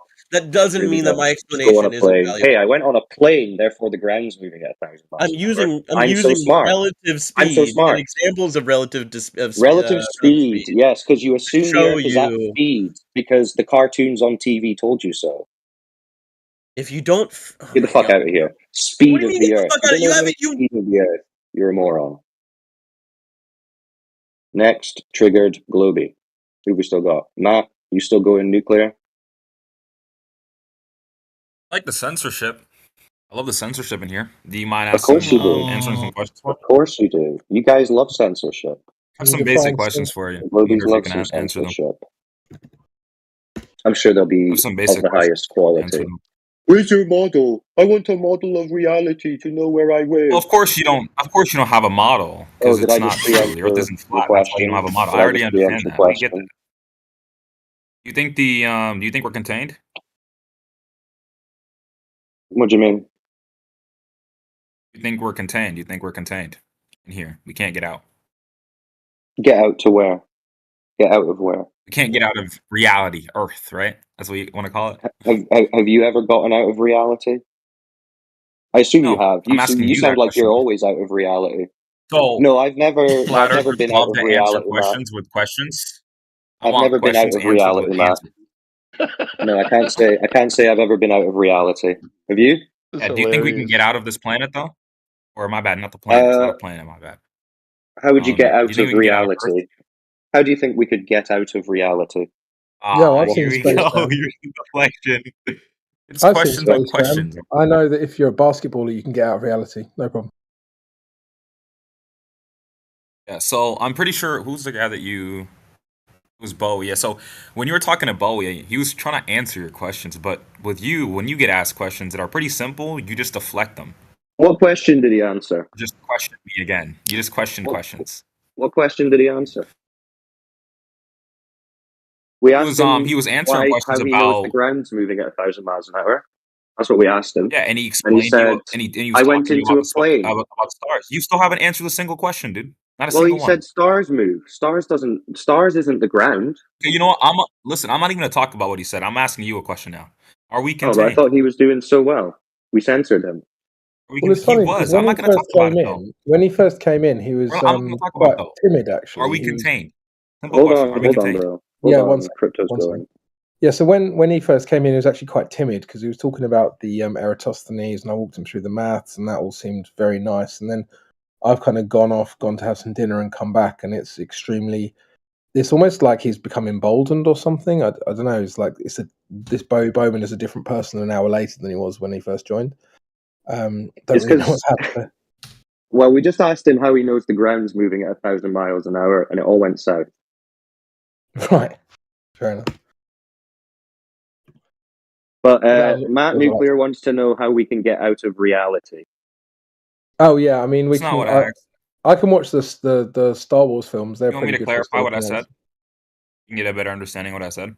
Yeah, well, I what I watched said Star is, Wars do you guys last think night. we're contained? That's it. That's my question. Do you guys think I we're watched contained? Star Wars last night. It's quite good. Also, Yeah, not the later ones are shit though. that. Yeah, that is true. Have you Oh dear. guys So seen Matt Nuclear, Oh, he wants The to know Last about Jedi? containment. No, the only Jedi My I question care is- about is Fe Jedi. That's a good Where's Jedi? one. To be honest, Jedi So does we know that answer a gas lot of pressure. We know that gas pressure needs containment, and we have gas pressure, Sure. so it's a reasonable assumption. Sure, it does. Yeah. Oh wait, it doesn't. So why is it in the Well, I'm not definition gonna. of No, I'm gas not gonna pressure? try to get you to ask me a bunch of these questions. Just go ahead. Continue. Oh, Continue going on. What okay, you're so saying. you agree gas pressure requires containment? It's not that I agree. I just want you to continue. Go ahead. Oh well, I mean that's it. Gas pressure requires containment. Pretty simple. So we're contained then, right? Well, gas pressure is contained, and we have gas pressure, so it must be. So we're contained then.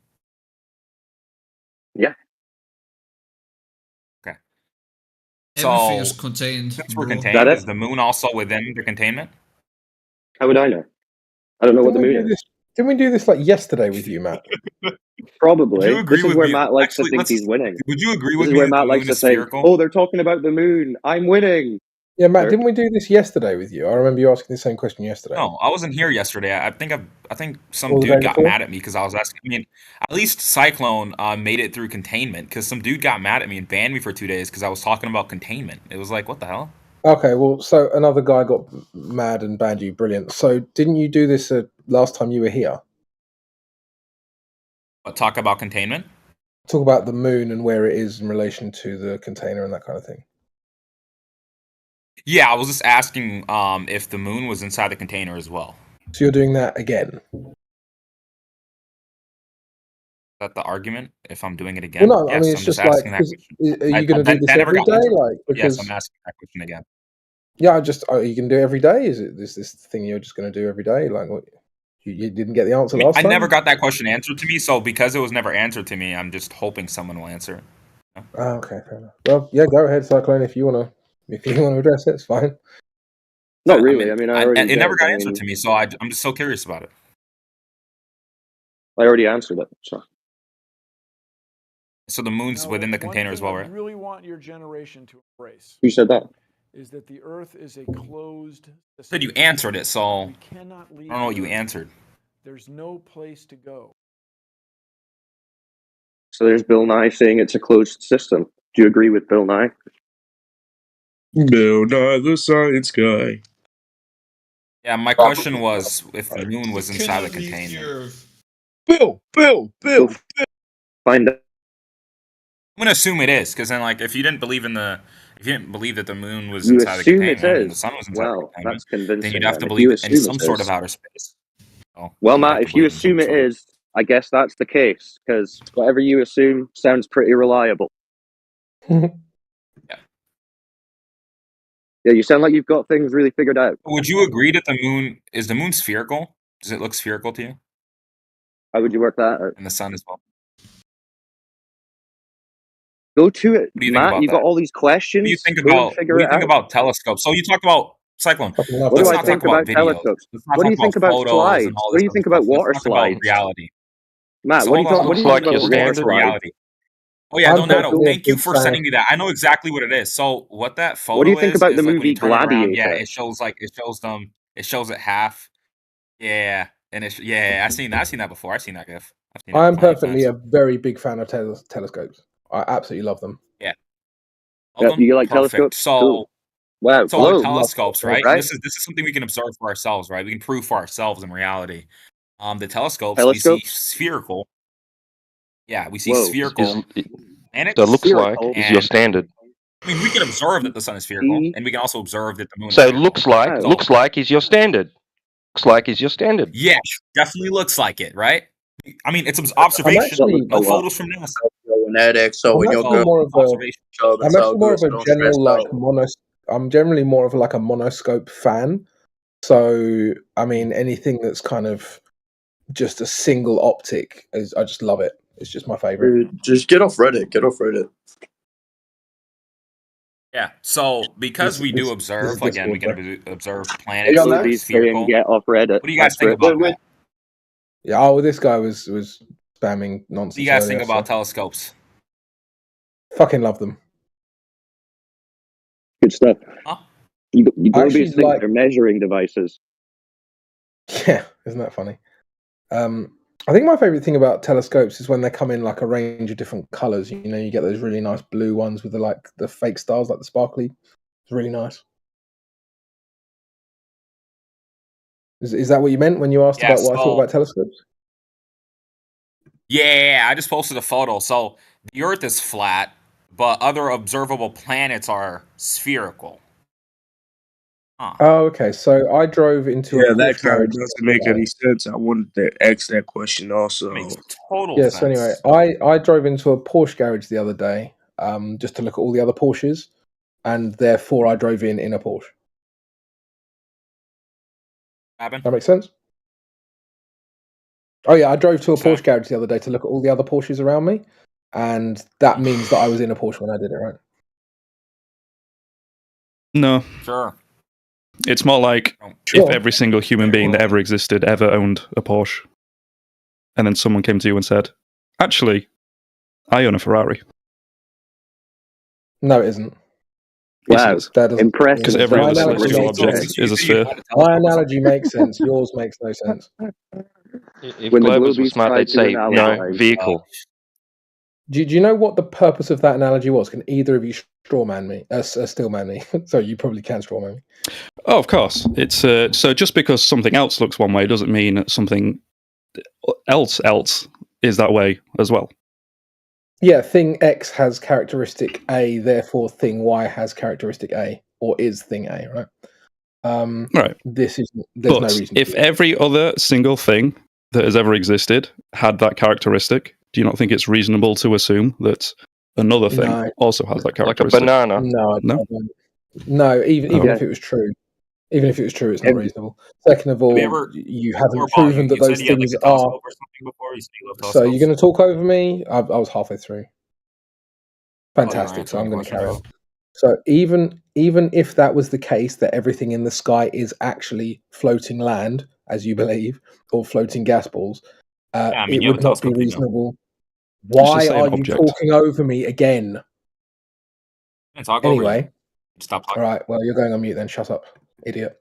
So, as I was saying, just because you observe, or even if it was true, you looked at every single planet in the sky and you knew for an absolute fact that that was floating pieces of land and floating gas balls, it would still not be reasonable to conclude that therefore the thing you're standing on is one of those things, because they're not equivalents.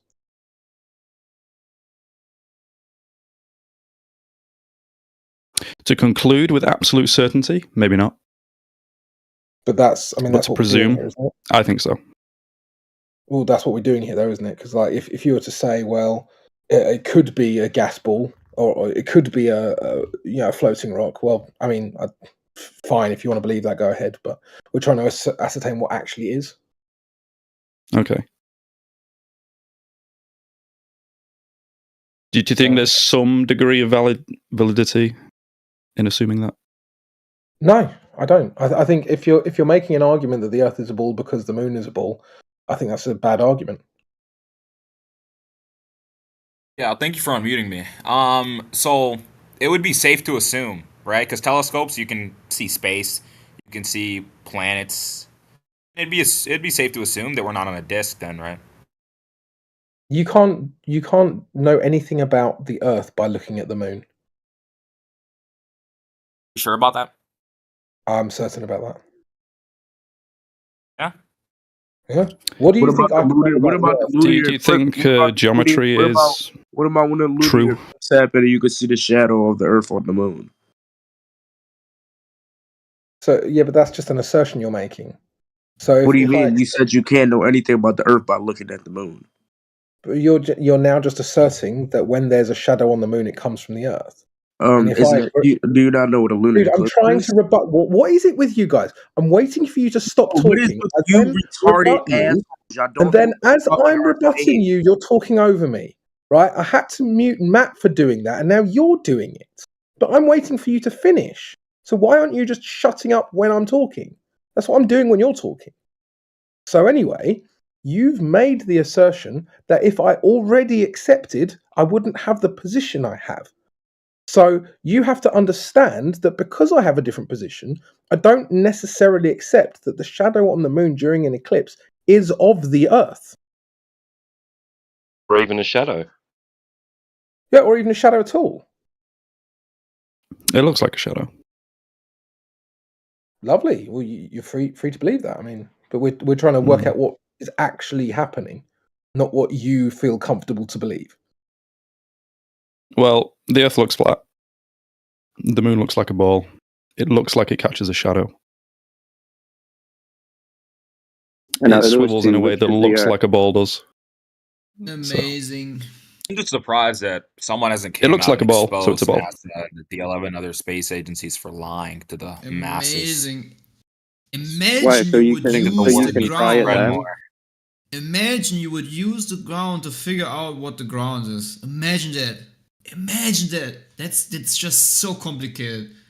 Should never actually So pay attention the way to you want us just to using view the it ground. is like if we were in like second grade. That's the way you just wanted to dumb us down and then be like, okay, No, understand no, it from no. this Remember, in dumbed second down. grade, they told you it was a spinning ball in a vacuum in second grade, remember? That's what you still think.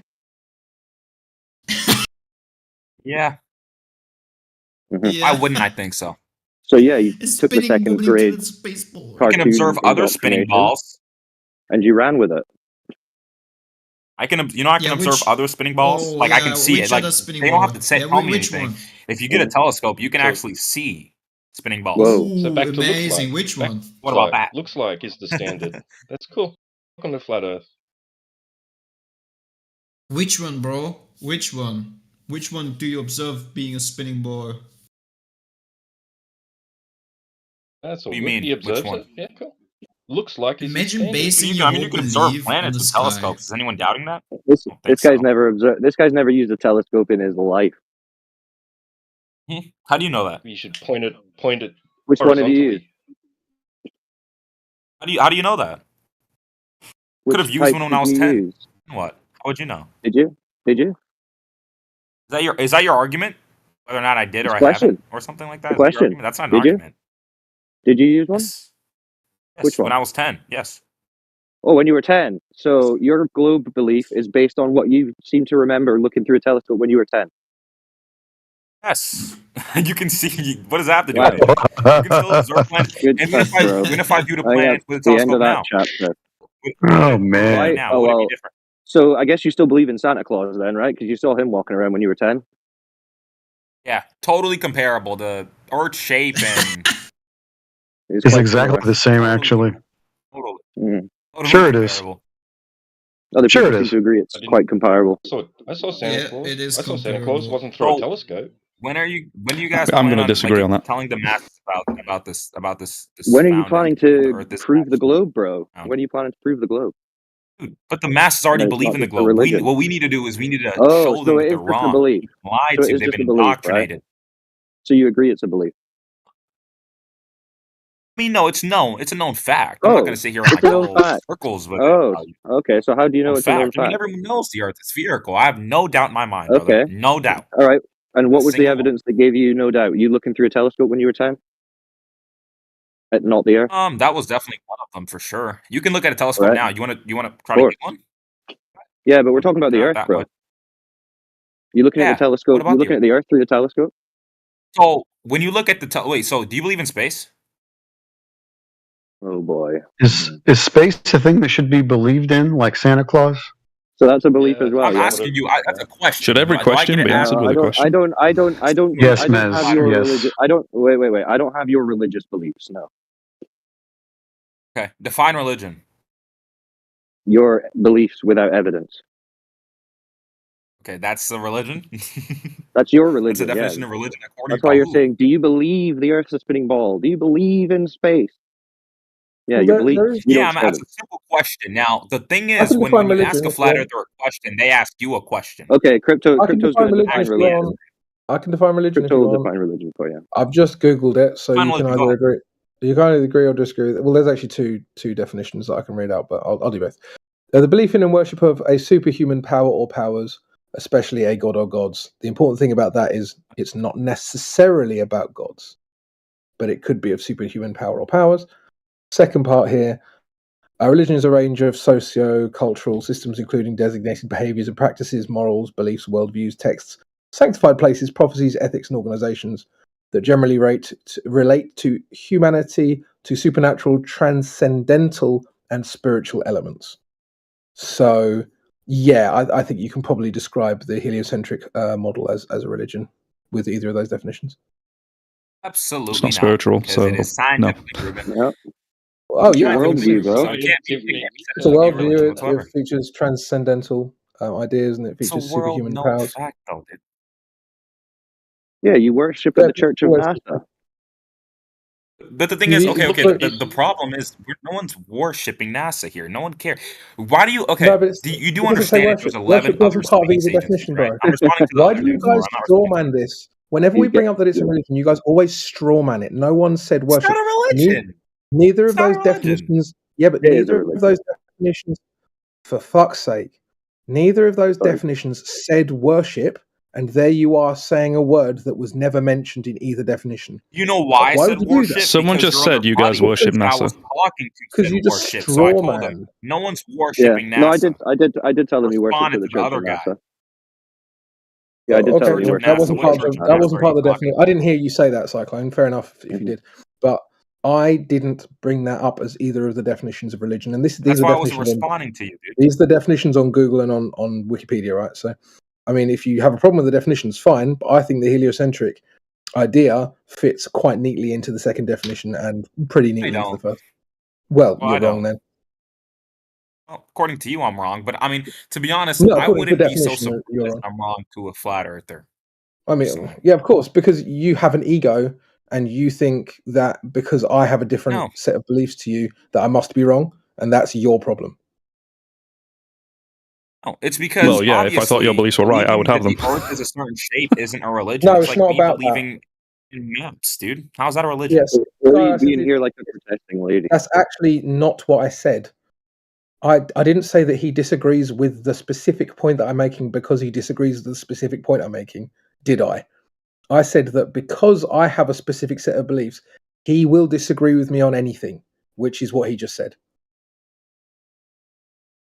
Yeah, I mean, Do you because we understand the both difference share between those two completely different statements? views, which I mean, and it's just Well, I was talking Earth-shaped, to and the I other mean, you guy. probably, I don't know if you believe in other conspiracy theorists. I was talking to the other A lot guy, of so I flat don't know earthers why do. you're I can't talking. assume that of you, right? I don't know why I'll you're define talking. I was religion talking to for the you. other I'll guy. give you the Google definition for I was talking religion. to the other guy, So it's the so belief maybe he can in respond. and worship of a Maybe the guy I was superhuman talking to can power. respond to the thing I said to him. So, Sky Ice Enthusiast, do you understand that there's a difference between what you strawmanned me with and what I actually said? Wait, what were you saying again? Fuck's sake. That because you have a certain set of beliefs, he's going to disagree with everything you say. Yes, and he just claimed that. That is a Okay, different well, I think that's a statement. bad idea. Well, of course it's a bad idea. Because, I mean, you know, even really the worst guys in history had some good ideas, right? But this is what he just said to me. And so you're thinking that's silly, right? So I agree with you there. That's fine. What did I say? I didn't say that. What did I say? You said that because I'm a flat earther, you're going to disagree with everything I say. You're going to disagree on a lot of things, and I said I wasn't And how surprised. you What I changing actually what you said, said? I'll remember. I'll try to remember exactly what I said, but it was something in the line of, "You are a flat earther, so you're probably gonna. You're not. I don't expect you to agree with me on this." That's what I said. Oh, well, I that's don't. not what you said. But if you know, if you want to change I mean, what you sure. I said mean, there's the to YouTube thing in that, here if you want to go replay it, but well, I mean, if you want to change what you said to that, then I mean, you can no, I disagree or mean, agree we on can replay it. Like we any can specific review the thing you footage. like. I don't really give a shit. Like you can, like if I say 2 + 2 is 4, and I you're like, think this is irrelevant and we should move on. no, I think it's relevant to his psychology. Actually, He wants to stick on this. I mean, sure, you can. I didn't say I'm that. I just, mean, I'm just saying. if you I think actually think it's so relevant, floorball. If you think it's so relevant, then let's go on the YouTube thing that the YouTube ad puts in here, and let's replay the footage and see if I said it then. you can if you want. I don't really give a shit. I think what's relevant to the room All right, is that then you don't argue about it then. well, no, but it's relevant to the people listening that this is your attitude towards us, right? So there's very little point actually trying to reason with you. I mean, okay. I mean, the thing is, like, to be honest, floorball, when flat earthers do already act negatively all the time, and they always have an attitude, always try to scream, always try to act tough, and you kind of do get a bad narrative and perspective on a certain group of people. That's what happens. It's called Well, pattern how do you expect people to act when you're talking over them the whole time, ridiculing them, and acting in a very, very childish way? How do you expect them to respond to that? You know Well, what? the When you say Gloobers, I I'm hear acting in a very screaming. childish way, I look at how Cyclone was acting. He was questioning everything without any known basis of physics whatsoever. He was questioning basic physics, and he kept asking questions, dumb Which questions basic over and over physics? again Which about the basic same physics thing. did I I would say question? that's pretty childish, right? But that's just me. Which question of mine was childish? Which basic physics did I question? Yeah, so when what's it called? I forget what his name is. Boy, you were asking him something about like, oh, if the Earth is spinning at 1,000 miles per hour, why aren't we feeling it? And he gave you a plane No, that's not analogy, and why you I were asked like, him. That's not well, why I that's asked him. totally what you asked him. Totally, No, I asked him how he knows totally the what you ground asked. is moving at 1,000 miles an hour. No, I asked him how he knows the ground is No, moving that's at 1,000 one of the miles an hour. questions you asked him. One of many. That's what that is what I was asking. And one of many, and he That's gave what you a makes you plane guys analogy. spiral. And when you're talking about people screaming, it's No, only the Gloobers in here that are ever screaming. By the way, as far as I no. It's hear. usually the flat Earth screaming. I That mean, I think if is not anyone true. truly has a Everyone religion here, it's screams. the flat Earth. Why? Because it's not true. There's no real evidence that points to a flat Earth. And it's funny some of you guys want to even talk about observable science when reality. science doesn't Except agree with you. observable reality, right? And everything you've ever experienced about the Earth being level and motionless. Except that, Sure, there's no evidence. observable of that. reality. Yeah, so Sure, when just when you look observable at reality. But you just discard Huh? observable reality, don't you? Yeah, I So think when you talk about observable reality, how would you explain telescopes then? Is that not Uh, observable reality as well? How Just do I quickly, explain telescopes? Sorry, go on, Chris. just quickly, I think I agree with Sky Enthusiast on that one point that Everyone screams in here. To be fair, I don't think you could give that to a certain group. We have a few screamers on our side, but I think generally speaking, it's the Globies that get more triggered. But that's definitely not just them. Yeah. I mean, this is the thing I'll say to you, Globe, since you were talking about how I view you guys, and I'll tell you why I view you guys this way, because I look at a lot of how you guys act, and you guys do act pretty arrogant to evidence. And a lot of the stuff you will keep questioning. You guys don't really answer a lot of questions, and when you get asked questions, it's either deflected or you ask them with questions as well. And it's just like this series of questioning and questioning and questioning. I've been in this channel for a while. I've never really seen anybody reach a conclusion on whether or not the Earth's shape is this, because I don't think you guys want to reach a conclusion. But again, that's just my personal opinion from what I've seen. No, okay. So the reason you're often asked questions in response to other asked questions is because the first asked question has some sort of logical flaw in it, and the rebuttal is either trying to point out the flaw in the logic, or that it's like a loaded question. For instance, like if I say to you, "So, Matt, when did you stop being a rapist?" You wouldn't just say, "Oh, last week." You would say, "Hold on, I reject that entirely," wouldn't you? Right, so this is what's going on here. Is like you got loaded questions, you got gotchas, you got all this like fallacious straw mans and all this other stuff, and then what we're trying to get to is actually a more logical, honest question by getting you to rethink your question in the first place, right? So if you're asked a question in response to a question, you should think, what is it that's illogical about my question that they're responding in this way? Yeah.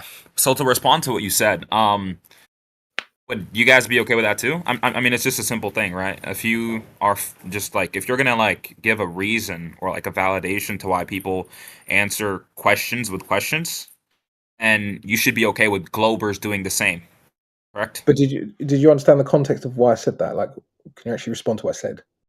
No, I'm just saying it doesn't matter really the context. I'm just Respond saying, to what I do you actually agree said, with it? because you're not. You've just dodged what I've said. How did I dodge what you said? What did you say? You haven't. Because I gave you the context as to why that is that way, and you just Okay, then I'm gonna give you the context to why I can give you a made up context to why this is. Can you steelman what I said? Can you steelman what I just said, please? Huh? Can you steelman what I just said?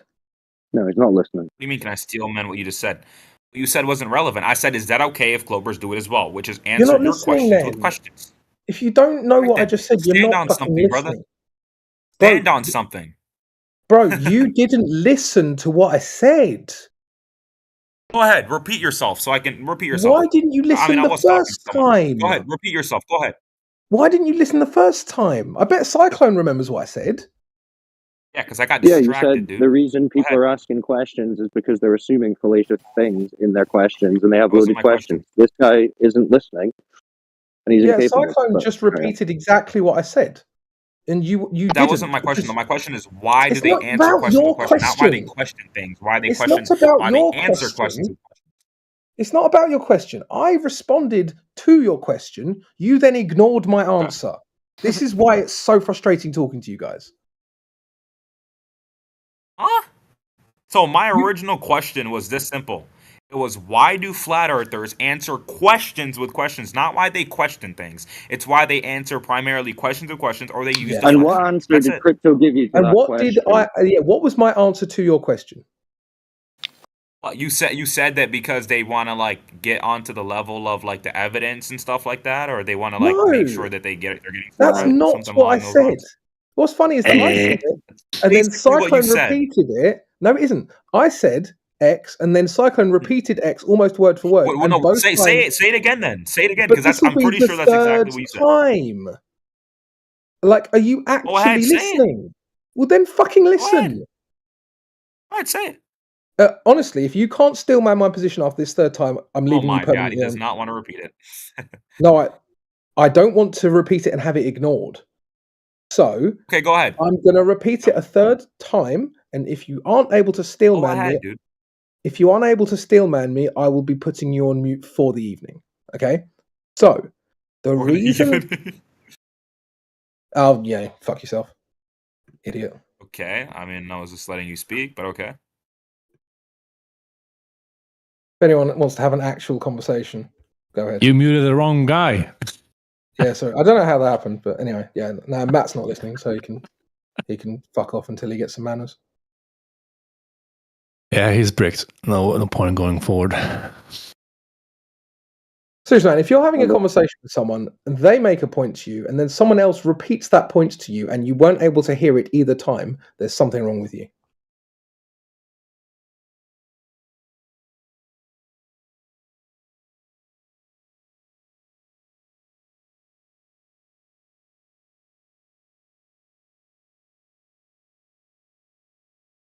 Another stellar attempt for the globe.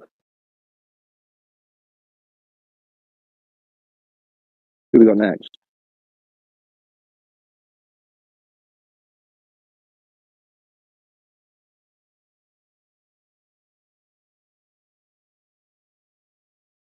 Dan? What's up?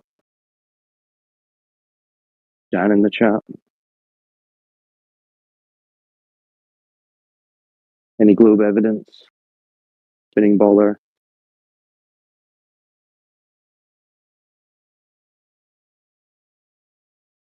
If the earth is flat, stay silent.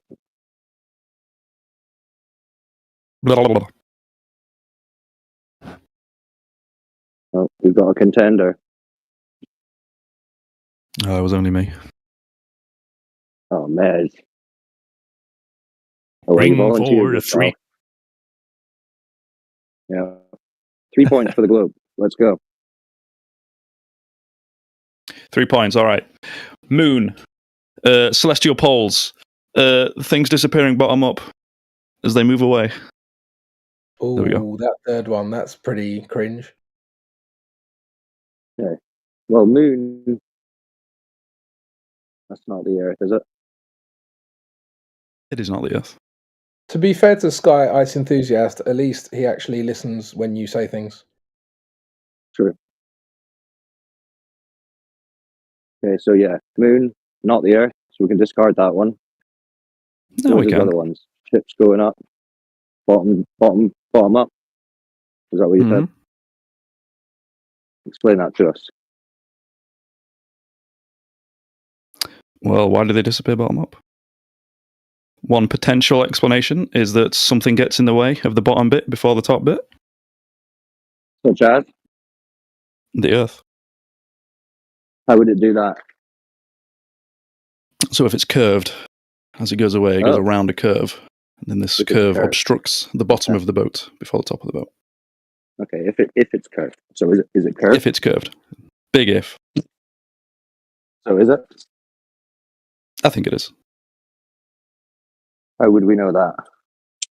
Because we see boats disappear bottom up. No, but but you're saying that happens if it's curved, not that that's proof. No, that the it other way is around. curved. Boats disappear bottom up. Therefore, the Earth is. If boats disappear bottom up, the Earth has to be a Right, globe. so- Boats so disappear if bottom up, boats- therefore the Earth has to be a globe. Oh wow, that was like a perfect formulation of affirming the consequent fallacy. No, it wasn't. Good stuff. If boats appear to sink bottom up, Earth globe, or if Earth globe, ships appear disappearing bottom up, ships appear disappearing bottom up, therefore Earth globe. That is indeed affirming the consequent. Very nice. So, Sky Ice Enthusiast, would you agree that if I went to McDonald's and ordered 10 double cheeseburger meals and ate them all, I would be very full at the end of that meal?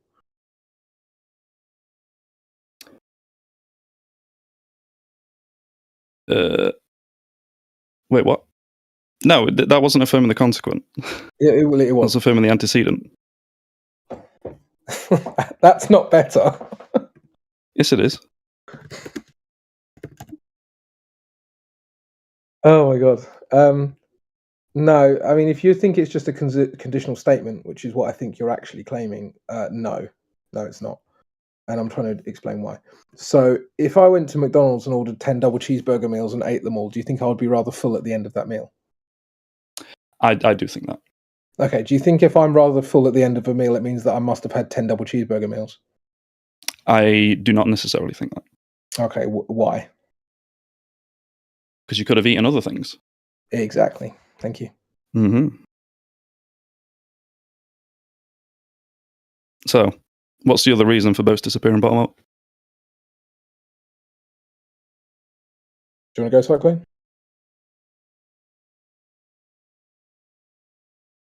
I don't know if he's there or not. No, I'm I think happy he's to go gone. on He's mute fell for a off the edge. second. Yeah, I'm falling off the edge, bro. Brilliant. Someone pick up. Well, the leading edge of a ball. The leading edge of the flat Earth. There's no leading edge of a flat Earth. Well, not There leading is- edge, just the edge. Yeah, the edge of the ball that the boats have to be going over. There's no other explanation. It's the 10 hamburger. Yes. I was going to give the other explanation if you're there. I don't know if you can hear me. It might be kind of loud. Yeah, I'm in the city, okay. but the other explanation is things disappear provably and testably over and over again. That they will disappear from the bottom up on a flat plane. We can demonstrate this here on Earth. Can you demonstrate it without the table being blurry? Yes, it can be demonstrated that the same thing happens on a blurry table, if you want to call it that. On a blurry table. Can you do it on a Whatever. non-blurry table? As it does out in nature. Out in nature, it does the same thing in nature as we can on any flat horizontal plane that we are testing for here.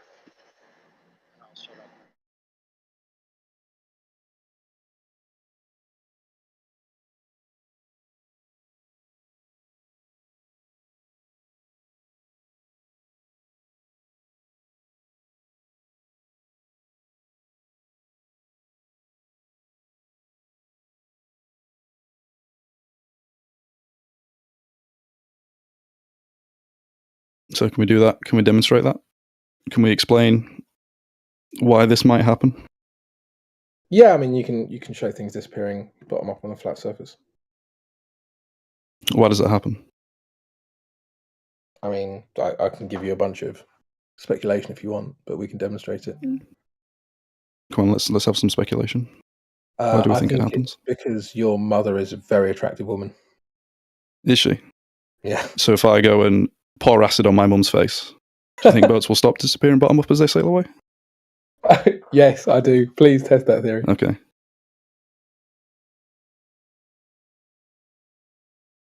Well, I'm not hearing an explanation. I think the Globe's winning this one. I don't think it is. I think it is. No. Well, Obstructions explain it. I've yet to hear another one. Well, yeah, I mean, but the obstruction doesn't have to be physical, does it? The obstruction doesn't have to be physical. Yeah. Well, I think an obstruction, by definition, is physical. I don't think so. Right. What's a non-physical obstruction? I mean, you could have optical occlusion, Well, I wouldn't call that an obstruction, though. but it is obstructing your ability to see further than a certain distance. I'd say it's hindering it. I wouldn't call it an obstruction, though. Yeah, but you can't see forever, so at some point it stops. So it's obstructing. Looking at the definition of obstruction, a thing that impedes or prevents passage or progress. So yeah, it doesn't need to be physical necessarily. I suppose you could argue that the like fog or whatever is physical, but not like in a densely physical way. But whatever. Well, I'd still say fog in that sense is obstructing because it's like restricting the light. Sure, but I mean, yeah, I mean, But I'm not sure I'd call like refraction an obstruction. I wasn't saying refraction. Right, but that's an example where something would, hinder your ability to see something. But I wouldn't necessarily consider it an obstruction. But I wasn't invoking refraction for this. Right, but that's just an example. So it's an example of something I didn't say causing something. Yeah, but it's an example of an optical effect that I wouldn't consider an obstruction, I just don't know why. even if it does hinder your ability to see something. Yeah, I would like to refer everyone to my Amish friend. I'm obviously a Mennonite, so we're ancient enemies of the Amish peoples. But I have a very good Amish friend in the chat who's demonstrated a real life photo of bottom up disappearance. that was taken by NASA in 1972.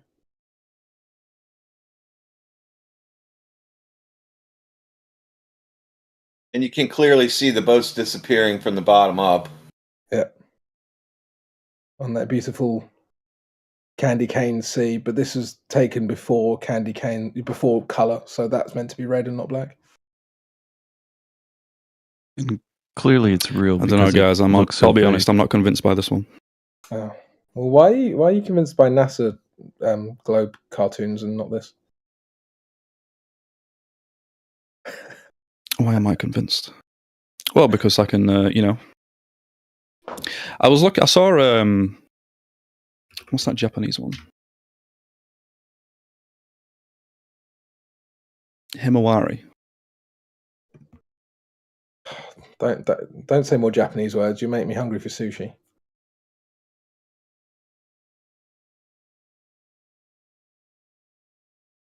Yeah, Himawari 8.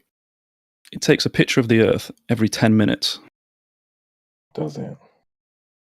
It does. And I was looking at it. I noticed some clouds. And then I looked at some weather data. And the clouds seem to match the weather data. Oh, that's amazing. So there's no It way. is amazing. There's no. Okay, so let me find a lovely website for you. Oh my gosh, that must mean the surface is curved. Case closed. Yeah. Well, let me just have a look at this this Atlantis view of the Earth with real weather data on it. Just check this out. There's a lovely Atlantis Earth there, and it's got real air, ocean, chemical, particulates views. I mean, that means the Earth is Atlantis, right? Because otherwise, how would this website by that exist? logic, yeah. I mean, if the Earth wasn't Atlantis, then how does this website exist? Wait, what am I looking at here? The thing I just posted. Oh, it's weird. I mean, you can look at Atlantis. You've got a nice CE projection, whatever that means. Conic equidistant. Then you've got a beautiful. Let's have a look here. What's this? Equirectangular, orthographic. You got the Patterson. Then you got the stereographic.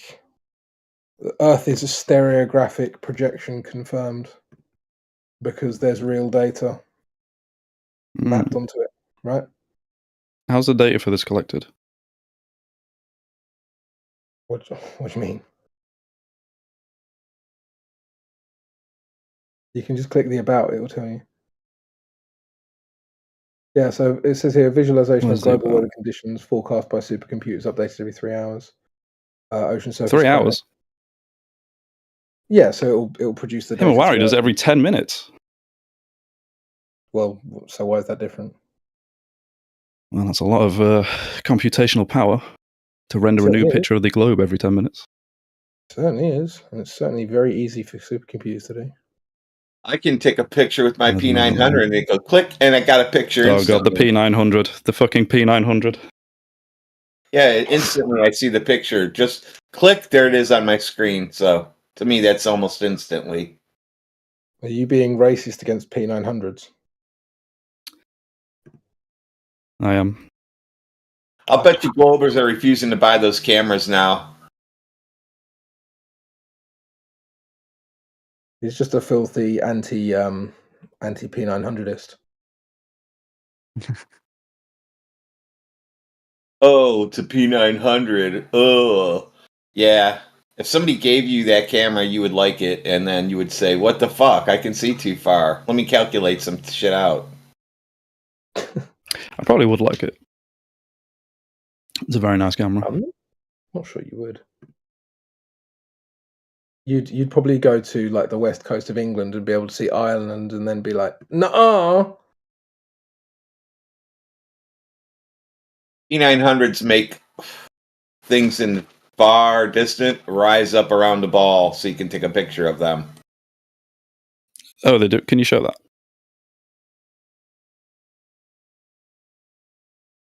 So you're just going to ignore my multiple maps with real data proves that we live on a stereographic Atlantis.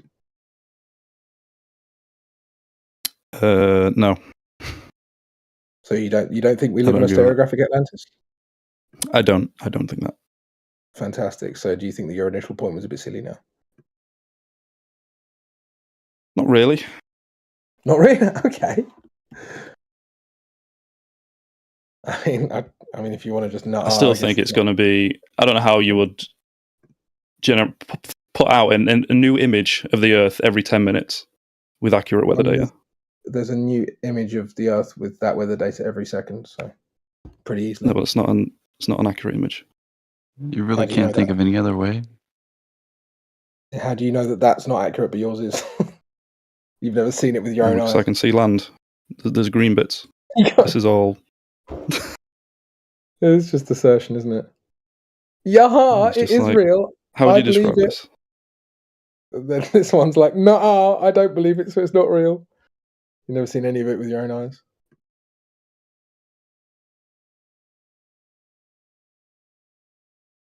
Do you not ever think it's all just a little bit silly, this whole story?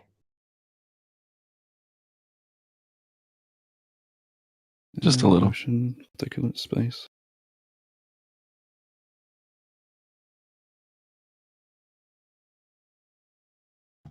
And also the proofs used to kind of prove it to you are just so weak. And you guys just like defend them to the death.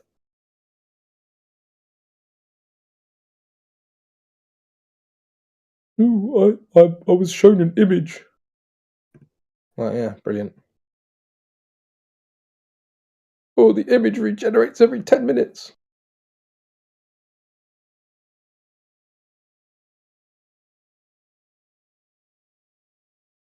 But bro, you can do that with AI nowadays. But I can literally go to Canva and tell it to draw me a globe every 10 minutes and it'll do it. Yeah, but it's not going to do it matching weather data. You could You if do it you in had a Blender. massive budget, you could easily plug that in. To render an image with accurate weather data every 10 minutes? Yeah. I don't think you could. Oh, I think you could. Everything Well, is can you opposite prove of what that? flat Earth. Everything is opposite. If a flat earther can spin a ball on his finger like a basketball because he plays basketball, Globers are going to say, no, you can't do that because you're a flat earther, and nuh-uh, and that's not really spinning a ball. And they're going to tell you everything that's not.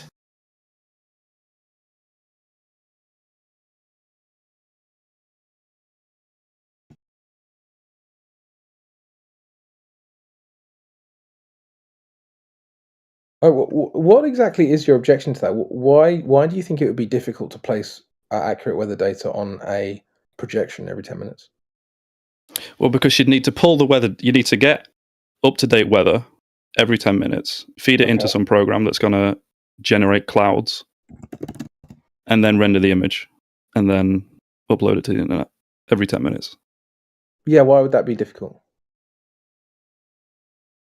Well, you got to get the data somehow feed it into the program, somehow then convert that data into like volumetrics, and then render it. You're not telling me why that would be difficult. You're just saying, oh, there are a few steps to the process. Yeah, well, how would you solve each of those steps? I'm not involved in meteorology, but presumably they gather So the why do you data. think this is possible? Well, because they would gather the data, they would send it to a program that would then visualize that data. Very simple. It's how most imaging works in a computer. And you're telling me that modern supercomputers can't do this, which is laughable.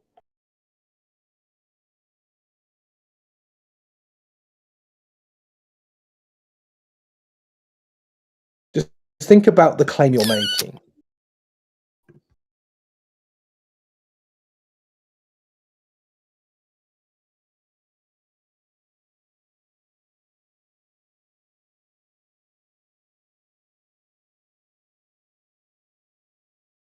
That's weird that we're not allowed to talk I'm about. thinking, I don't know. The things we're not allowed to talk about, but the politics bot can tell us what we should be doing. Yeah, exactly. Yeah, you better do this thing, or else. No, I'm good, thanks. Maybe it's just a bot looking out for another bot. Have you ever heard of a humanized mouse? One that can wear a hat and go to work? No, I have not.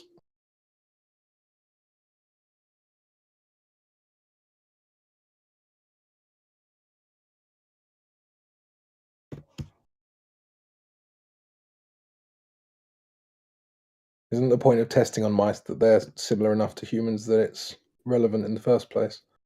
So why would it need to be humanized?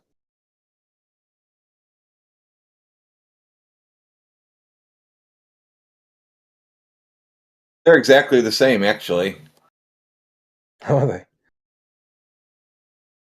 The small Is that piece. whole humans are 99% the same as bananas BS? Yes, you could use bananas for doing the same testing. But you can't teach a banana to talk like you can a mouse. Yeah, well, Mickey Mouse can talk well, to be fair.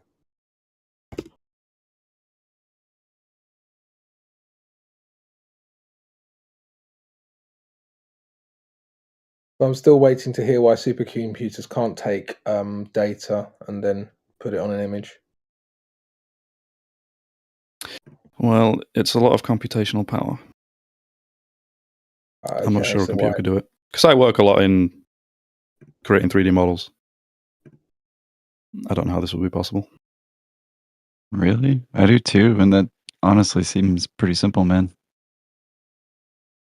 You have to pull data every 10 minutes and then update a model about it. You need to like run the Uh, volumetrics every 10 Yeah, minutes. I bet you could do it in like 5 seconds. I mean, and rather than 10-minute I intervals. don't faith in my MacBook doing it. Yeah, in but about to 10. analyze the data and create a model. What are you analyzing? What, a Well, weather Doppler data. radar? Yeah, you're just taking information and applying it to a visualization. There's no Right. analysis involved. Who's Well, yeah, because you're going to need to convert that data into 3D space. Yeah, why is that difficult? Yeah, you're not explaining why it's hard or impossible. You're just saying things. Well, because what is weather data? Well, presumably, once it's in a computer, it's a collection of ones and zeros. That's right, true. but what is it representing? Weather. Is it just where clouds are? Well, it's the density of, pressures. You can show a range of, different elements. But what is the radar really scanning? There is difference between, weather for over land, right? They use radar and towers. You'd think it would be cheaper to just run a satellite, across the nation, get the whole thing one fell swoop. But no, it's image and strung together, from state to state, at least by land.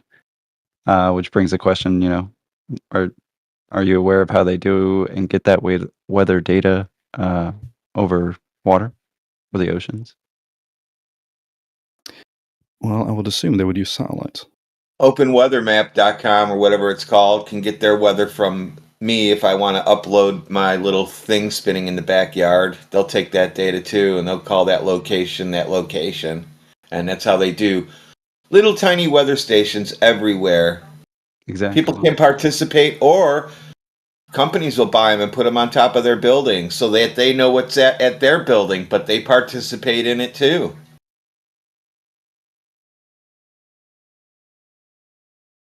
He's absolutely right, especially for wind direction, right? Like if you've ever seen like a wind chart at any given time, you can just look up wind chart of your region right now, and it'll show you all these little sort of like a grid of separate vectors, right? Showing you the specific location based on an average of that location. And yeah, the networking, it's pretty obvious. But I mean, you're just saying it would be difficult to put that data into a projected model such as Blender that's doing all the thinking at least 3D modeling for you. I mean, if you're saying you're into 3D models, that's kind of the magic every day, right? So it's kind of weird that you're seemingly unaware of that. And it's not 3D models because when you watch the Weather Channel, they wrap that stuff around the ball after it's already flat on your screen the first 5 minutes when it's rolling across your screen in the predicted models they're showing you for the next 7 days. Do you think they're seeing into the future, or are they just guessing? I mean, the Null School link that I posted, they say that they use supercomputers to predict the weather for the next 3 hours based on the current weather, right? But there's obviously no reason to think that that isn't happening with the Himawari either. So, yeah, whatever. I still don't understand why it would be impossible to do this with just information and in some sort of visualization software. And I think the answer is because it's actually not that hard. Well, if it's not that hard, can you do it? I mean, that's like saying it's not that difficult for a quarterback to throw a touchdown. Well, can you do it? Well, no, because I'm not a quarterback and I don't play for an NFL team. Right, but I can see a quarterback do it and know it's possible. Can you do what you're saying? Can you demonstrate to any capacity that rendering these images every 10 minutes is all possible? Even every hour, I would accept, like a person at home doing. It's not 3D.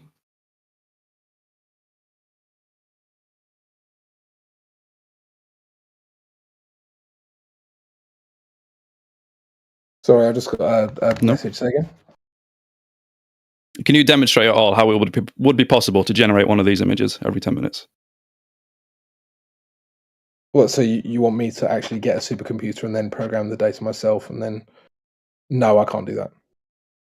No, you can't? Oh. Therefore what? So therefore you haven't proven that these could be generated with a computer? Well, I've already explained why the logic's very, very poor. No, it isn't. These images look amazing. Person A can't do it, therefore it can't be done. You don't understand why that's logically bankrupt. I can't show Earth curvature, therefore there's none. The same logic? Is that the logic I used in this argument? Yeah. No, it's the argument you used. But nice try. No, it's the same. We're both using the same argument. No, I never made. You made an argument about Himawari, and I'm questioning your argument. And now you're getting defensive, trying to attack me instead of just answering why it's impossible. And Daza just debunked you for. Someone just posted. Instead of 3 hours ahead, they look 10 days ahead. No, these aren't. Look, this is the kind of image that.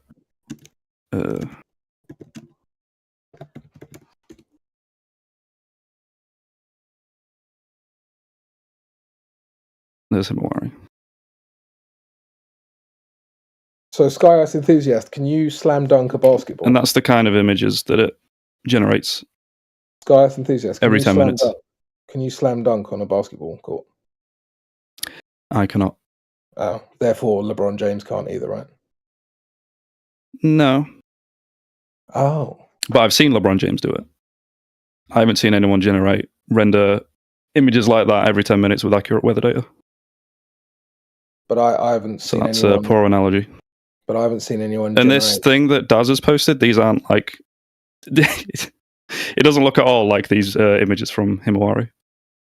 But I haven't seen anyone generate satellite imagery every 10 minutes. That's not a picture of a ball in space, by the way. Is it not? No, that's just regular flat weather data laid over the top of a ball. No, it doesn't. You look at weather data, it doesn't look as detailed as that. Yeah, I'm not even... So Daz's point is a red herring, right? It's a... no one's... Yeah, these aren't renders. Yeah, but no one's even questioning that the clouds are accurate to reality. I never even questioned that because you can take weather data and map it to a 3D model.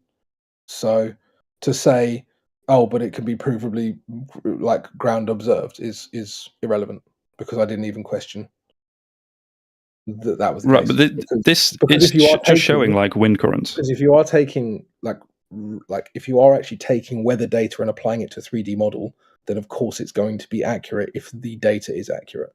So why would I even question that?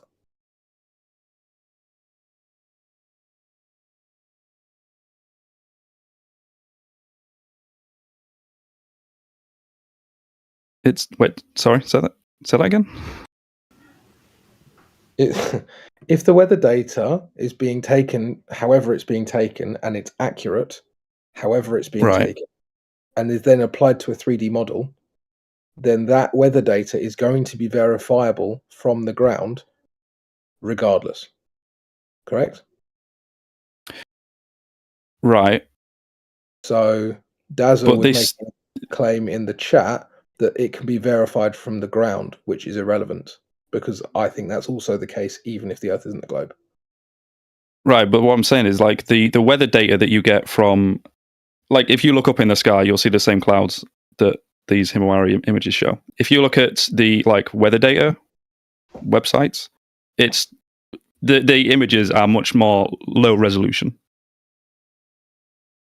But if the information is not collected visually in the first place, which it may not be, because this is why Flat Lloyd asked you, how do you know how the information is being collected, right? And obviously you don't know and I don't know. So, I mean, it's a moot point anyway, but regardless, if the information is accurate and is being applied to a 3D model, then of course that will be verifiable on the ground, even if the 3D model that it's mapped to isn't representative of reality. I don't know why this Right, is but this is the images that Himawari show clouds that are more accurate to a real world observation from the ground than weather data shows. But that, I mean, that's a very general claim. Like, where's what And is that's the something you can't No, it's a prove very specific- anyway. It's something you can't prove anyway. Well, we've got some Australians in the chat, haven't we? It would be difficult to prove, but even if you accept that as true, which I mean, I'm happy to accept that on the face of it. Like, is the weather data generated in a different way? Earth is round. For the love of God, shut up.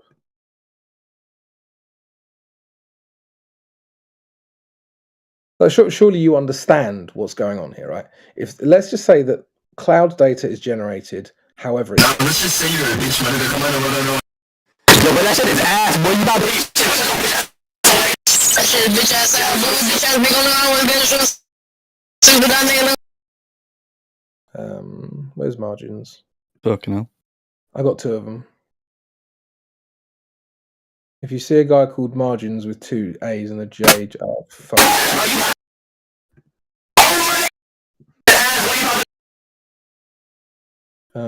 Right, I'm just gonna mute anyone with a stupid looking name that I think is gonna start screaming. Alright, Singate. Give me a sec. So much globe proof. That's I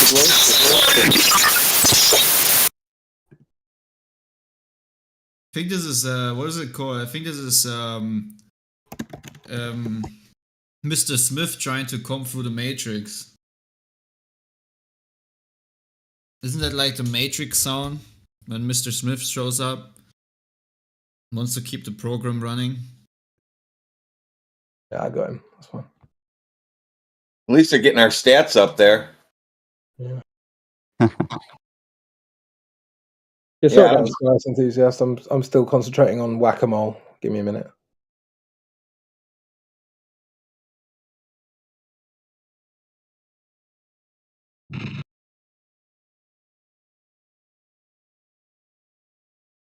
I think I got them all.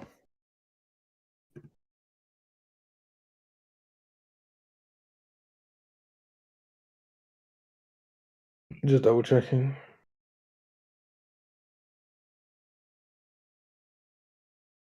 Yeah, I think I got them all. That's cool.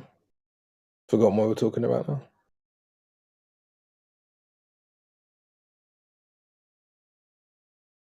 Yeah, Floop, sorry, bro. I know that you're part of the Moby crew.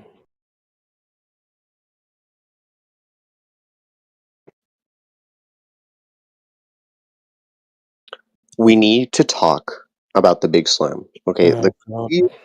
Why?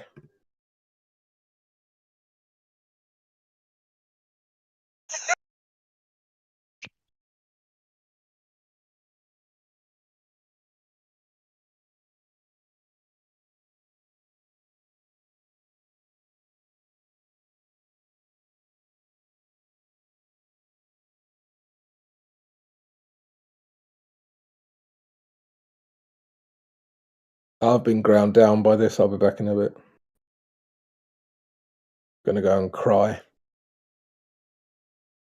Maybe eat some ice cream. Cam put something from the Flat Earth Society in as proof. Yeah, exactly. All right, Floop. I'm going to give you one chance. Floop, open your mic. Yeah, hello. I've been here for hours just listening. I was not a part of that. Okay, all good.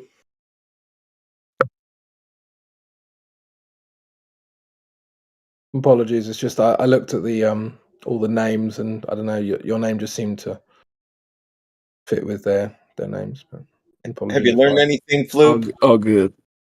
Not really. Just been listening.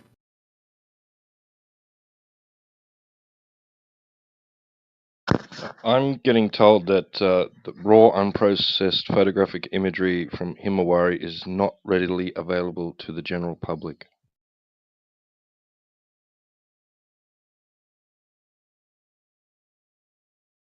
Uh-oh. Raw imagery. There goes that. It's raw, unprocessed. It's claimed that it does take raw, unprocessed photographic imagery of Earth from 22,000 kilometers away. But that imagery is not available to the general public. What the general public see is what has been processed.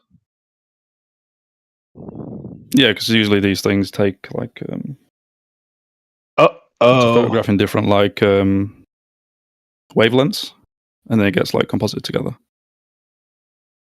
Uh-oh. So it is, what you see is from a camera. So that thing can take pictures just of like composite. my lawn, then it can take pictures of my roof, and then it can take pictures of the clouds right above my house and the clouds above those, all in different layers. Is that what you're saying? What? Gotta fake it till you make it. Oh, oh. Sorry, 22,000 miles is the distance it's said to be at.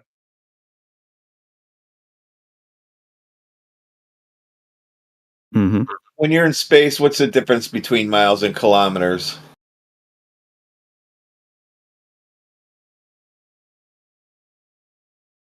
Tomato.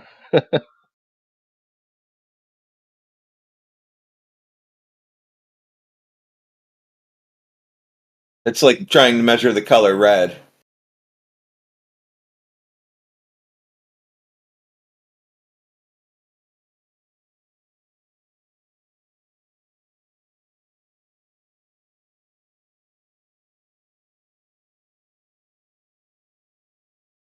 None of them have ever tried to figure out how you can navigate in outer space when you don't have anything as a home position.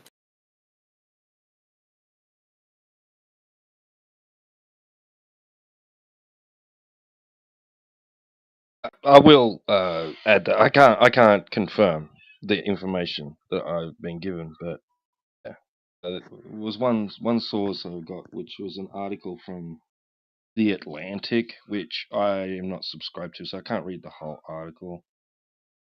Yeah. What this AI is telling me, basically. Says, while some application scripts have been developed to download and display the live images of the Earth captured by the Himawari 8 satellite, these are based on the processed data. Therefore, it appears the raw data is not directly accessible to the general public.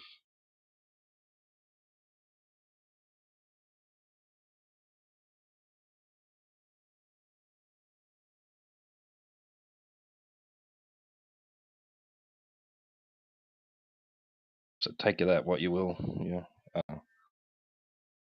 Well, so what? So not photographs. Yeah, the photographs. No. Digital images at best. The one I posted just now, Yeah, is that taken from a digital photograph? camera. Yeah, is that a photograph, the one I just posted?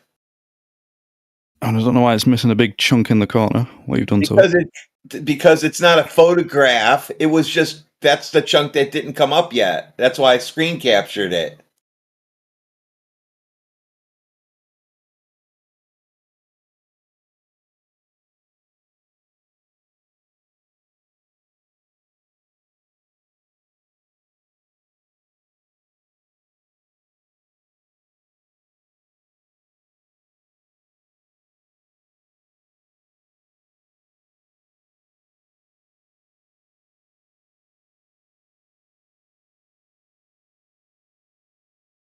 I show them that it's not a photograph, and they still think it is. Why do you think that's not a photograph? Is it the green lines? Because you can turn those off. You just acknowledged, Sky Ice enthusiasts, that these are digital images at best. What do you mean Digital imagery and photography are not synonymous. What do you mean digital imagery? What do you mean? Do you think like?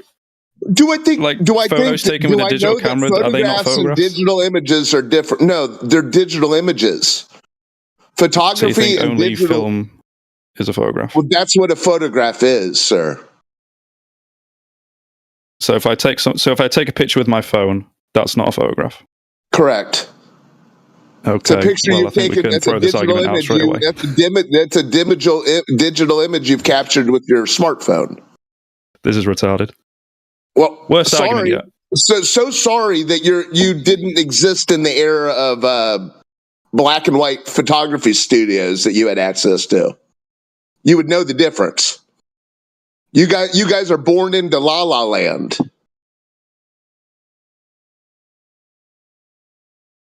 I actually showed a picture, a digital image, not loading correctly because it's not a photograph. It doesn't have to just scan straight down the screen. It's just a put together digital image. And they said, no, that's a photo. A broken digital image, but yet it's still a photo. So one argument against it is his web browser broke and didn't render the image properly. Fine. Another one is digital I'm looking cameras at it. don't take photographs. Yeah, correct. You Where's the other guy gone? Where's the other guy? He was like, he had a brain. You can't This is create a awful. photograph with a digital image. Yeah, I know that makes you laugh, but you're a simpleton. Yeah, beautiful. Thank you, 2024.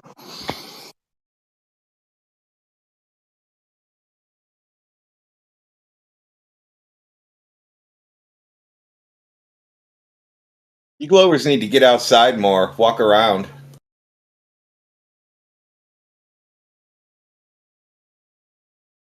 Why do I need to do that? I can just use a Himawari satellite that's a real image. I can zoom in on my house. I've got a picture on my cell phone. It's real, right, guys? The gullibility. I mean, what is the goal of this year? Is to highlight your gullibility and to try to encourage others to have the willing gullibility that you guys have excelled in? What is going on? Pictures from space? Lord. I posted another picture from their website. I'm just quick enough to hit the capture screen when it's rendering.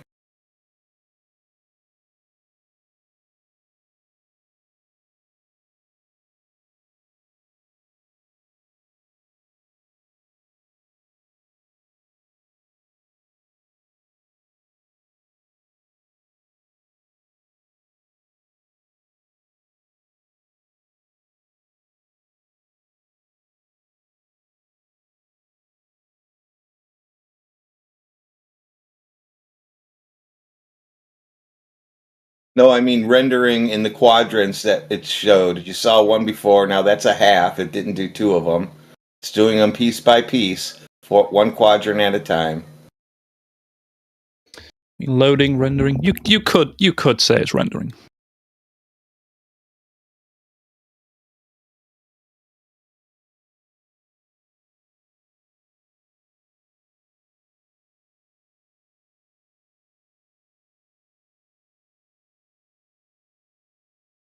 It definitely could happen if it was a photo. Photographs create a physical negative, digital images do not. Yeah, so therefore you're left with renderings. You're left with artistic interpretations. I know it's funny, Mez. I know it just makes you laugh. Funny. Like, I don't think you'd have to resort to like photographs taken with a digital camera. Well, hold on. The other guy is the one who presented renderings claiming they were photographs. There should be, I didn't start this. There should be negatives on some guy's lab floor right now of these things as he's processing them every 10 minutes. Okay, do we have to appeal to a definition of photograph? Yes. A picture made using a camera in which an image is focused onto a light-sensitive material and then made visible and permanently. Like it or not. By chemical treatment or stored digitally. Yeah, go figure it. Let me guess. You're reading that definition online. From Nazar. Yeah, I am. Yeah, brilliant. Go get a photography book that was printed before all you guys went into a spiral because you realized there's no Earth surface curvature. You'll have a far different definition for digital imaging and photography.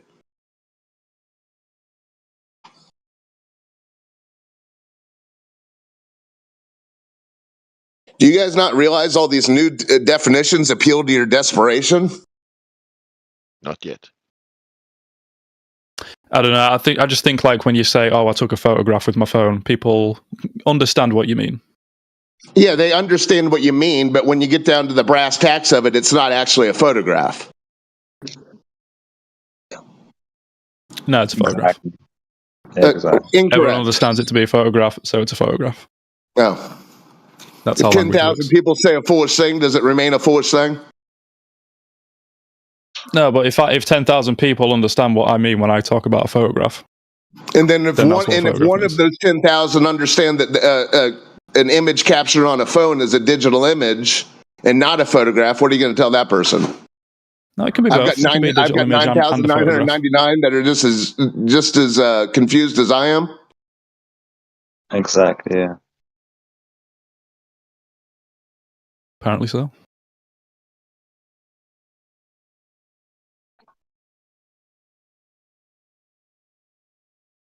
Has NASA ever offered a legitimate something you would call a photograph? Yeah, probably. Well, what's the difference? You said there's no difference. The difference between what? So now the difference between what I just asked you. Nothing you can type, nothing you can clack on your keyboard here is going to help answer this question.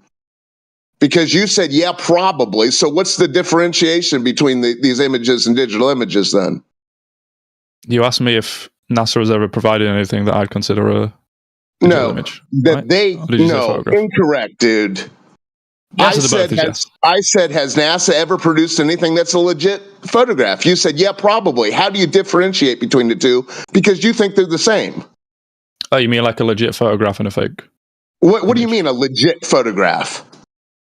You mean with a camera and film? A legitimate photograph. Oh, so you don't know? You do know what a photograph is? Wow. So all your snickering, with a digital camera. Snickering. Yeah. Way to go, Mez. Thank you. Thank you. This is great. No, Dazza, go make your own photographs. This guy asking me, can you show me a photograph here, please? No. Imbeciles. Well, by definition, you can't because you couldn't post a photograph. Yeah, I would. Correct. I would be scanning it, and it would be a digital image. Yeah. So yeah, that's the problem. These aren't even scans of photographs that you guys are offering. They're renderings. They're digital. They're digital outputs of something from a satellite, supposedly hurtling through space. Yep. When you got a photo, you don't have a photo lab guy running back and retrieving film. So just deal with what these images are. Not what you wish them, not try to give them some legitimacy that they aren't. Because you know what a photograph is and you know what a digital image is. When you realize that you realized, you went into hysterical laughter. Yeah, no, incorrect. So what's a legit? Okay, so does NASA have legit photographs? Yeah. Of Earth? Yeah. And how do you know they're not digital images? Well, I'm seeing them all on my computer, so they're digital images then. Okay, so what I'm saying is, have they offered things that you've seen on your computer screen that they claim are photographs? Yeah. And how would you know the difference? Because you think a photograph is you think a photograph is something that's captured on a phone. They're telling you these are actual. You can capture photos on a phone. No. Not the ones that NASA are claiming are actual photographs. They use Hasselblads and Nikons. Yeah, those are photographs too. Oh, but are those digital cameras? No, those are not digital. Okay, there you film go. Cameras. Yeah, so you're playing stupid act, whoever you're attempting to appeal to. No idea. No, this just what words mean. Yeah, you're the one who thinks that a cell phone camera is synonymous with a photograph. So good job I don't on think cell clearing phone that up camera for is you. synonymous with photograph. Excellent. I'm glad I could help you out with that. I'm glad I could help that out. A cell phone camera is a phone. No, just the camera part. A digital camera. Yeah. Okay, there you go. Thank you. Digital camera that takes photographs. No. You make photographs and you create digital images with a digital camera. No, you can just take because you want to say my phone takes photographs, which is a horrible sentence. No, it's in not. the land of photography study. Yeah, it is. You don't take a photograph, you make one. No, Sure it's about not. No, it's not. Yeah, I'm certain of it. Why does everyone say take a photo then? Because they're imbeciles. They're simpletons. They don't think. Okay. They don't think before they speak. They don't understand. Yeah, you do. They don't know the words that they say. Have you ever said that have you ever heard that someone say Leonardo da Vinci took the Mona Lisa? No, he painted it. Yeah, because that's not a photo. Yeah, it's an oil painting. Yeah. So did he take an oil painting? No, he painted it. Yeah, he made an oil painting. No, he painted it. Yeah, he painted and what's the action of painting? We would say he painted it, dude. Who's we? What is wrong with you? Did he take it? I don't know where he took it, but he painted it. Okay, so he didn't take it. The other guy doesn't know the word jumble you're trying to do. He realizes that the Mona Lisa wasn't taken. It was painted. It was taken. They can't take it. Here we go.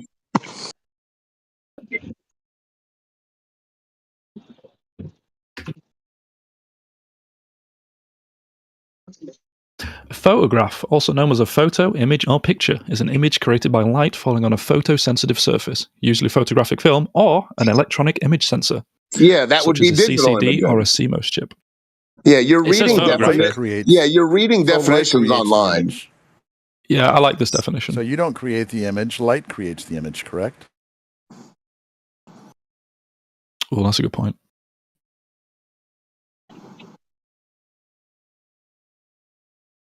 Anyway, you guys all derailed off the fact that what I showed was not a photograph, so that's that. No, it's a photograph. He thinks they're synonymous. Anyone born in the last 2 decades wouldn't know the difference between photography and digital imaging, but that's their own issue. No, I don't think a digital image and photograph are synonymous. I know you don't. I think you can create digital images without photographs. Just open MS Paint and save it. You got So digital these imaging. these Himawari images aren't photographs. Yeah, they're photographs. Dude, you've lost the plot. How did you get so lost in this imagination of yours? That's a leading question. Okay.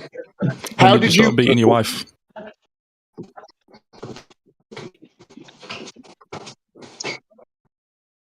Well, luckily I never started. But there was some point where you believed in these images before you even realized. How do you continue on with this, like, defense of it?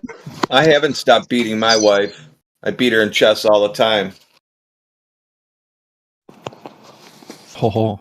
Chess is a shit game. That's true. It's imbalanced.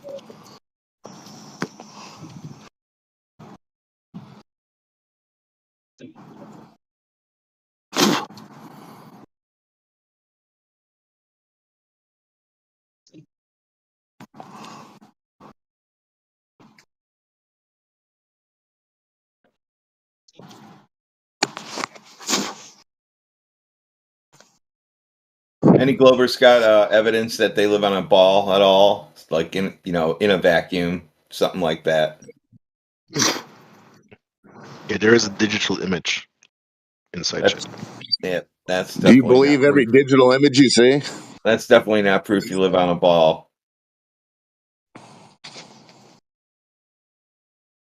Where did you get this idea, Grim, to just believe all these images that are presented to you? I believe all propositions are true, but I think that's a tangent. I'm No, I'm agnostic. talking about these outer space pictures of Earth. Where did you get the idea to continue believing these after? If you've applied any sort of scrutiny to them, there's inconsistencies within the images themselves. I mean, let alone if they're wholesale farcical. So how do you continue on with the enthusiasm for them? I'm agnostic, I told you, but what's wrong with this picture? Oh, with this digital image, I'm sorry. Nothing's wrong with them. They're just digital images. They're renderings. Does it resemble the thing we're living on? Is Earth a triangle because they posted a digital picture of an Earth triangle? That was really dumb. It's actually funny. I never want to see you guys appeal to the Black Swan ever again. It's just a digital image. That's a still from a video that you can go and recreate yourself. That's just a digital image. Yeah, It's but a you can go recreate. You can go recreate it yourself now. No. Oh, you can't. No. You could. Oh, okay. Oh, he's too lazy. That what it means. A lazy dumb fuck. Yeah, I'm lazy. Yeah, you're a piece of shit. That's what you are. Come on, bro. Whoa. Here I was told that all you flat earthers were so nice and only the globe is spurred out. What the hell is this? No, well, you smirking, low trolling here is not welcome, man. You're a piece of shit. That's what you are. Come on, bro. You're too angry. Well, you're a big smelly weenie. It doesn't Suck matter, your right? own. If the Earth is flat or round, we can all be sisters. Maybe. What? So this shit is dividing us, actually, right? Just you. That's the Democrats, they're using this technique to divide us. Sound like a moron. I love all these people outside of the United States that think the United States are below them, yet they're completely enamored with everything the United States puts out, propagates. It's quite amazing. Bro, your fucking head of state can't even leave the state, right? You'll be fine. Yeah, I know. It's funny. You're the one who's enamored by this whole TV show. It's weird. The gullibility of you people. I'm agnostic. I don't believe shit. Yeah, right. Nobody ever watches TV. Nobody believes anything. Do you believe you're on Discord?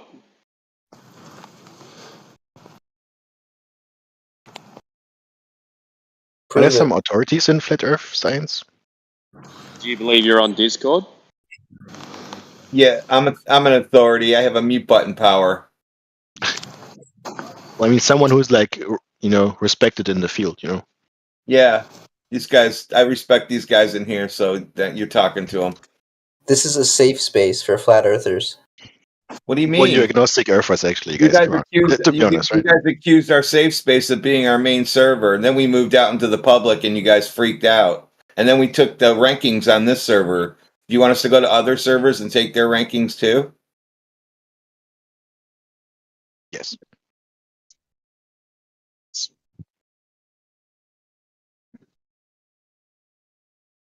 Got quiet.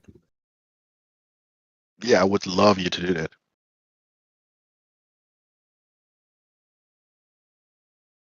Do you think there's another server that has globe proof? Maybe we'll move over there. Well, we'll stay here. We'll keep this one going. Don't worry. PNR. Try PNR.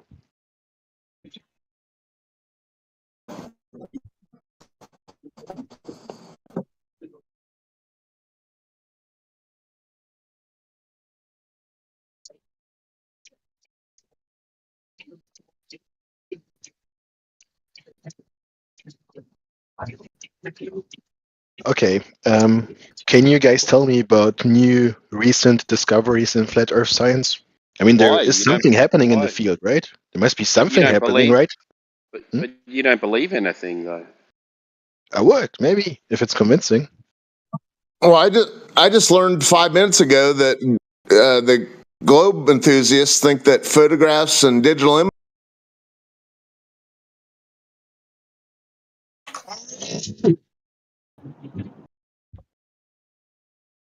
You cut You out said there you're at the end. Said you're agnostic and you don't believe shit. So why would you ask us questions about things? I don't believe them. Yeah, but you could convince me, right? I have some beliefs. No, nobody's No, here to because you don't believe anything. I believe something. I think there is no one who does not believe something. I believe in some So things. you're not. So what you said before was bullshit. Then I'm agnostic, man. I don't believe shit NASA is telling me, right? Or the government, or you guys. okay, good. So but if why it's would wrong, we? Why would yeah, we but try that? if it's convincing, right? If it's convincing, I can't help it, right? I cannot defend myself against a convincing argument. I can't do that. Cannot, right? How do you have Unless a I just counter leave when you if- start. No, I cannot. How do you have a counter if you don't believe anything? Will you try to convince me that the Earth is flat? But you got nothing to compare it to because you don't believe anything. Why don't you give me something to compare it to? Why should I give you something? You're an authority in flat Earth science, you said, right? So tell me something about the flat Earth. Who said that? Who said that? Someone said that. I said I have the It's authority to trying- move you. No. Trying to why are you trying to? We're trying to. Why would we try and convince you about something that you don't have an alternative belief in? You Well, don't I believe just want- anything. So I just if we want to start hold true telling you beliefs, right? something, you're going to say, "Oh well, I don't believe you because you don't believe anything." That's fucking weird, man. No. Yeah. So my goal is to have true beliefs, right? I only want to have like true beliefs, don't and if you have can help any. me with that, right, I would appreciate it. Okay, what's your belief then? What's my belief Yeah. regarding what? I don't know anything. My belief. So there is something in the southern states in the United States called roadkill cuisine, right? They're eating like roadkill, and I don't like that, right? I believe that's bad for people. Okay, So so, that's you just do one belief. you do have a belief in some things. Yeah, I think So what you said roadkill cuisine is before bad. not the case. Well, I don't know what you're trying, right? I'm not a radical skeptic. I have some beliefs, right? But you said you don't believe a shit. When talking about the globe Earth and NASA and Okay, so stuff like that. you don't believe in the globe then. Or this is boring. I'm agnostic. So you don't believe in the globe. I don't hold a belief in the globe. That's right. You don't. Okay. So where do you think you live? I don't know. I think it's impossible to say, actually, man. It's too hard to find out. Okay. So why would what we say as you said, convince you. Otherwise than you believing you can't tell whether it's what it is that you live on. Yeah, I'm not all knowing, right? Maybe there is something you know I don't. So, because you guys are doing this inquiry, right, into the flat Earth. Yeah, why don't you do it? Yeah, You check can it do out. it. I'm guessing you think that possible that you're just a brain in the jar. Is it possible? Yes. Do I know that I'm not? Yeah. I can see my hands, right? It's like enough for knowledge. If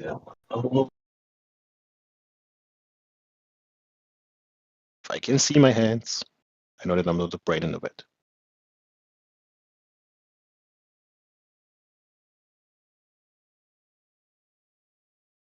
As soon as you said it's possible, you lost that one. Do you believe that It's science possible. can prove things or not? Science can prove what? Do you believe science can prove things? No. No. Well, what's the point then? So scientists go with this concept of approximate truth or something like that, right? They're trying to approximate reality, approximate truth. Okay. But So ultimately, is false. Right? is the shape of the Earth a scientific question? Why not? Yeah. Why would it You could be? ask a scientific question about it. Sure. What would the scientific question be about the shape of the Earth? What is the shape of the Earth? Would be the question. Is that scientific? Yeah. Why not? In what way? Well, you try to measure stuff. Trying to Is measuring put the science? observations together. Have like an idea to explain all of that. Is that science? I think Jesus so. Christ. Yeah. Prima facie. Yeah. Can you Google Wow. science? You clearly don't know what it is. Science is like the scientific enterprise, using the scientific method to conclude things, right? To come up with new ideas or whatever. Right? That's what I So would say. the shape would not be science then. It would be science. So I measure like the stuff all. content of I science measure in this stuff. case, right? I measure stuff all day. Am I a scientist? Why not? Yeah, I grant you that. What? Okay. Ooh. I have a delusional guy here. I wouldn't say he's delusional. Maybe he's zero professional experience, and stuff like that. But No, you're he can still be a delusional. scientist. That's what he's saying. He's saying you're Dr. delusional. Timbo. Yeah, I can no, see Dr. Timbo. Timbo. Grim. I don't know, maybe you're high or you're on something. I don't know. What's wrong with you? I mean, I think it's mean to call your buddy that. You on your haven't side. paid attention to what we've been talking about here, yeah? We love fucking science. How am I not paying You don't attention? seem to know what the scientific method is at all. Like Okay, I said, tell go me, Google man. it. Tell me. Help me. Go Google it. Help me. No, why? Why don't you Why? tell me what you know about it? Why? You don't believe us anyway, so go Google Why? it. Because I don't know. You really want to talk about what science is? How about you Google it and then come back and see if you're right or wrong? How about you just tell me, bro? This is not the Googling experience. Come on. I'm not spoon feeding you, man. Come on. Use your brain a little bit. Okay, I don't give a shit, right? Who gives a shit what it means, right? It's not even what I'm talking about. Your buddy was asking me what science is, right? So I'm not really even interested in that. You should ask him to Google it.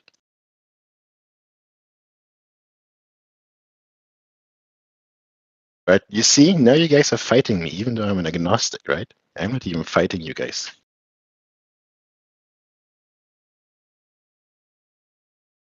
You should focus on the real enemies.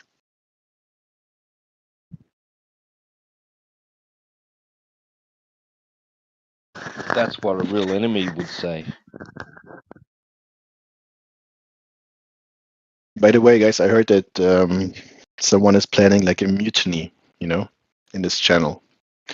So I just wanted to let you know. Nice. Spreading All right. misinformation. Are you jumping over? Does that mean you're jumping overboard?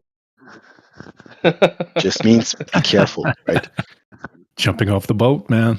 Have your friends close, but your enemies closer. A mutiny. So there's like someone's going to try and hijack the whole thing. Maybe, man. That's just the word on the street, you know. Yeah, and those people belongs to the street. Well, I thought mutinies happened aboard a ship, not on the street. What kind of ship are you filling us with? Well, we're sailing all the flat. Yeah. But be careful. Just trying to keep it all ship-shape, mate. Heretic here? Is he hearing this shit?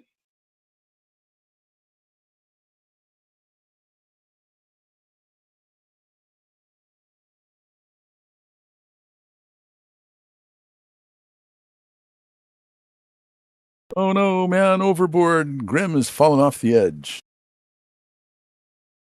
But rather, being intelligent and knowledgeable, he wants to post troll memes. That's cool. That's cool, man. We know where you're at. What, this is not a straw man, right? It's just... No. That's not flat Earth. Well, that's a Well, flat at least Earth. he's keeping the tortoises fed. No, it's not a flat Earth. Do you know the difference between flat and Earth? Different words. They're spelled different. Describe flat to me. I couldn't. Why not? You just posted one, so I want you to describe it. I couldn't, man. I think I couldn't. I cannot give you like a good, nice, sophisticated definition or whatever. But you can look it up if you're interested. What a shame. So you know nothing about the things you post about. That's very nice. Very nice. That's right. Yeah. I don't know too much about it.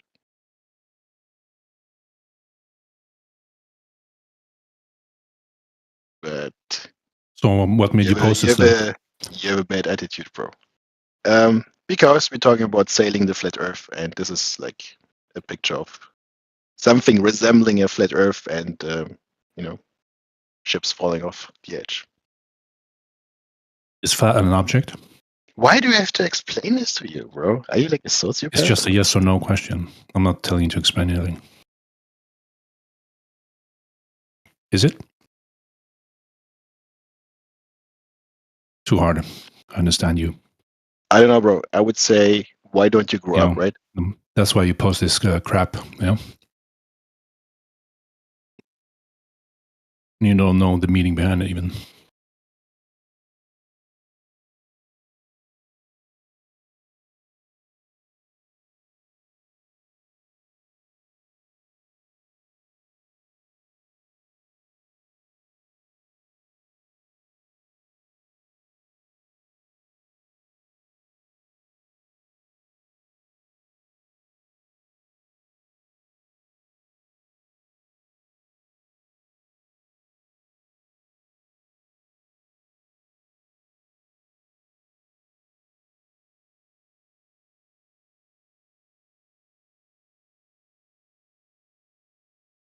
Well, I've got a question here for Grim. If you weren't here, what would you be doing right now, rather than sitting around this chat room talking about the flat Earth? Playing the guitar, probably. All right. What kind of guitar do you play? What kind of music? Acoustic. Just, you know, need it.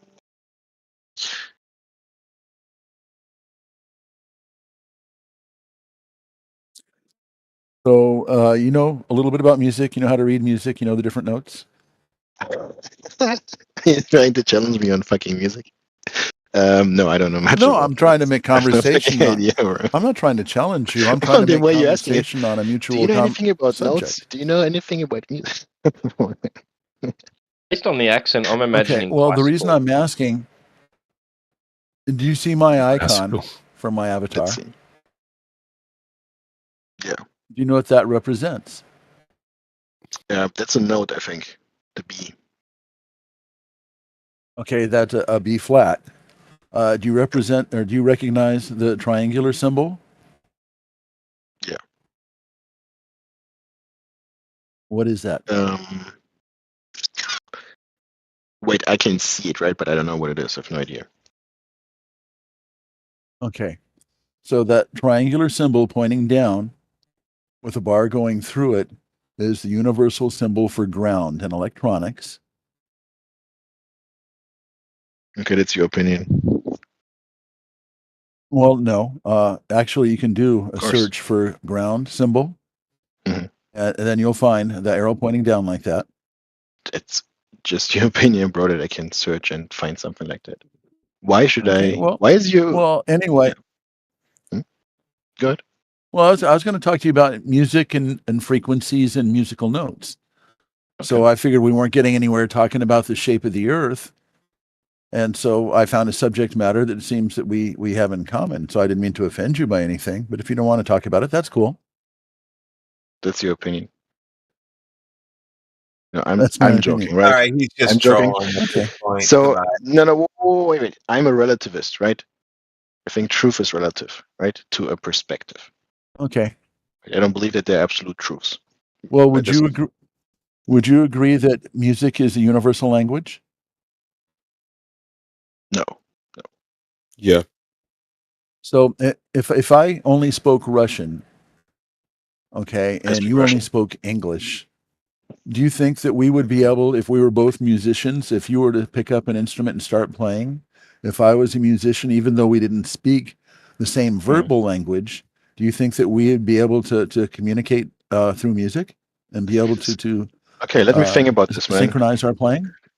Would you be able to communicate your favorite dish using a guitar to me via music? Probably not. Not even your age. If I picked up a bass right now and went bum, bum, bum, bum, bum, bum, bum, bum, bum, Wait, it's a bum, hamburger. bum, bum, bum, bum, bum, bum, bum, bum, could you go ahead and play something on top of that with a guitar? Sure, yeah. So if we started off in E, okay, and so we were playing in the key of E, and I just came up with a basic beat, bum bum bum bum bum bum bum bum, okay, a 1-3-5-3 beat.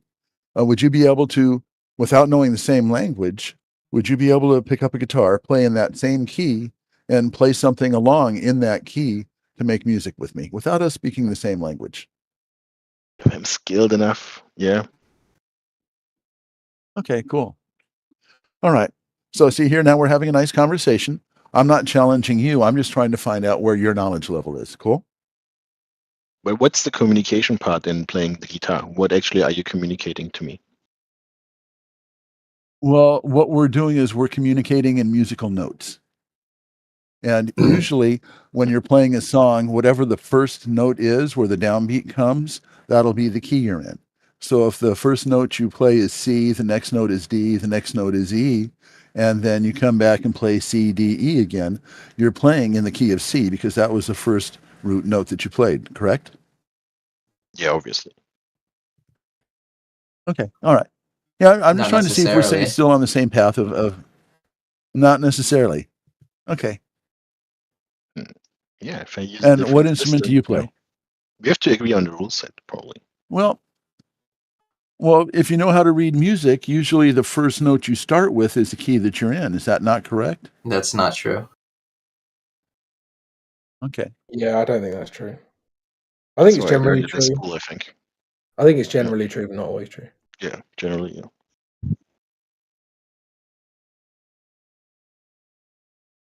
Well, I've got I don't think it matters to your point though. So just carry 1 on. minute and I've got to log back into work here.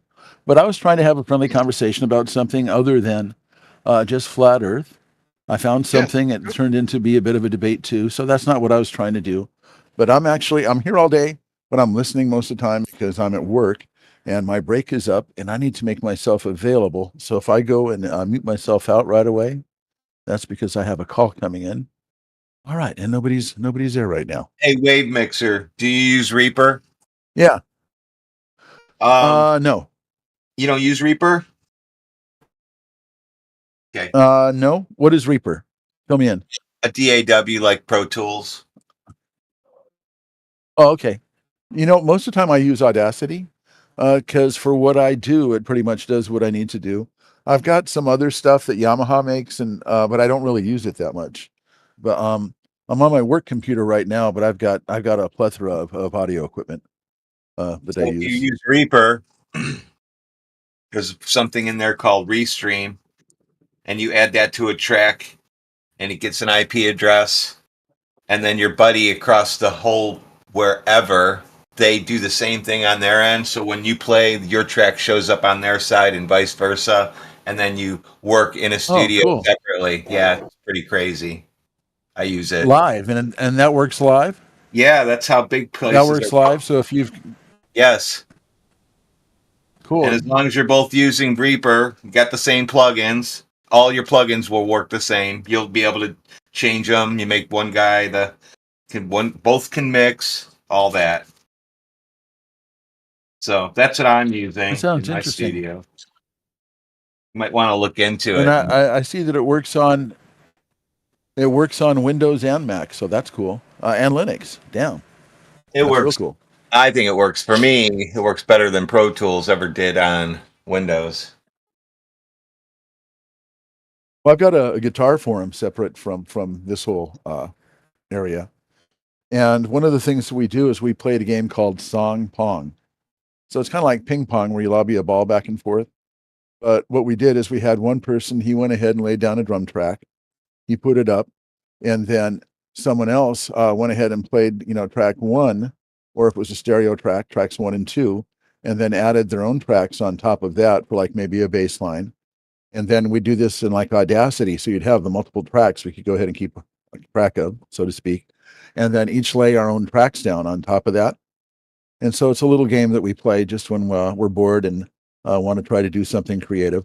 But doing this live that's pretty cool too. But it would seem that you'd have to have a pretty good connection speed. You definitely wouldn't want to have dial-up or satellite internet to do that. You would be Seems like there might be surprised. a lot of lagging. You'd be Yeah. surprised. Yeah. Because you don't necessarily have to How's play the it. audio?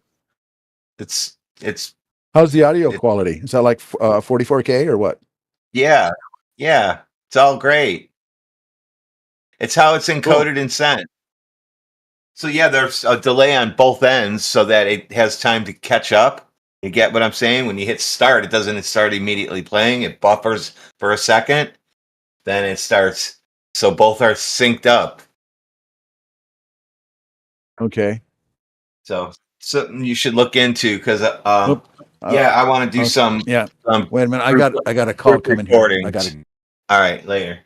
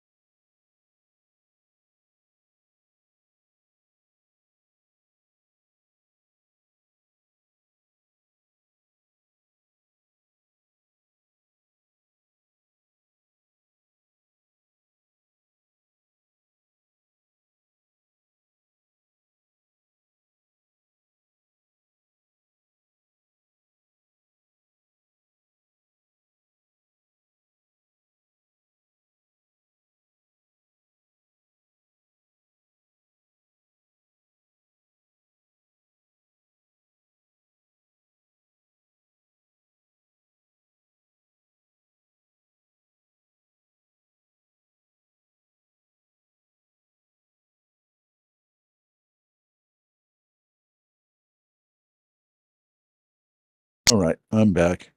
Called in. Been a slow day today. Throughout the U.S., there's a lot of snowstorms going on, so I guess a lot of people are staying home, tucked in, and not bothering to call.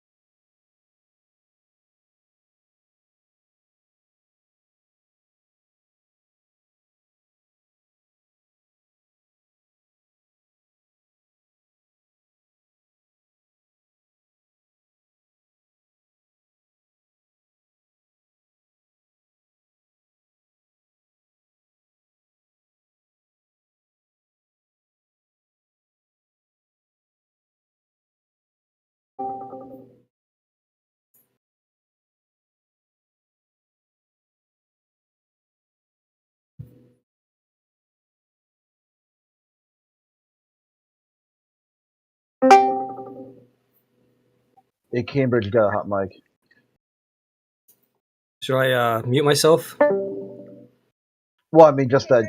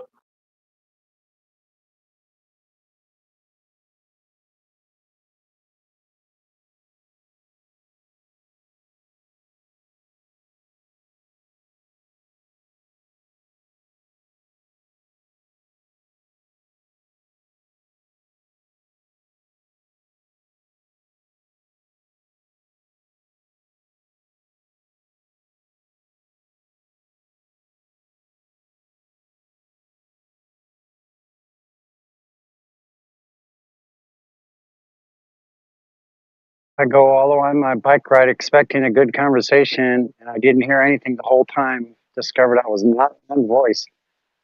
So here I come back now, and nobody's saying anything. Was that Sunny? You want to know why nobody's saying anything? They're scared to talk about the big slam. Okay, the big slam is coming. Okay, everybody knows it. You know it. I know it. Okay, the Earth The is big flat. slam dunk. Yeah. Oh, wait, is that All Sunny? the way to the big slam. Yeah. What's Everybody up, knows Sonny? about the big slam. Everybody knows. What's up? Everybody Who's knows. that? No one cares about the big slam. It's not going to matter. Everybody knows.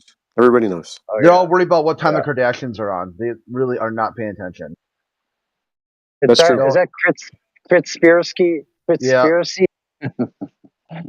The one and only. Right. Right on. And you know what? We need to start building the steel columns now. No, Okay, forget not about it. today, It's okay. not tomorrow, maybe next month. Okay, we need to start doing it. Now you don't need about it. Don't worry about it. And you know, the big slam, okay, not only is it coming, okay, it's coming fast and it's coming hard. Okay? Yeah, I wonder what's going to happen. Any speculation? It's not Sunday, but we could. The big slam, you don't know what the big slam is. The big slam, basically, okay, the Earth is accelerating upwards at 32 feet per second squared. Everybody knows no, this. it isn't. That's what gravity is. That's what gravity is. Okay, everybody knows No, this. it isn't. Okay? No, we And don't. guess what? The universe, the NASA liars, they'll have you believe that it's infinitely expanding. Okay? But they don't know. They don't know that that violates the second law of thermodynamics. Okay? And guess what? So These does the two 32 feet up a minute. That violates no the second per law of second per thermodynamics. second And entropy. 32 no Yeah. Yeah. Yeah. It violates natural law of a contained system. You don't have a contained system that is stationary and still in motion at the same time. So sorry about that. Buoyancy and density takes care of all of that. No need for anything else. If you want to define what buoyancy density is, or what it is electrostatically or electromagnetically or magnetically or electrically, go ahead. Thank you, bro. You could speculate on all those all you want. So we know If you think you're going to get to the cause of why things go down and some things go up, think again. You'll never discover it. I did discover it. Anyway, so now that By what method was that measured? Sorry, a little wind.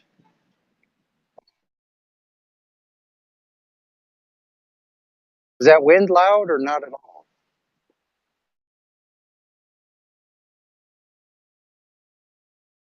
Can you hear the wind when I'm riding? Hello, can you hear the wind when I'm riding? No, you're going too Hello? slow. No. Okay, cool. No, you're good clear there, Sonny. All right, because I'm riding my bike in the park. There's quite a lot of wind, but apparently you're sheltered enough. Yeah. That's pretty cool. I'm going 6 miles an hour. A little bit faster at about 8 or 9 miles an hour would have topped out the horse and buggy speed. They would have thought 10 or 12 miles an hour would be a ridiculous claim to say that you could go, especially before the bicycle. I can't believe that the bicycle wasn't invented before. We just weren't told about it. Perhaps in Leonardo da Vinci's time.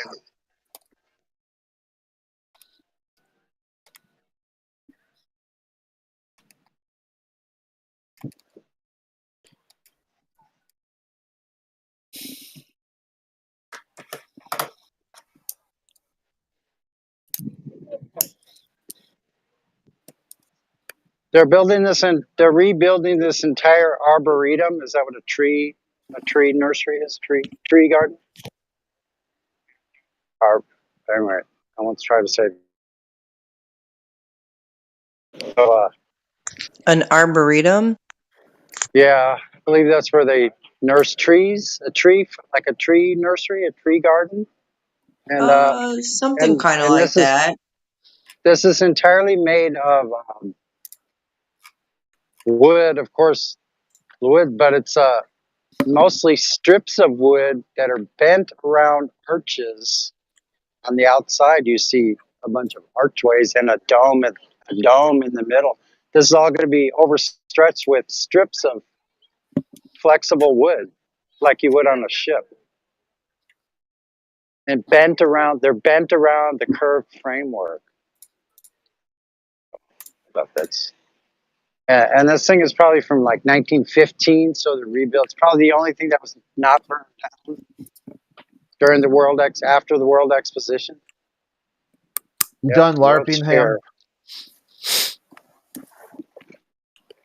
They had two of them. They had one in 1915 exposition here, and one in 32. 32. So. Yo, Ham, you done LARPing? Hello, testing 1, 2, 3. Who said that? Yeah, it's Crit, dude. You done live action roleplay? You gonna be real or you gonna be silly? Could you do me a favor?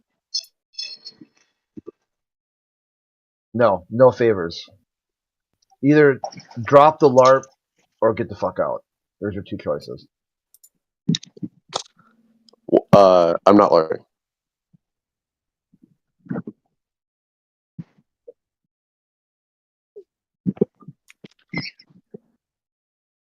What?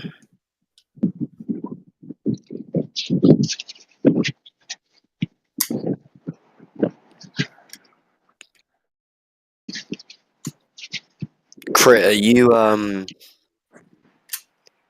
do you know the Earth's flat, or do you believe the Earth's flat?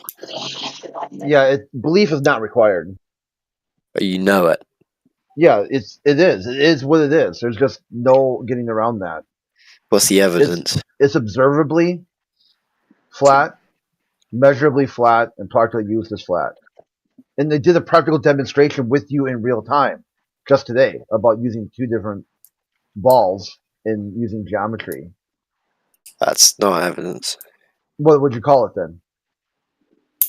Useless. It's useless, is it? Because it's not just maths, there's physics involved with it. What physics do you use that you'll ever use a curve or rotation? That's kind of interesting. You said physics, huh? Yeah, like right now, I've done physics all day today. My whole day, I did a bunch of stuff. I got What did you do? I got up. I made some eggs for breakfast. Boiled some water for coffee. Went into work. Did a few tasks at work that required physics. Came home. Drove the car home. All these physics I did the whole day, constantly. My body constantly calculating, moving through space. Not once did I ever use curve or rotation to do any one of these tasks. So what physics did you do today that you did account for a curve or rotation? I'm asking for evidence that the Earth's flat. Yeah, you said physics. Physics is what you would use as evidence.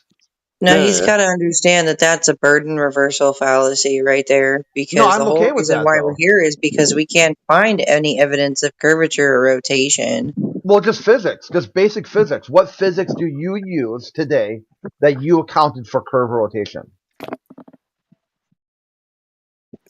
Wait, what's that thing? Absence of evidence doesn't equate to Yeah, so if you're different not using, so if horizons. your whole day today was in a flat topographical stationary plane, why would you then say not that if you just did that? Wait, what'd you say? What? Okay, fuck, you're not listening. I was. You're. This is my take. Either you're distracted, you're playing the video game, you're on a high caloric, low nutrient diet. Dude, no one's got time for that. No one's got time. We're not saints in here, okay? No one in here is a saint, okay? No one in here is Saint Peter and will suffer a fool gladly. Not one person in here. There might be someone who would play along and have fun at your expense. Not a very nice thing to do, but, hey, it is a flat earth after all, and laughing at a few idiots online kind of make this place a little bit more tolerable. I just don't understand. Okay. Okay, I wanna drop the explain- LARP. Drop the LARP, and you get to talk. LARP, and you're out. I'm not LARPing. Okay, I'm just letting you know that if you are LARP, you're out. Okay. So to continue with what I genuinely actually believe, okay, we need to start building the steel columns. We need to start building the steel columns. The NASA liars, right? They don't want you to build the steel columns. They Okay. want you to go underwater. Hey. They want to solve the big slam. They want you to be fish people. Okay? I posted it in chat. Okay? The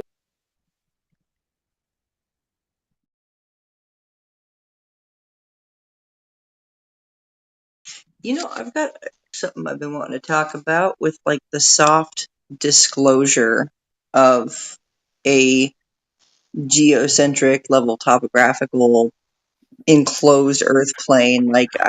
It seems to me like with all of the things, these little blurbs and little blips in movies and media and stuff like that, and the fact that NASA has these documents that are stating the linear derivation and definition for flight over a flat, non-rotating Earth, it seems like some soft disclosure happening through all of this. Does anybody else see it? I know I'm not. I can't They be the did a only- very slow letdown. All last year, they kept pushing the button about, hey, we got a delay with the lunar mission. There's a heat shield problem. There's a refilling problem. Our spacesuits aren't up to snuff. One thing after another. And right at the end of the year, right when everyone's expecting, okay, it'll be okay. They're working hard. They say, no moon mission. Mm-hmm. So it's been this idea that a lot of the globalists are going to be coming into 2024 thinking this is it. This is the return of manned spaceflight to humanity. God bless America. God bless NASA. God bless you. The director. Yeah, and Bill you know Nelson. what, Crit?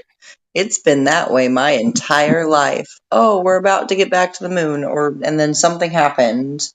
Oh, we're about to, but it never happens. So You guys are delusional. Why? we're delusional because You have no NASA evidence. keeps saying, "Hold on."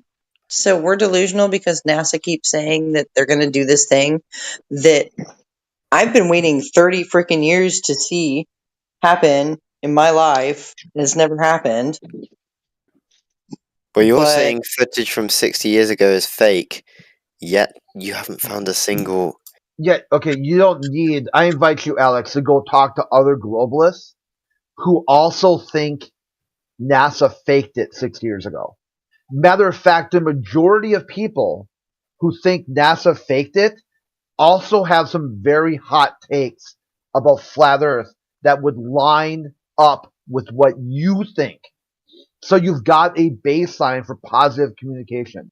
You know, and they know, that flat Earth is a controlled opposition, a bunch of online kooks that don't matter.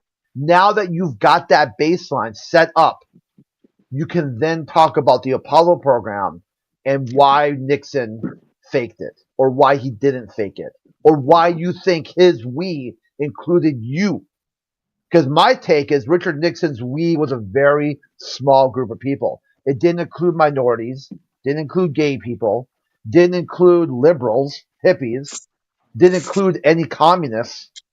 Okay, it was basically right-wing Southern Baptists. That was it. That was his we. Full stop. So now you get to go into their ideas and hash out why they think the lunar mission is fake. And then you can tell them about how delusional they are. And then you guys can have a circle jerk over how much you hate flat Earth.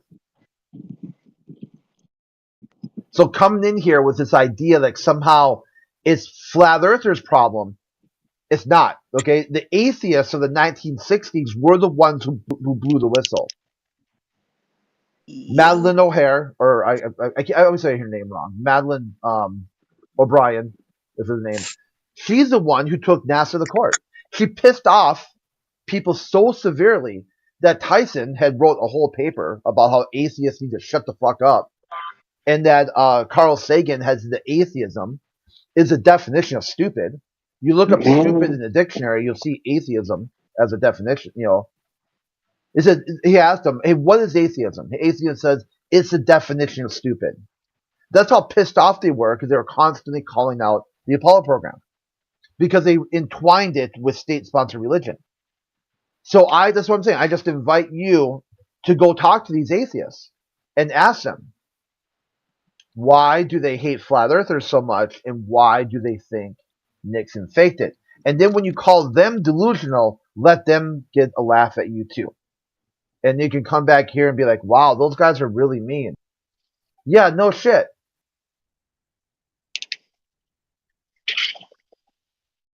I'm sure you didn't listen or understand any of that, right? You just brick walled it? I'm still gonna say. Okay, you bricked it. Yeah, I'm still gonna say, you know, like, I didn't really realize all this stuff until I was like, but hold up, Nixon called these dudes on a corded phone to the moon. Like, I get shit reception in the mountains or out at a dam or lake fishing or whatever, you know, like. Let's hear what this But the maniac president has to called the say. astronauts on the motherfucking moon. Like, I'm supposed to believe that? Yeah, hey Jenny, we're gonna give some space to Alec here. Go ahead. I said I'm still gonna say that. Where's the flaws in the footage?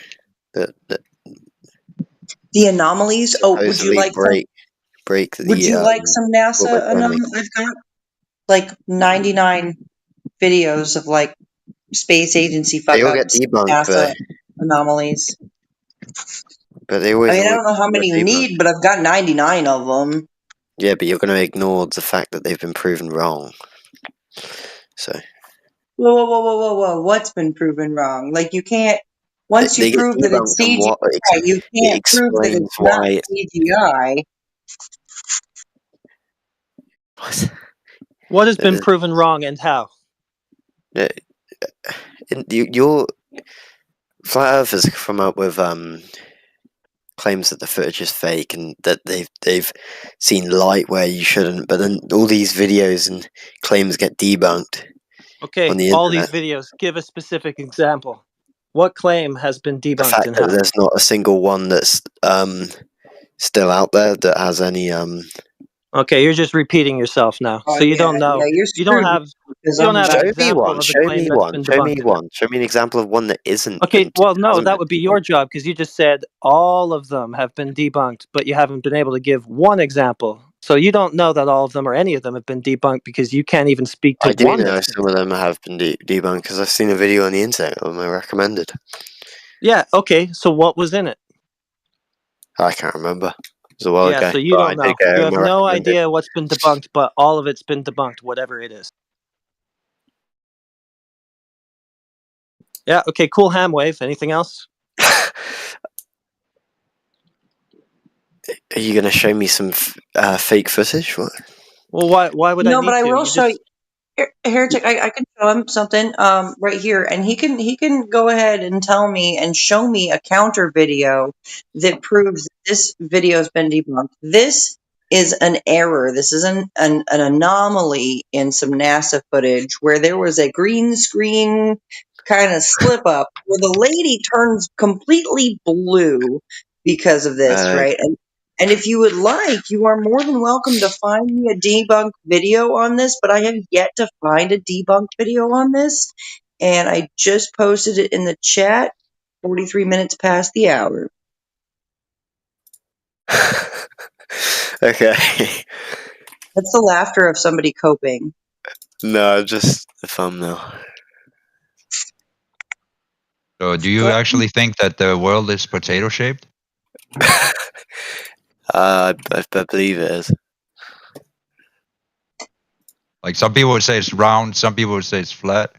I'd say it's potato shaped. That is basically the Glober claim. Nah, it's more potato shaped, not so round. It's like potato. Yeah, the geoid is supposed to be basically potato shaped. So you think you're being funny, but that's literally what they claim. Oh, well, there you go. So everything is potato at the end of the day. I would like for this guy That's to spaced. prove That's that. spaced. That's spaced, man. Who was it that said that all of these NASA videos, all of the debunks have been debunked? That was Can you? Alex. And he couldn't give a single example of a debunk that's been debunked. So Gotcha. Okay, so we have yet to debunk this NASA CGI fuck up right here that I posted. Did you see it, Alex, in the chat? Did you Clicked on see it. it? It's 9 minutes long though. It's okay. I mean, I'm sorry if your attention span isn't 9 minutes long, but I mean, it's if you can find a debunk on that, either way, that'd be cool. I mean, because nobody's debunked that yet. Like, why did this woman turn blue just out of nowhere? Unless you can see her wires and everything. It's Like to do with the Avengers. She's the Blue Avenger. right. Silly me. So, Alex, you have all the time in the world to sit here and argue with us about what we don't know, according to you. But whenever she gives you an example that is a 9-minute video, you don't have the time to go look at that 9-minute video. Yeah. I'm sure if we went and did all the jump roping and jumping through all the hoops with you on your stupid arguments that you have for us, like, oh, what's under the earth? Or where's the edge? Can I fall off? But you don't have 9 minutes to go spend to look at an example. I'm not trying to prove anything. I'm just trying to understand. Yeah. Your point. Of course. I guess. You guys are the ones trying to claim that it's flat. So you Well, should no, have I guess the question would be around circling this topic. The question would be, do you trust what comes from NASA? Yes or no do. question. I It's real do, simple. yes. You do. So you do. See, and that's the thing is we don't because of what we've seen. Because there's this Photoshop and CGI detection software because we have the capability of overexposing. Shut up. Look up, Two Mouse. Because we have the ability of overexposing images and seeing that these images are not natural, authentic, single frame photos. I don't even know And when if you this start is to see real. that, hold on. When you start to see a pattern of that, which we have seen, I'm sure, I know you haven't seen it yet, right? You're still like kind of closed off. You're afraid to look. I understand, right? I was there once. When you start to see these patterns, dude, you can't unsee these patterns. You can't unsee all of this fraudulent, this fakery, all of this CGI. So you know what the normal if that's like exactly how you thought, surely you'd just become agnostic, right? How is that relevant to the fact that NASA images As in you aren't wouldn't believe either authentic one. single frame photos? You and wouldn't videos? believe So in a flat Earth model, how does the moon like move around? No, I'm trying to figure out how the Earth functions as a globe. So if you got anything on that, like, I mean, Oh, that's, I do. that's I my have a thing. lot on that. I got a lot of that on that. I got a lot on that actually. But I just want to know, according to flat Earth, how does the moon even move around? Like, is that supposed to be inside a dome or? They don't know anything. They just sit on their asses and say. So debunking, looking at neither do you, CGI Alex. and saying that that's, but looking at You don't know CGI and saying anything that's either, fake. Alex. You say We all know, of this or that has been debunked, and then you don't know of a single example of that which has been debunked, according to you. but Yeah, just but because Alex, you're looking he's at still, evidence he's doesn't prove flat still, Earth. he still Oh, really? Okay, has so not, what evidence are we talking about here? he still hasn't debunked the video that I put in the chat Yeah, with the I girl don't turning even know if the blue, where you footage can is see her real. wires, where the CGI and the green screens were exposed. That Before I hasn't know, been debunked. you got this from the Smurfs. Oh, for fuck's sake, that's your logical reasoning? That's not even logical. You got this from the Smurfs, dude. Like, you make Globers look real bad. Well, I mean, the moon does this or that. It has really nothing to do with what the surface is directly measured as or observed as. So, I Yeah, mean, well, why would you we? haven't Why got a would we measurement kind of go? either. Why would we go off? Well, what are you talking about?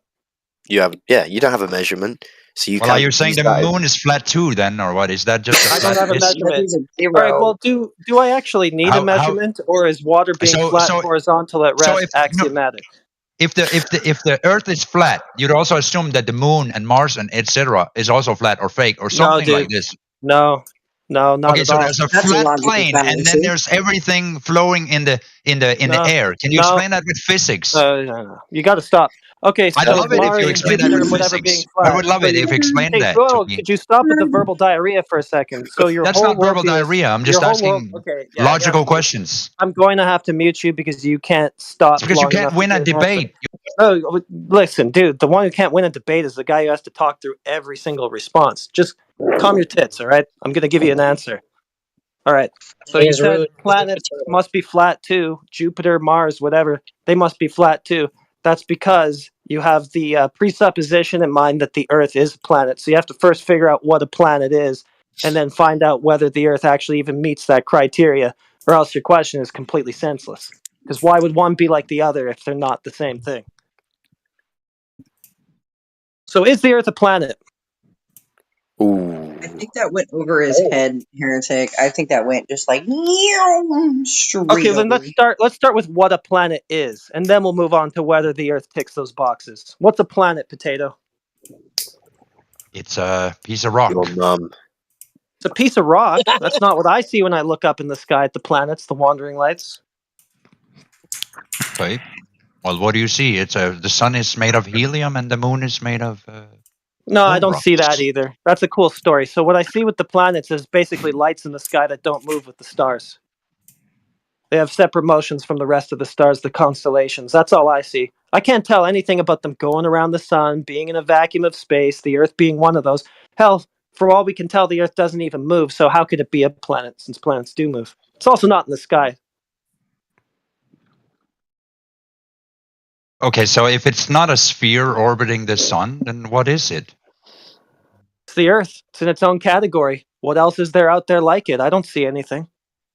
That doesn't mean anything. What you're just saying words. There's nothing else you can liken it to. You tried to liken it to planets, but there's no observable. You're not saying anything of substance. You're like, oh, but the Earth is the Earth.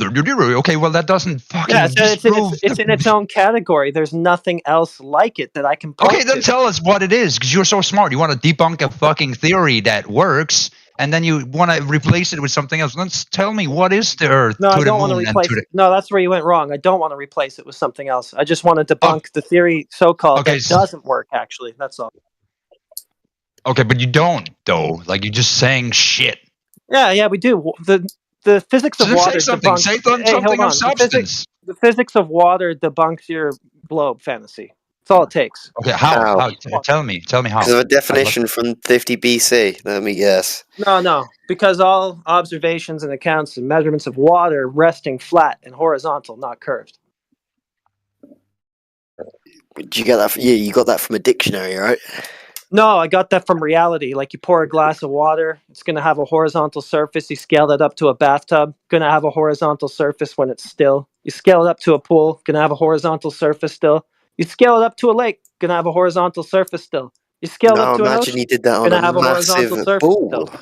But you can't actually No, test but it. we've already accounted for that, Hmm. Alex, and you already know it because we can go out and do long-range sight tests where things are not where they Yeah, would that are be if that wrong. water was not horizontal. But We you know, already. light it follows the surface, so light can bend around objects. Oh, okay. So it curves, but you can't tell. It just looks flat. That's retarded. So any evidence of that? That's a claim. It curves, but you can't tell. Oh It my only god, looks flat. you're saying you Light have evidence does that it's flat. light does curve Shut around up. objects. It's a provable fact. You can see it when you look in a telescope. You can see light Okay, bend great. around So objects. water. Okay, so water at the scale of a lake or an ocean does curve, even though it just looks flat. So how do you know that? What's the evidence for it? I don't know if water curves. I'm just saying, if you take a Okay, picture or then it's not a something, you globe can. if it doesn't. Where's your evidence that it doesn't curve?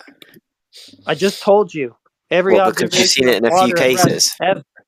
Did you say you Ever. wanted evidence that What are you water talking about? is Listen, water dumping this is a and pretty stuff? silly burn reversal. If I have a Yeah, pool it of is. water, it's going to take a horizontal surface. You're going to measure a curve over that surface for me? This is you with the It'd be burden hard because to you're if it saying was it on does Earth. something. You're saying it does Oh something my god, opposite the natural behavior of water that is always observed. So it will curve. you It does provide the curve. evidence for A that. swimming pool will curve, but it will Okay, be so show it. minimal you won't be able to Show it. measure it. Okay, so you can't Because show it. So you yeah, have the but burden of imagine. proof then. Yeah, Yeah, but so you have all the I'm burden saying. of proof. Listen. Yeah, no. I'm not going to listen to you bullshit. So you've said that it does something that you can't actually tell it does. So how do you know it does that? Go ahead. I'm saying that if it's on a flat surface, it will appear flat. If it's on a massive sphere, it will also appear flat. That's So you not can't helpful. tell. It's not a That's good. not helpful. Okay, so you have no evidence that it Yeah. actually curves. You can only tell that it looks flat and horizontal for as far as you can see. Yeah, but that's what would happen if it was Okay, a so massive you have sphere, no right? evidence that it So actually curves. therefore By no all evidence accounts, that it's flat. There you go. Done. by all accounts, it's flat and horizontal. So No, there's no therefore evidence. you have it no actually evidence that curves. it's flat either. Well, So except for all of it, which you just attested to, because no, even you experience it being flat and horizontal. So no, I so you never don't have said any that. evidence. Yeah, you did, because you just told me you can't tell that it curves. It's too big to tell. So for all you can tell, it's just flat and horizontal. Yeah, therefore there's no evidence either way. There's evidence the one way. You just affirmed that by telling me you experience it that way. You don't experience it the other way. You say it actually is. So now I you're said just there'd be denying reality. minimal curve if it was Okay, show on a that. massive sphere. Okay, that's a But great it's a claim. But you fact. haven't. It would be. It was a It's fact. not. Okay, yeah, but there's no evidence for it. Show the minimal curve that you can't see. I'm not saying Can that. you? I'm just saying it could be. We have two possibilities. Okay, Or well, more, it doesn't maybe look more. like much of a possibility because you guys chant this stuff every single day, and then you can't do anything towards showing it. All you can do is say, "Well, it's not really All I'm flat, it just saying, looks like it is." all I'm saying is, you can't. If there's two possible outcomes of that piece of evidence, you can't use it to just say it is one. It's all you can. It's all you experience, dude. You don't experience what you're claiming it actually is at all, ever. It's in the main chat, Zug.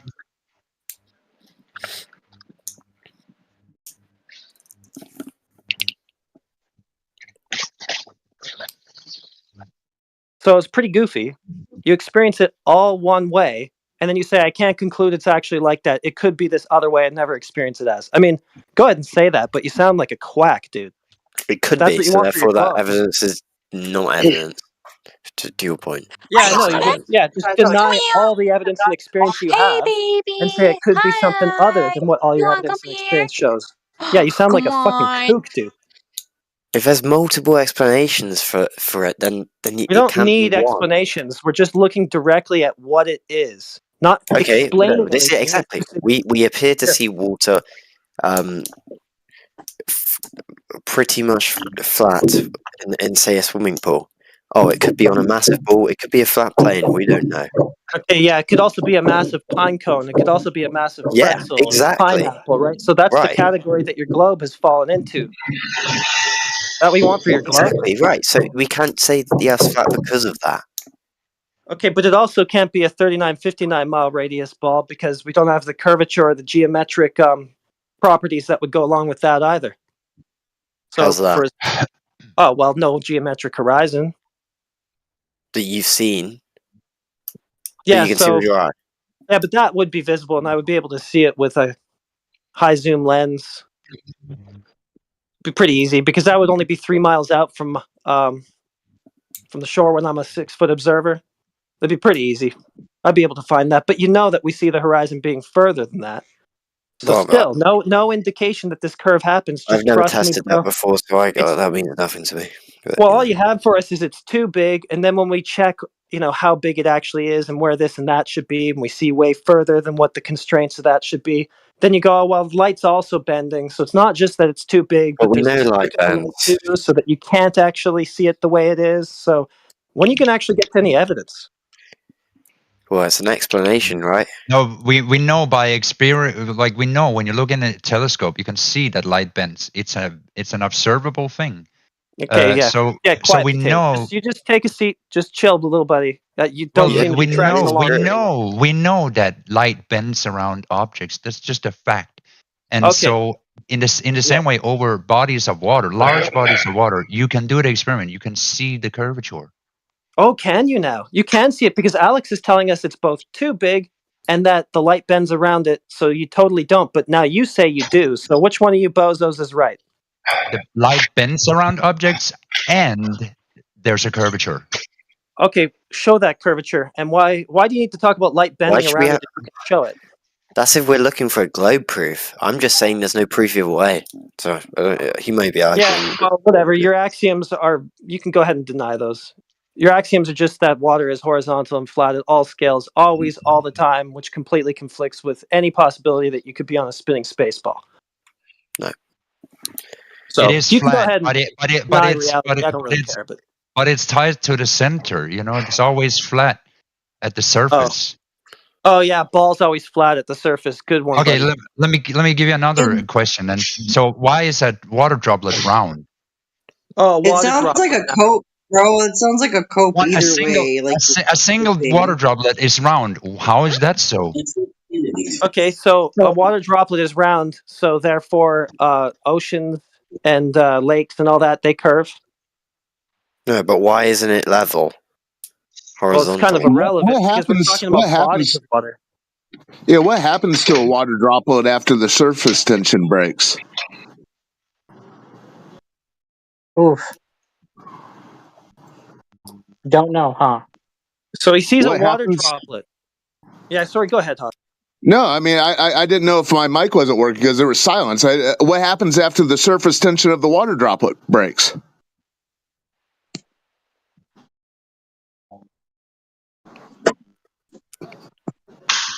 Yeah, what are you going to tell us next? That you've produced a tear? Glober tears. Find level.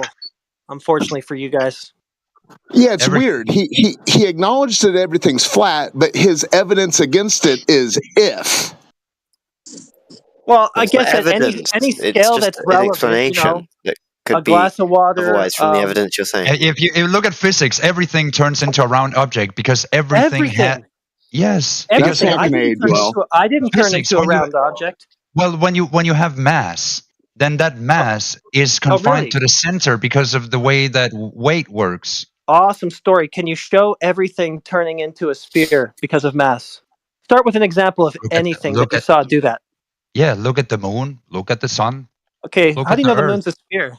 Look at a look. Yeah, look at How a do you know the water moon's a droplet. sphere? Like I said, look Yeah, how do at you know a the water moon's- droplet. Oh, Everything. does a water droplet have sufficient mass that it formed into a sphere due to gravity? Is that what you're going with? So how come a rock in a pond didn't form into a sphere due to gravity? I thought it needed sufficient mass. Get your claim together, dude. You're scrambled. No, you're an idiot if you say that. Yeah, I'm sorry you're upset, but You don't understand I'm sorry you're physics. Then upset. I'm not Oh, upset. really? You're an idiot. I don't understand physics, but you can't provide Yeah, a physical exactly. You don't demonstration. understand physics, Yeah, so right? So I can't really so- help you. Yeah, stop spiraling.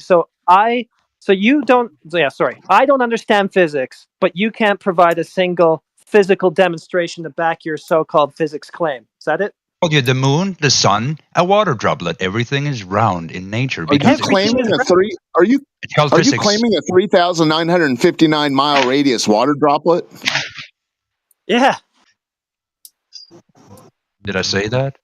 Well, that's what you would have to, if you're talking about water droplets supplying to the Earth, you would have to be saying, yeah, you'd have to be implying that. Everything is round. I just looked outside. It didn't look like everything was so-called round. Well, everything wasn't spherical. In fact, even the moon, that wasn't spherical for all I could tell. All I saw was one face of it. I can't even tell that it's an object. Yeah, It could be it's an flat, effect. and if it was flat, right, then physics would tell you that would crumble into its own, because you can't have a. That's Hey, like I just what do you?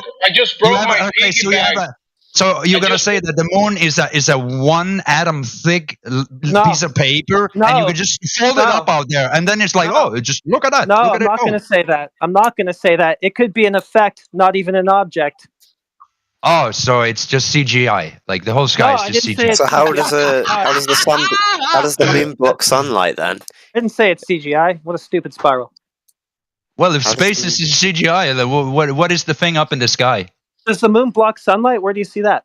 It's the wallpaper. Does the moon block sunlight? Where do you see that?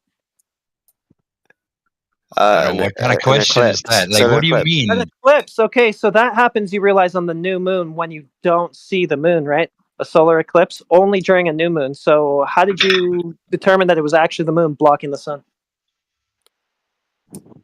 Because You don't see the moon at all during a new moon, buddy, so you stepped in it. What? Yeah, you don't know. Well, it's not even your religion, it's just reality. But you don't know much about this stuff, do you? No, I'm not an idiot like you are. Like, It what would I sounds know? like you haven't witnessed the You solar don't know eclipse much either. about this because you're not an idiot like I am who does know a lot about this. Yeah, that makes sense. Yeah, that's right. That's right. Wait, you say, how do you know it's the moon blocking it? Did you say? I sort between the information that I get. I don't just read every information and be like, oh, that checks out. Oh, I'm an idiot. You don't have any information, Potato. You're just a spaz. Take a seat. So, Alex, you're going to tell us how you saw Right, the because moon. I know about physics, and you don't know how physics works. Yeah. You know about physics. Really good job, little buddy. Gold star. So you saw the moon during a new moon, Alex? Saw the moon during a new moon. Yeah. Probably not. Yeah, so you didn't see the moon moving in front of the sun and blocking it. Well, you can predict. Well, you can predict where the moon's going to move, right? Yeah, you can predict it, but you can't actually directly observe it. You don't know that that's actually what's happening. You might say that you have a strong inference that that's what's happening. You can't know it absolutely. Right. That's okay. Fair enough. All right, fine. You're more But reasonable. You're clinging Potato. on. Sounds like you're clinging on though. There. To what? Just that the Earth is flat. How so? You're not really citing 50 BC dictionaries. What does that have to do with anything I just said about the moon? I'm just saying because, like, you're saying, oh yeah, but the moon, that might not actually be the moon. I mean, No, I didn't there's say a that. strong indication it is the moon, but You're now it you're might not be spiraling. the moon. You were doing so good for like 1 second, and now you're spiraling again. I never said it's not actually the moon, or it could not actually be, or whatever. Didn't say that at all. Nothing like that. I said just perhaps the moon isn't what you think it is. That's all. That What it's is not it the then? moon. Who would say that? What is it then?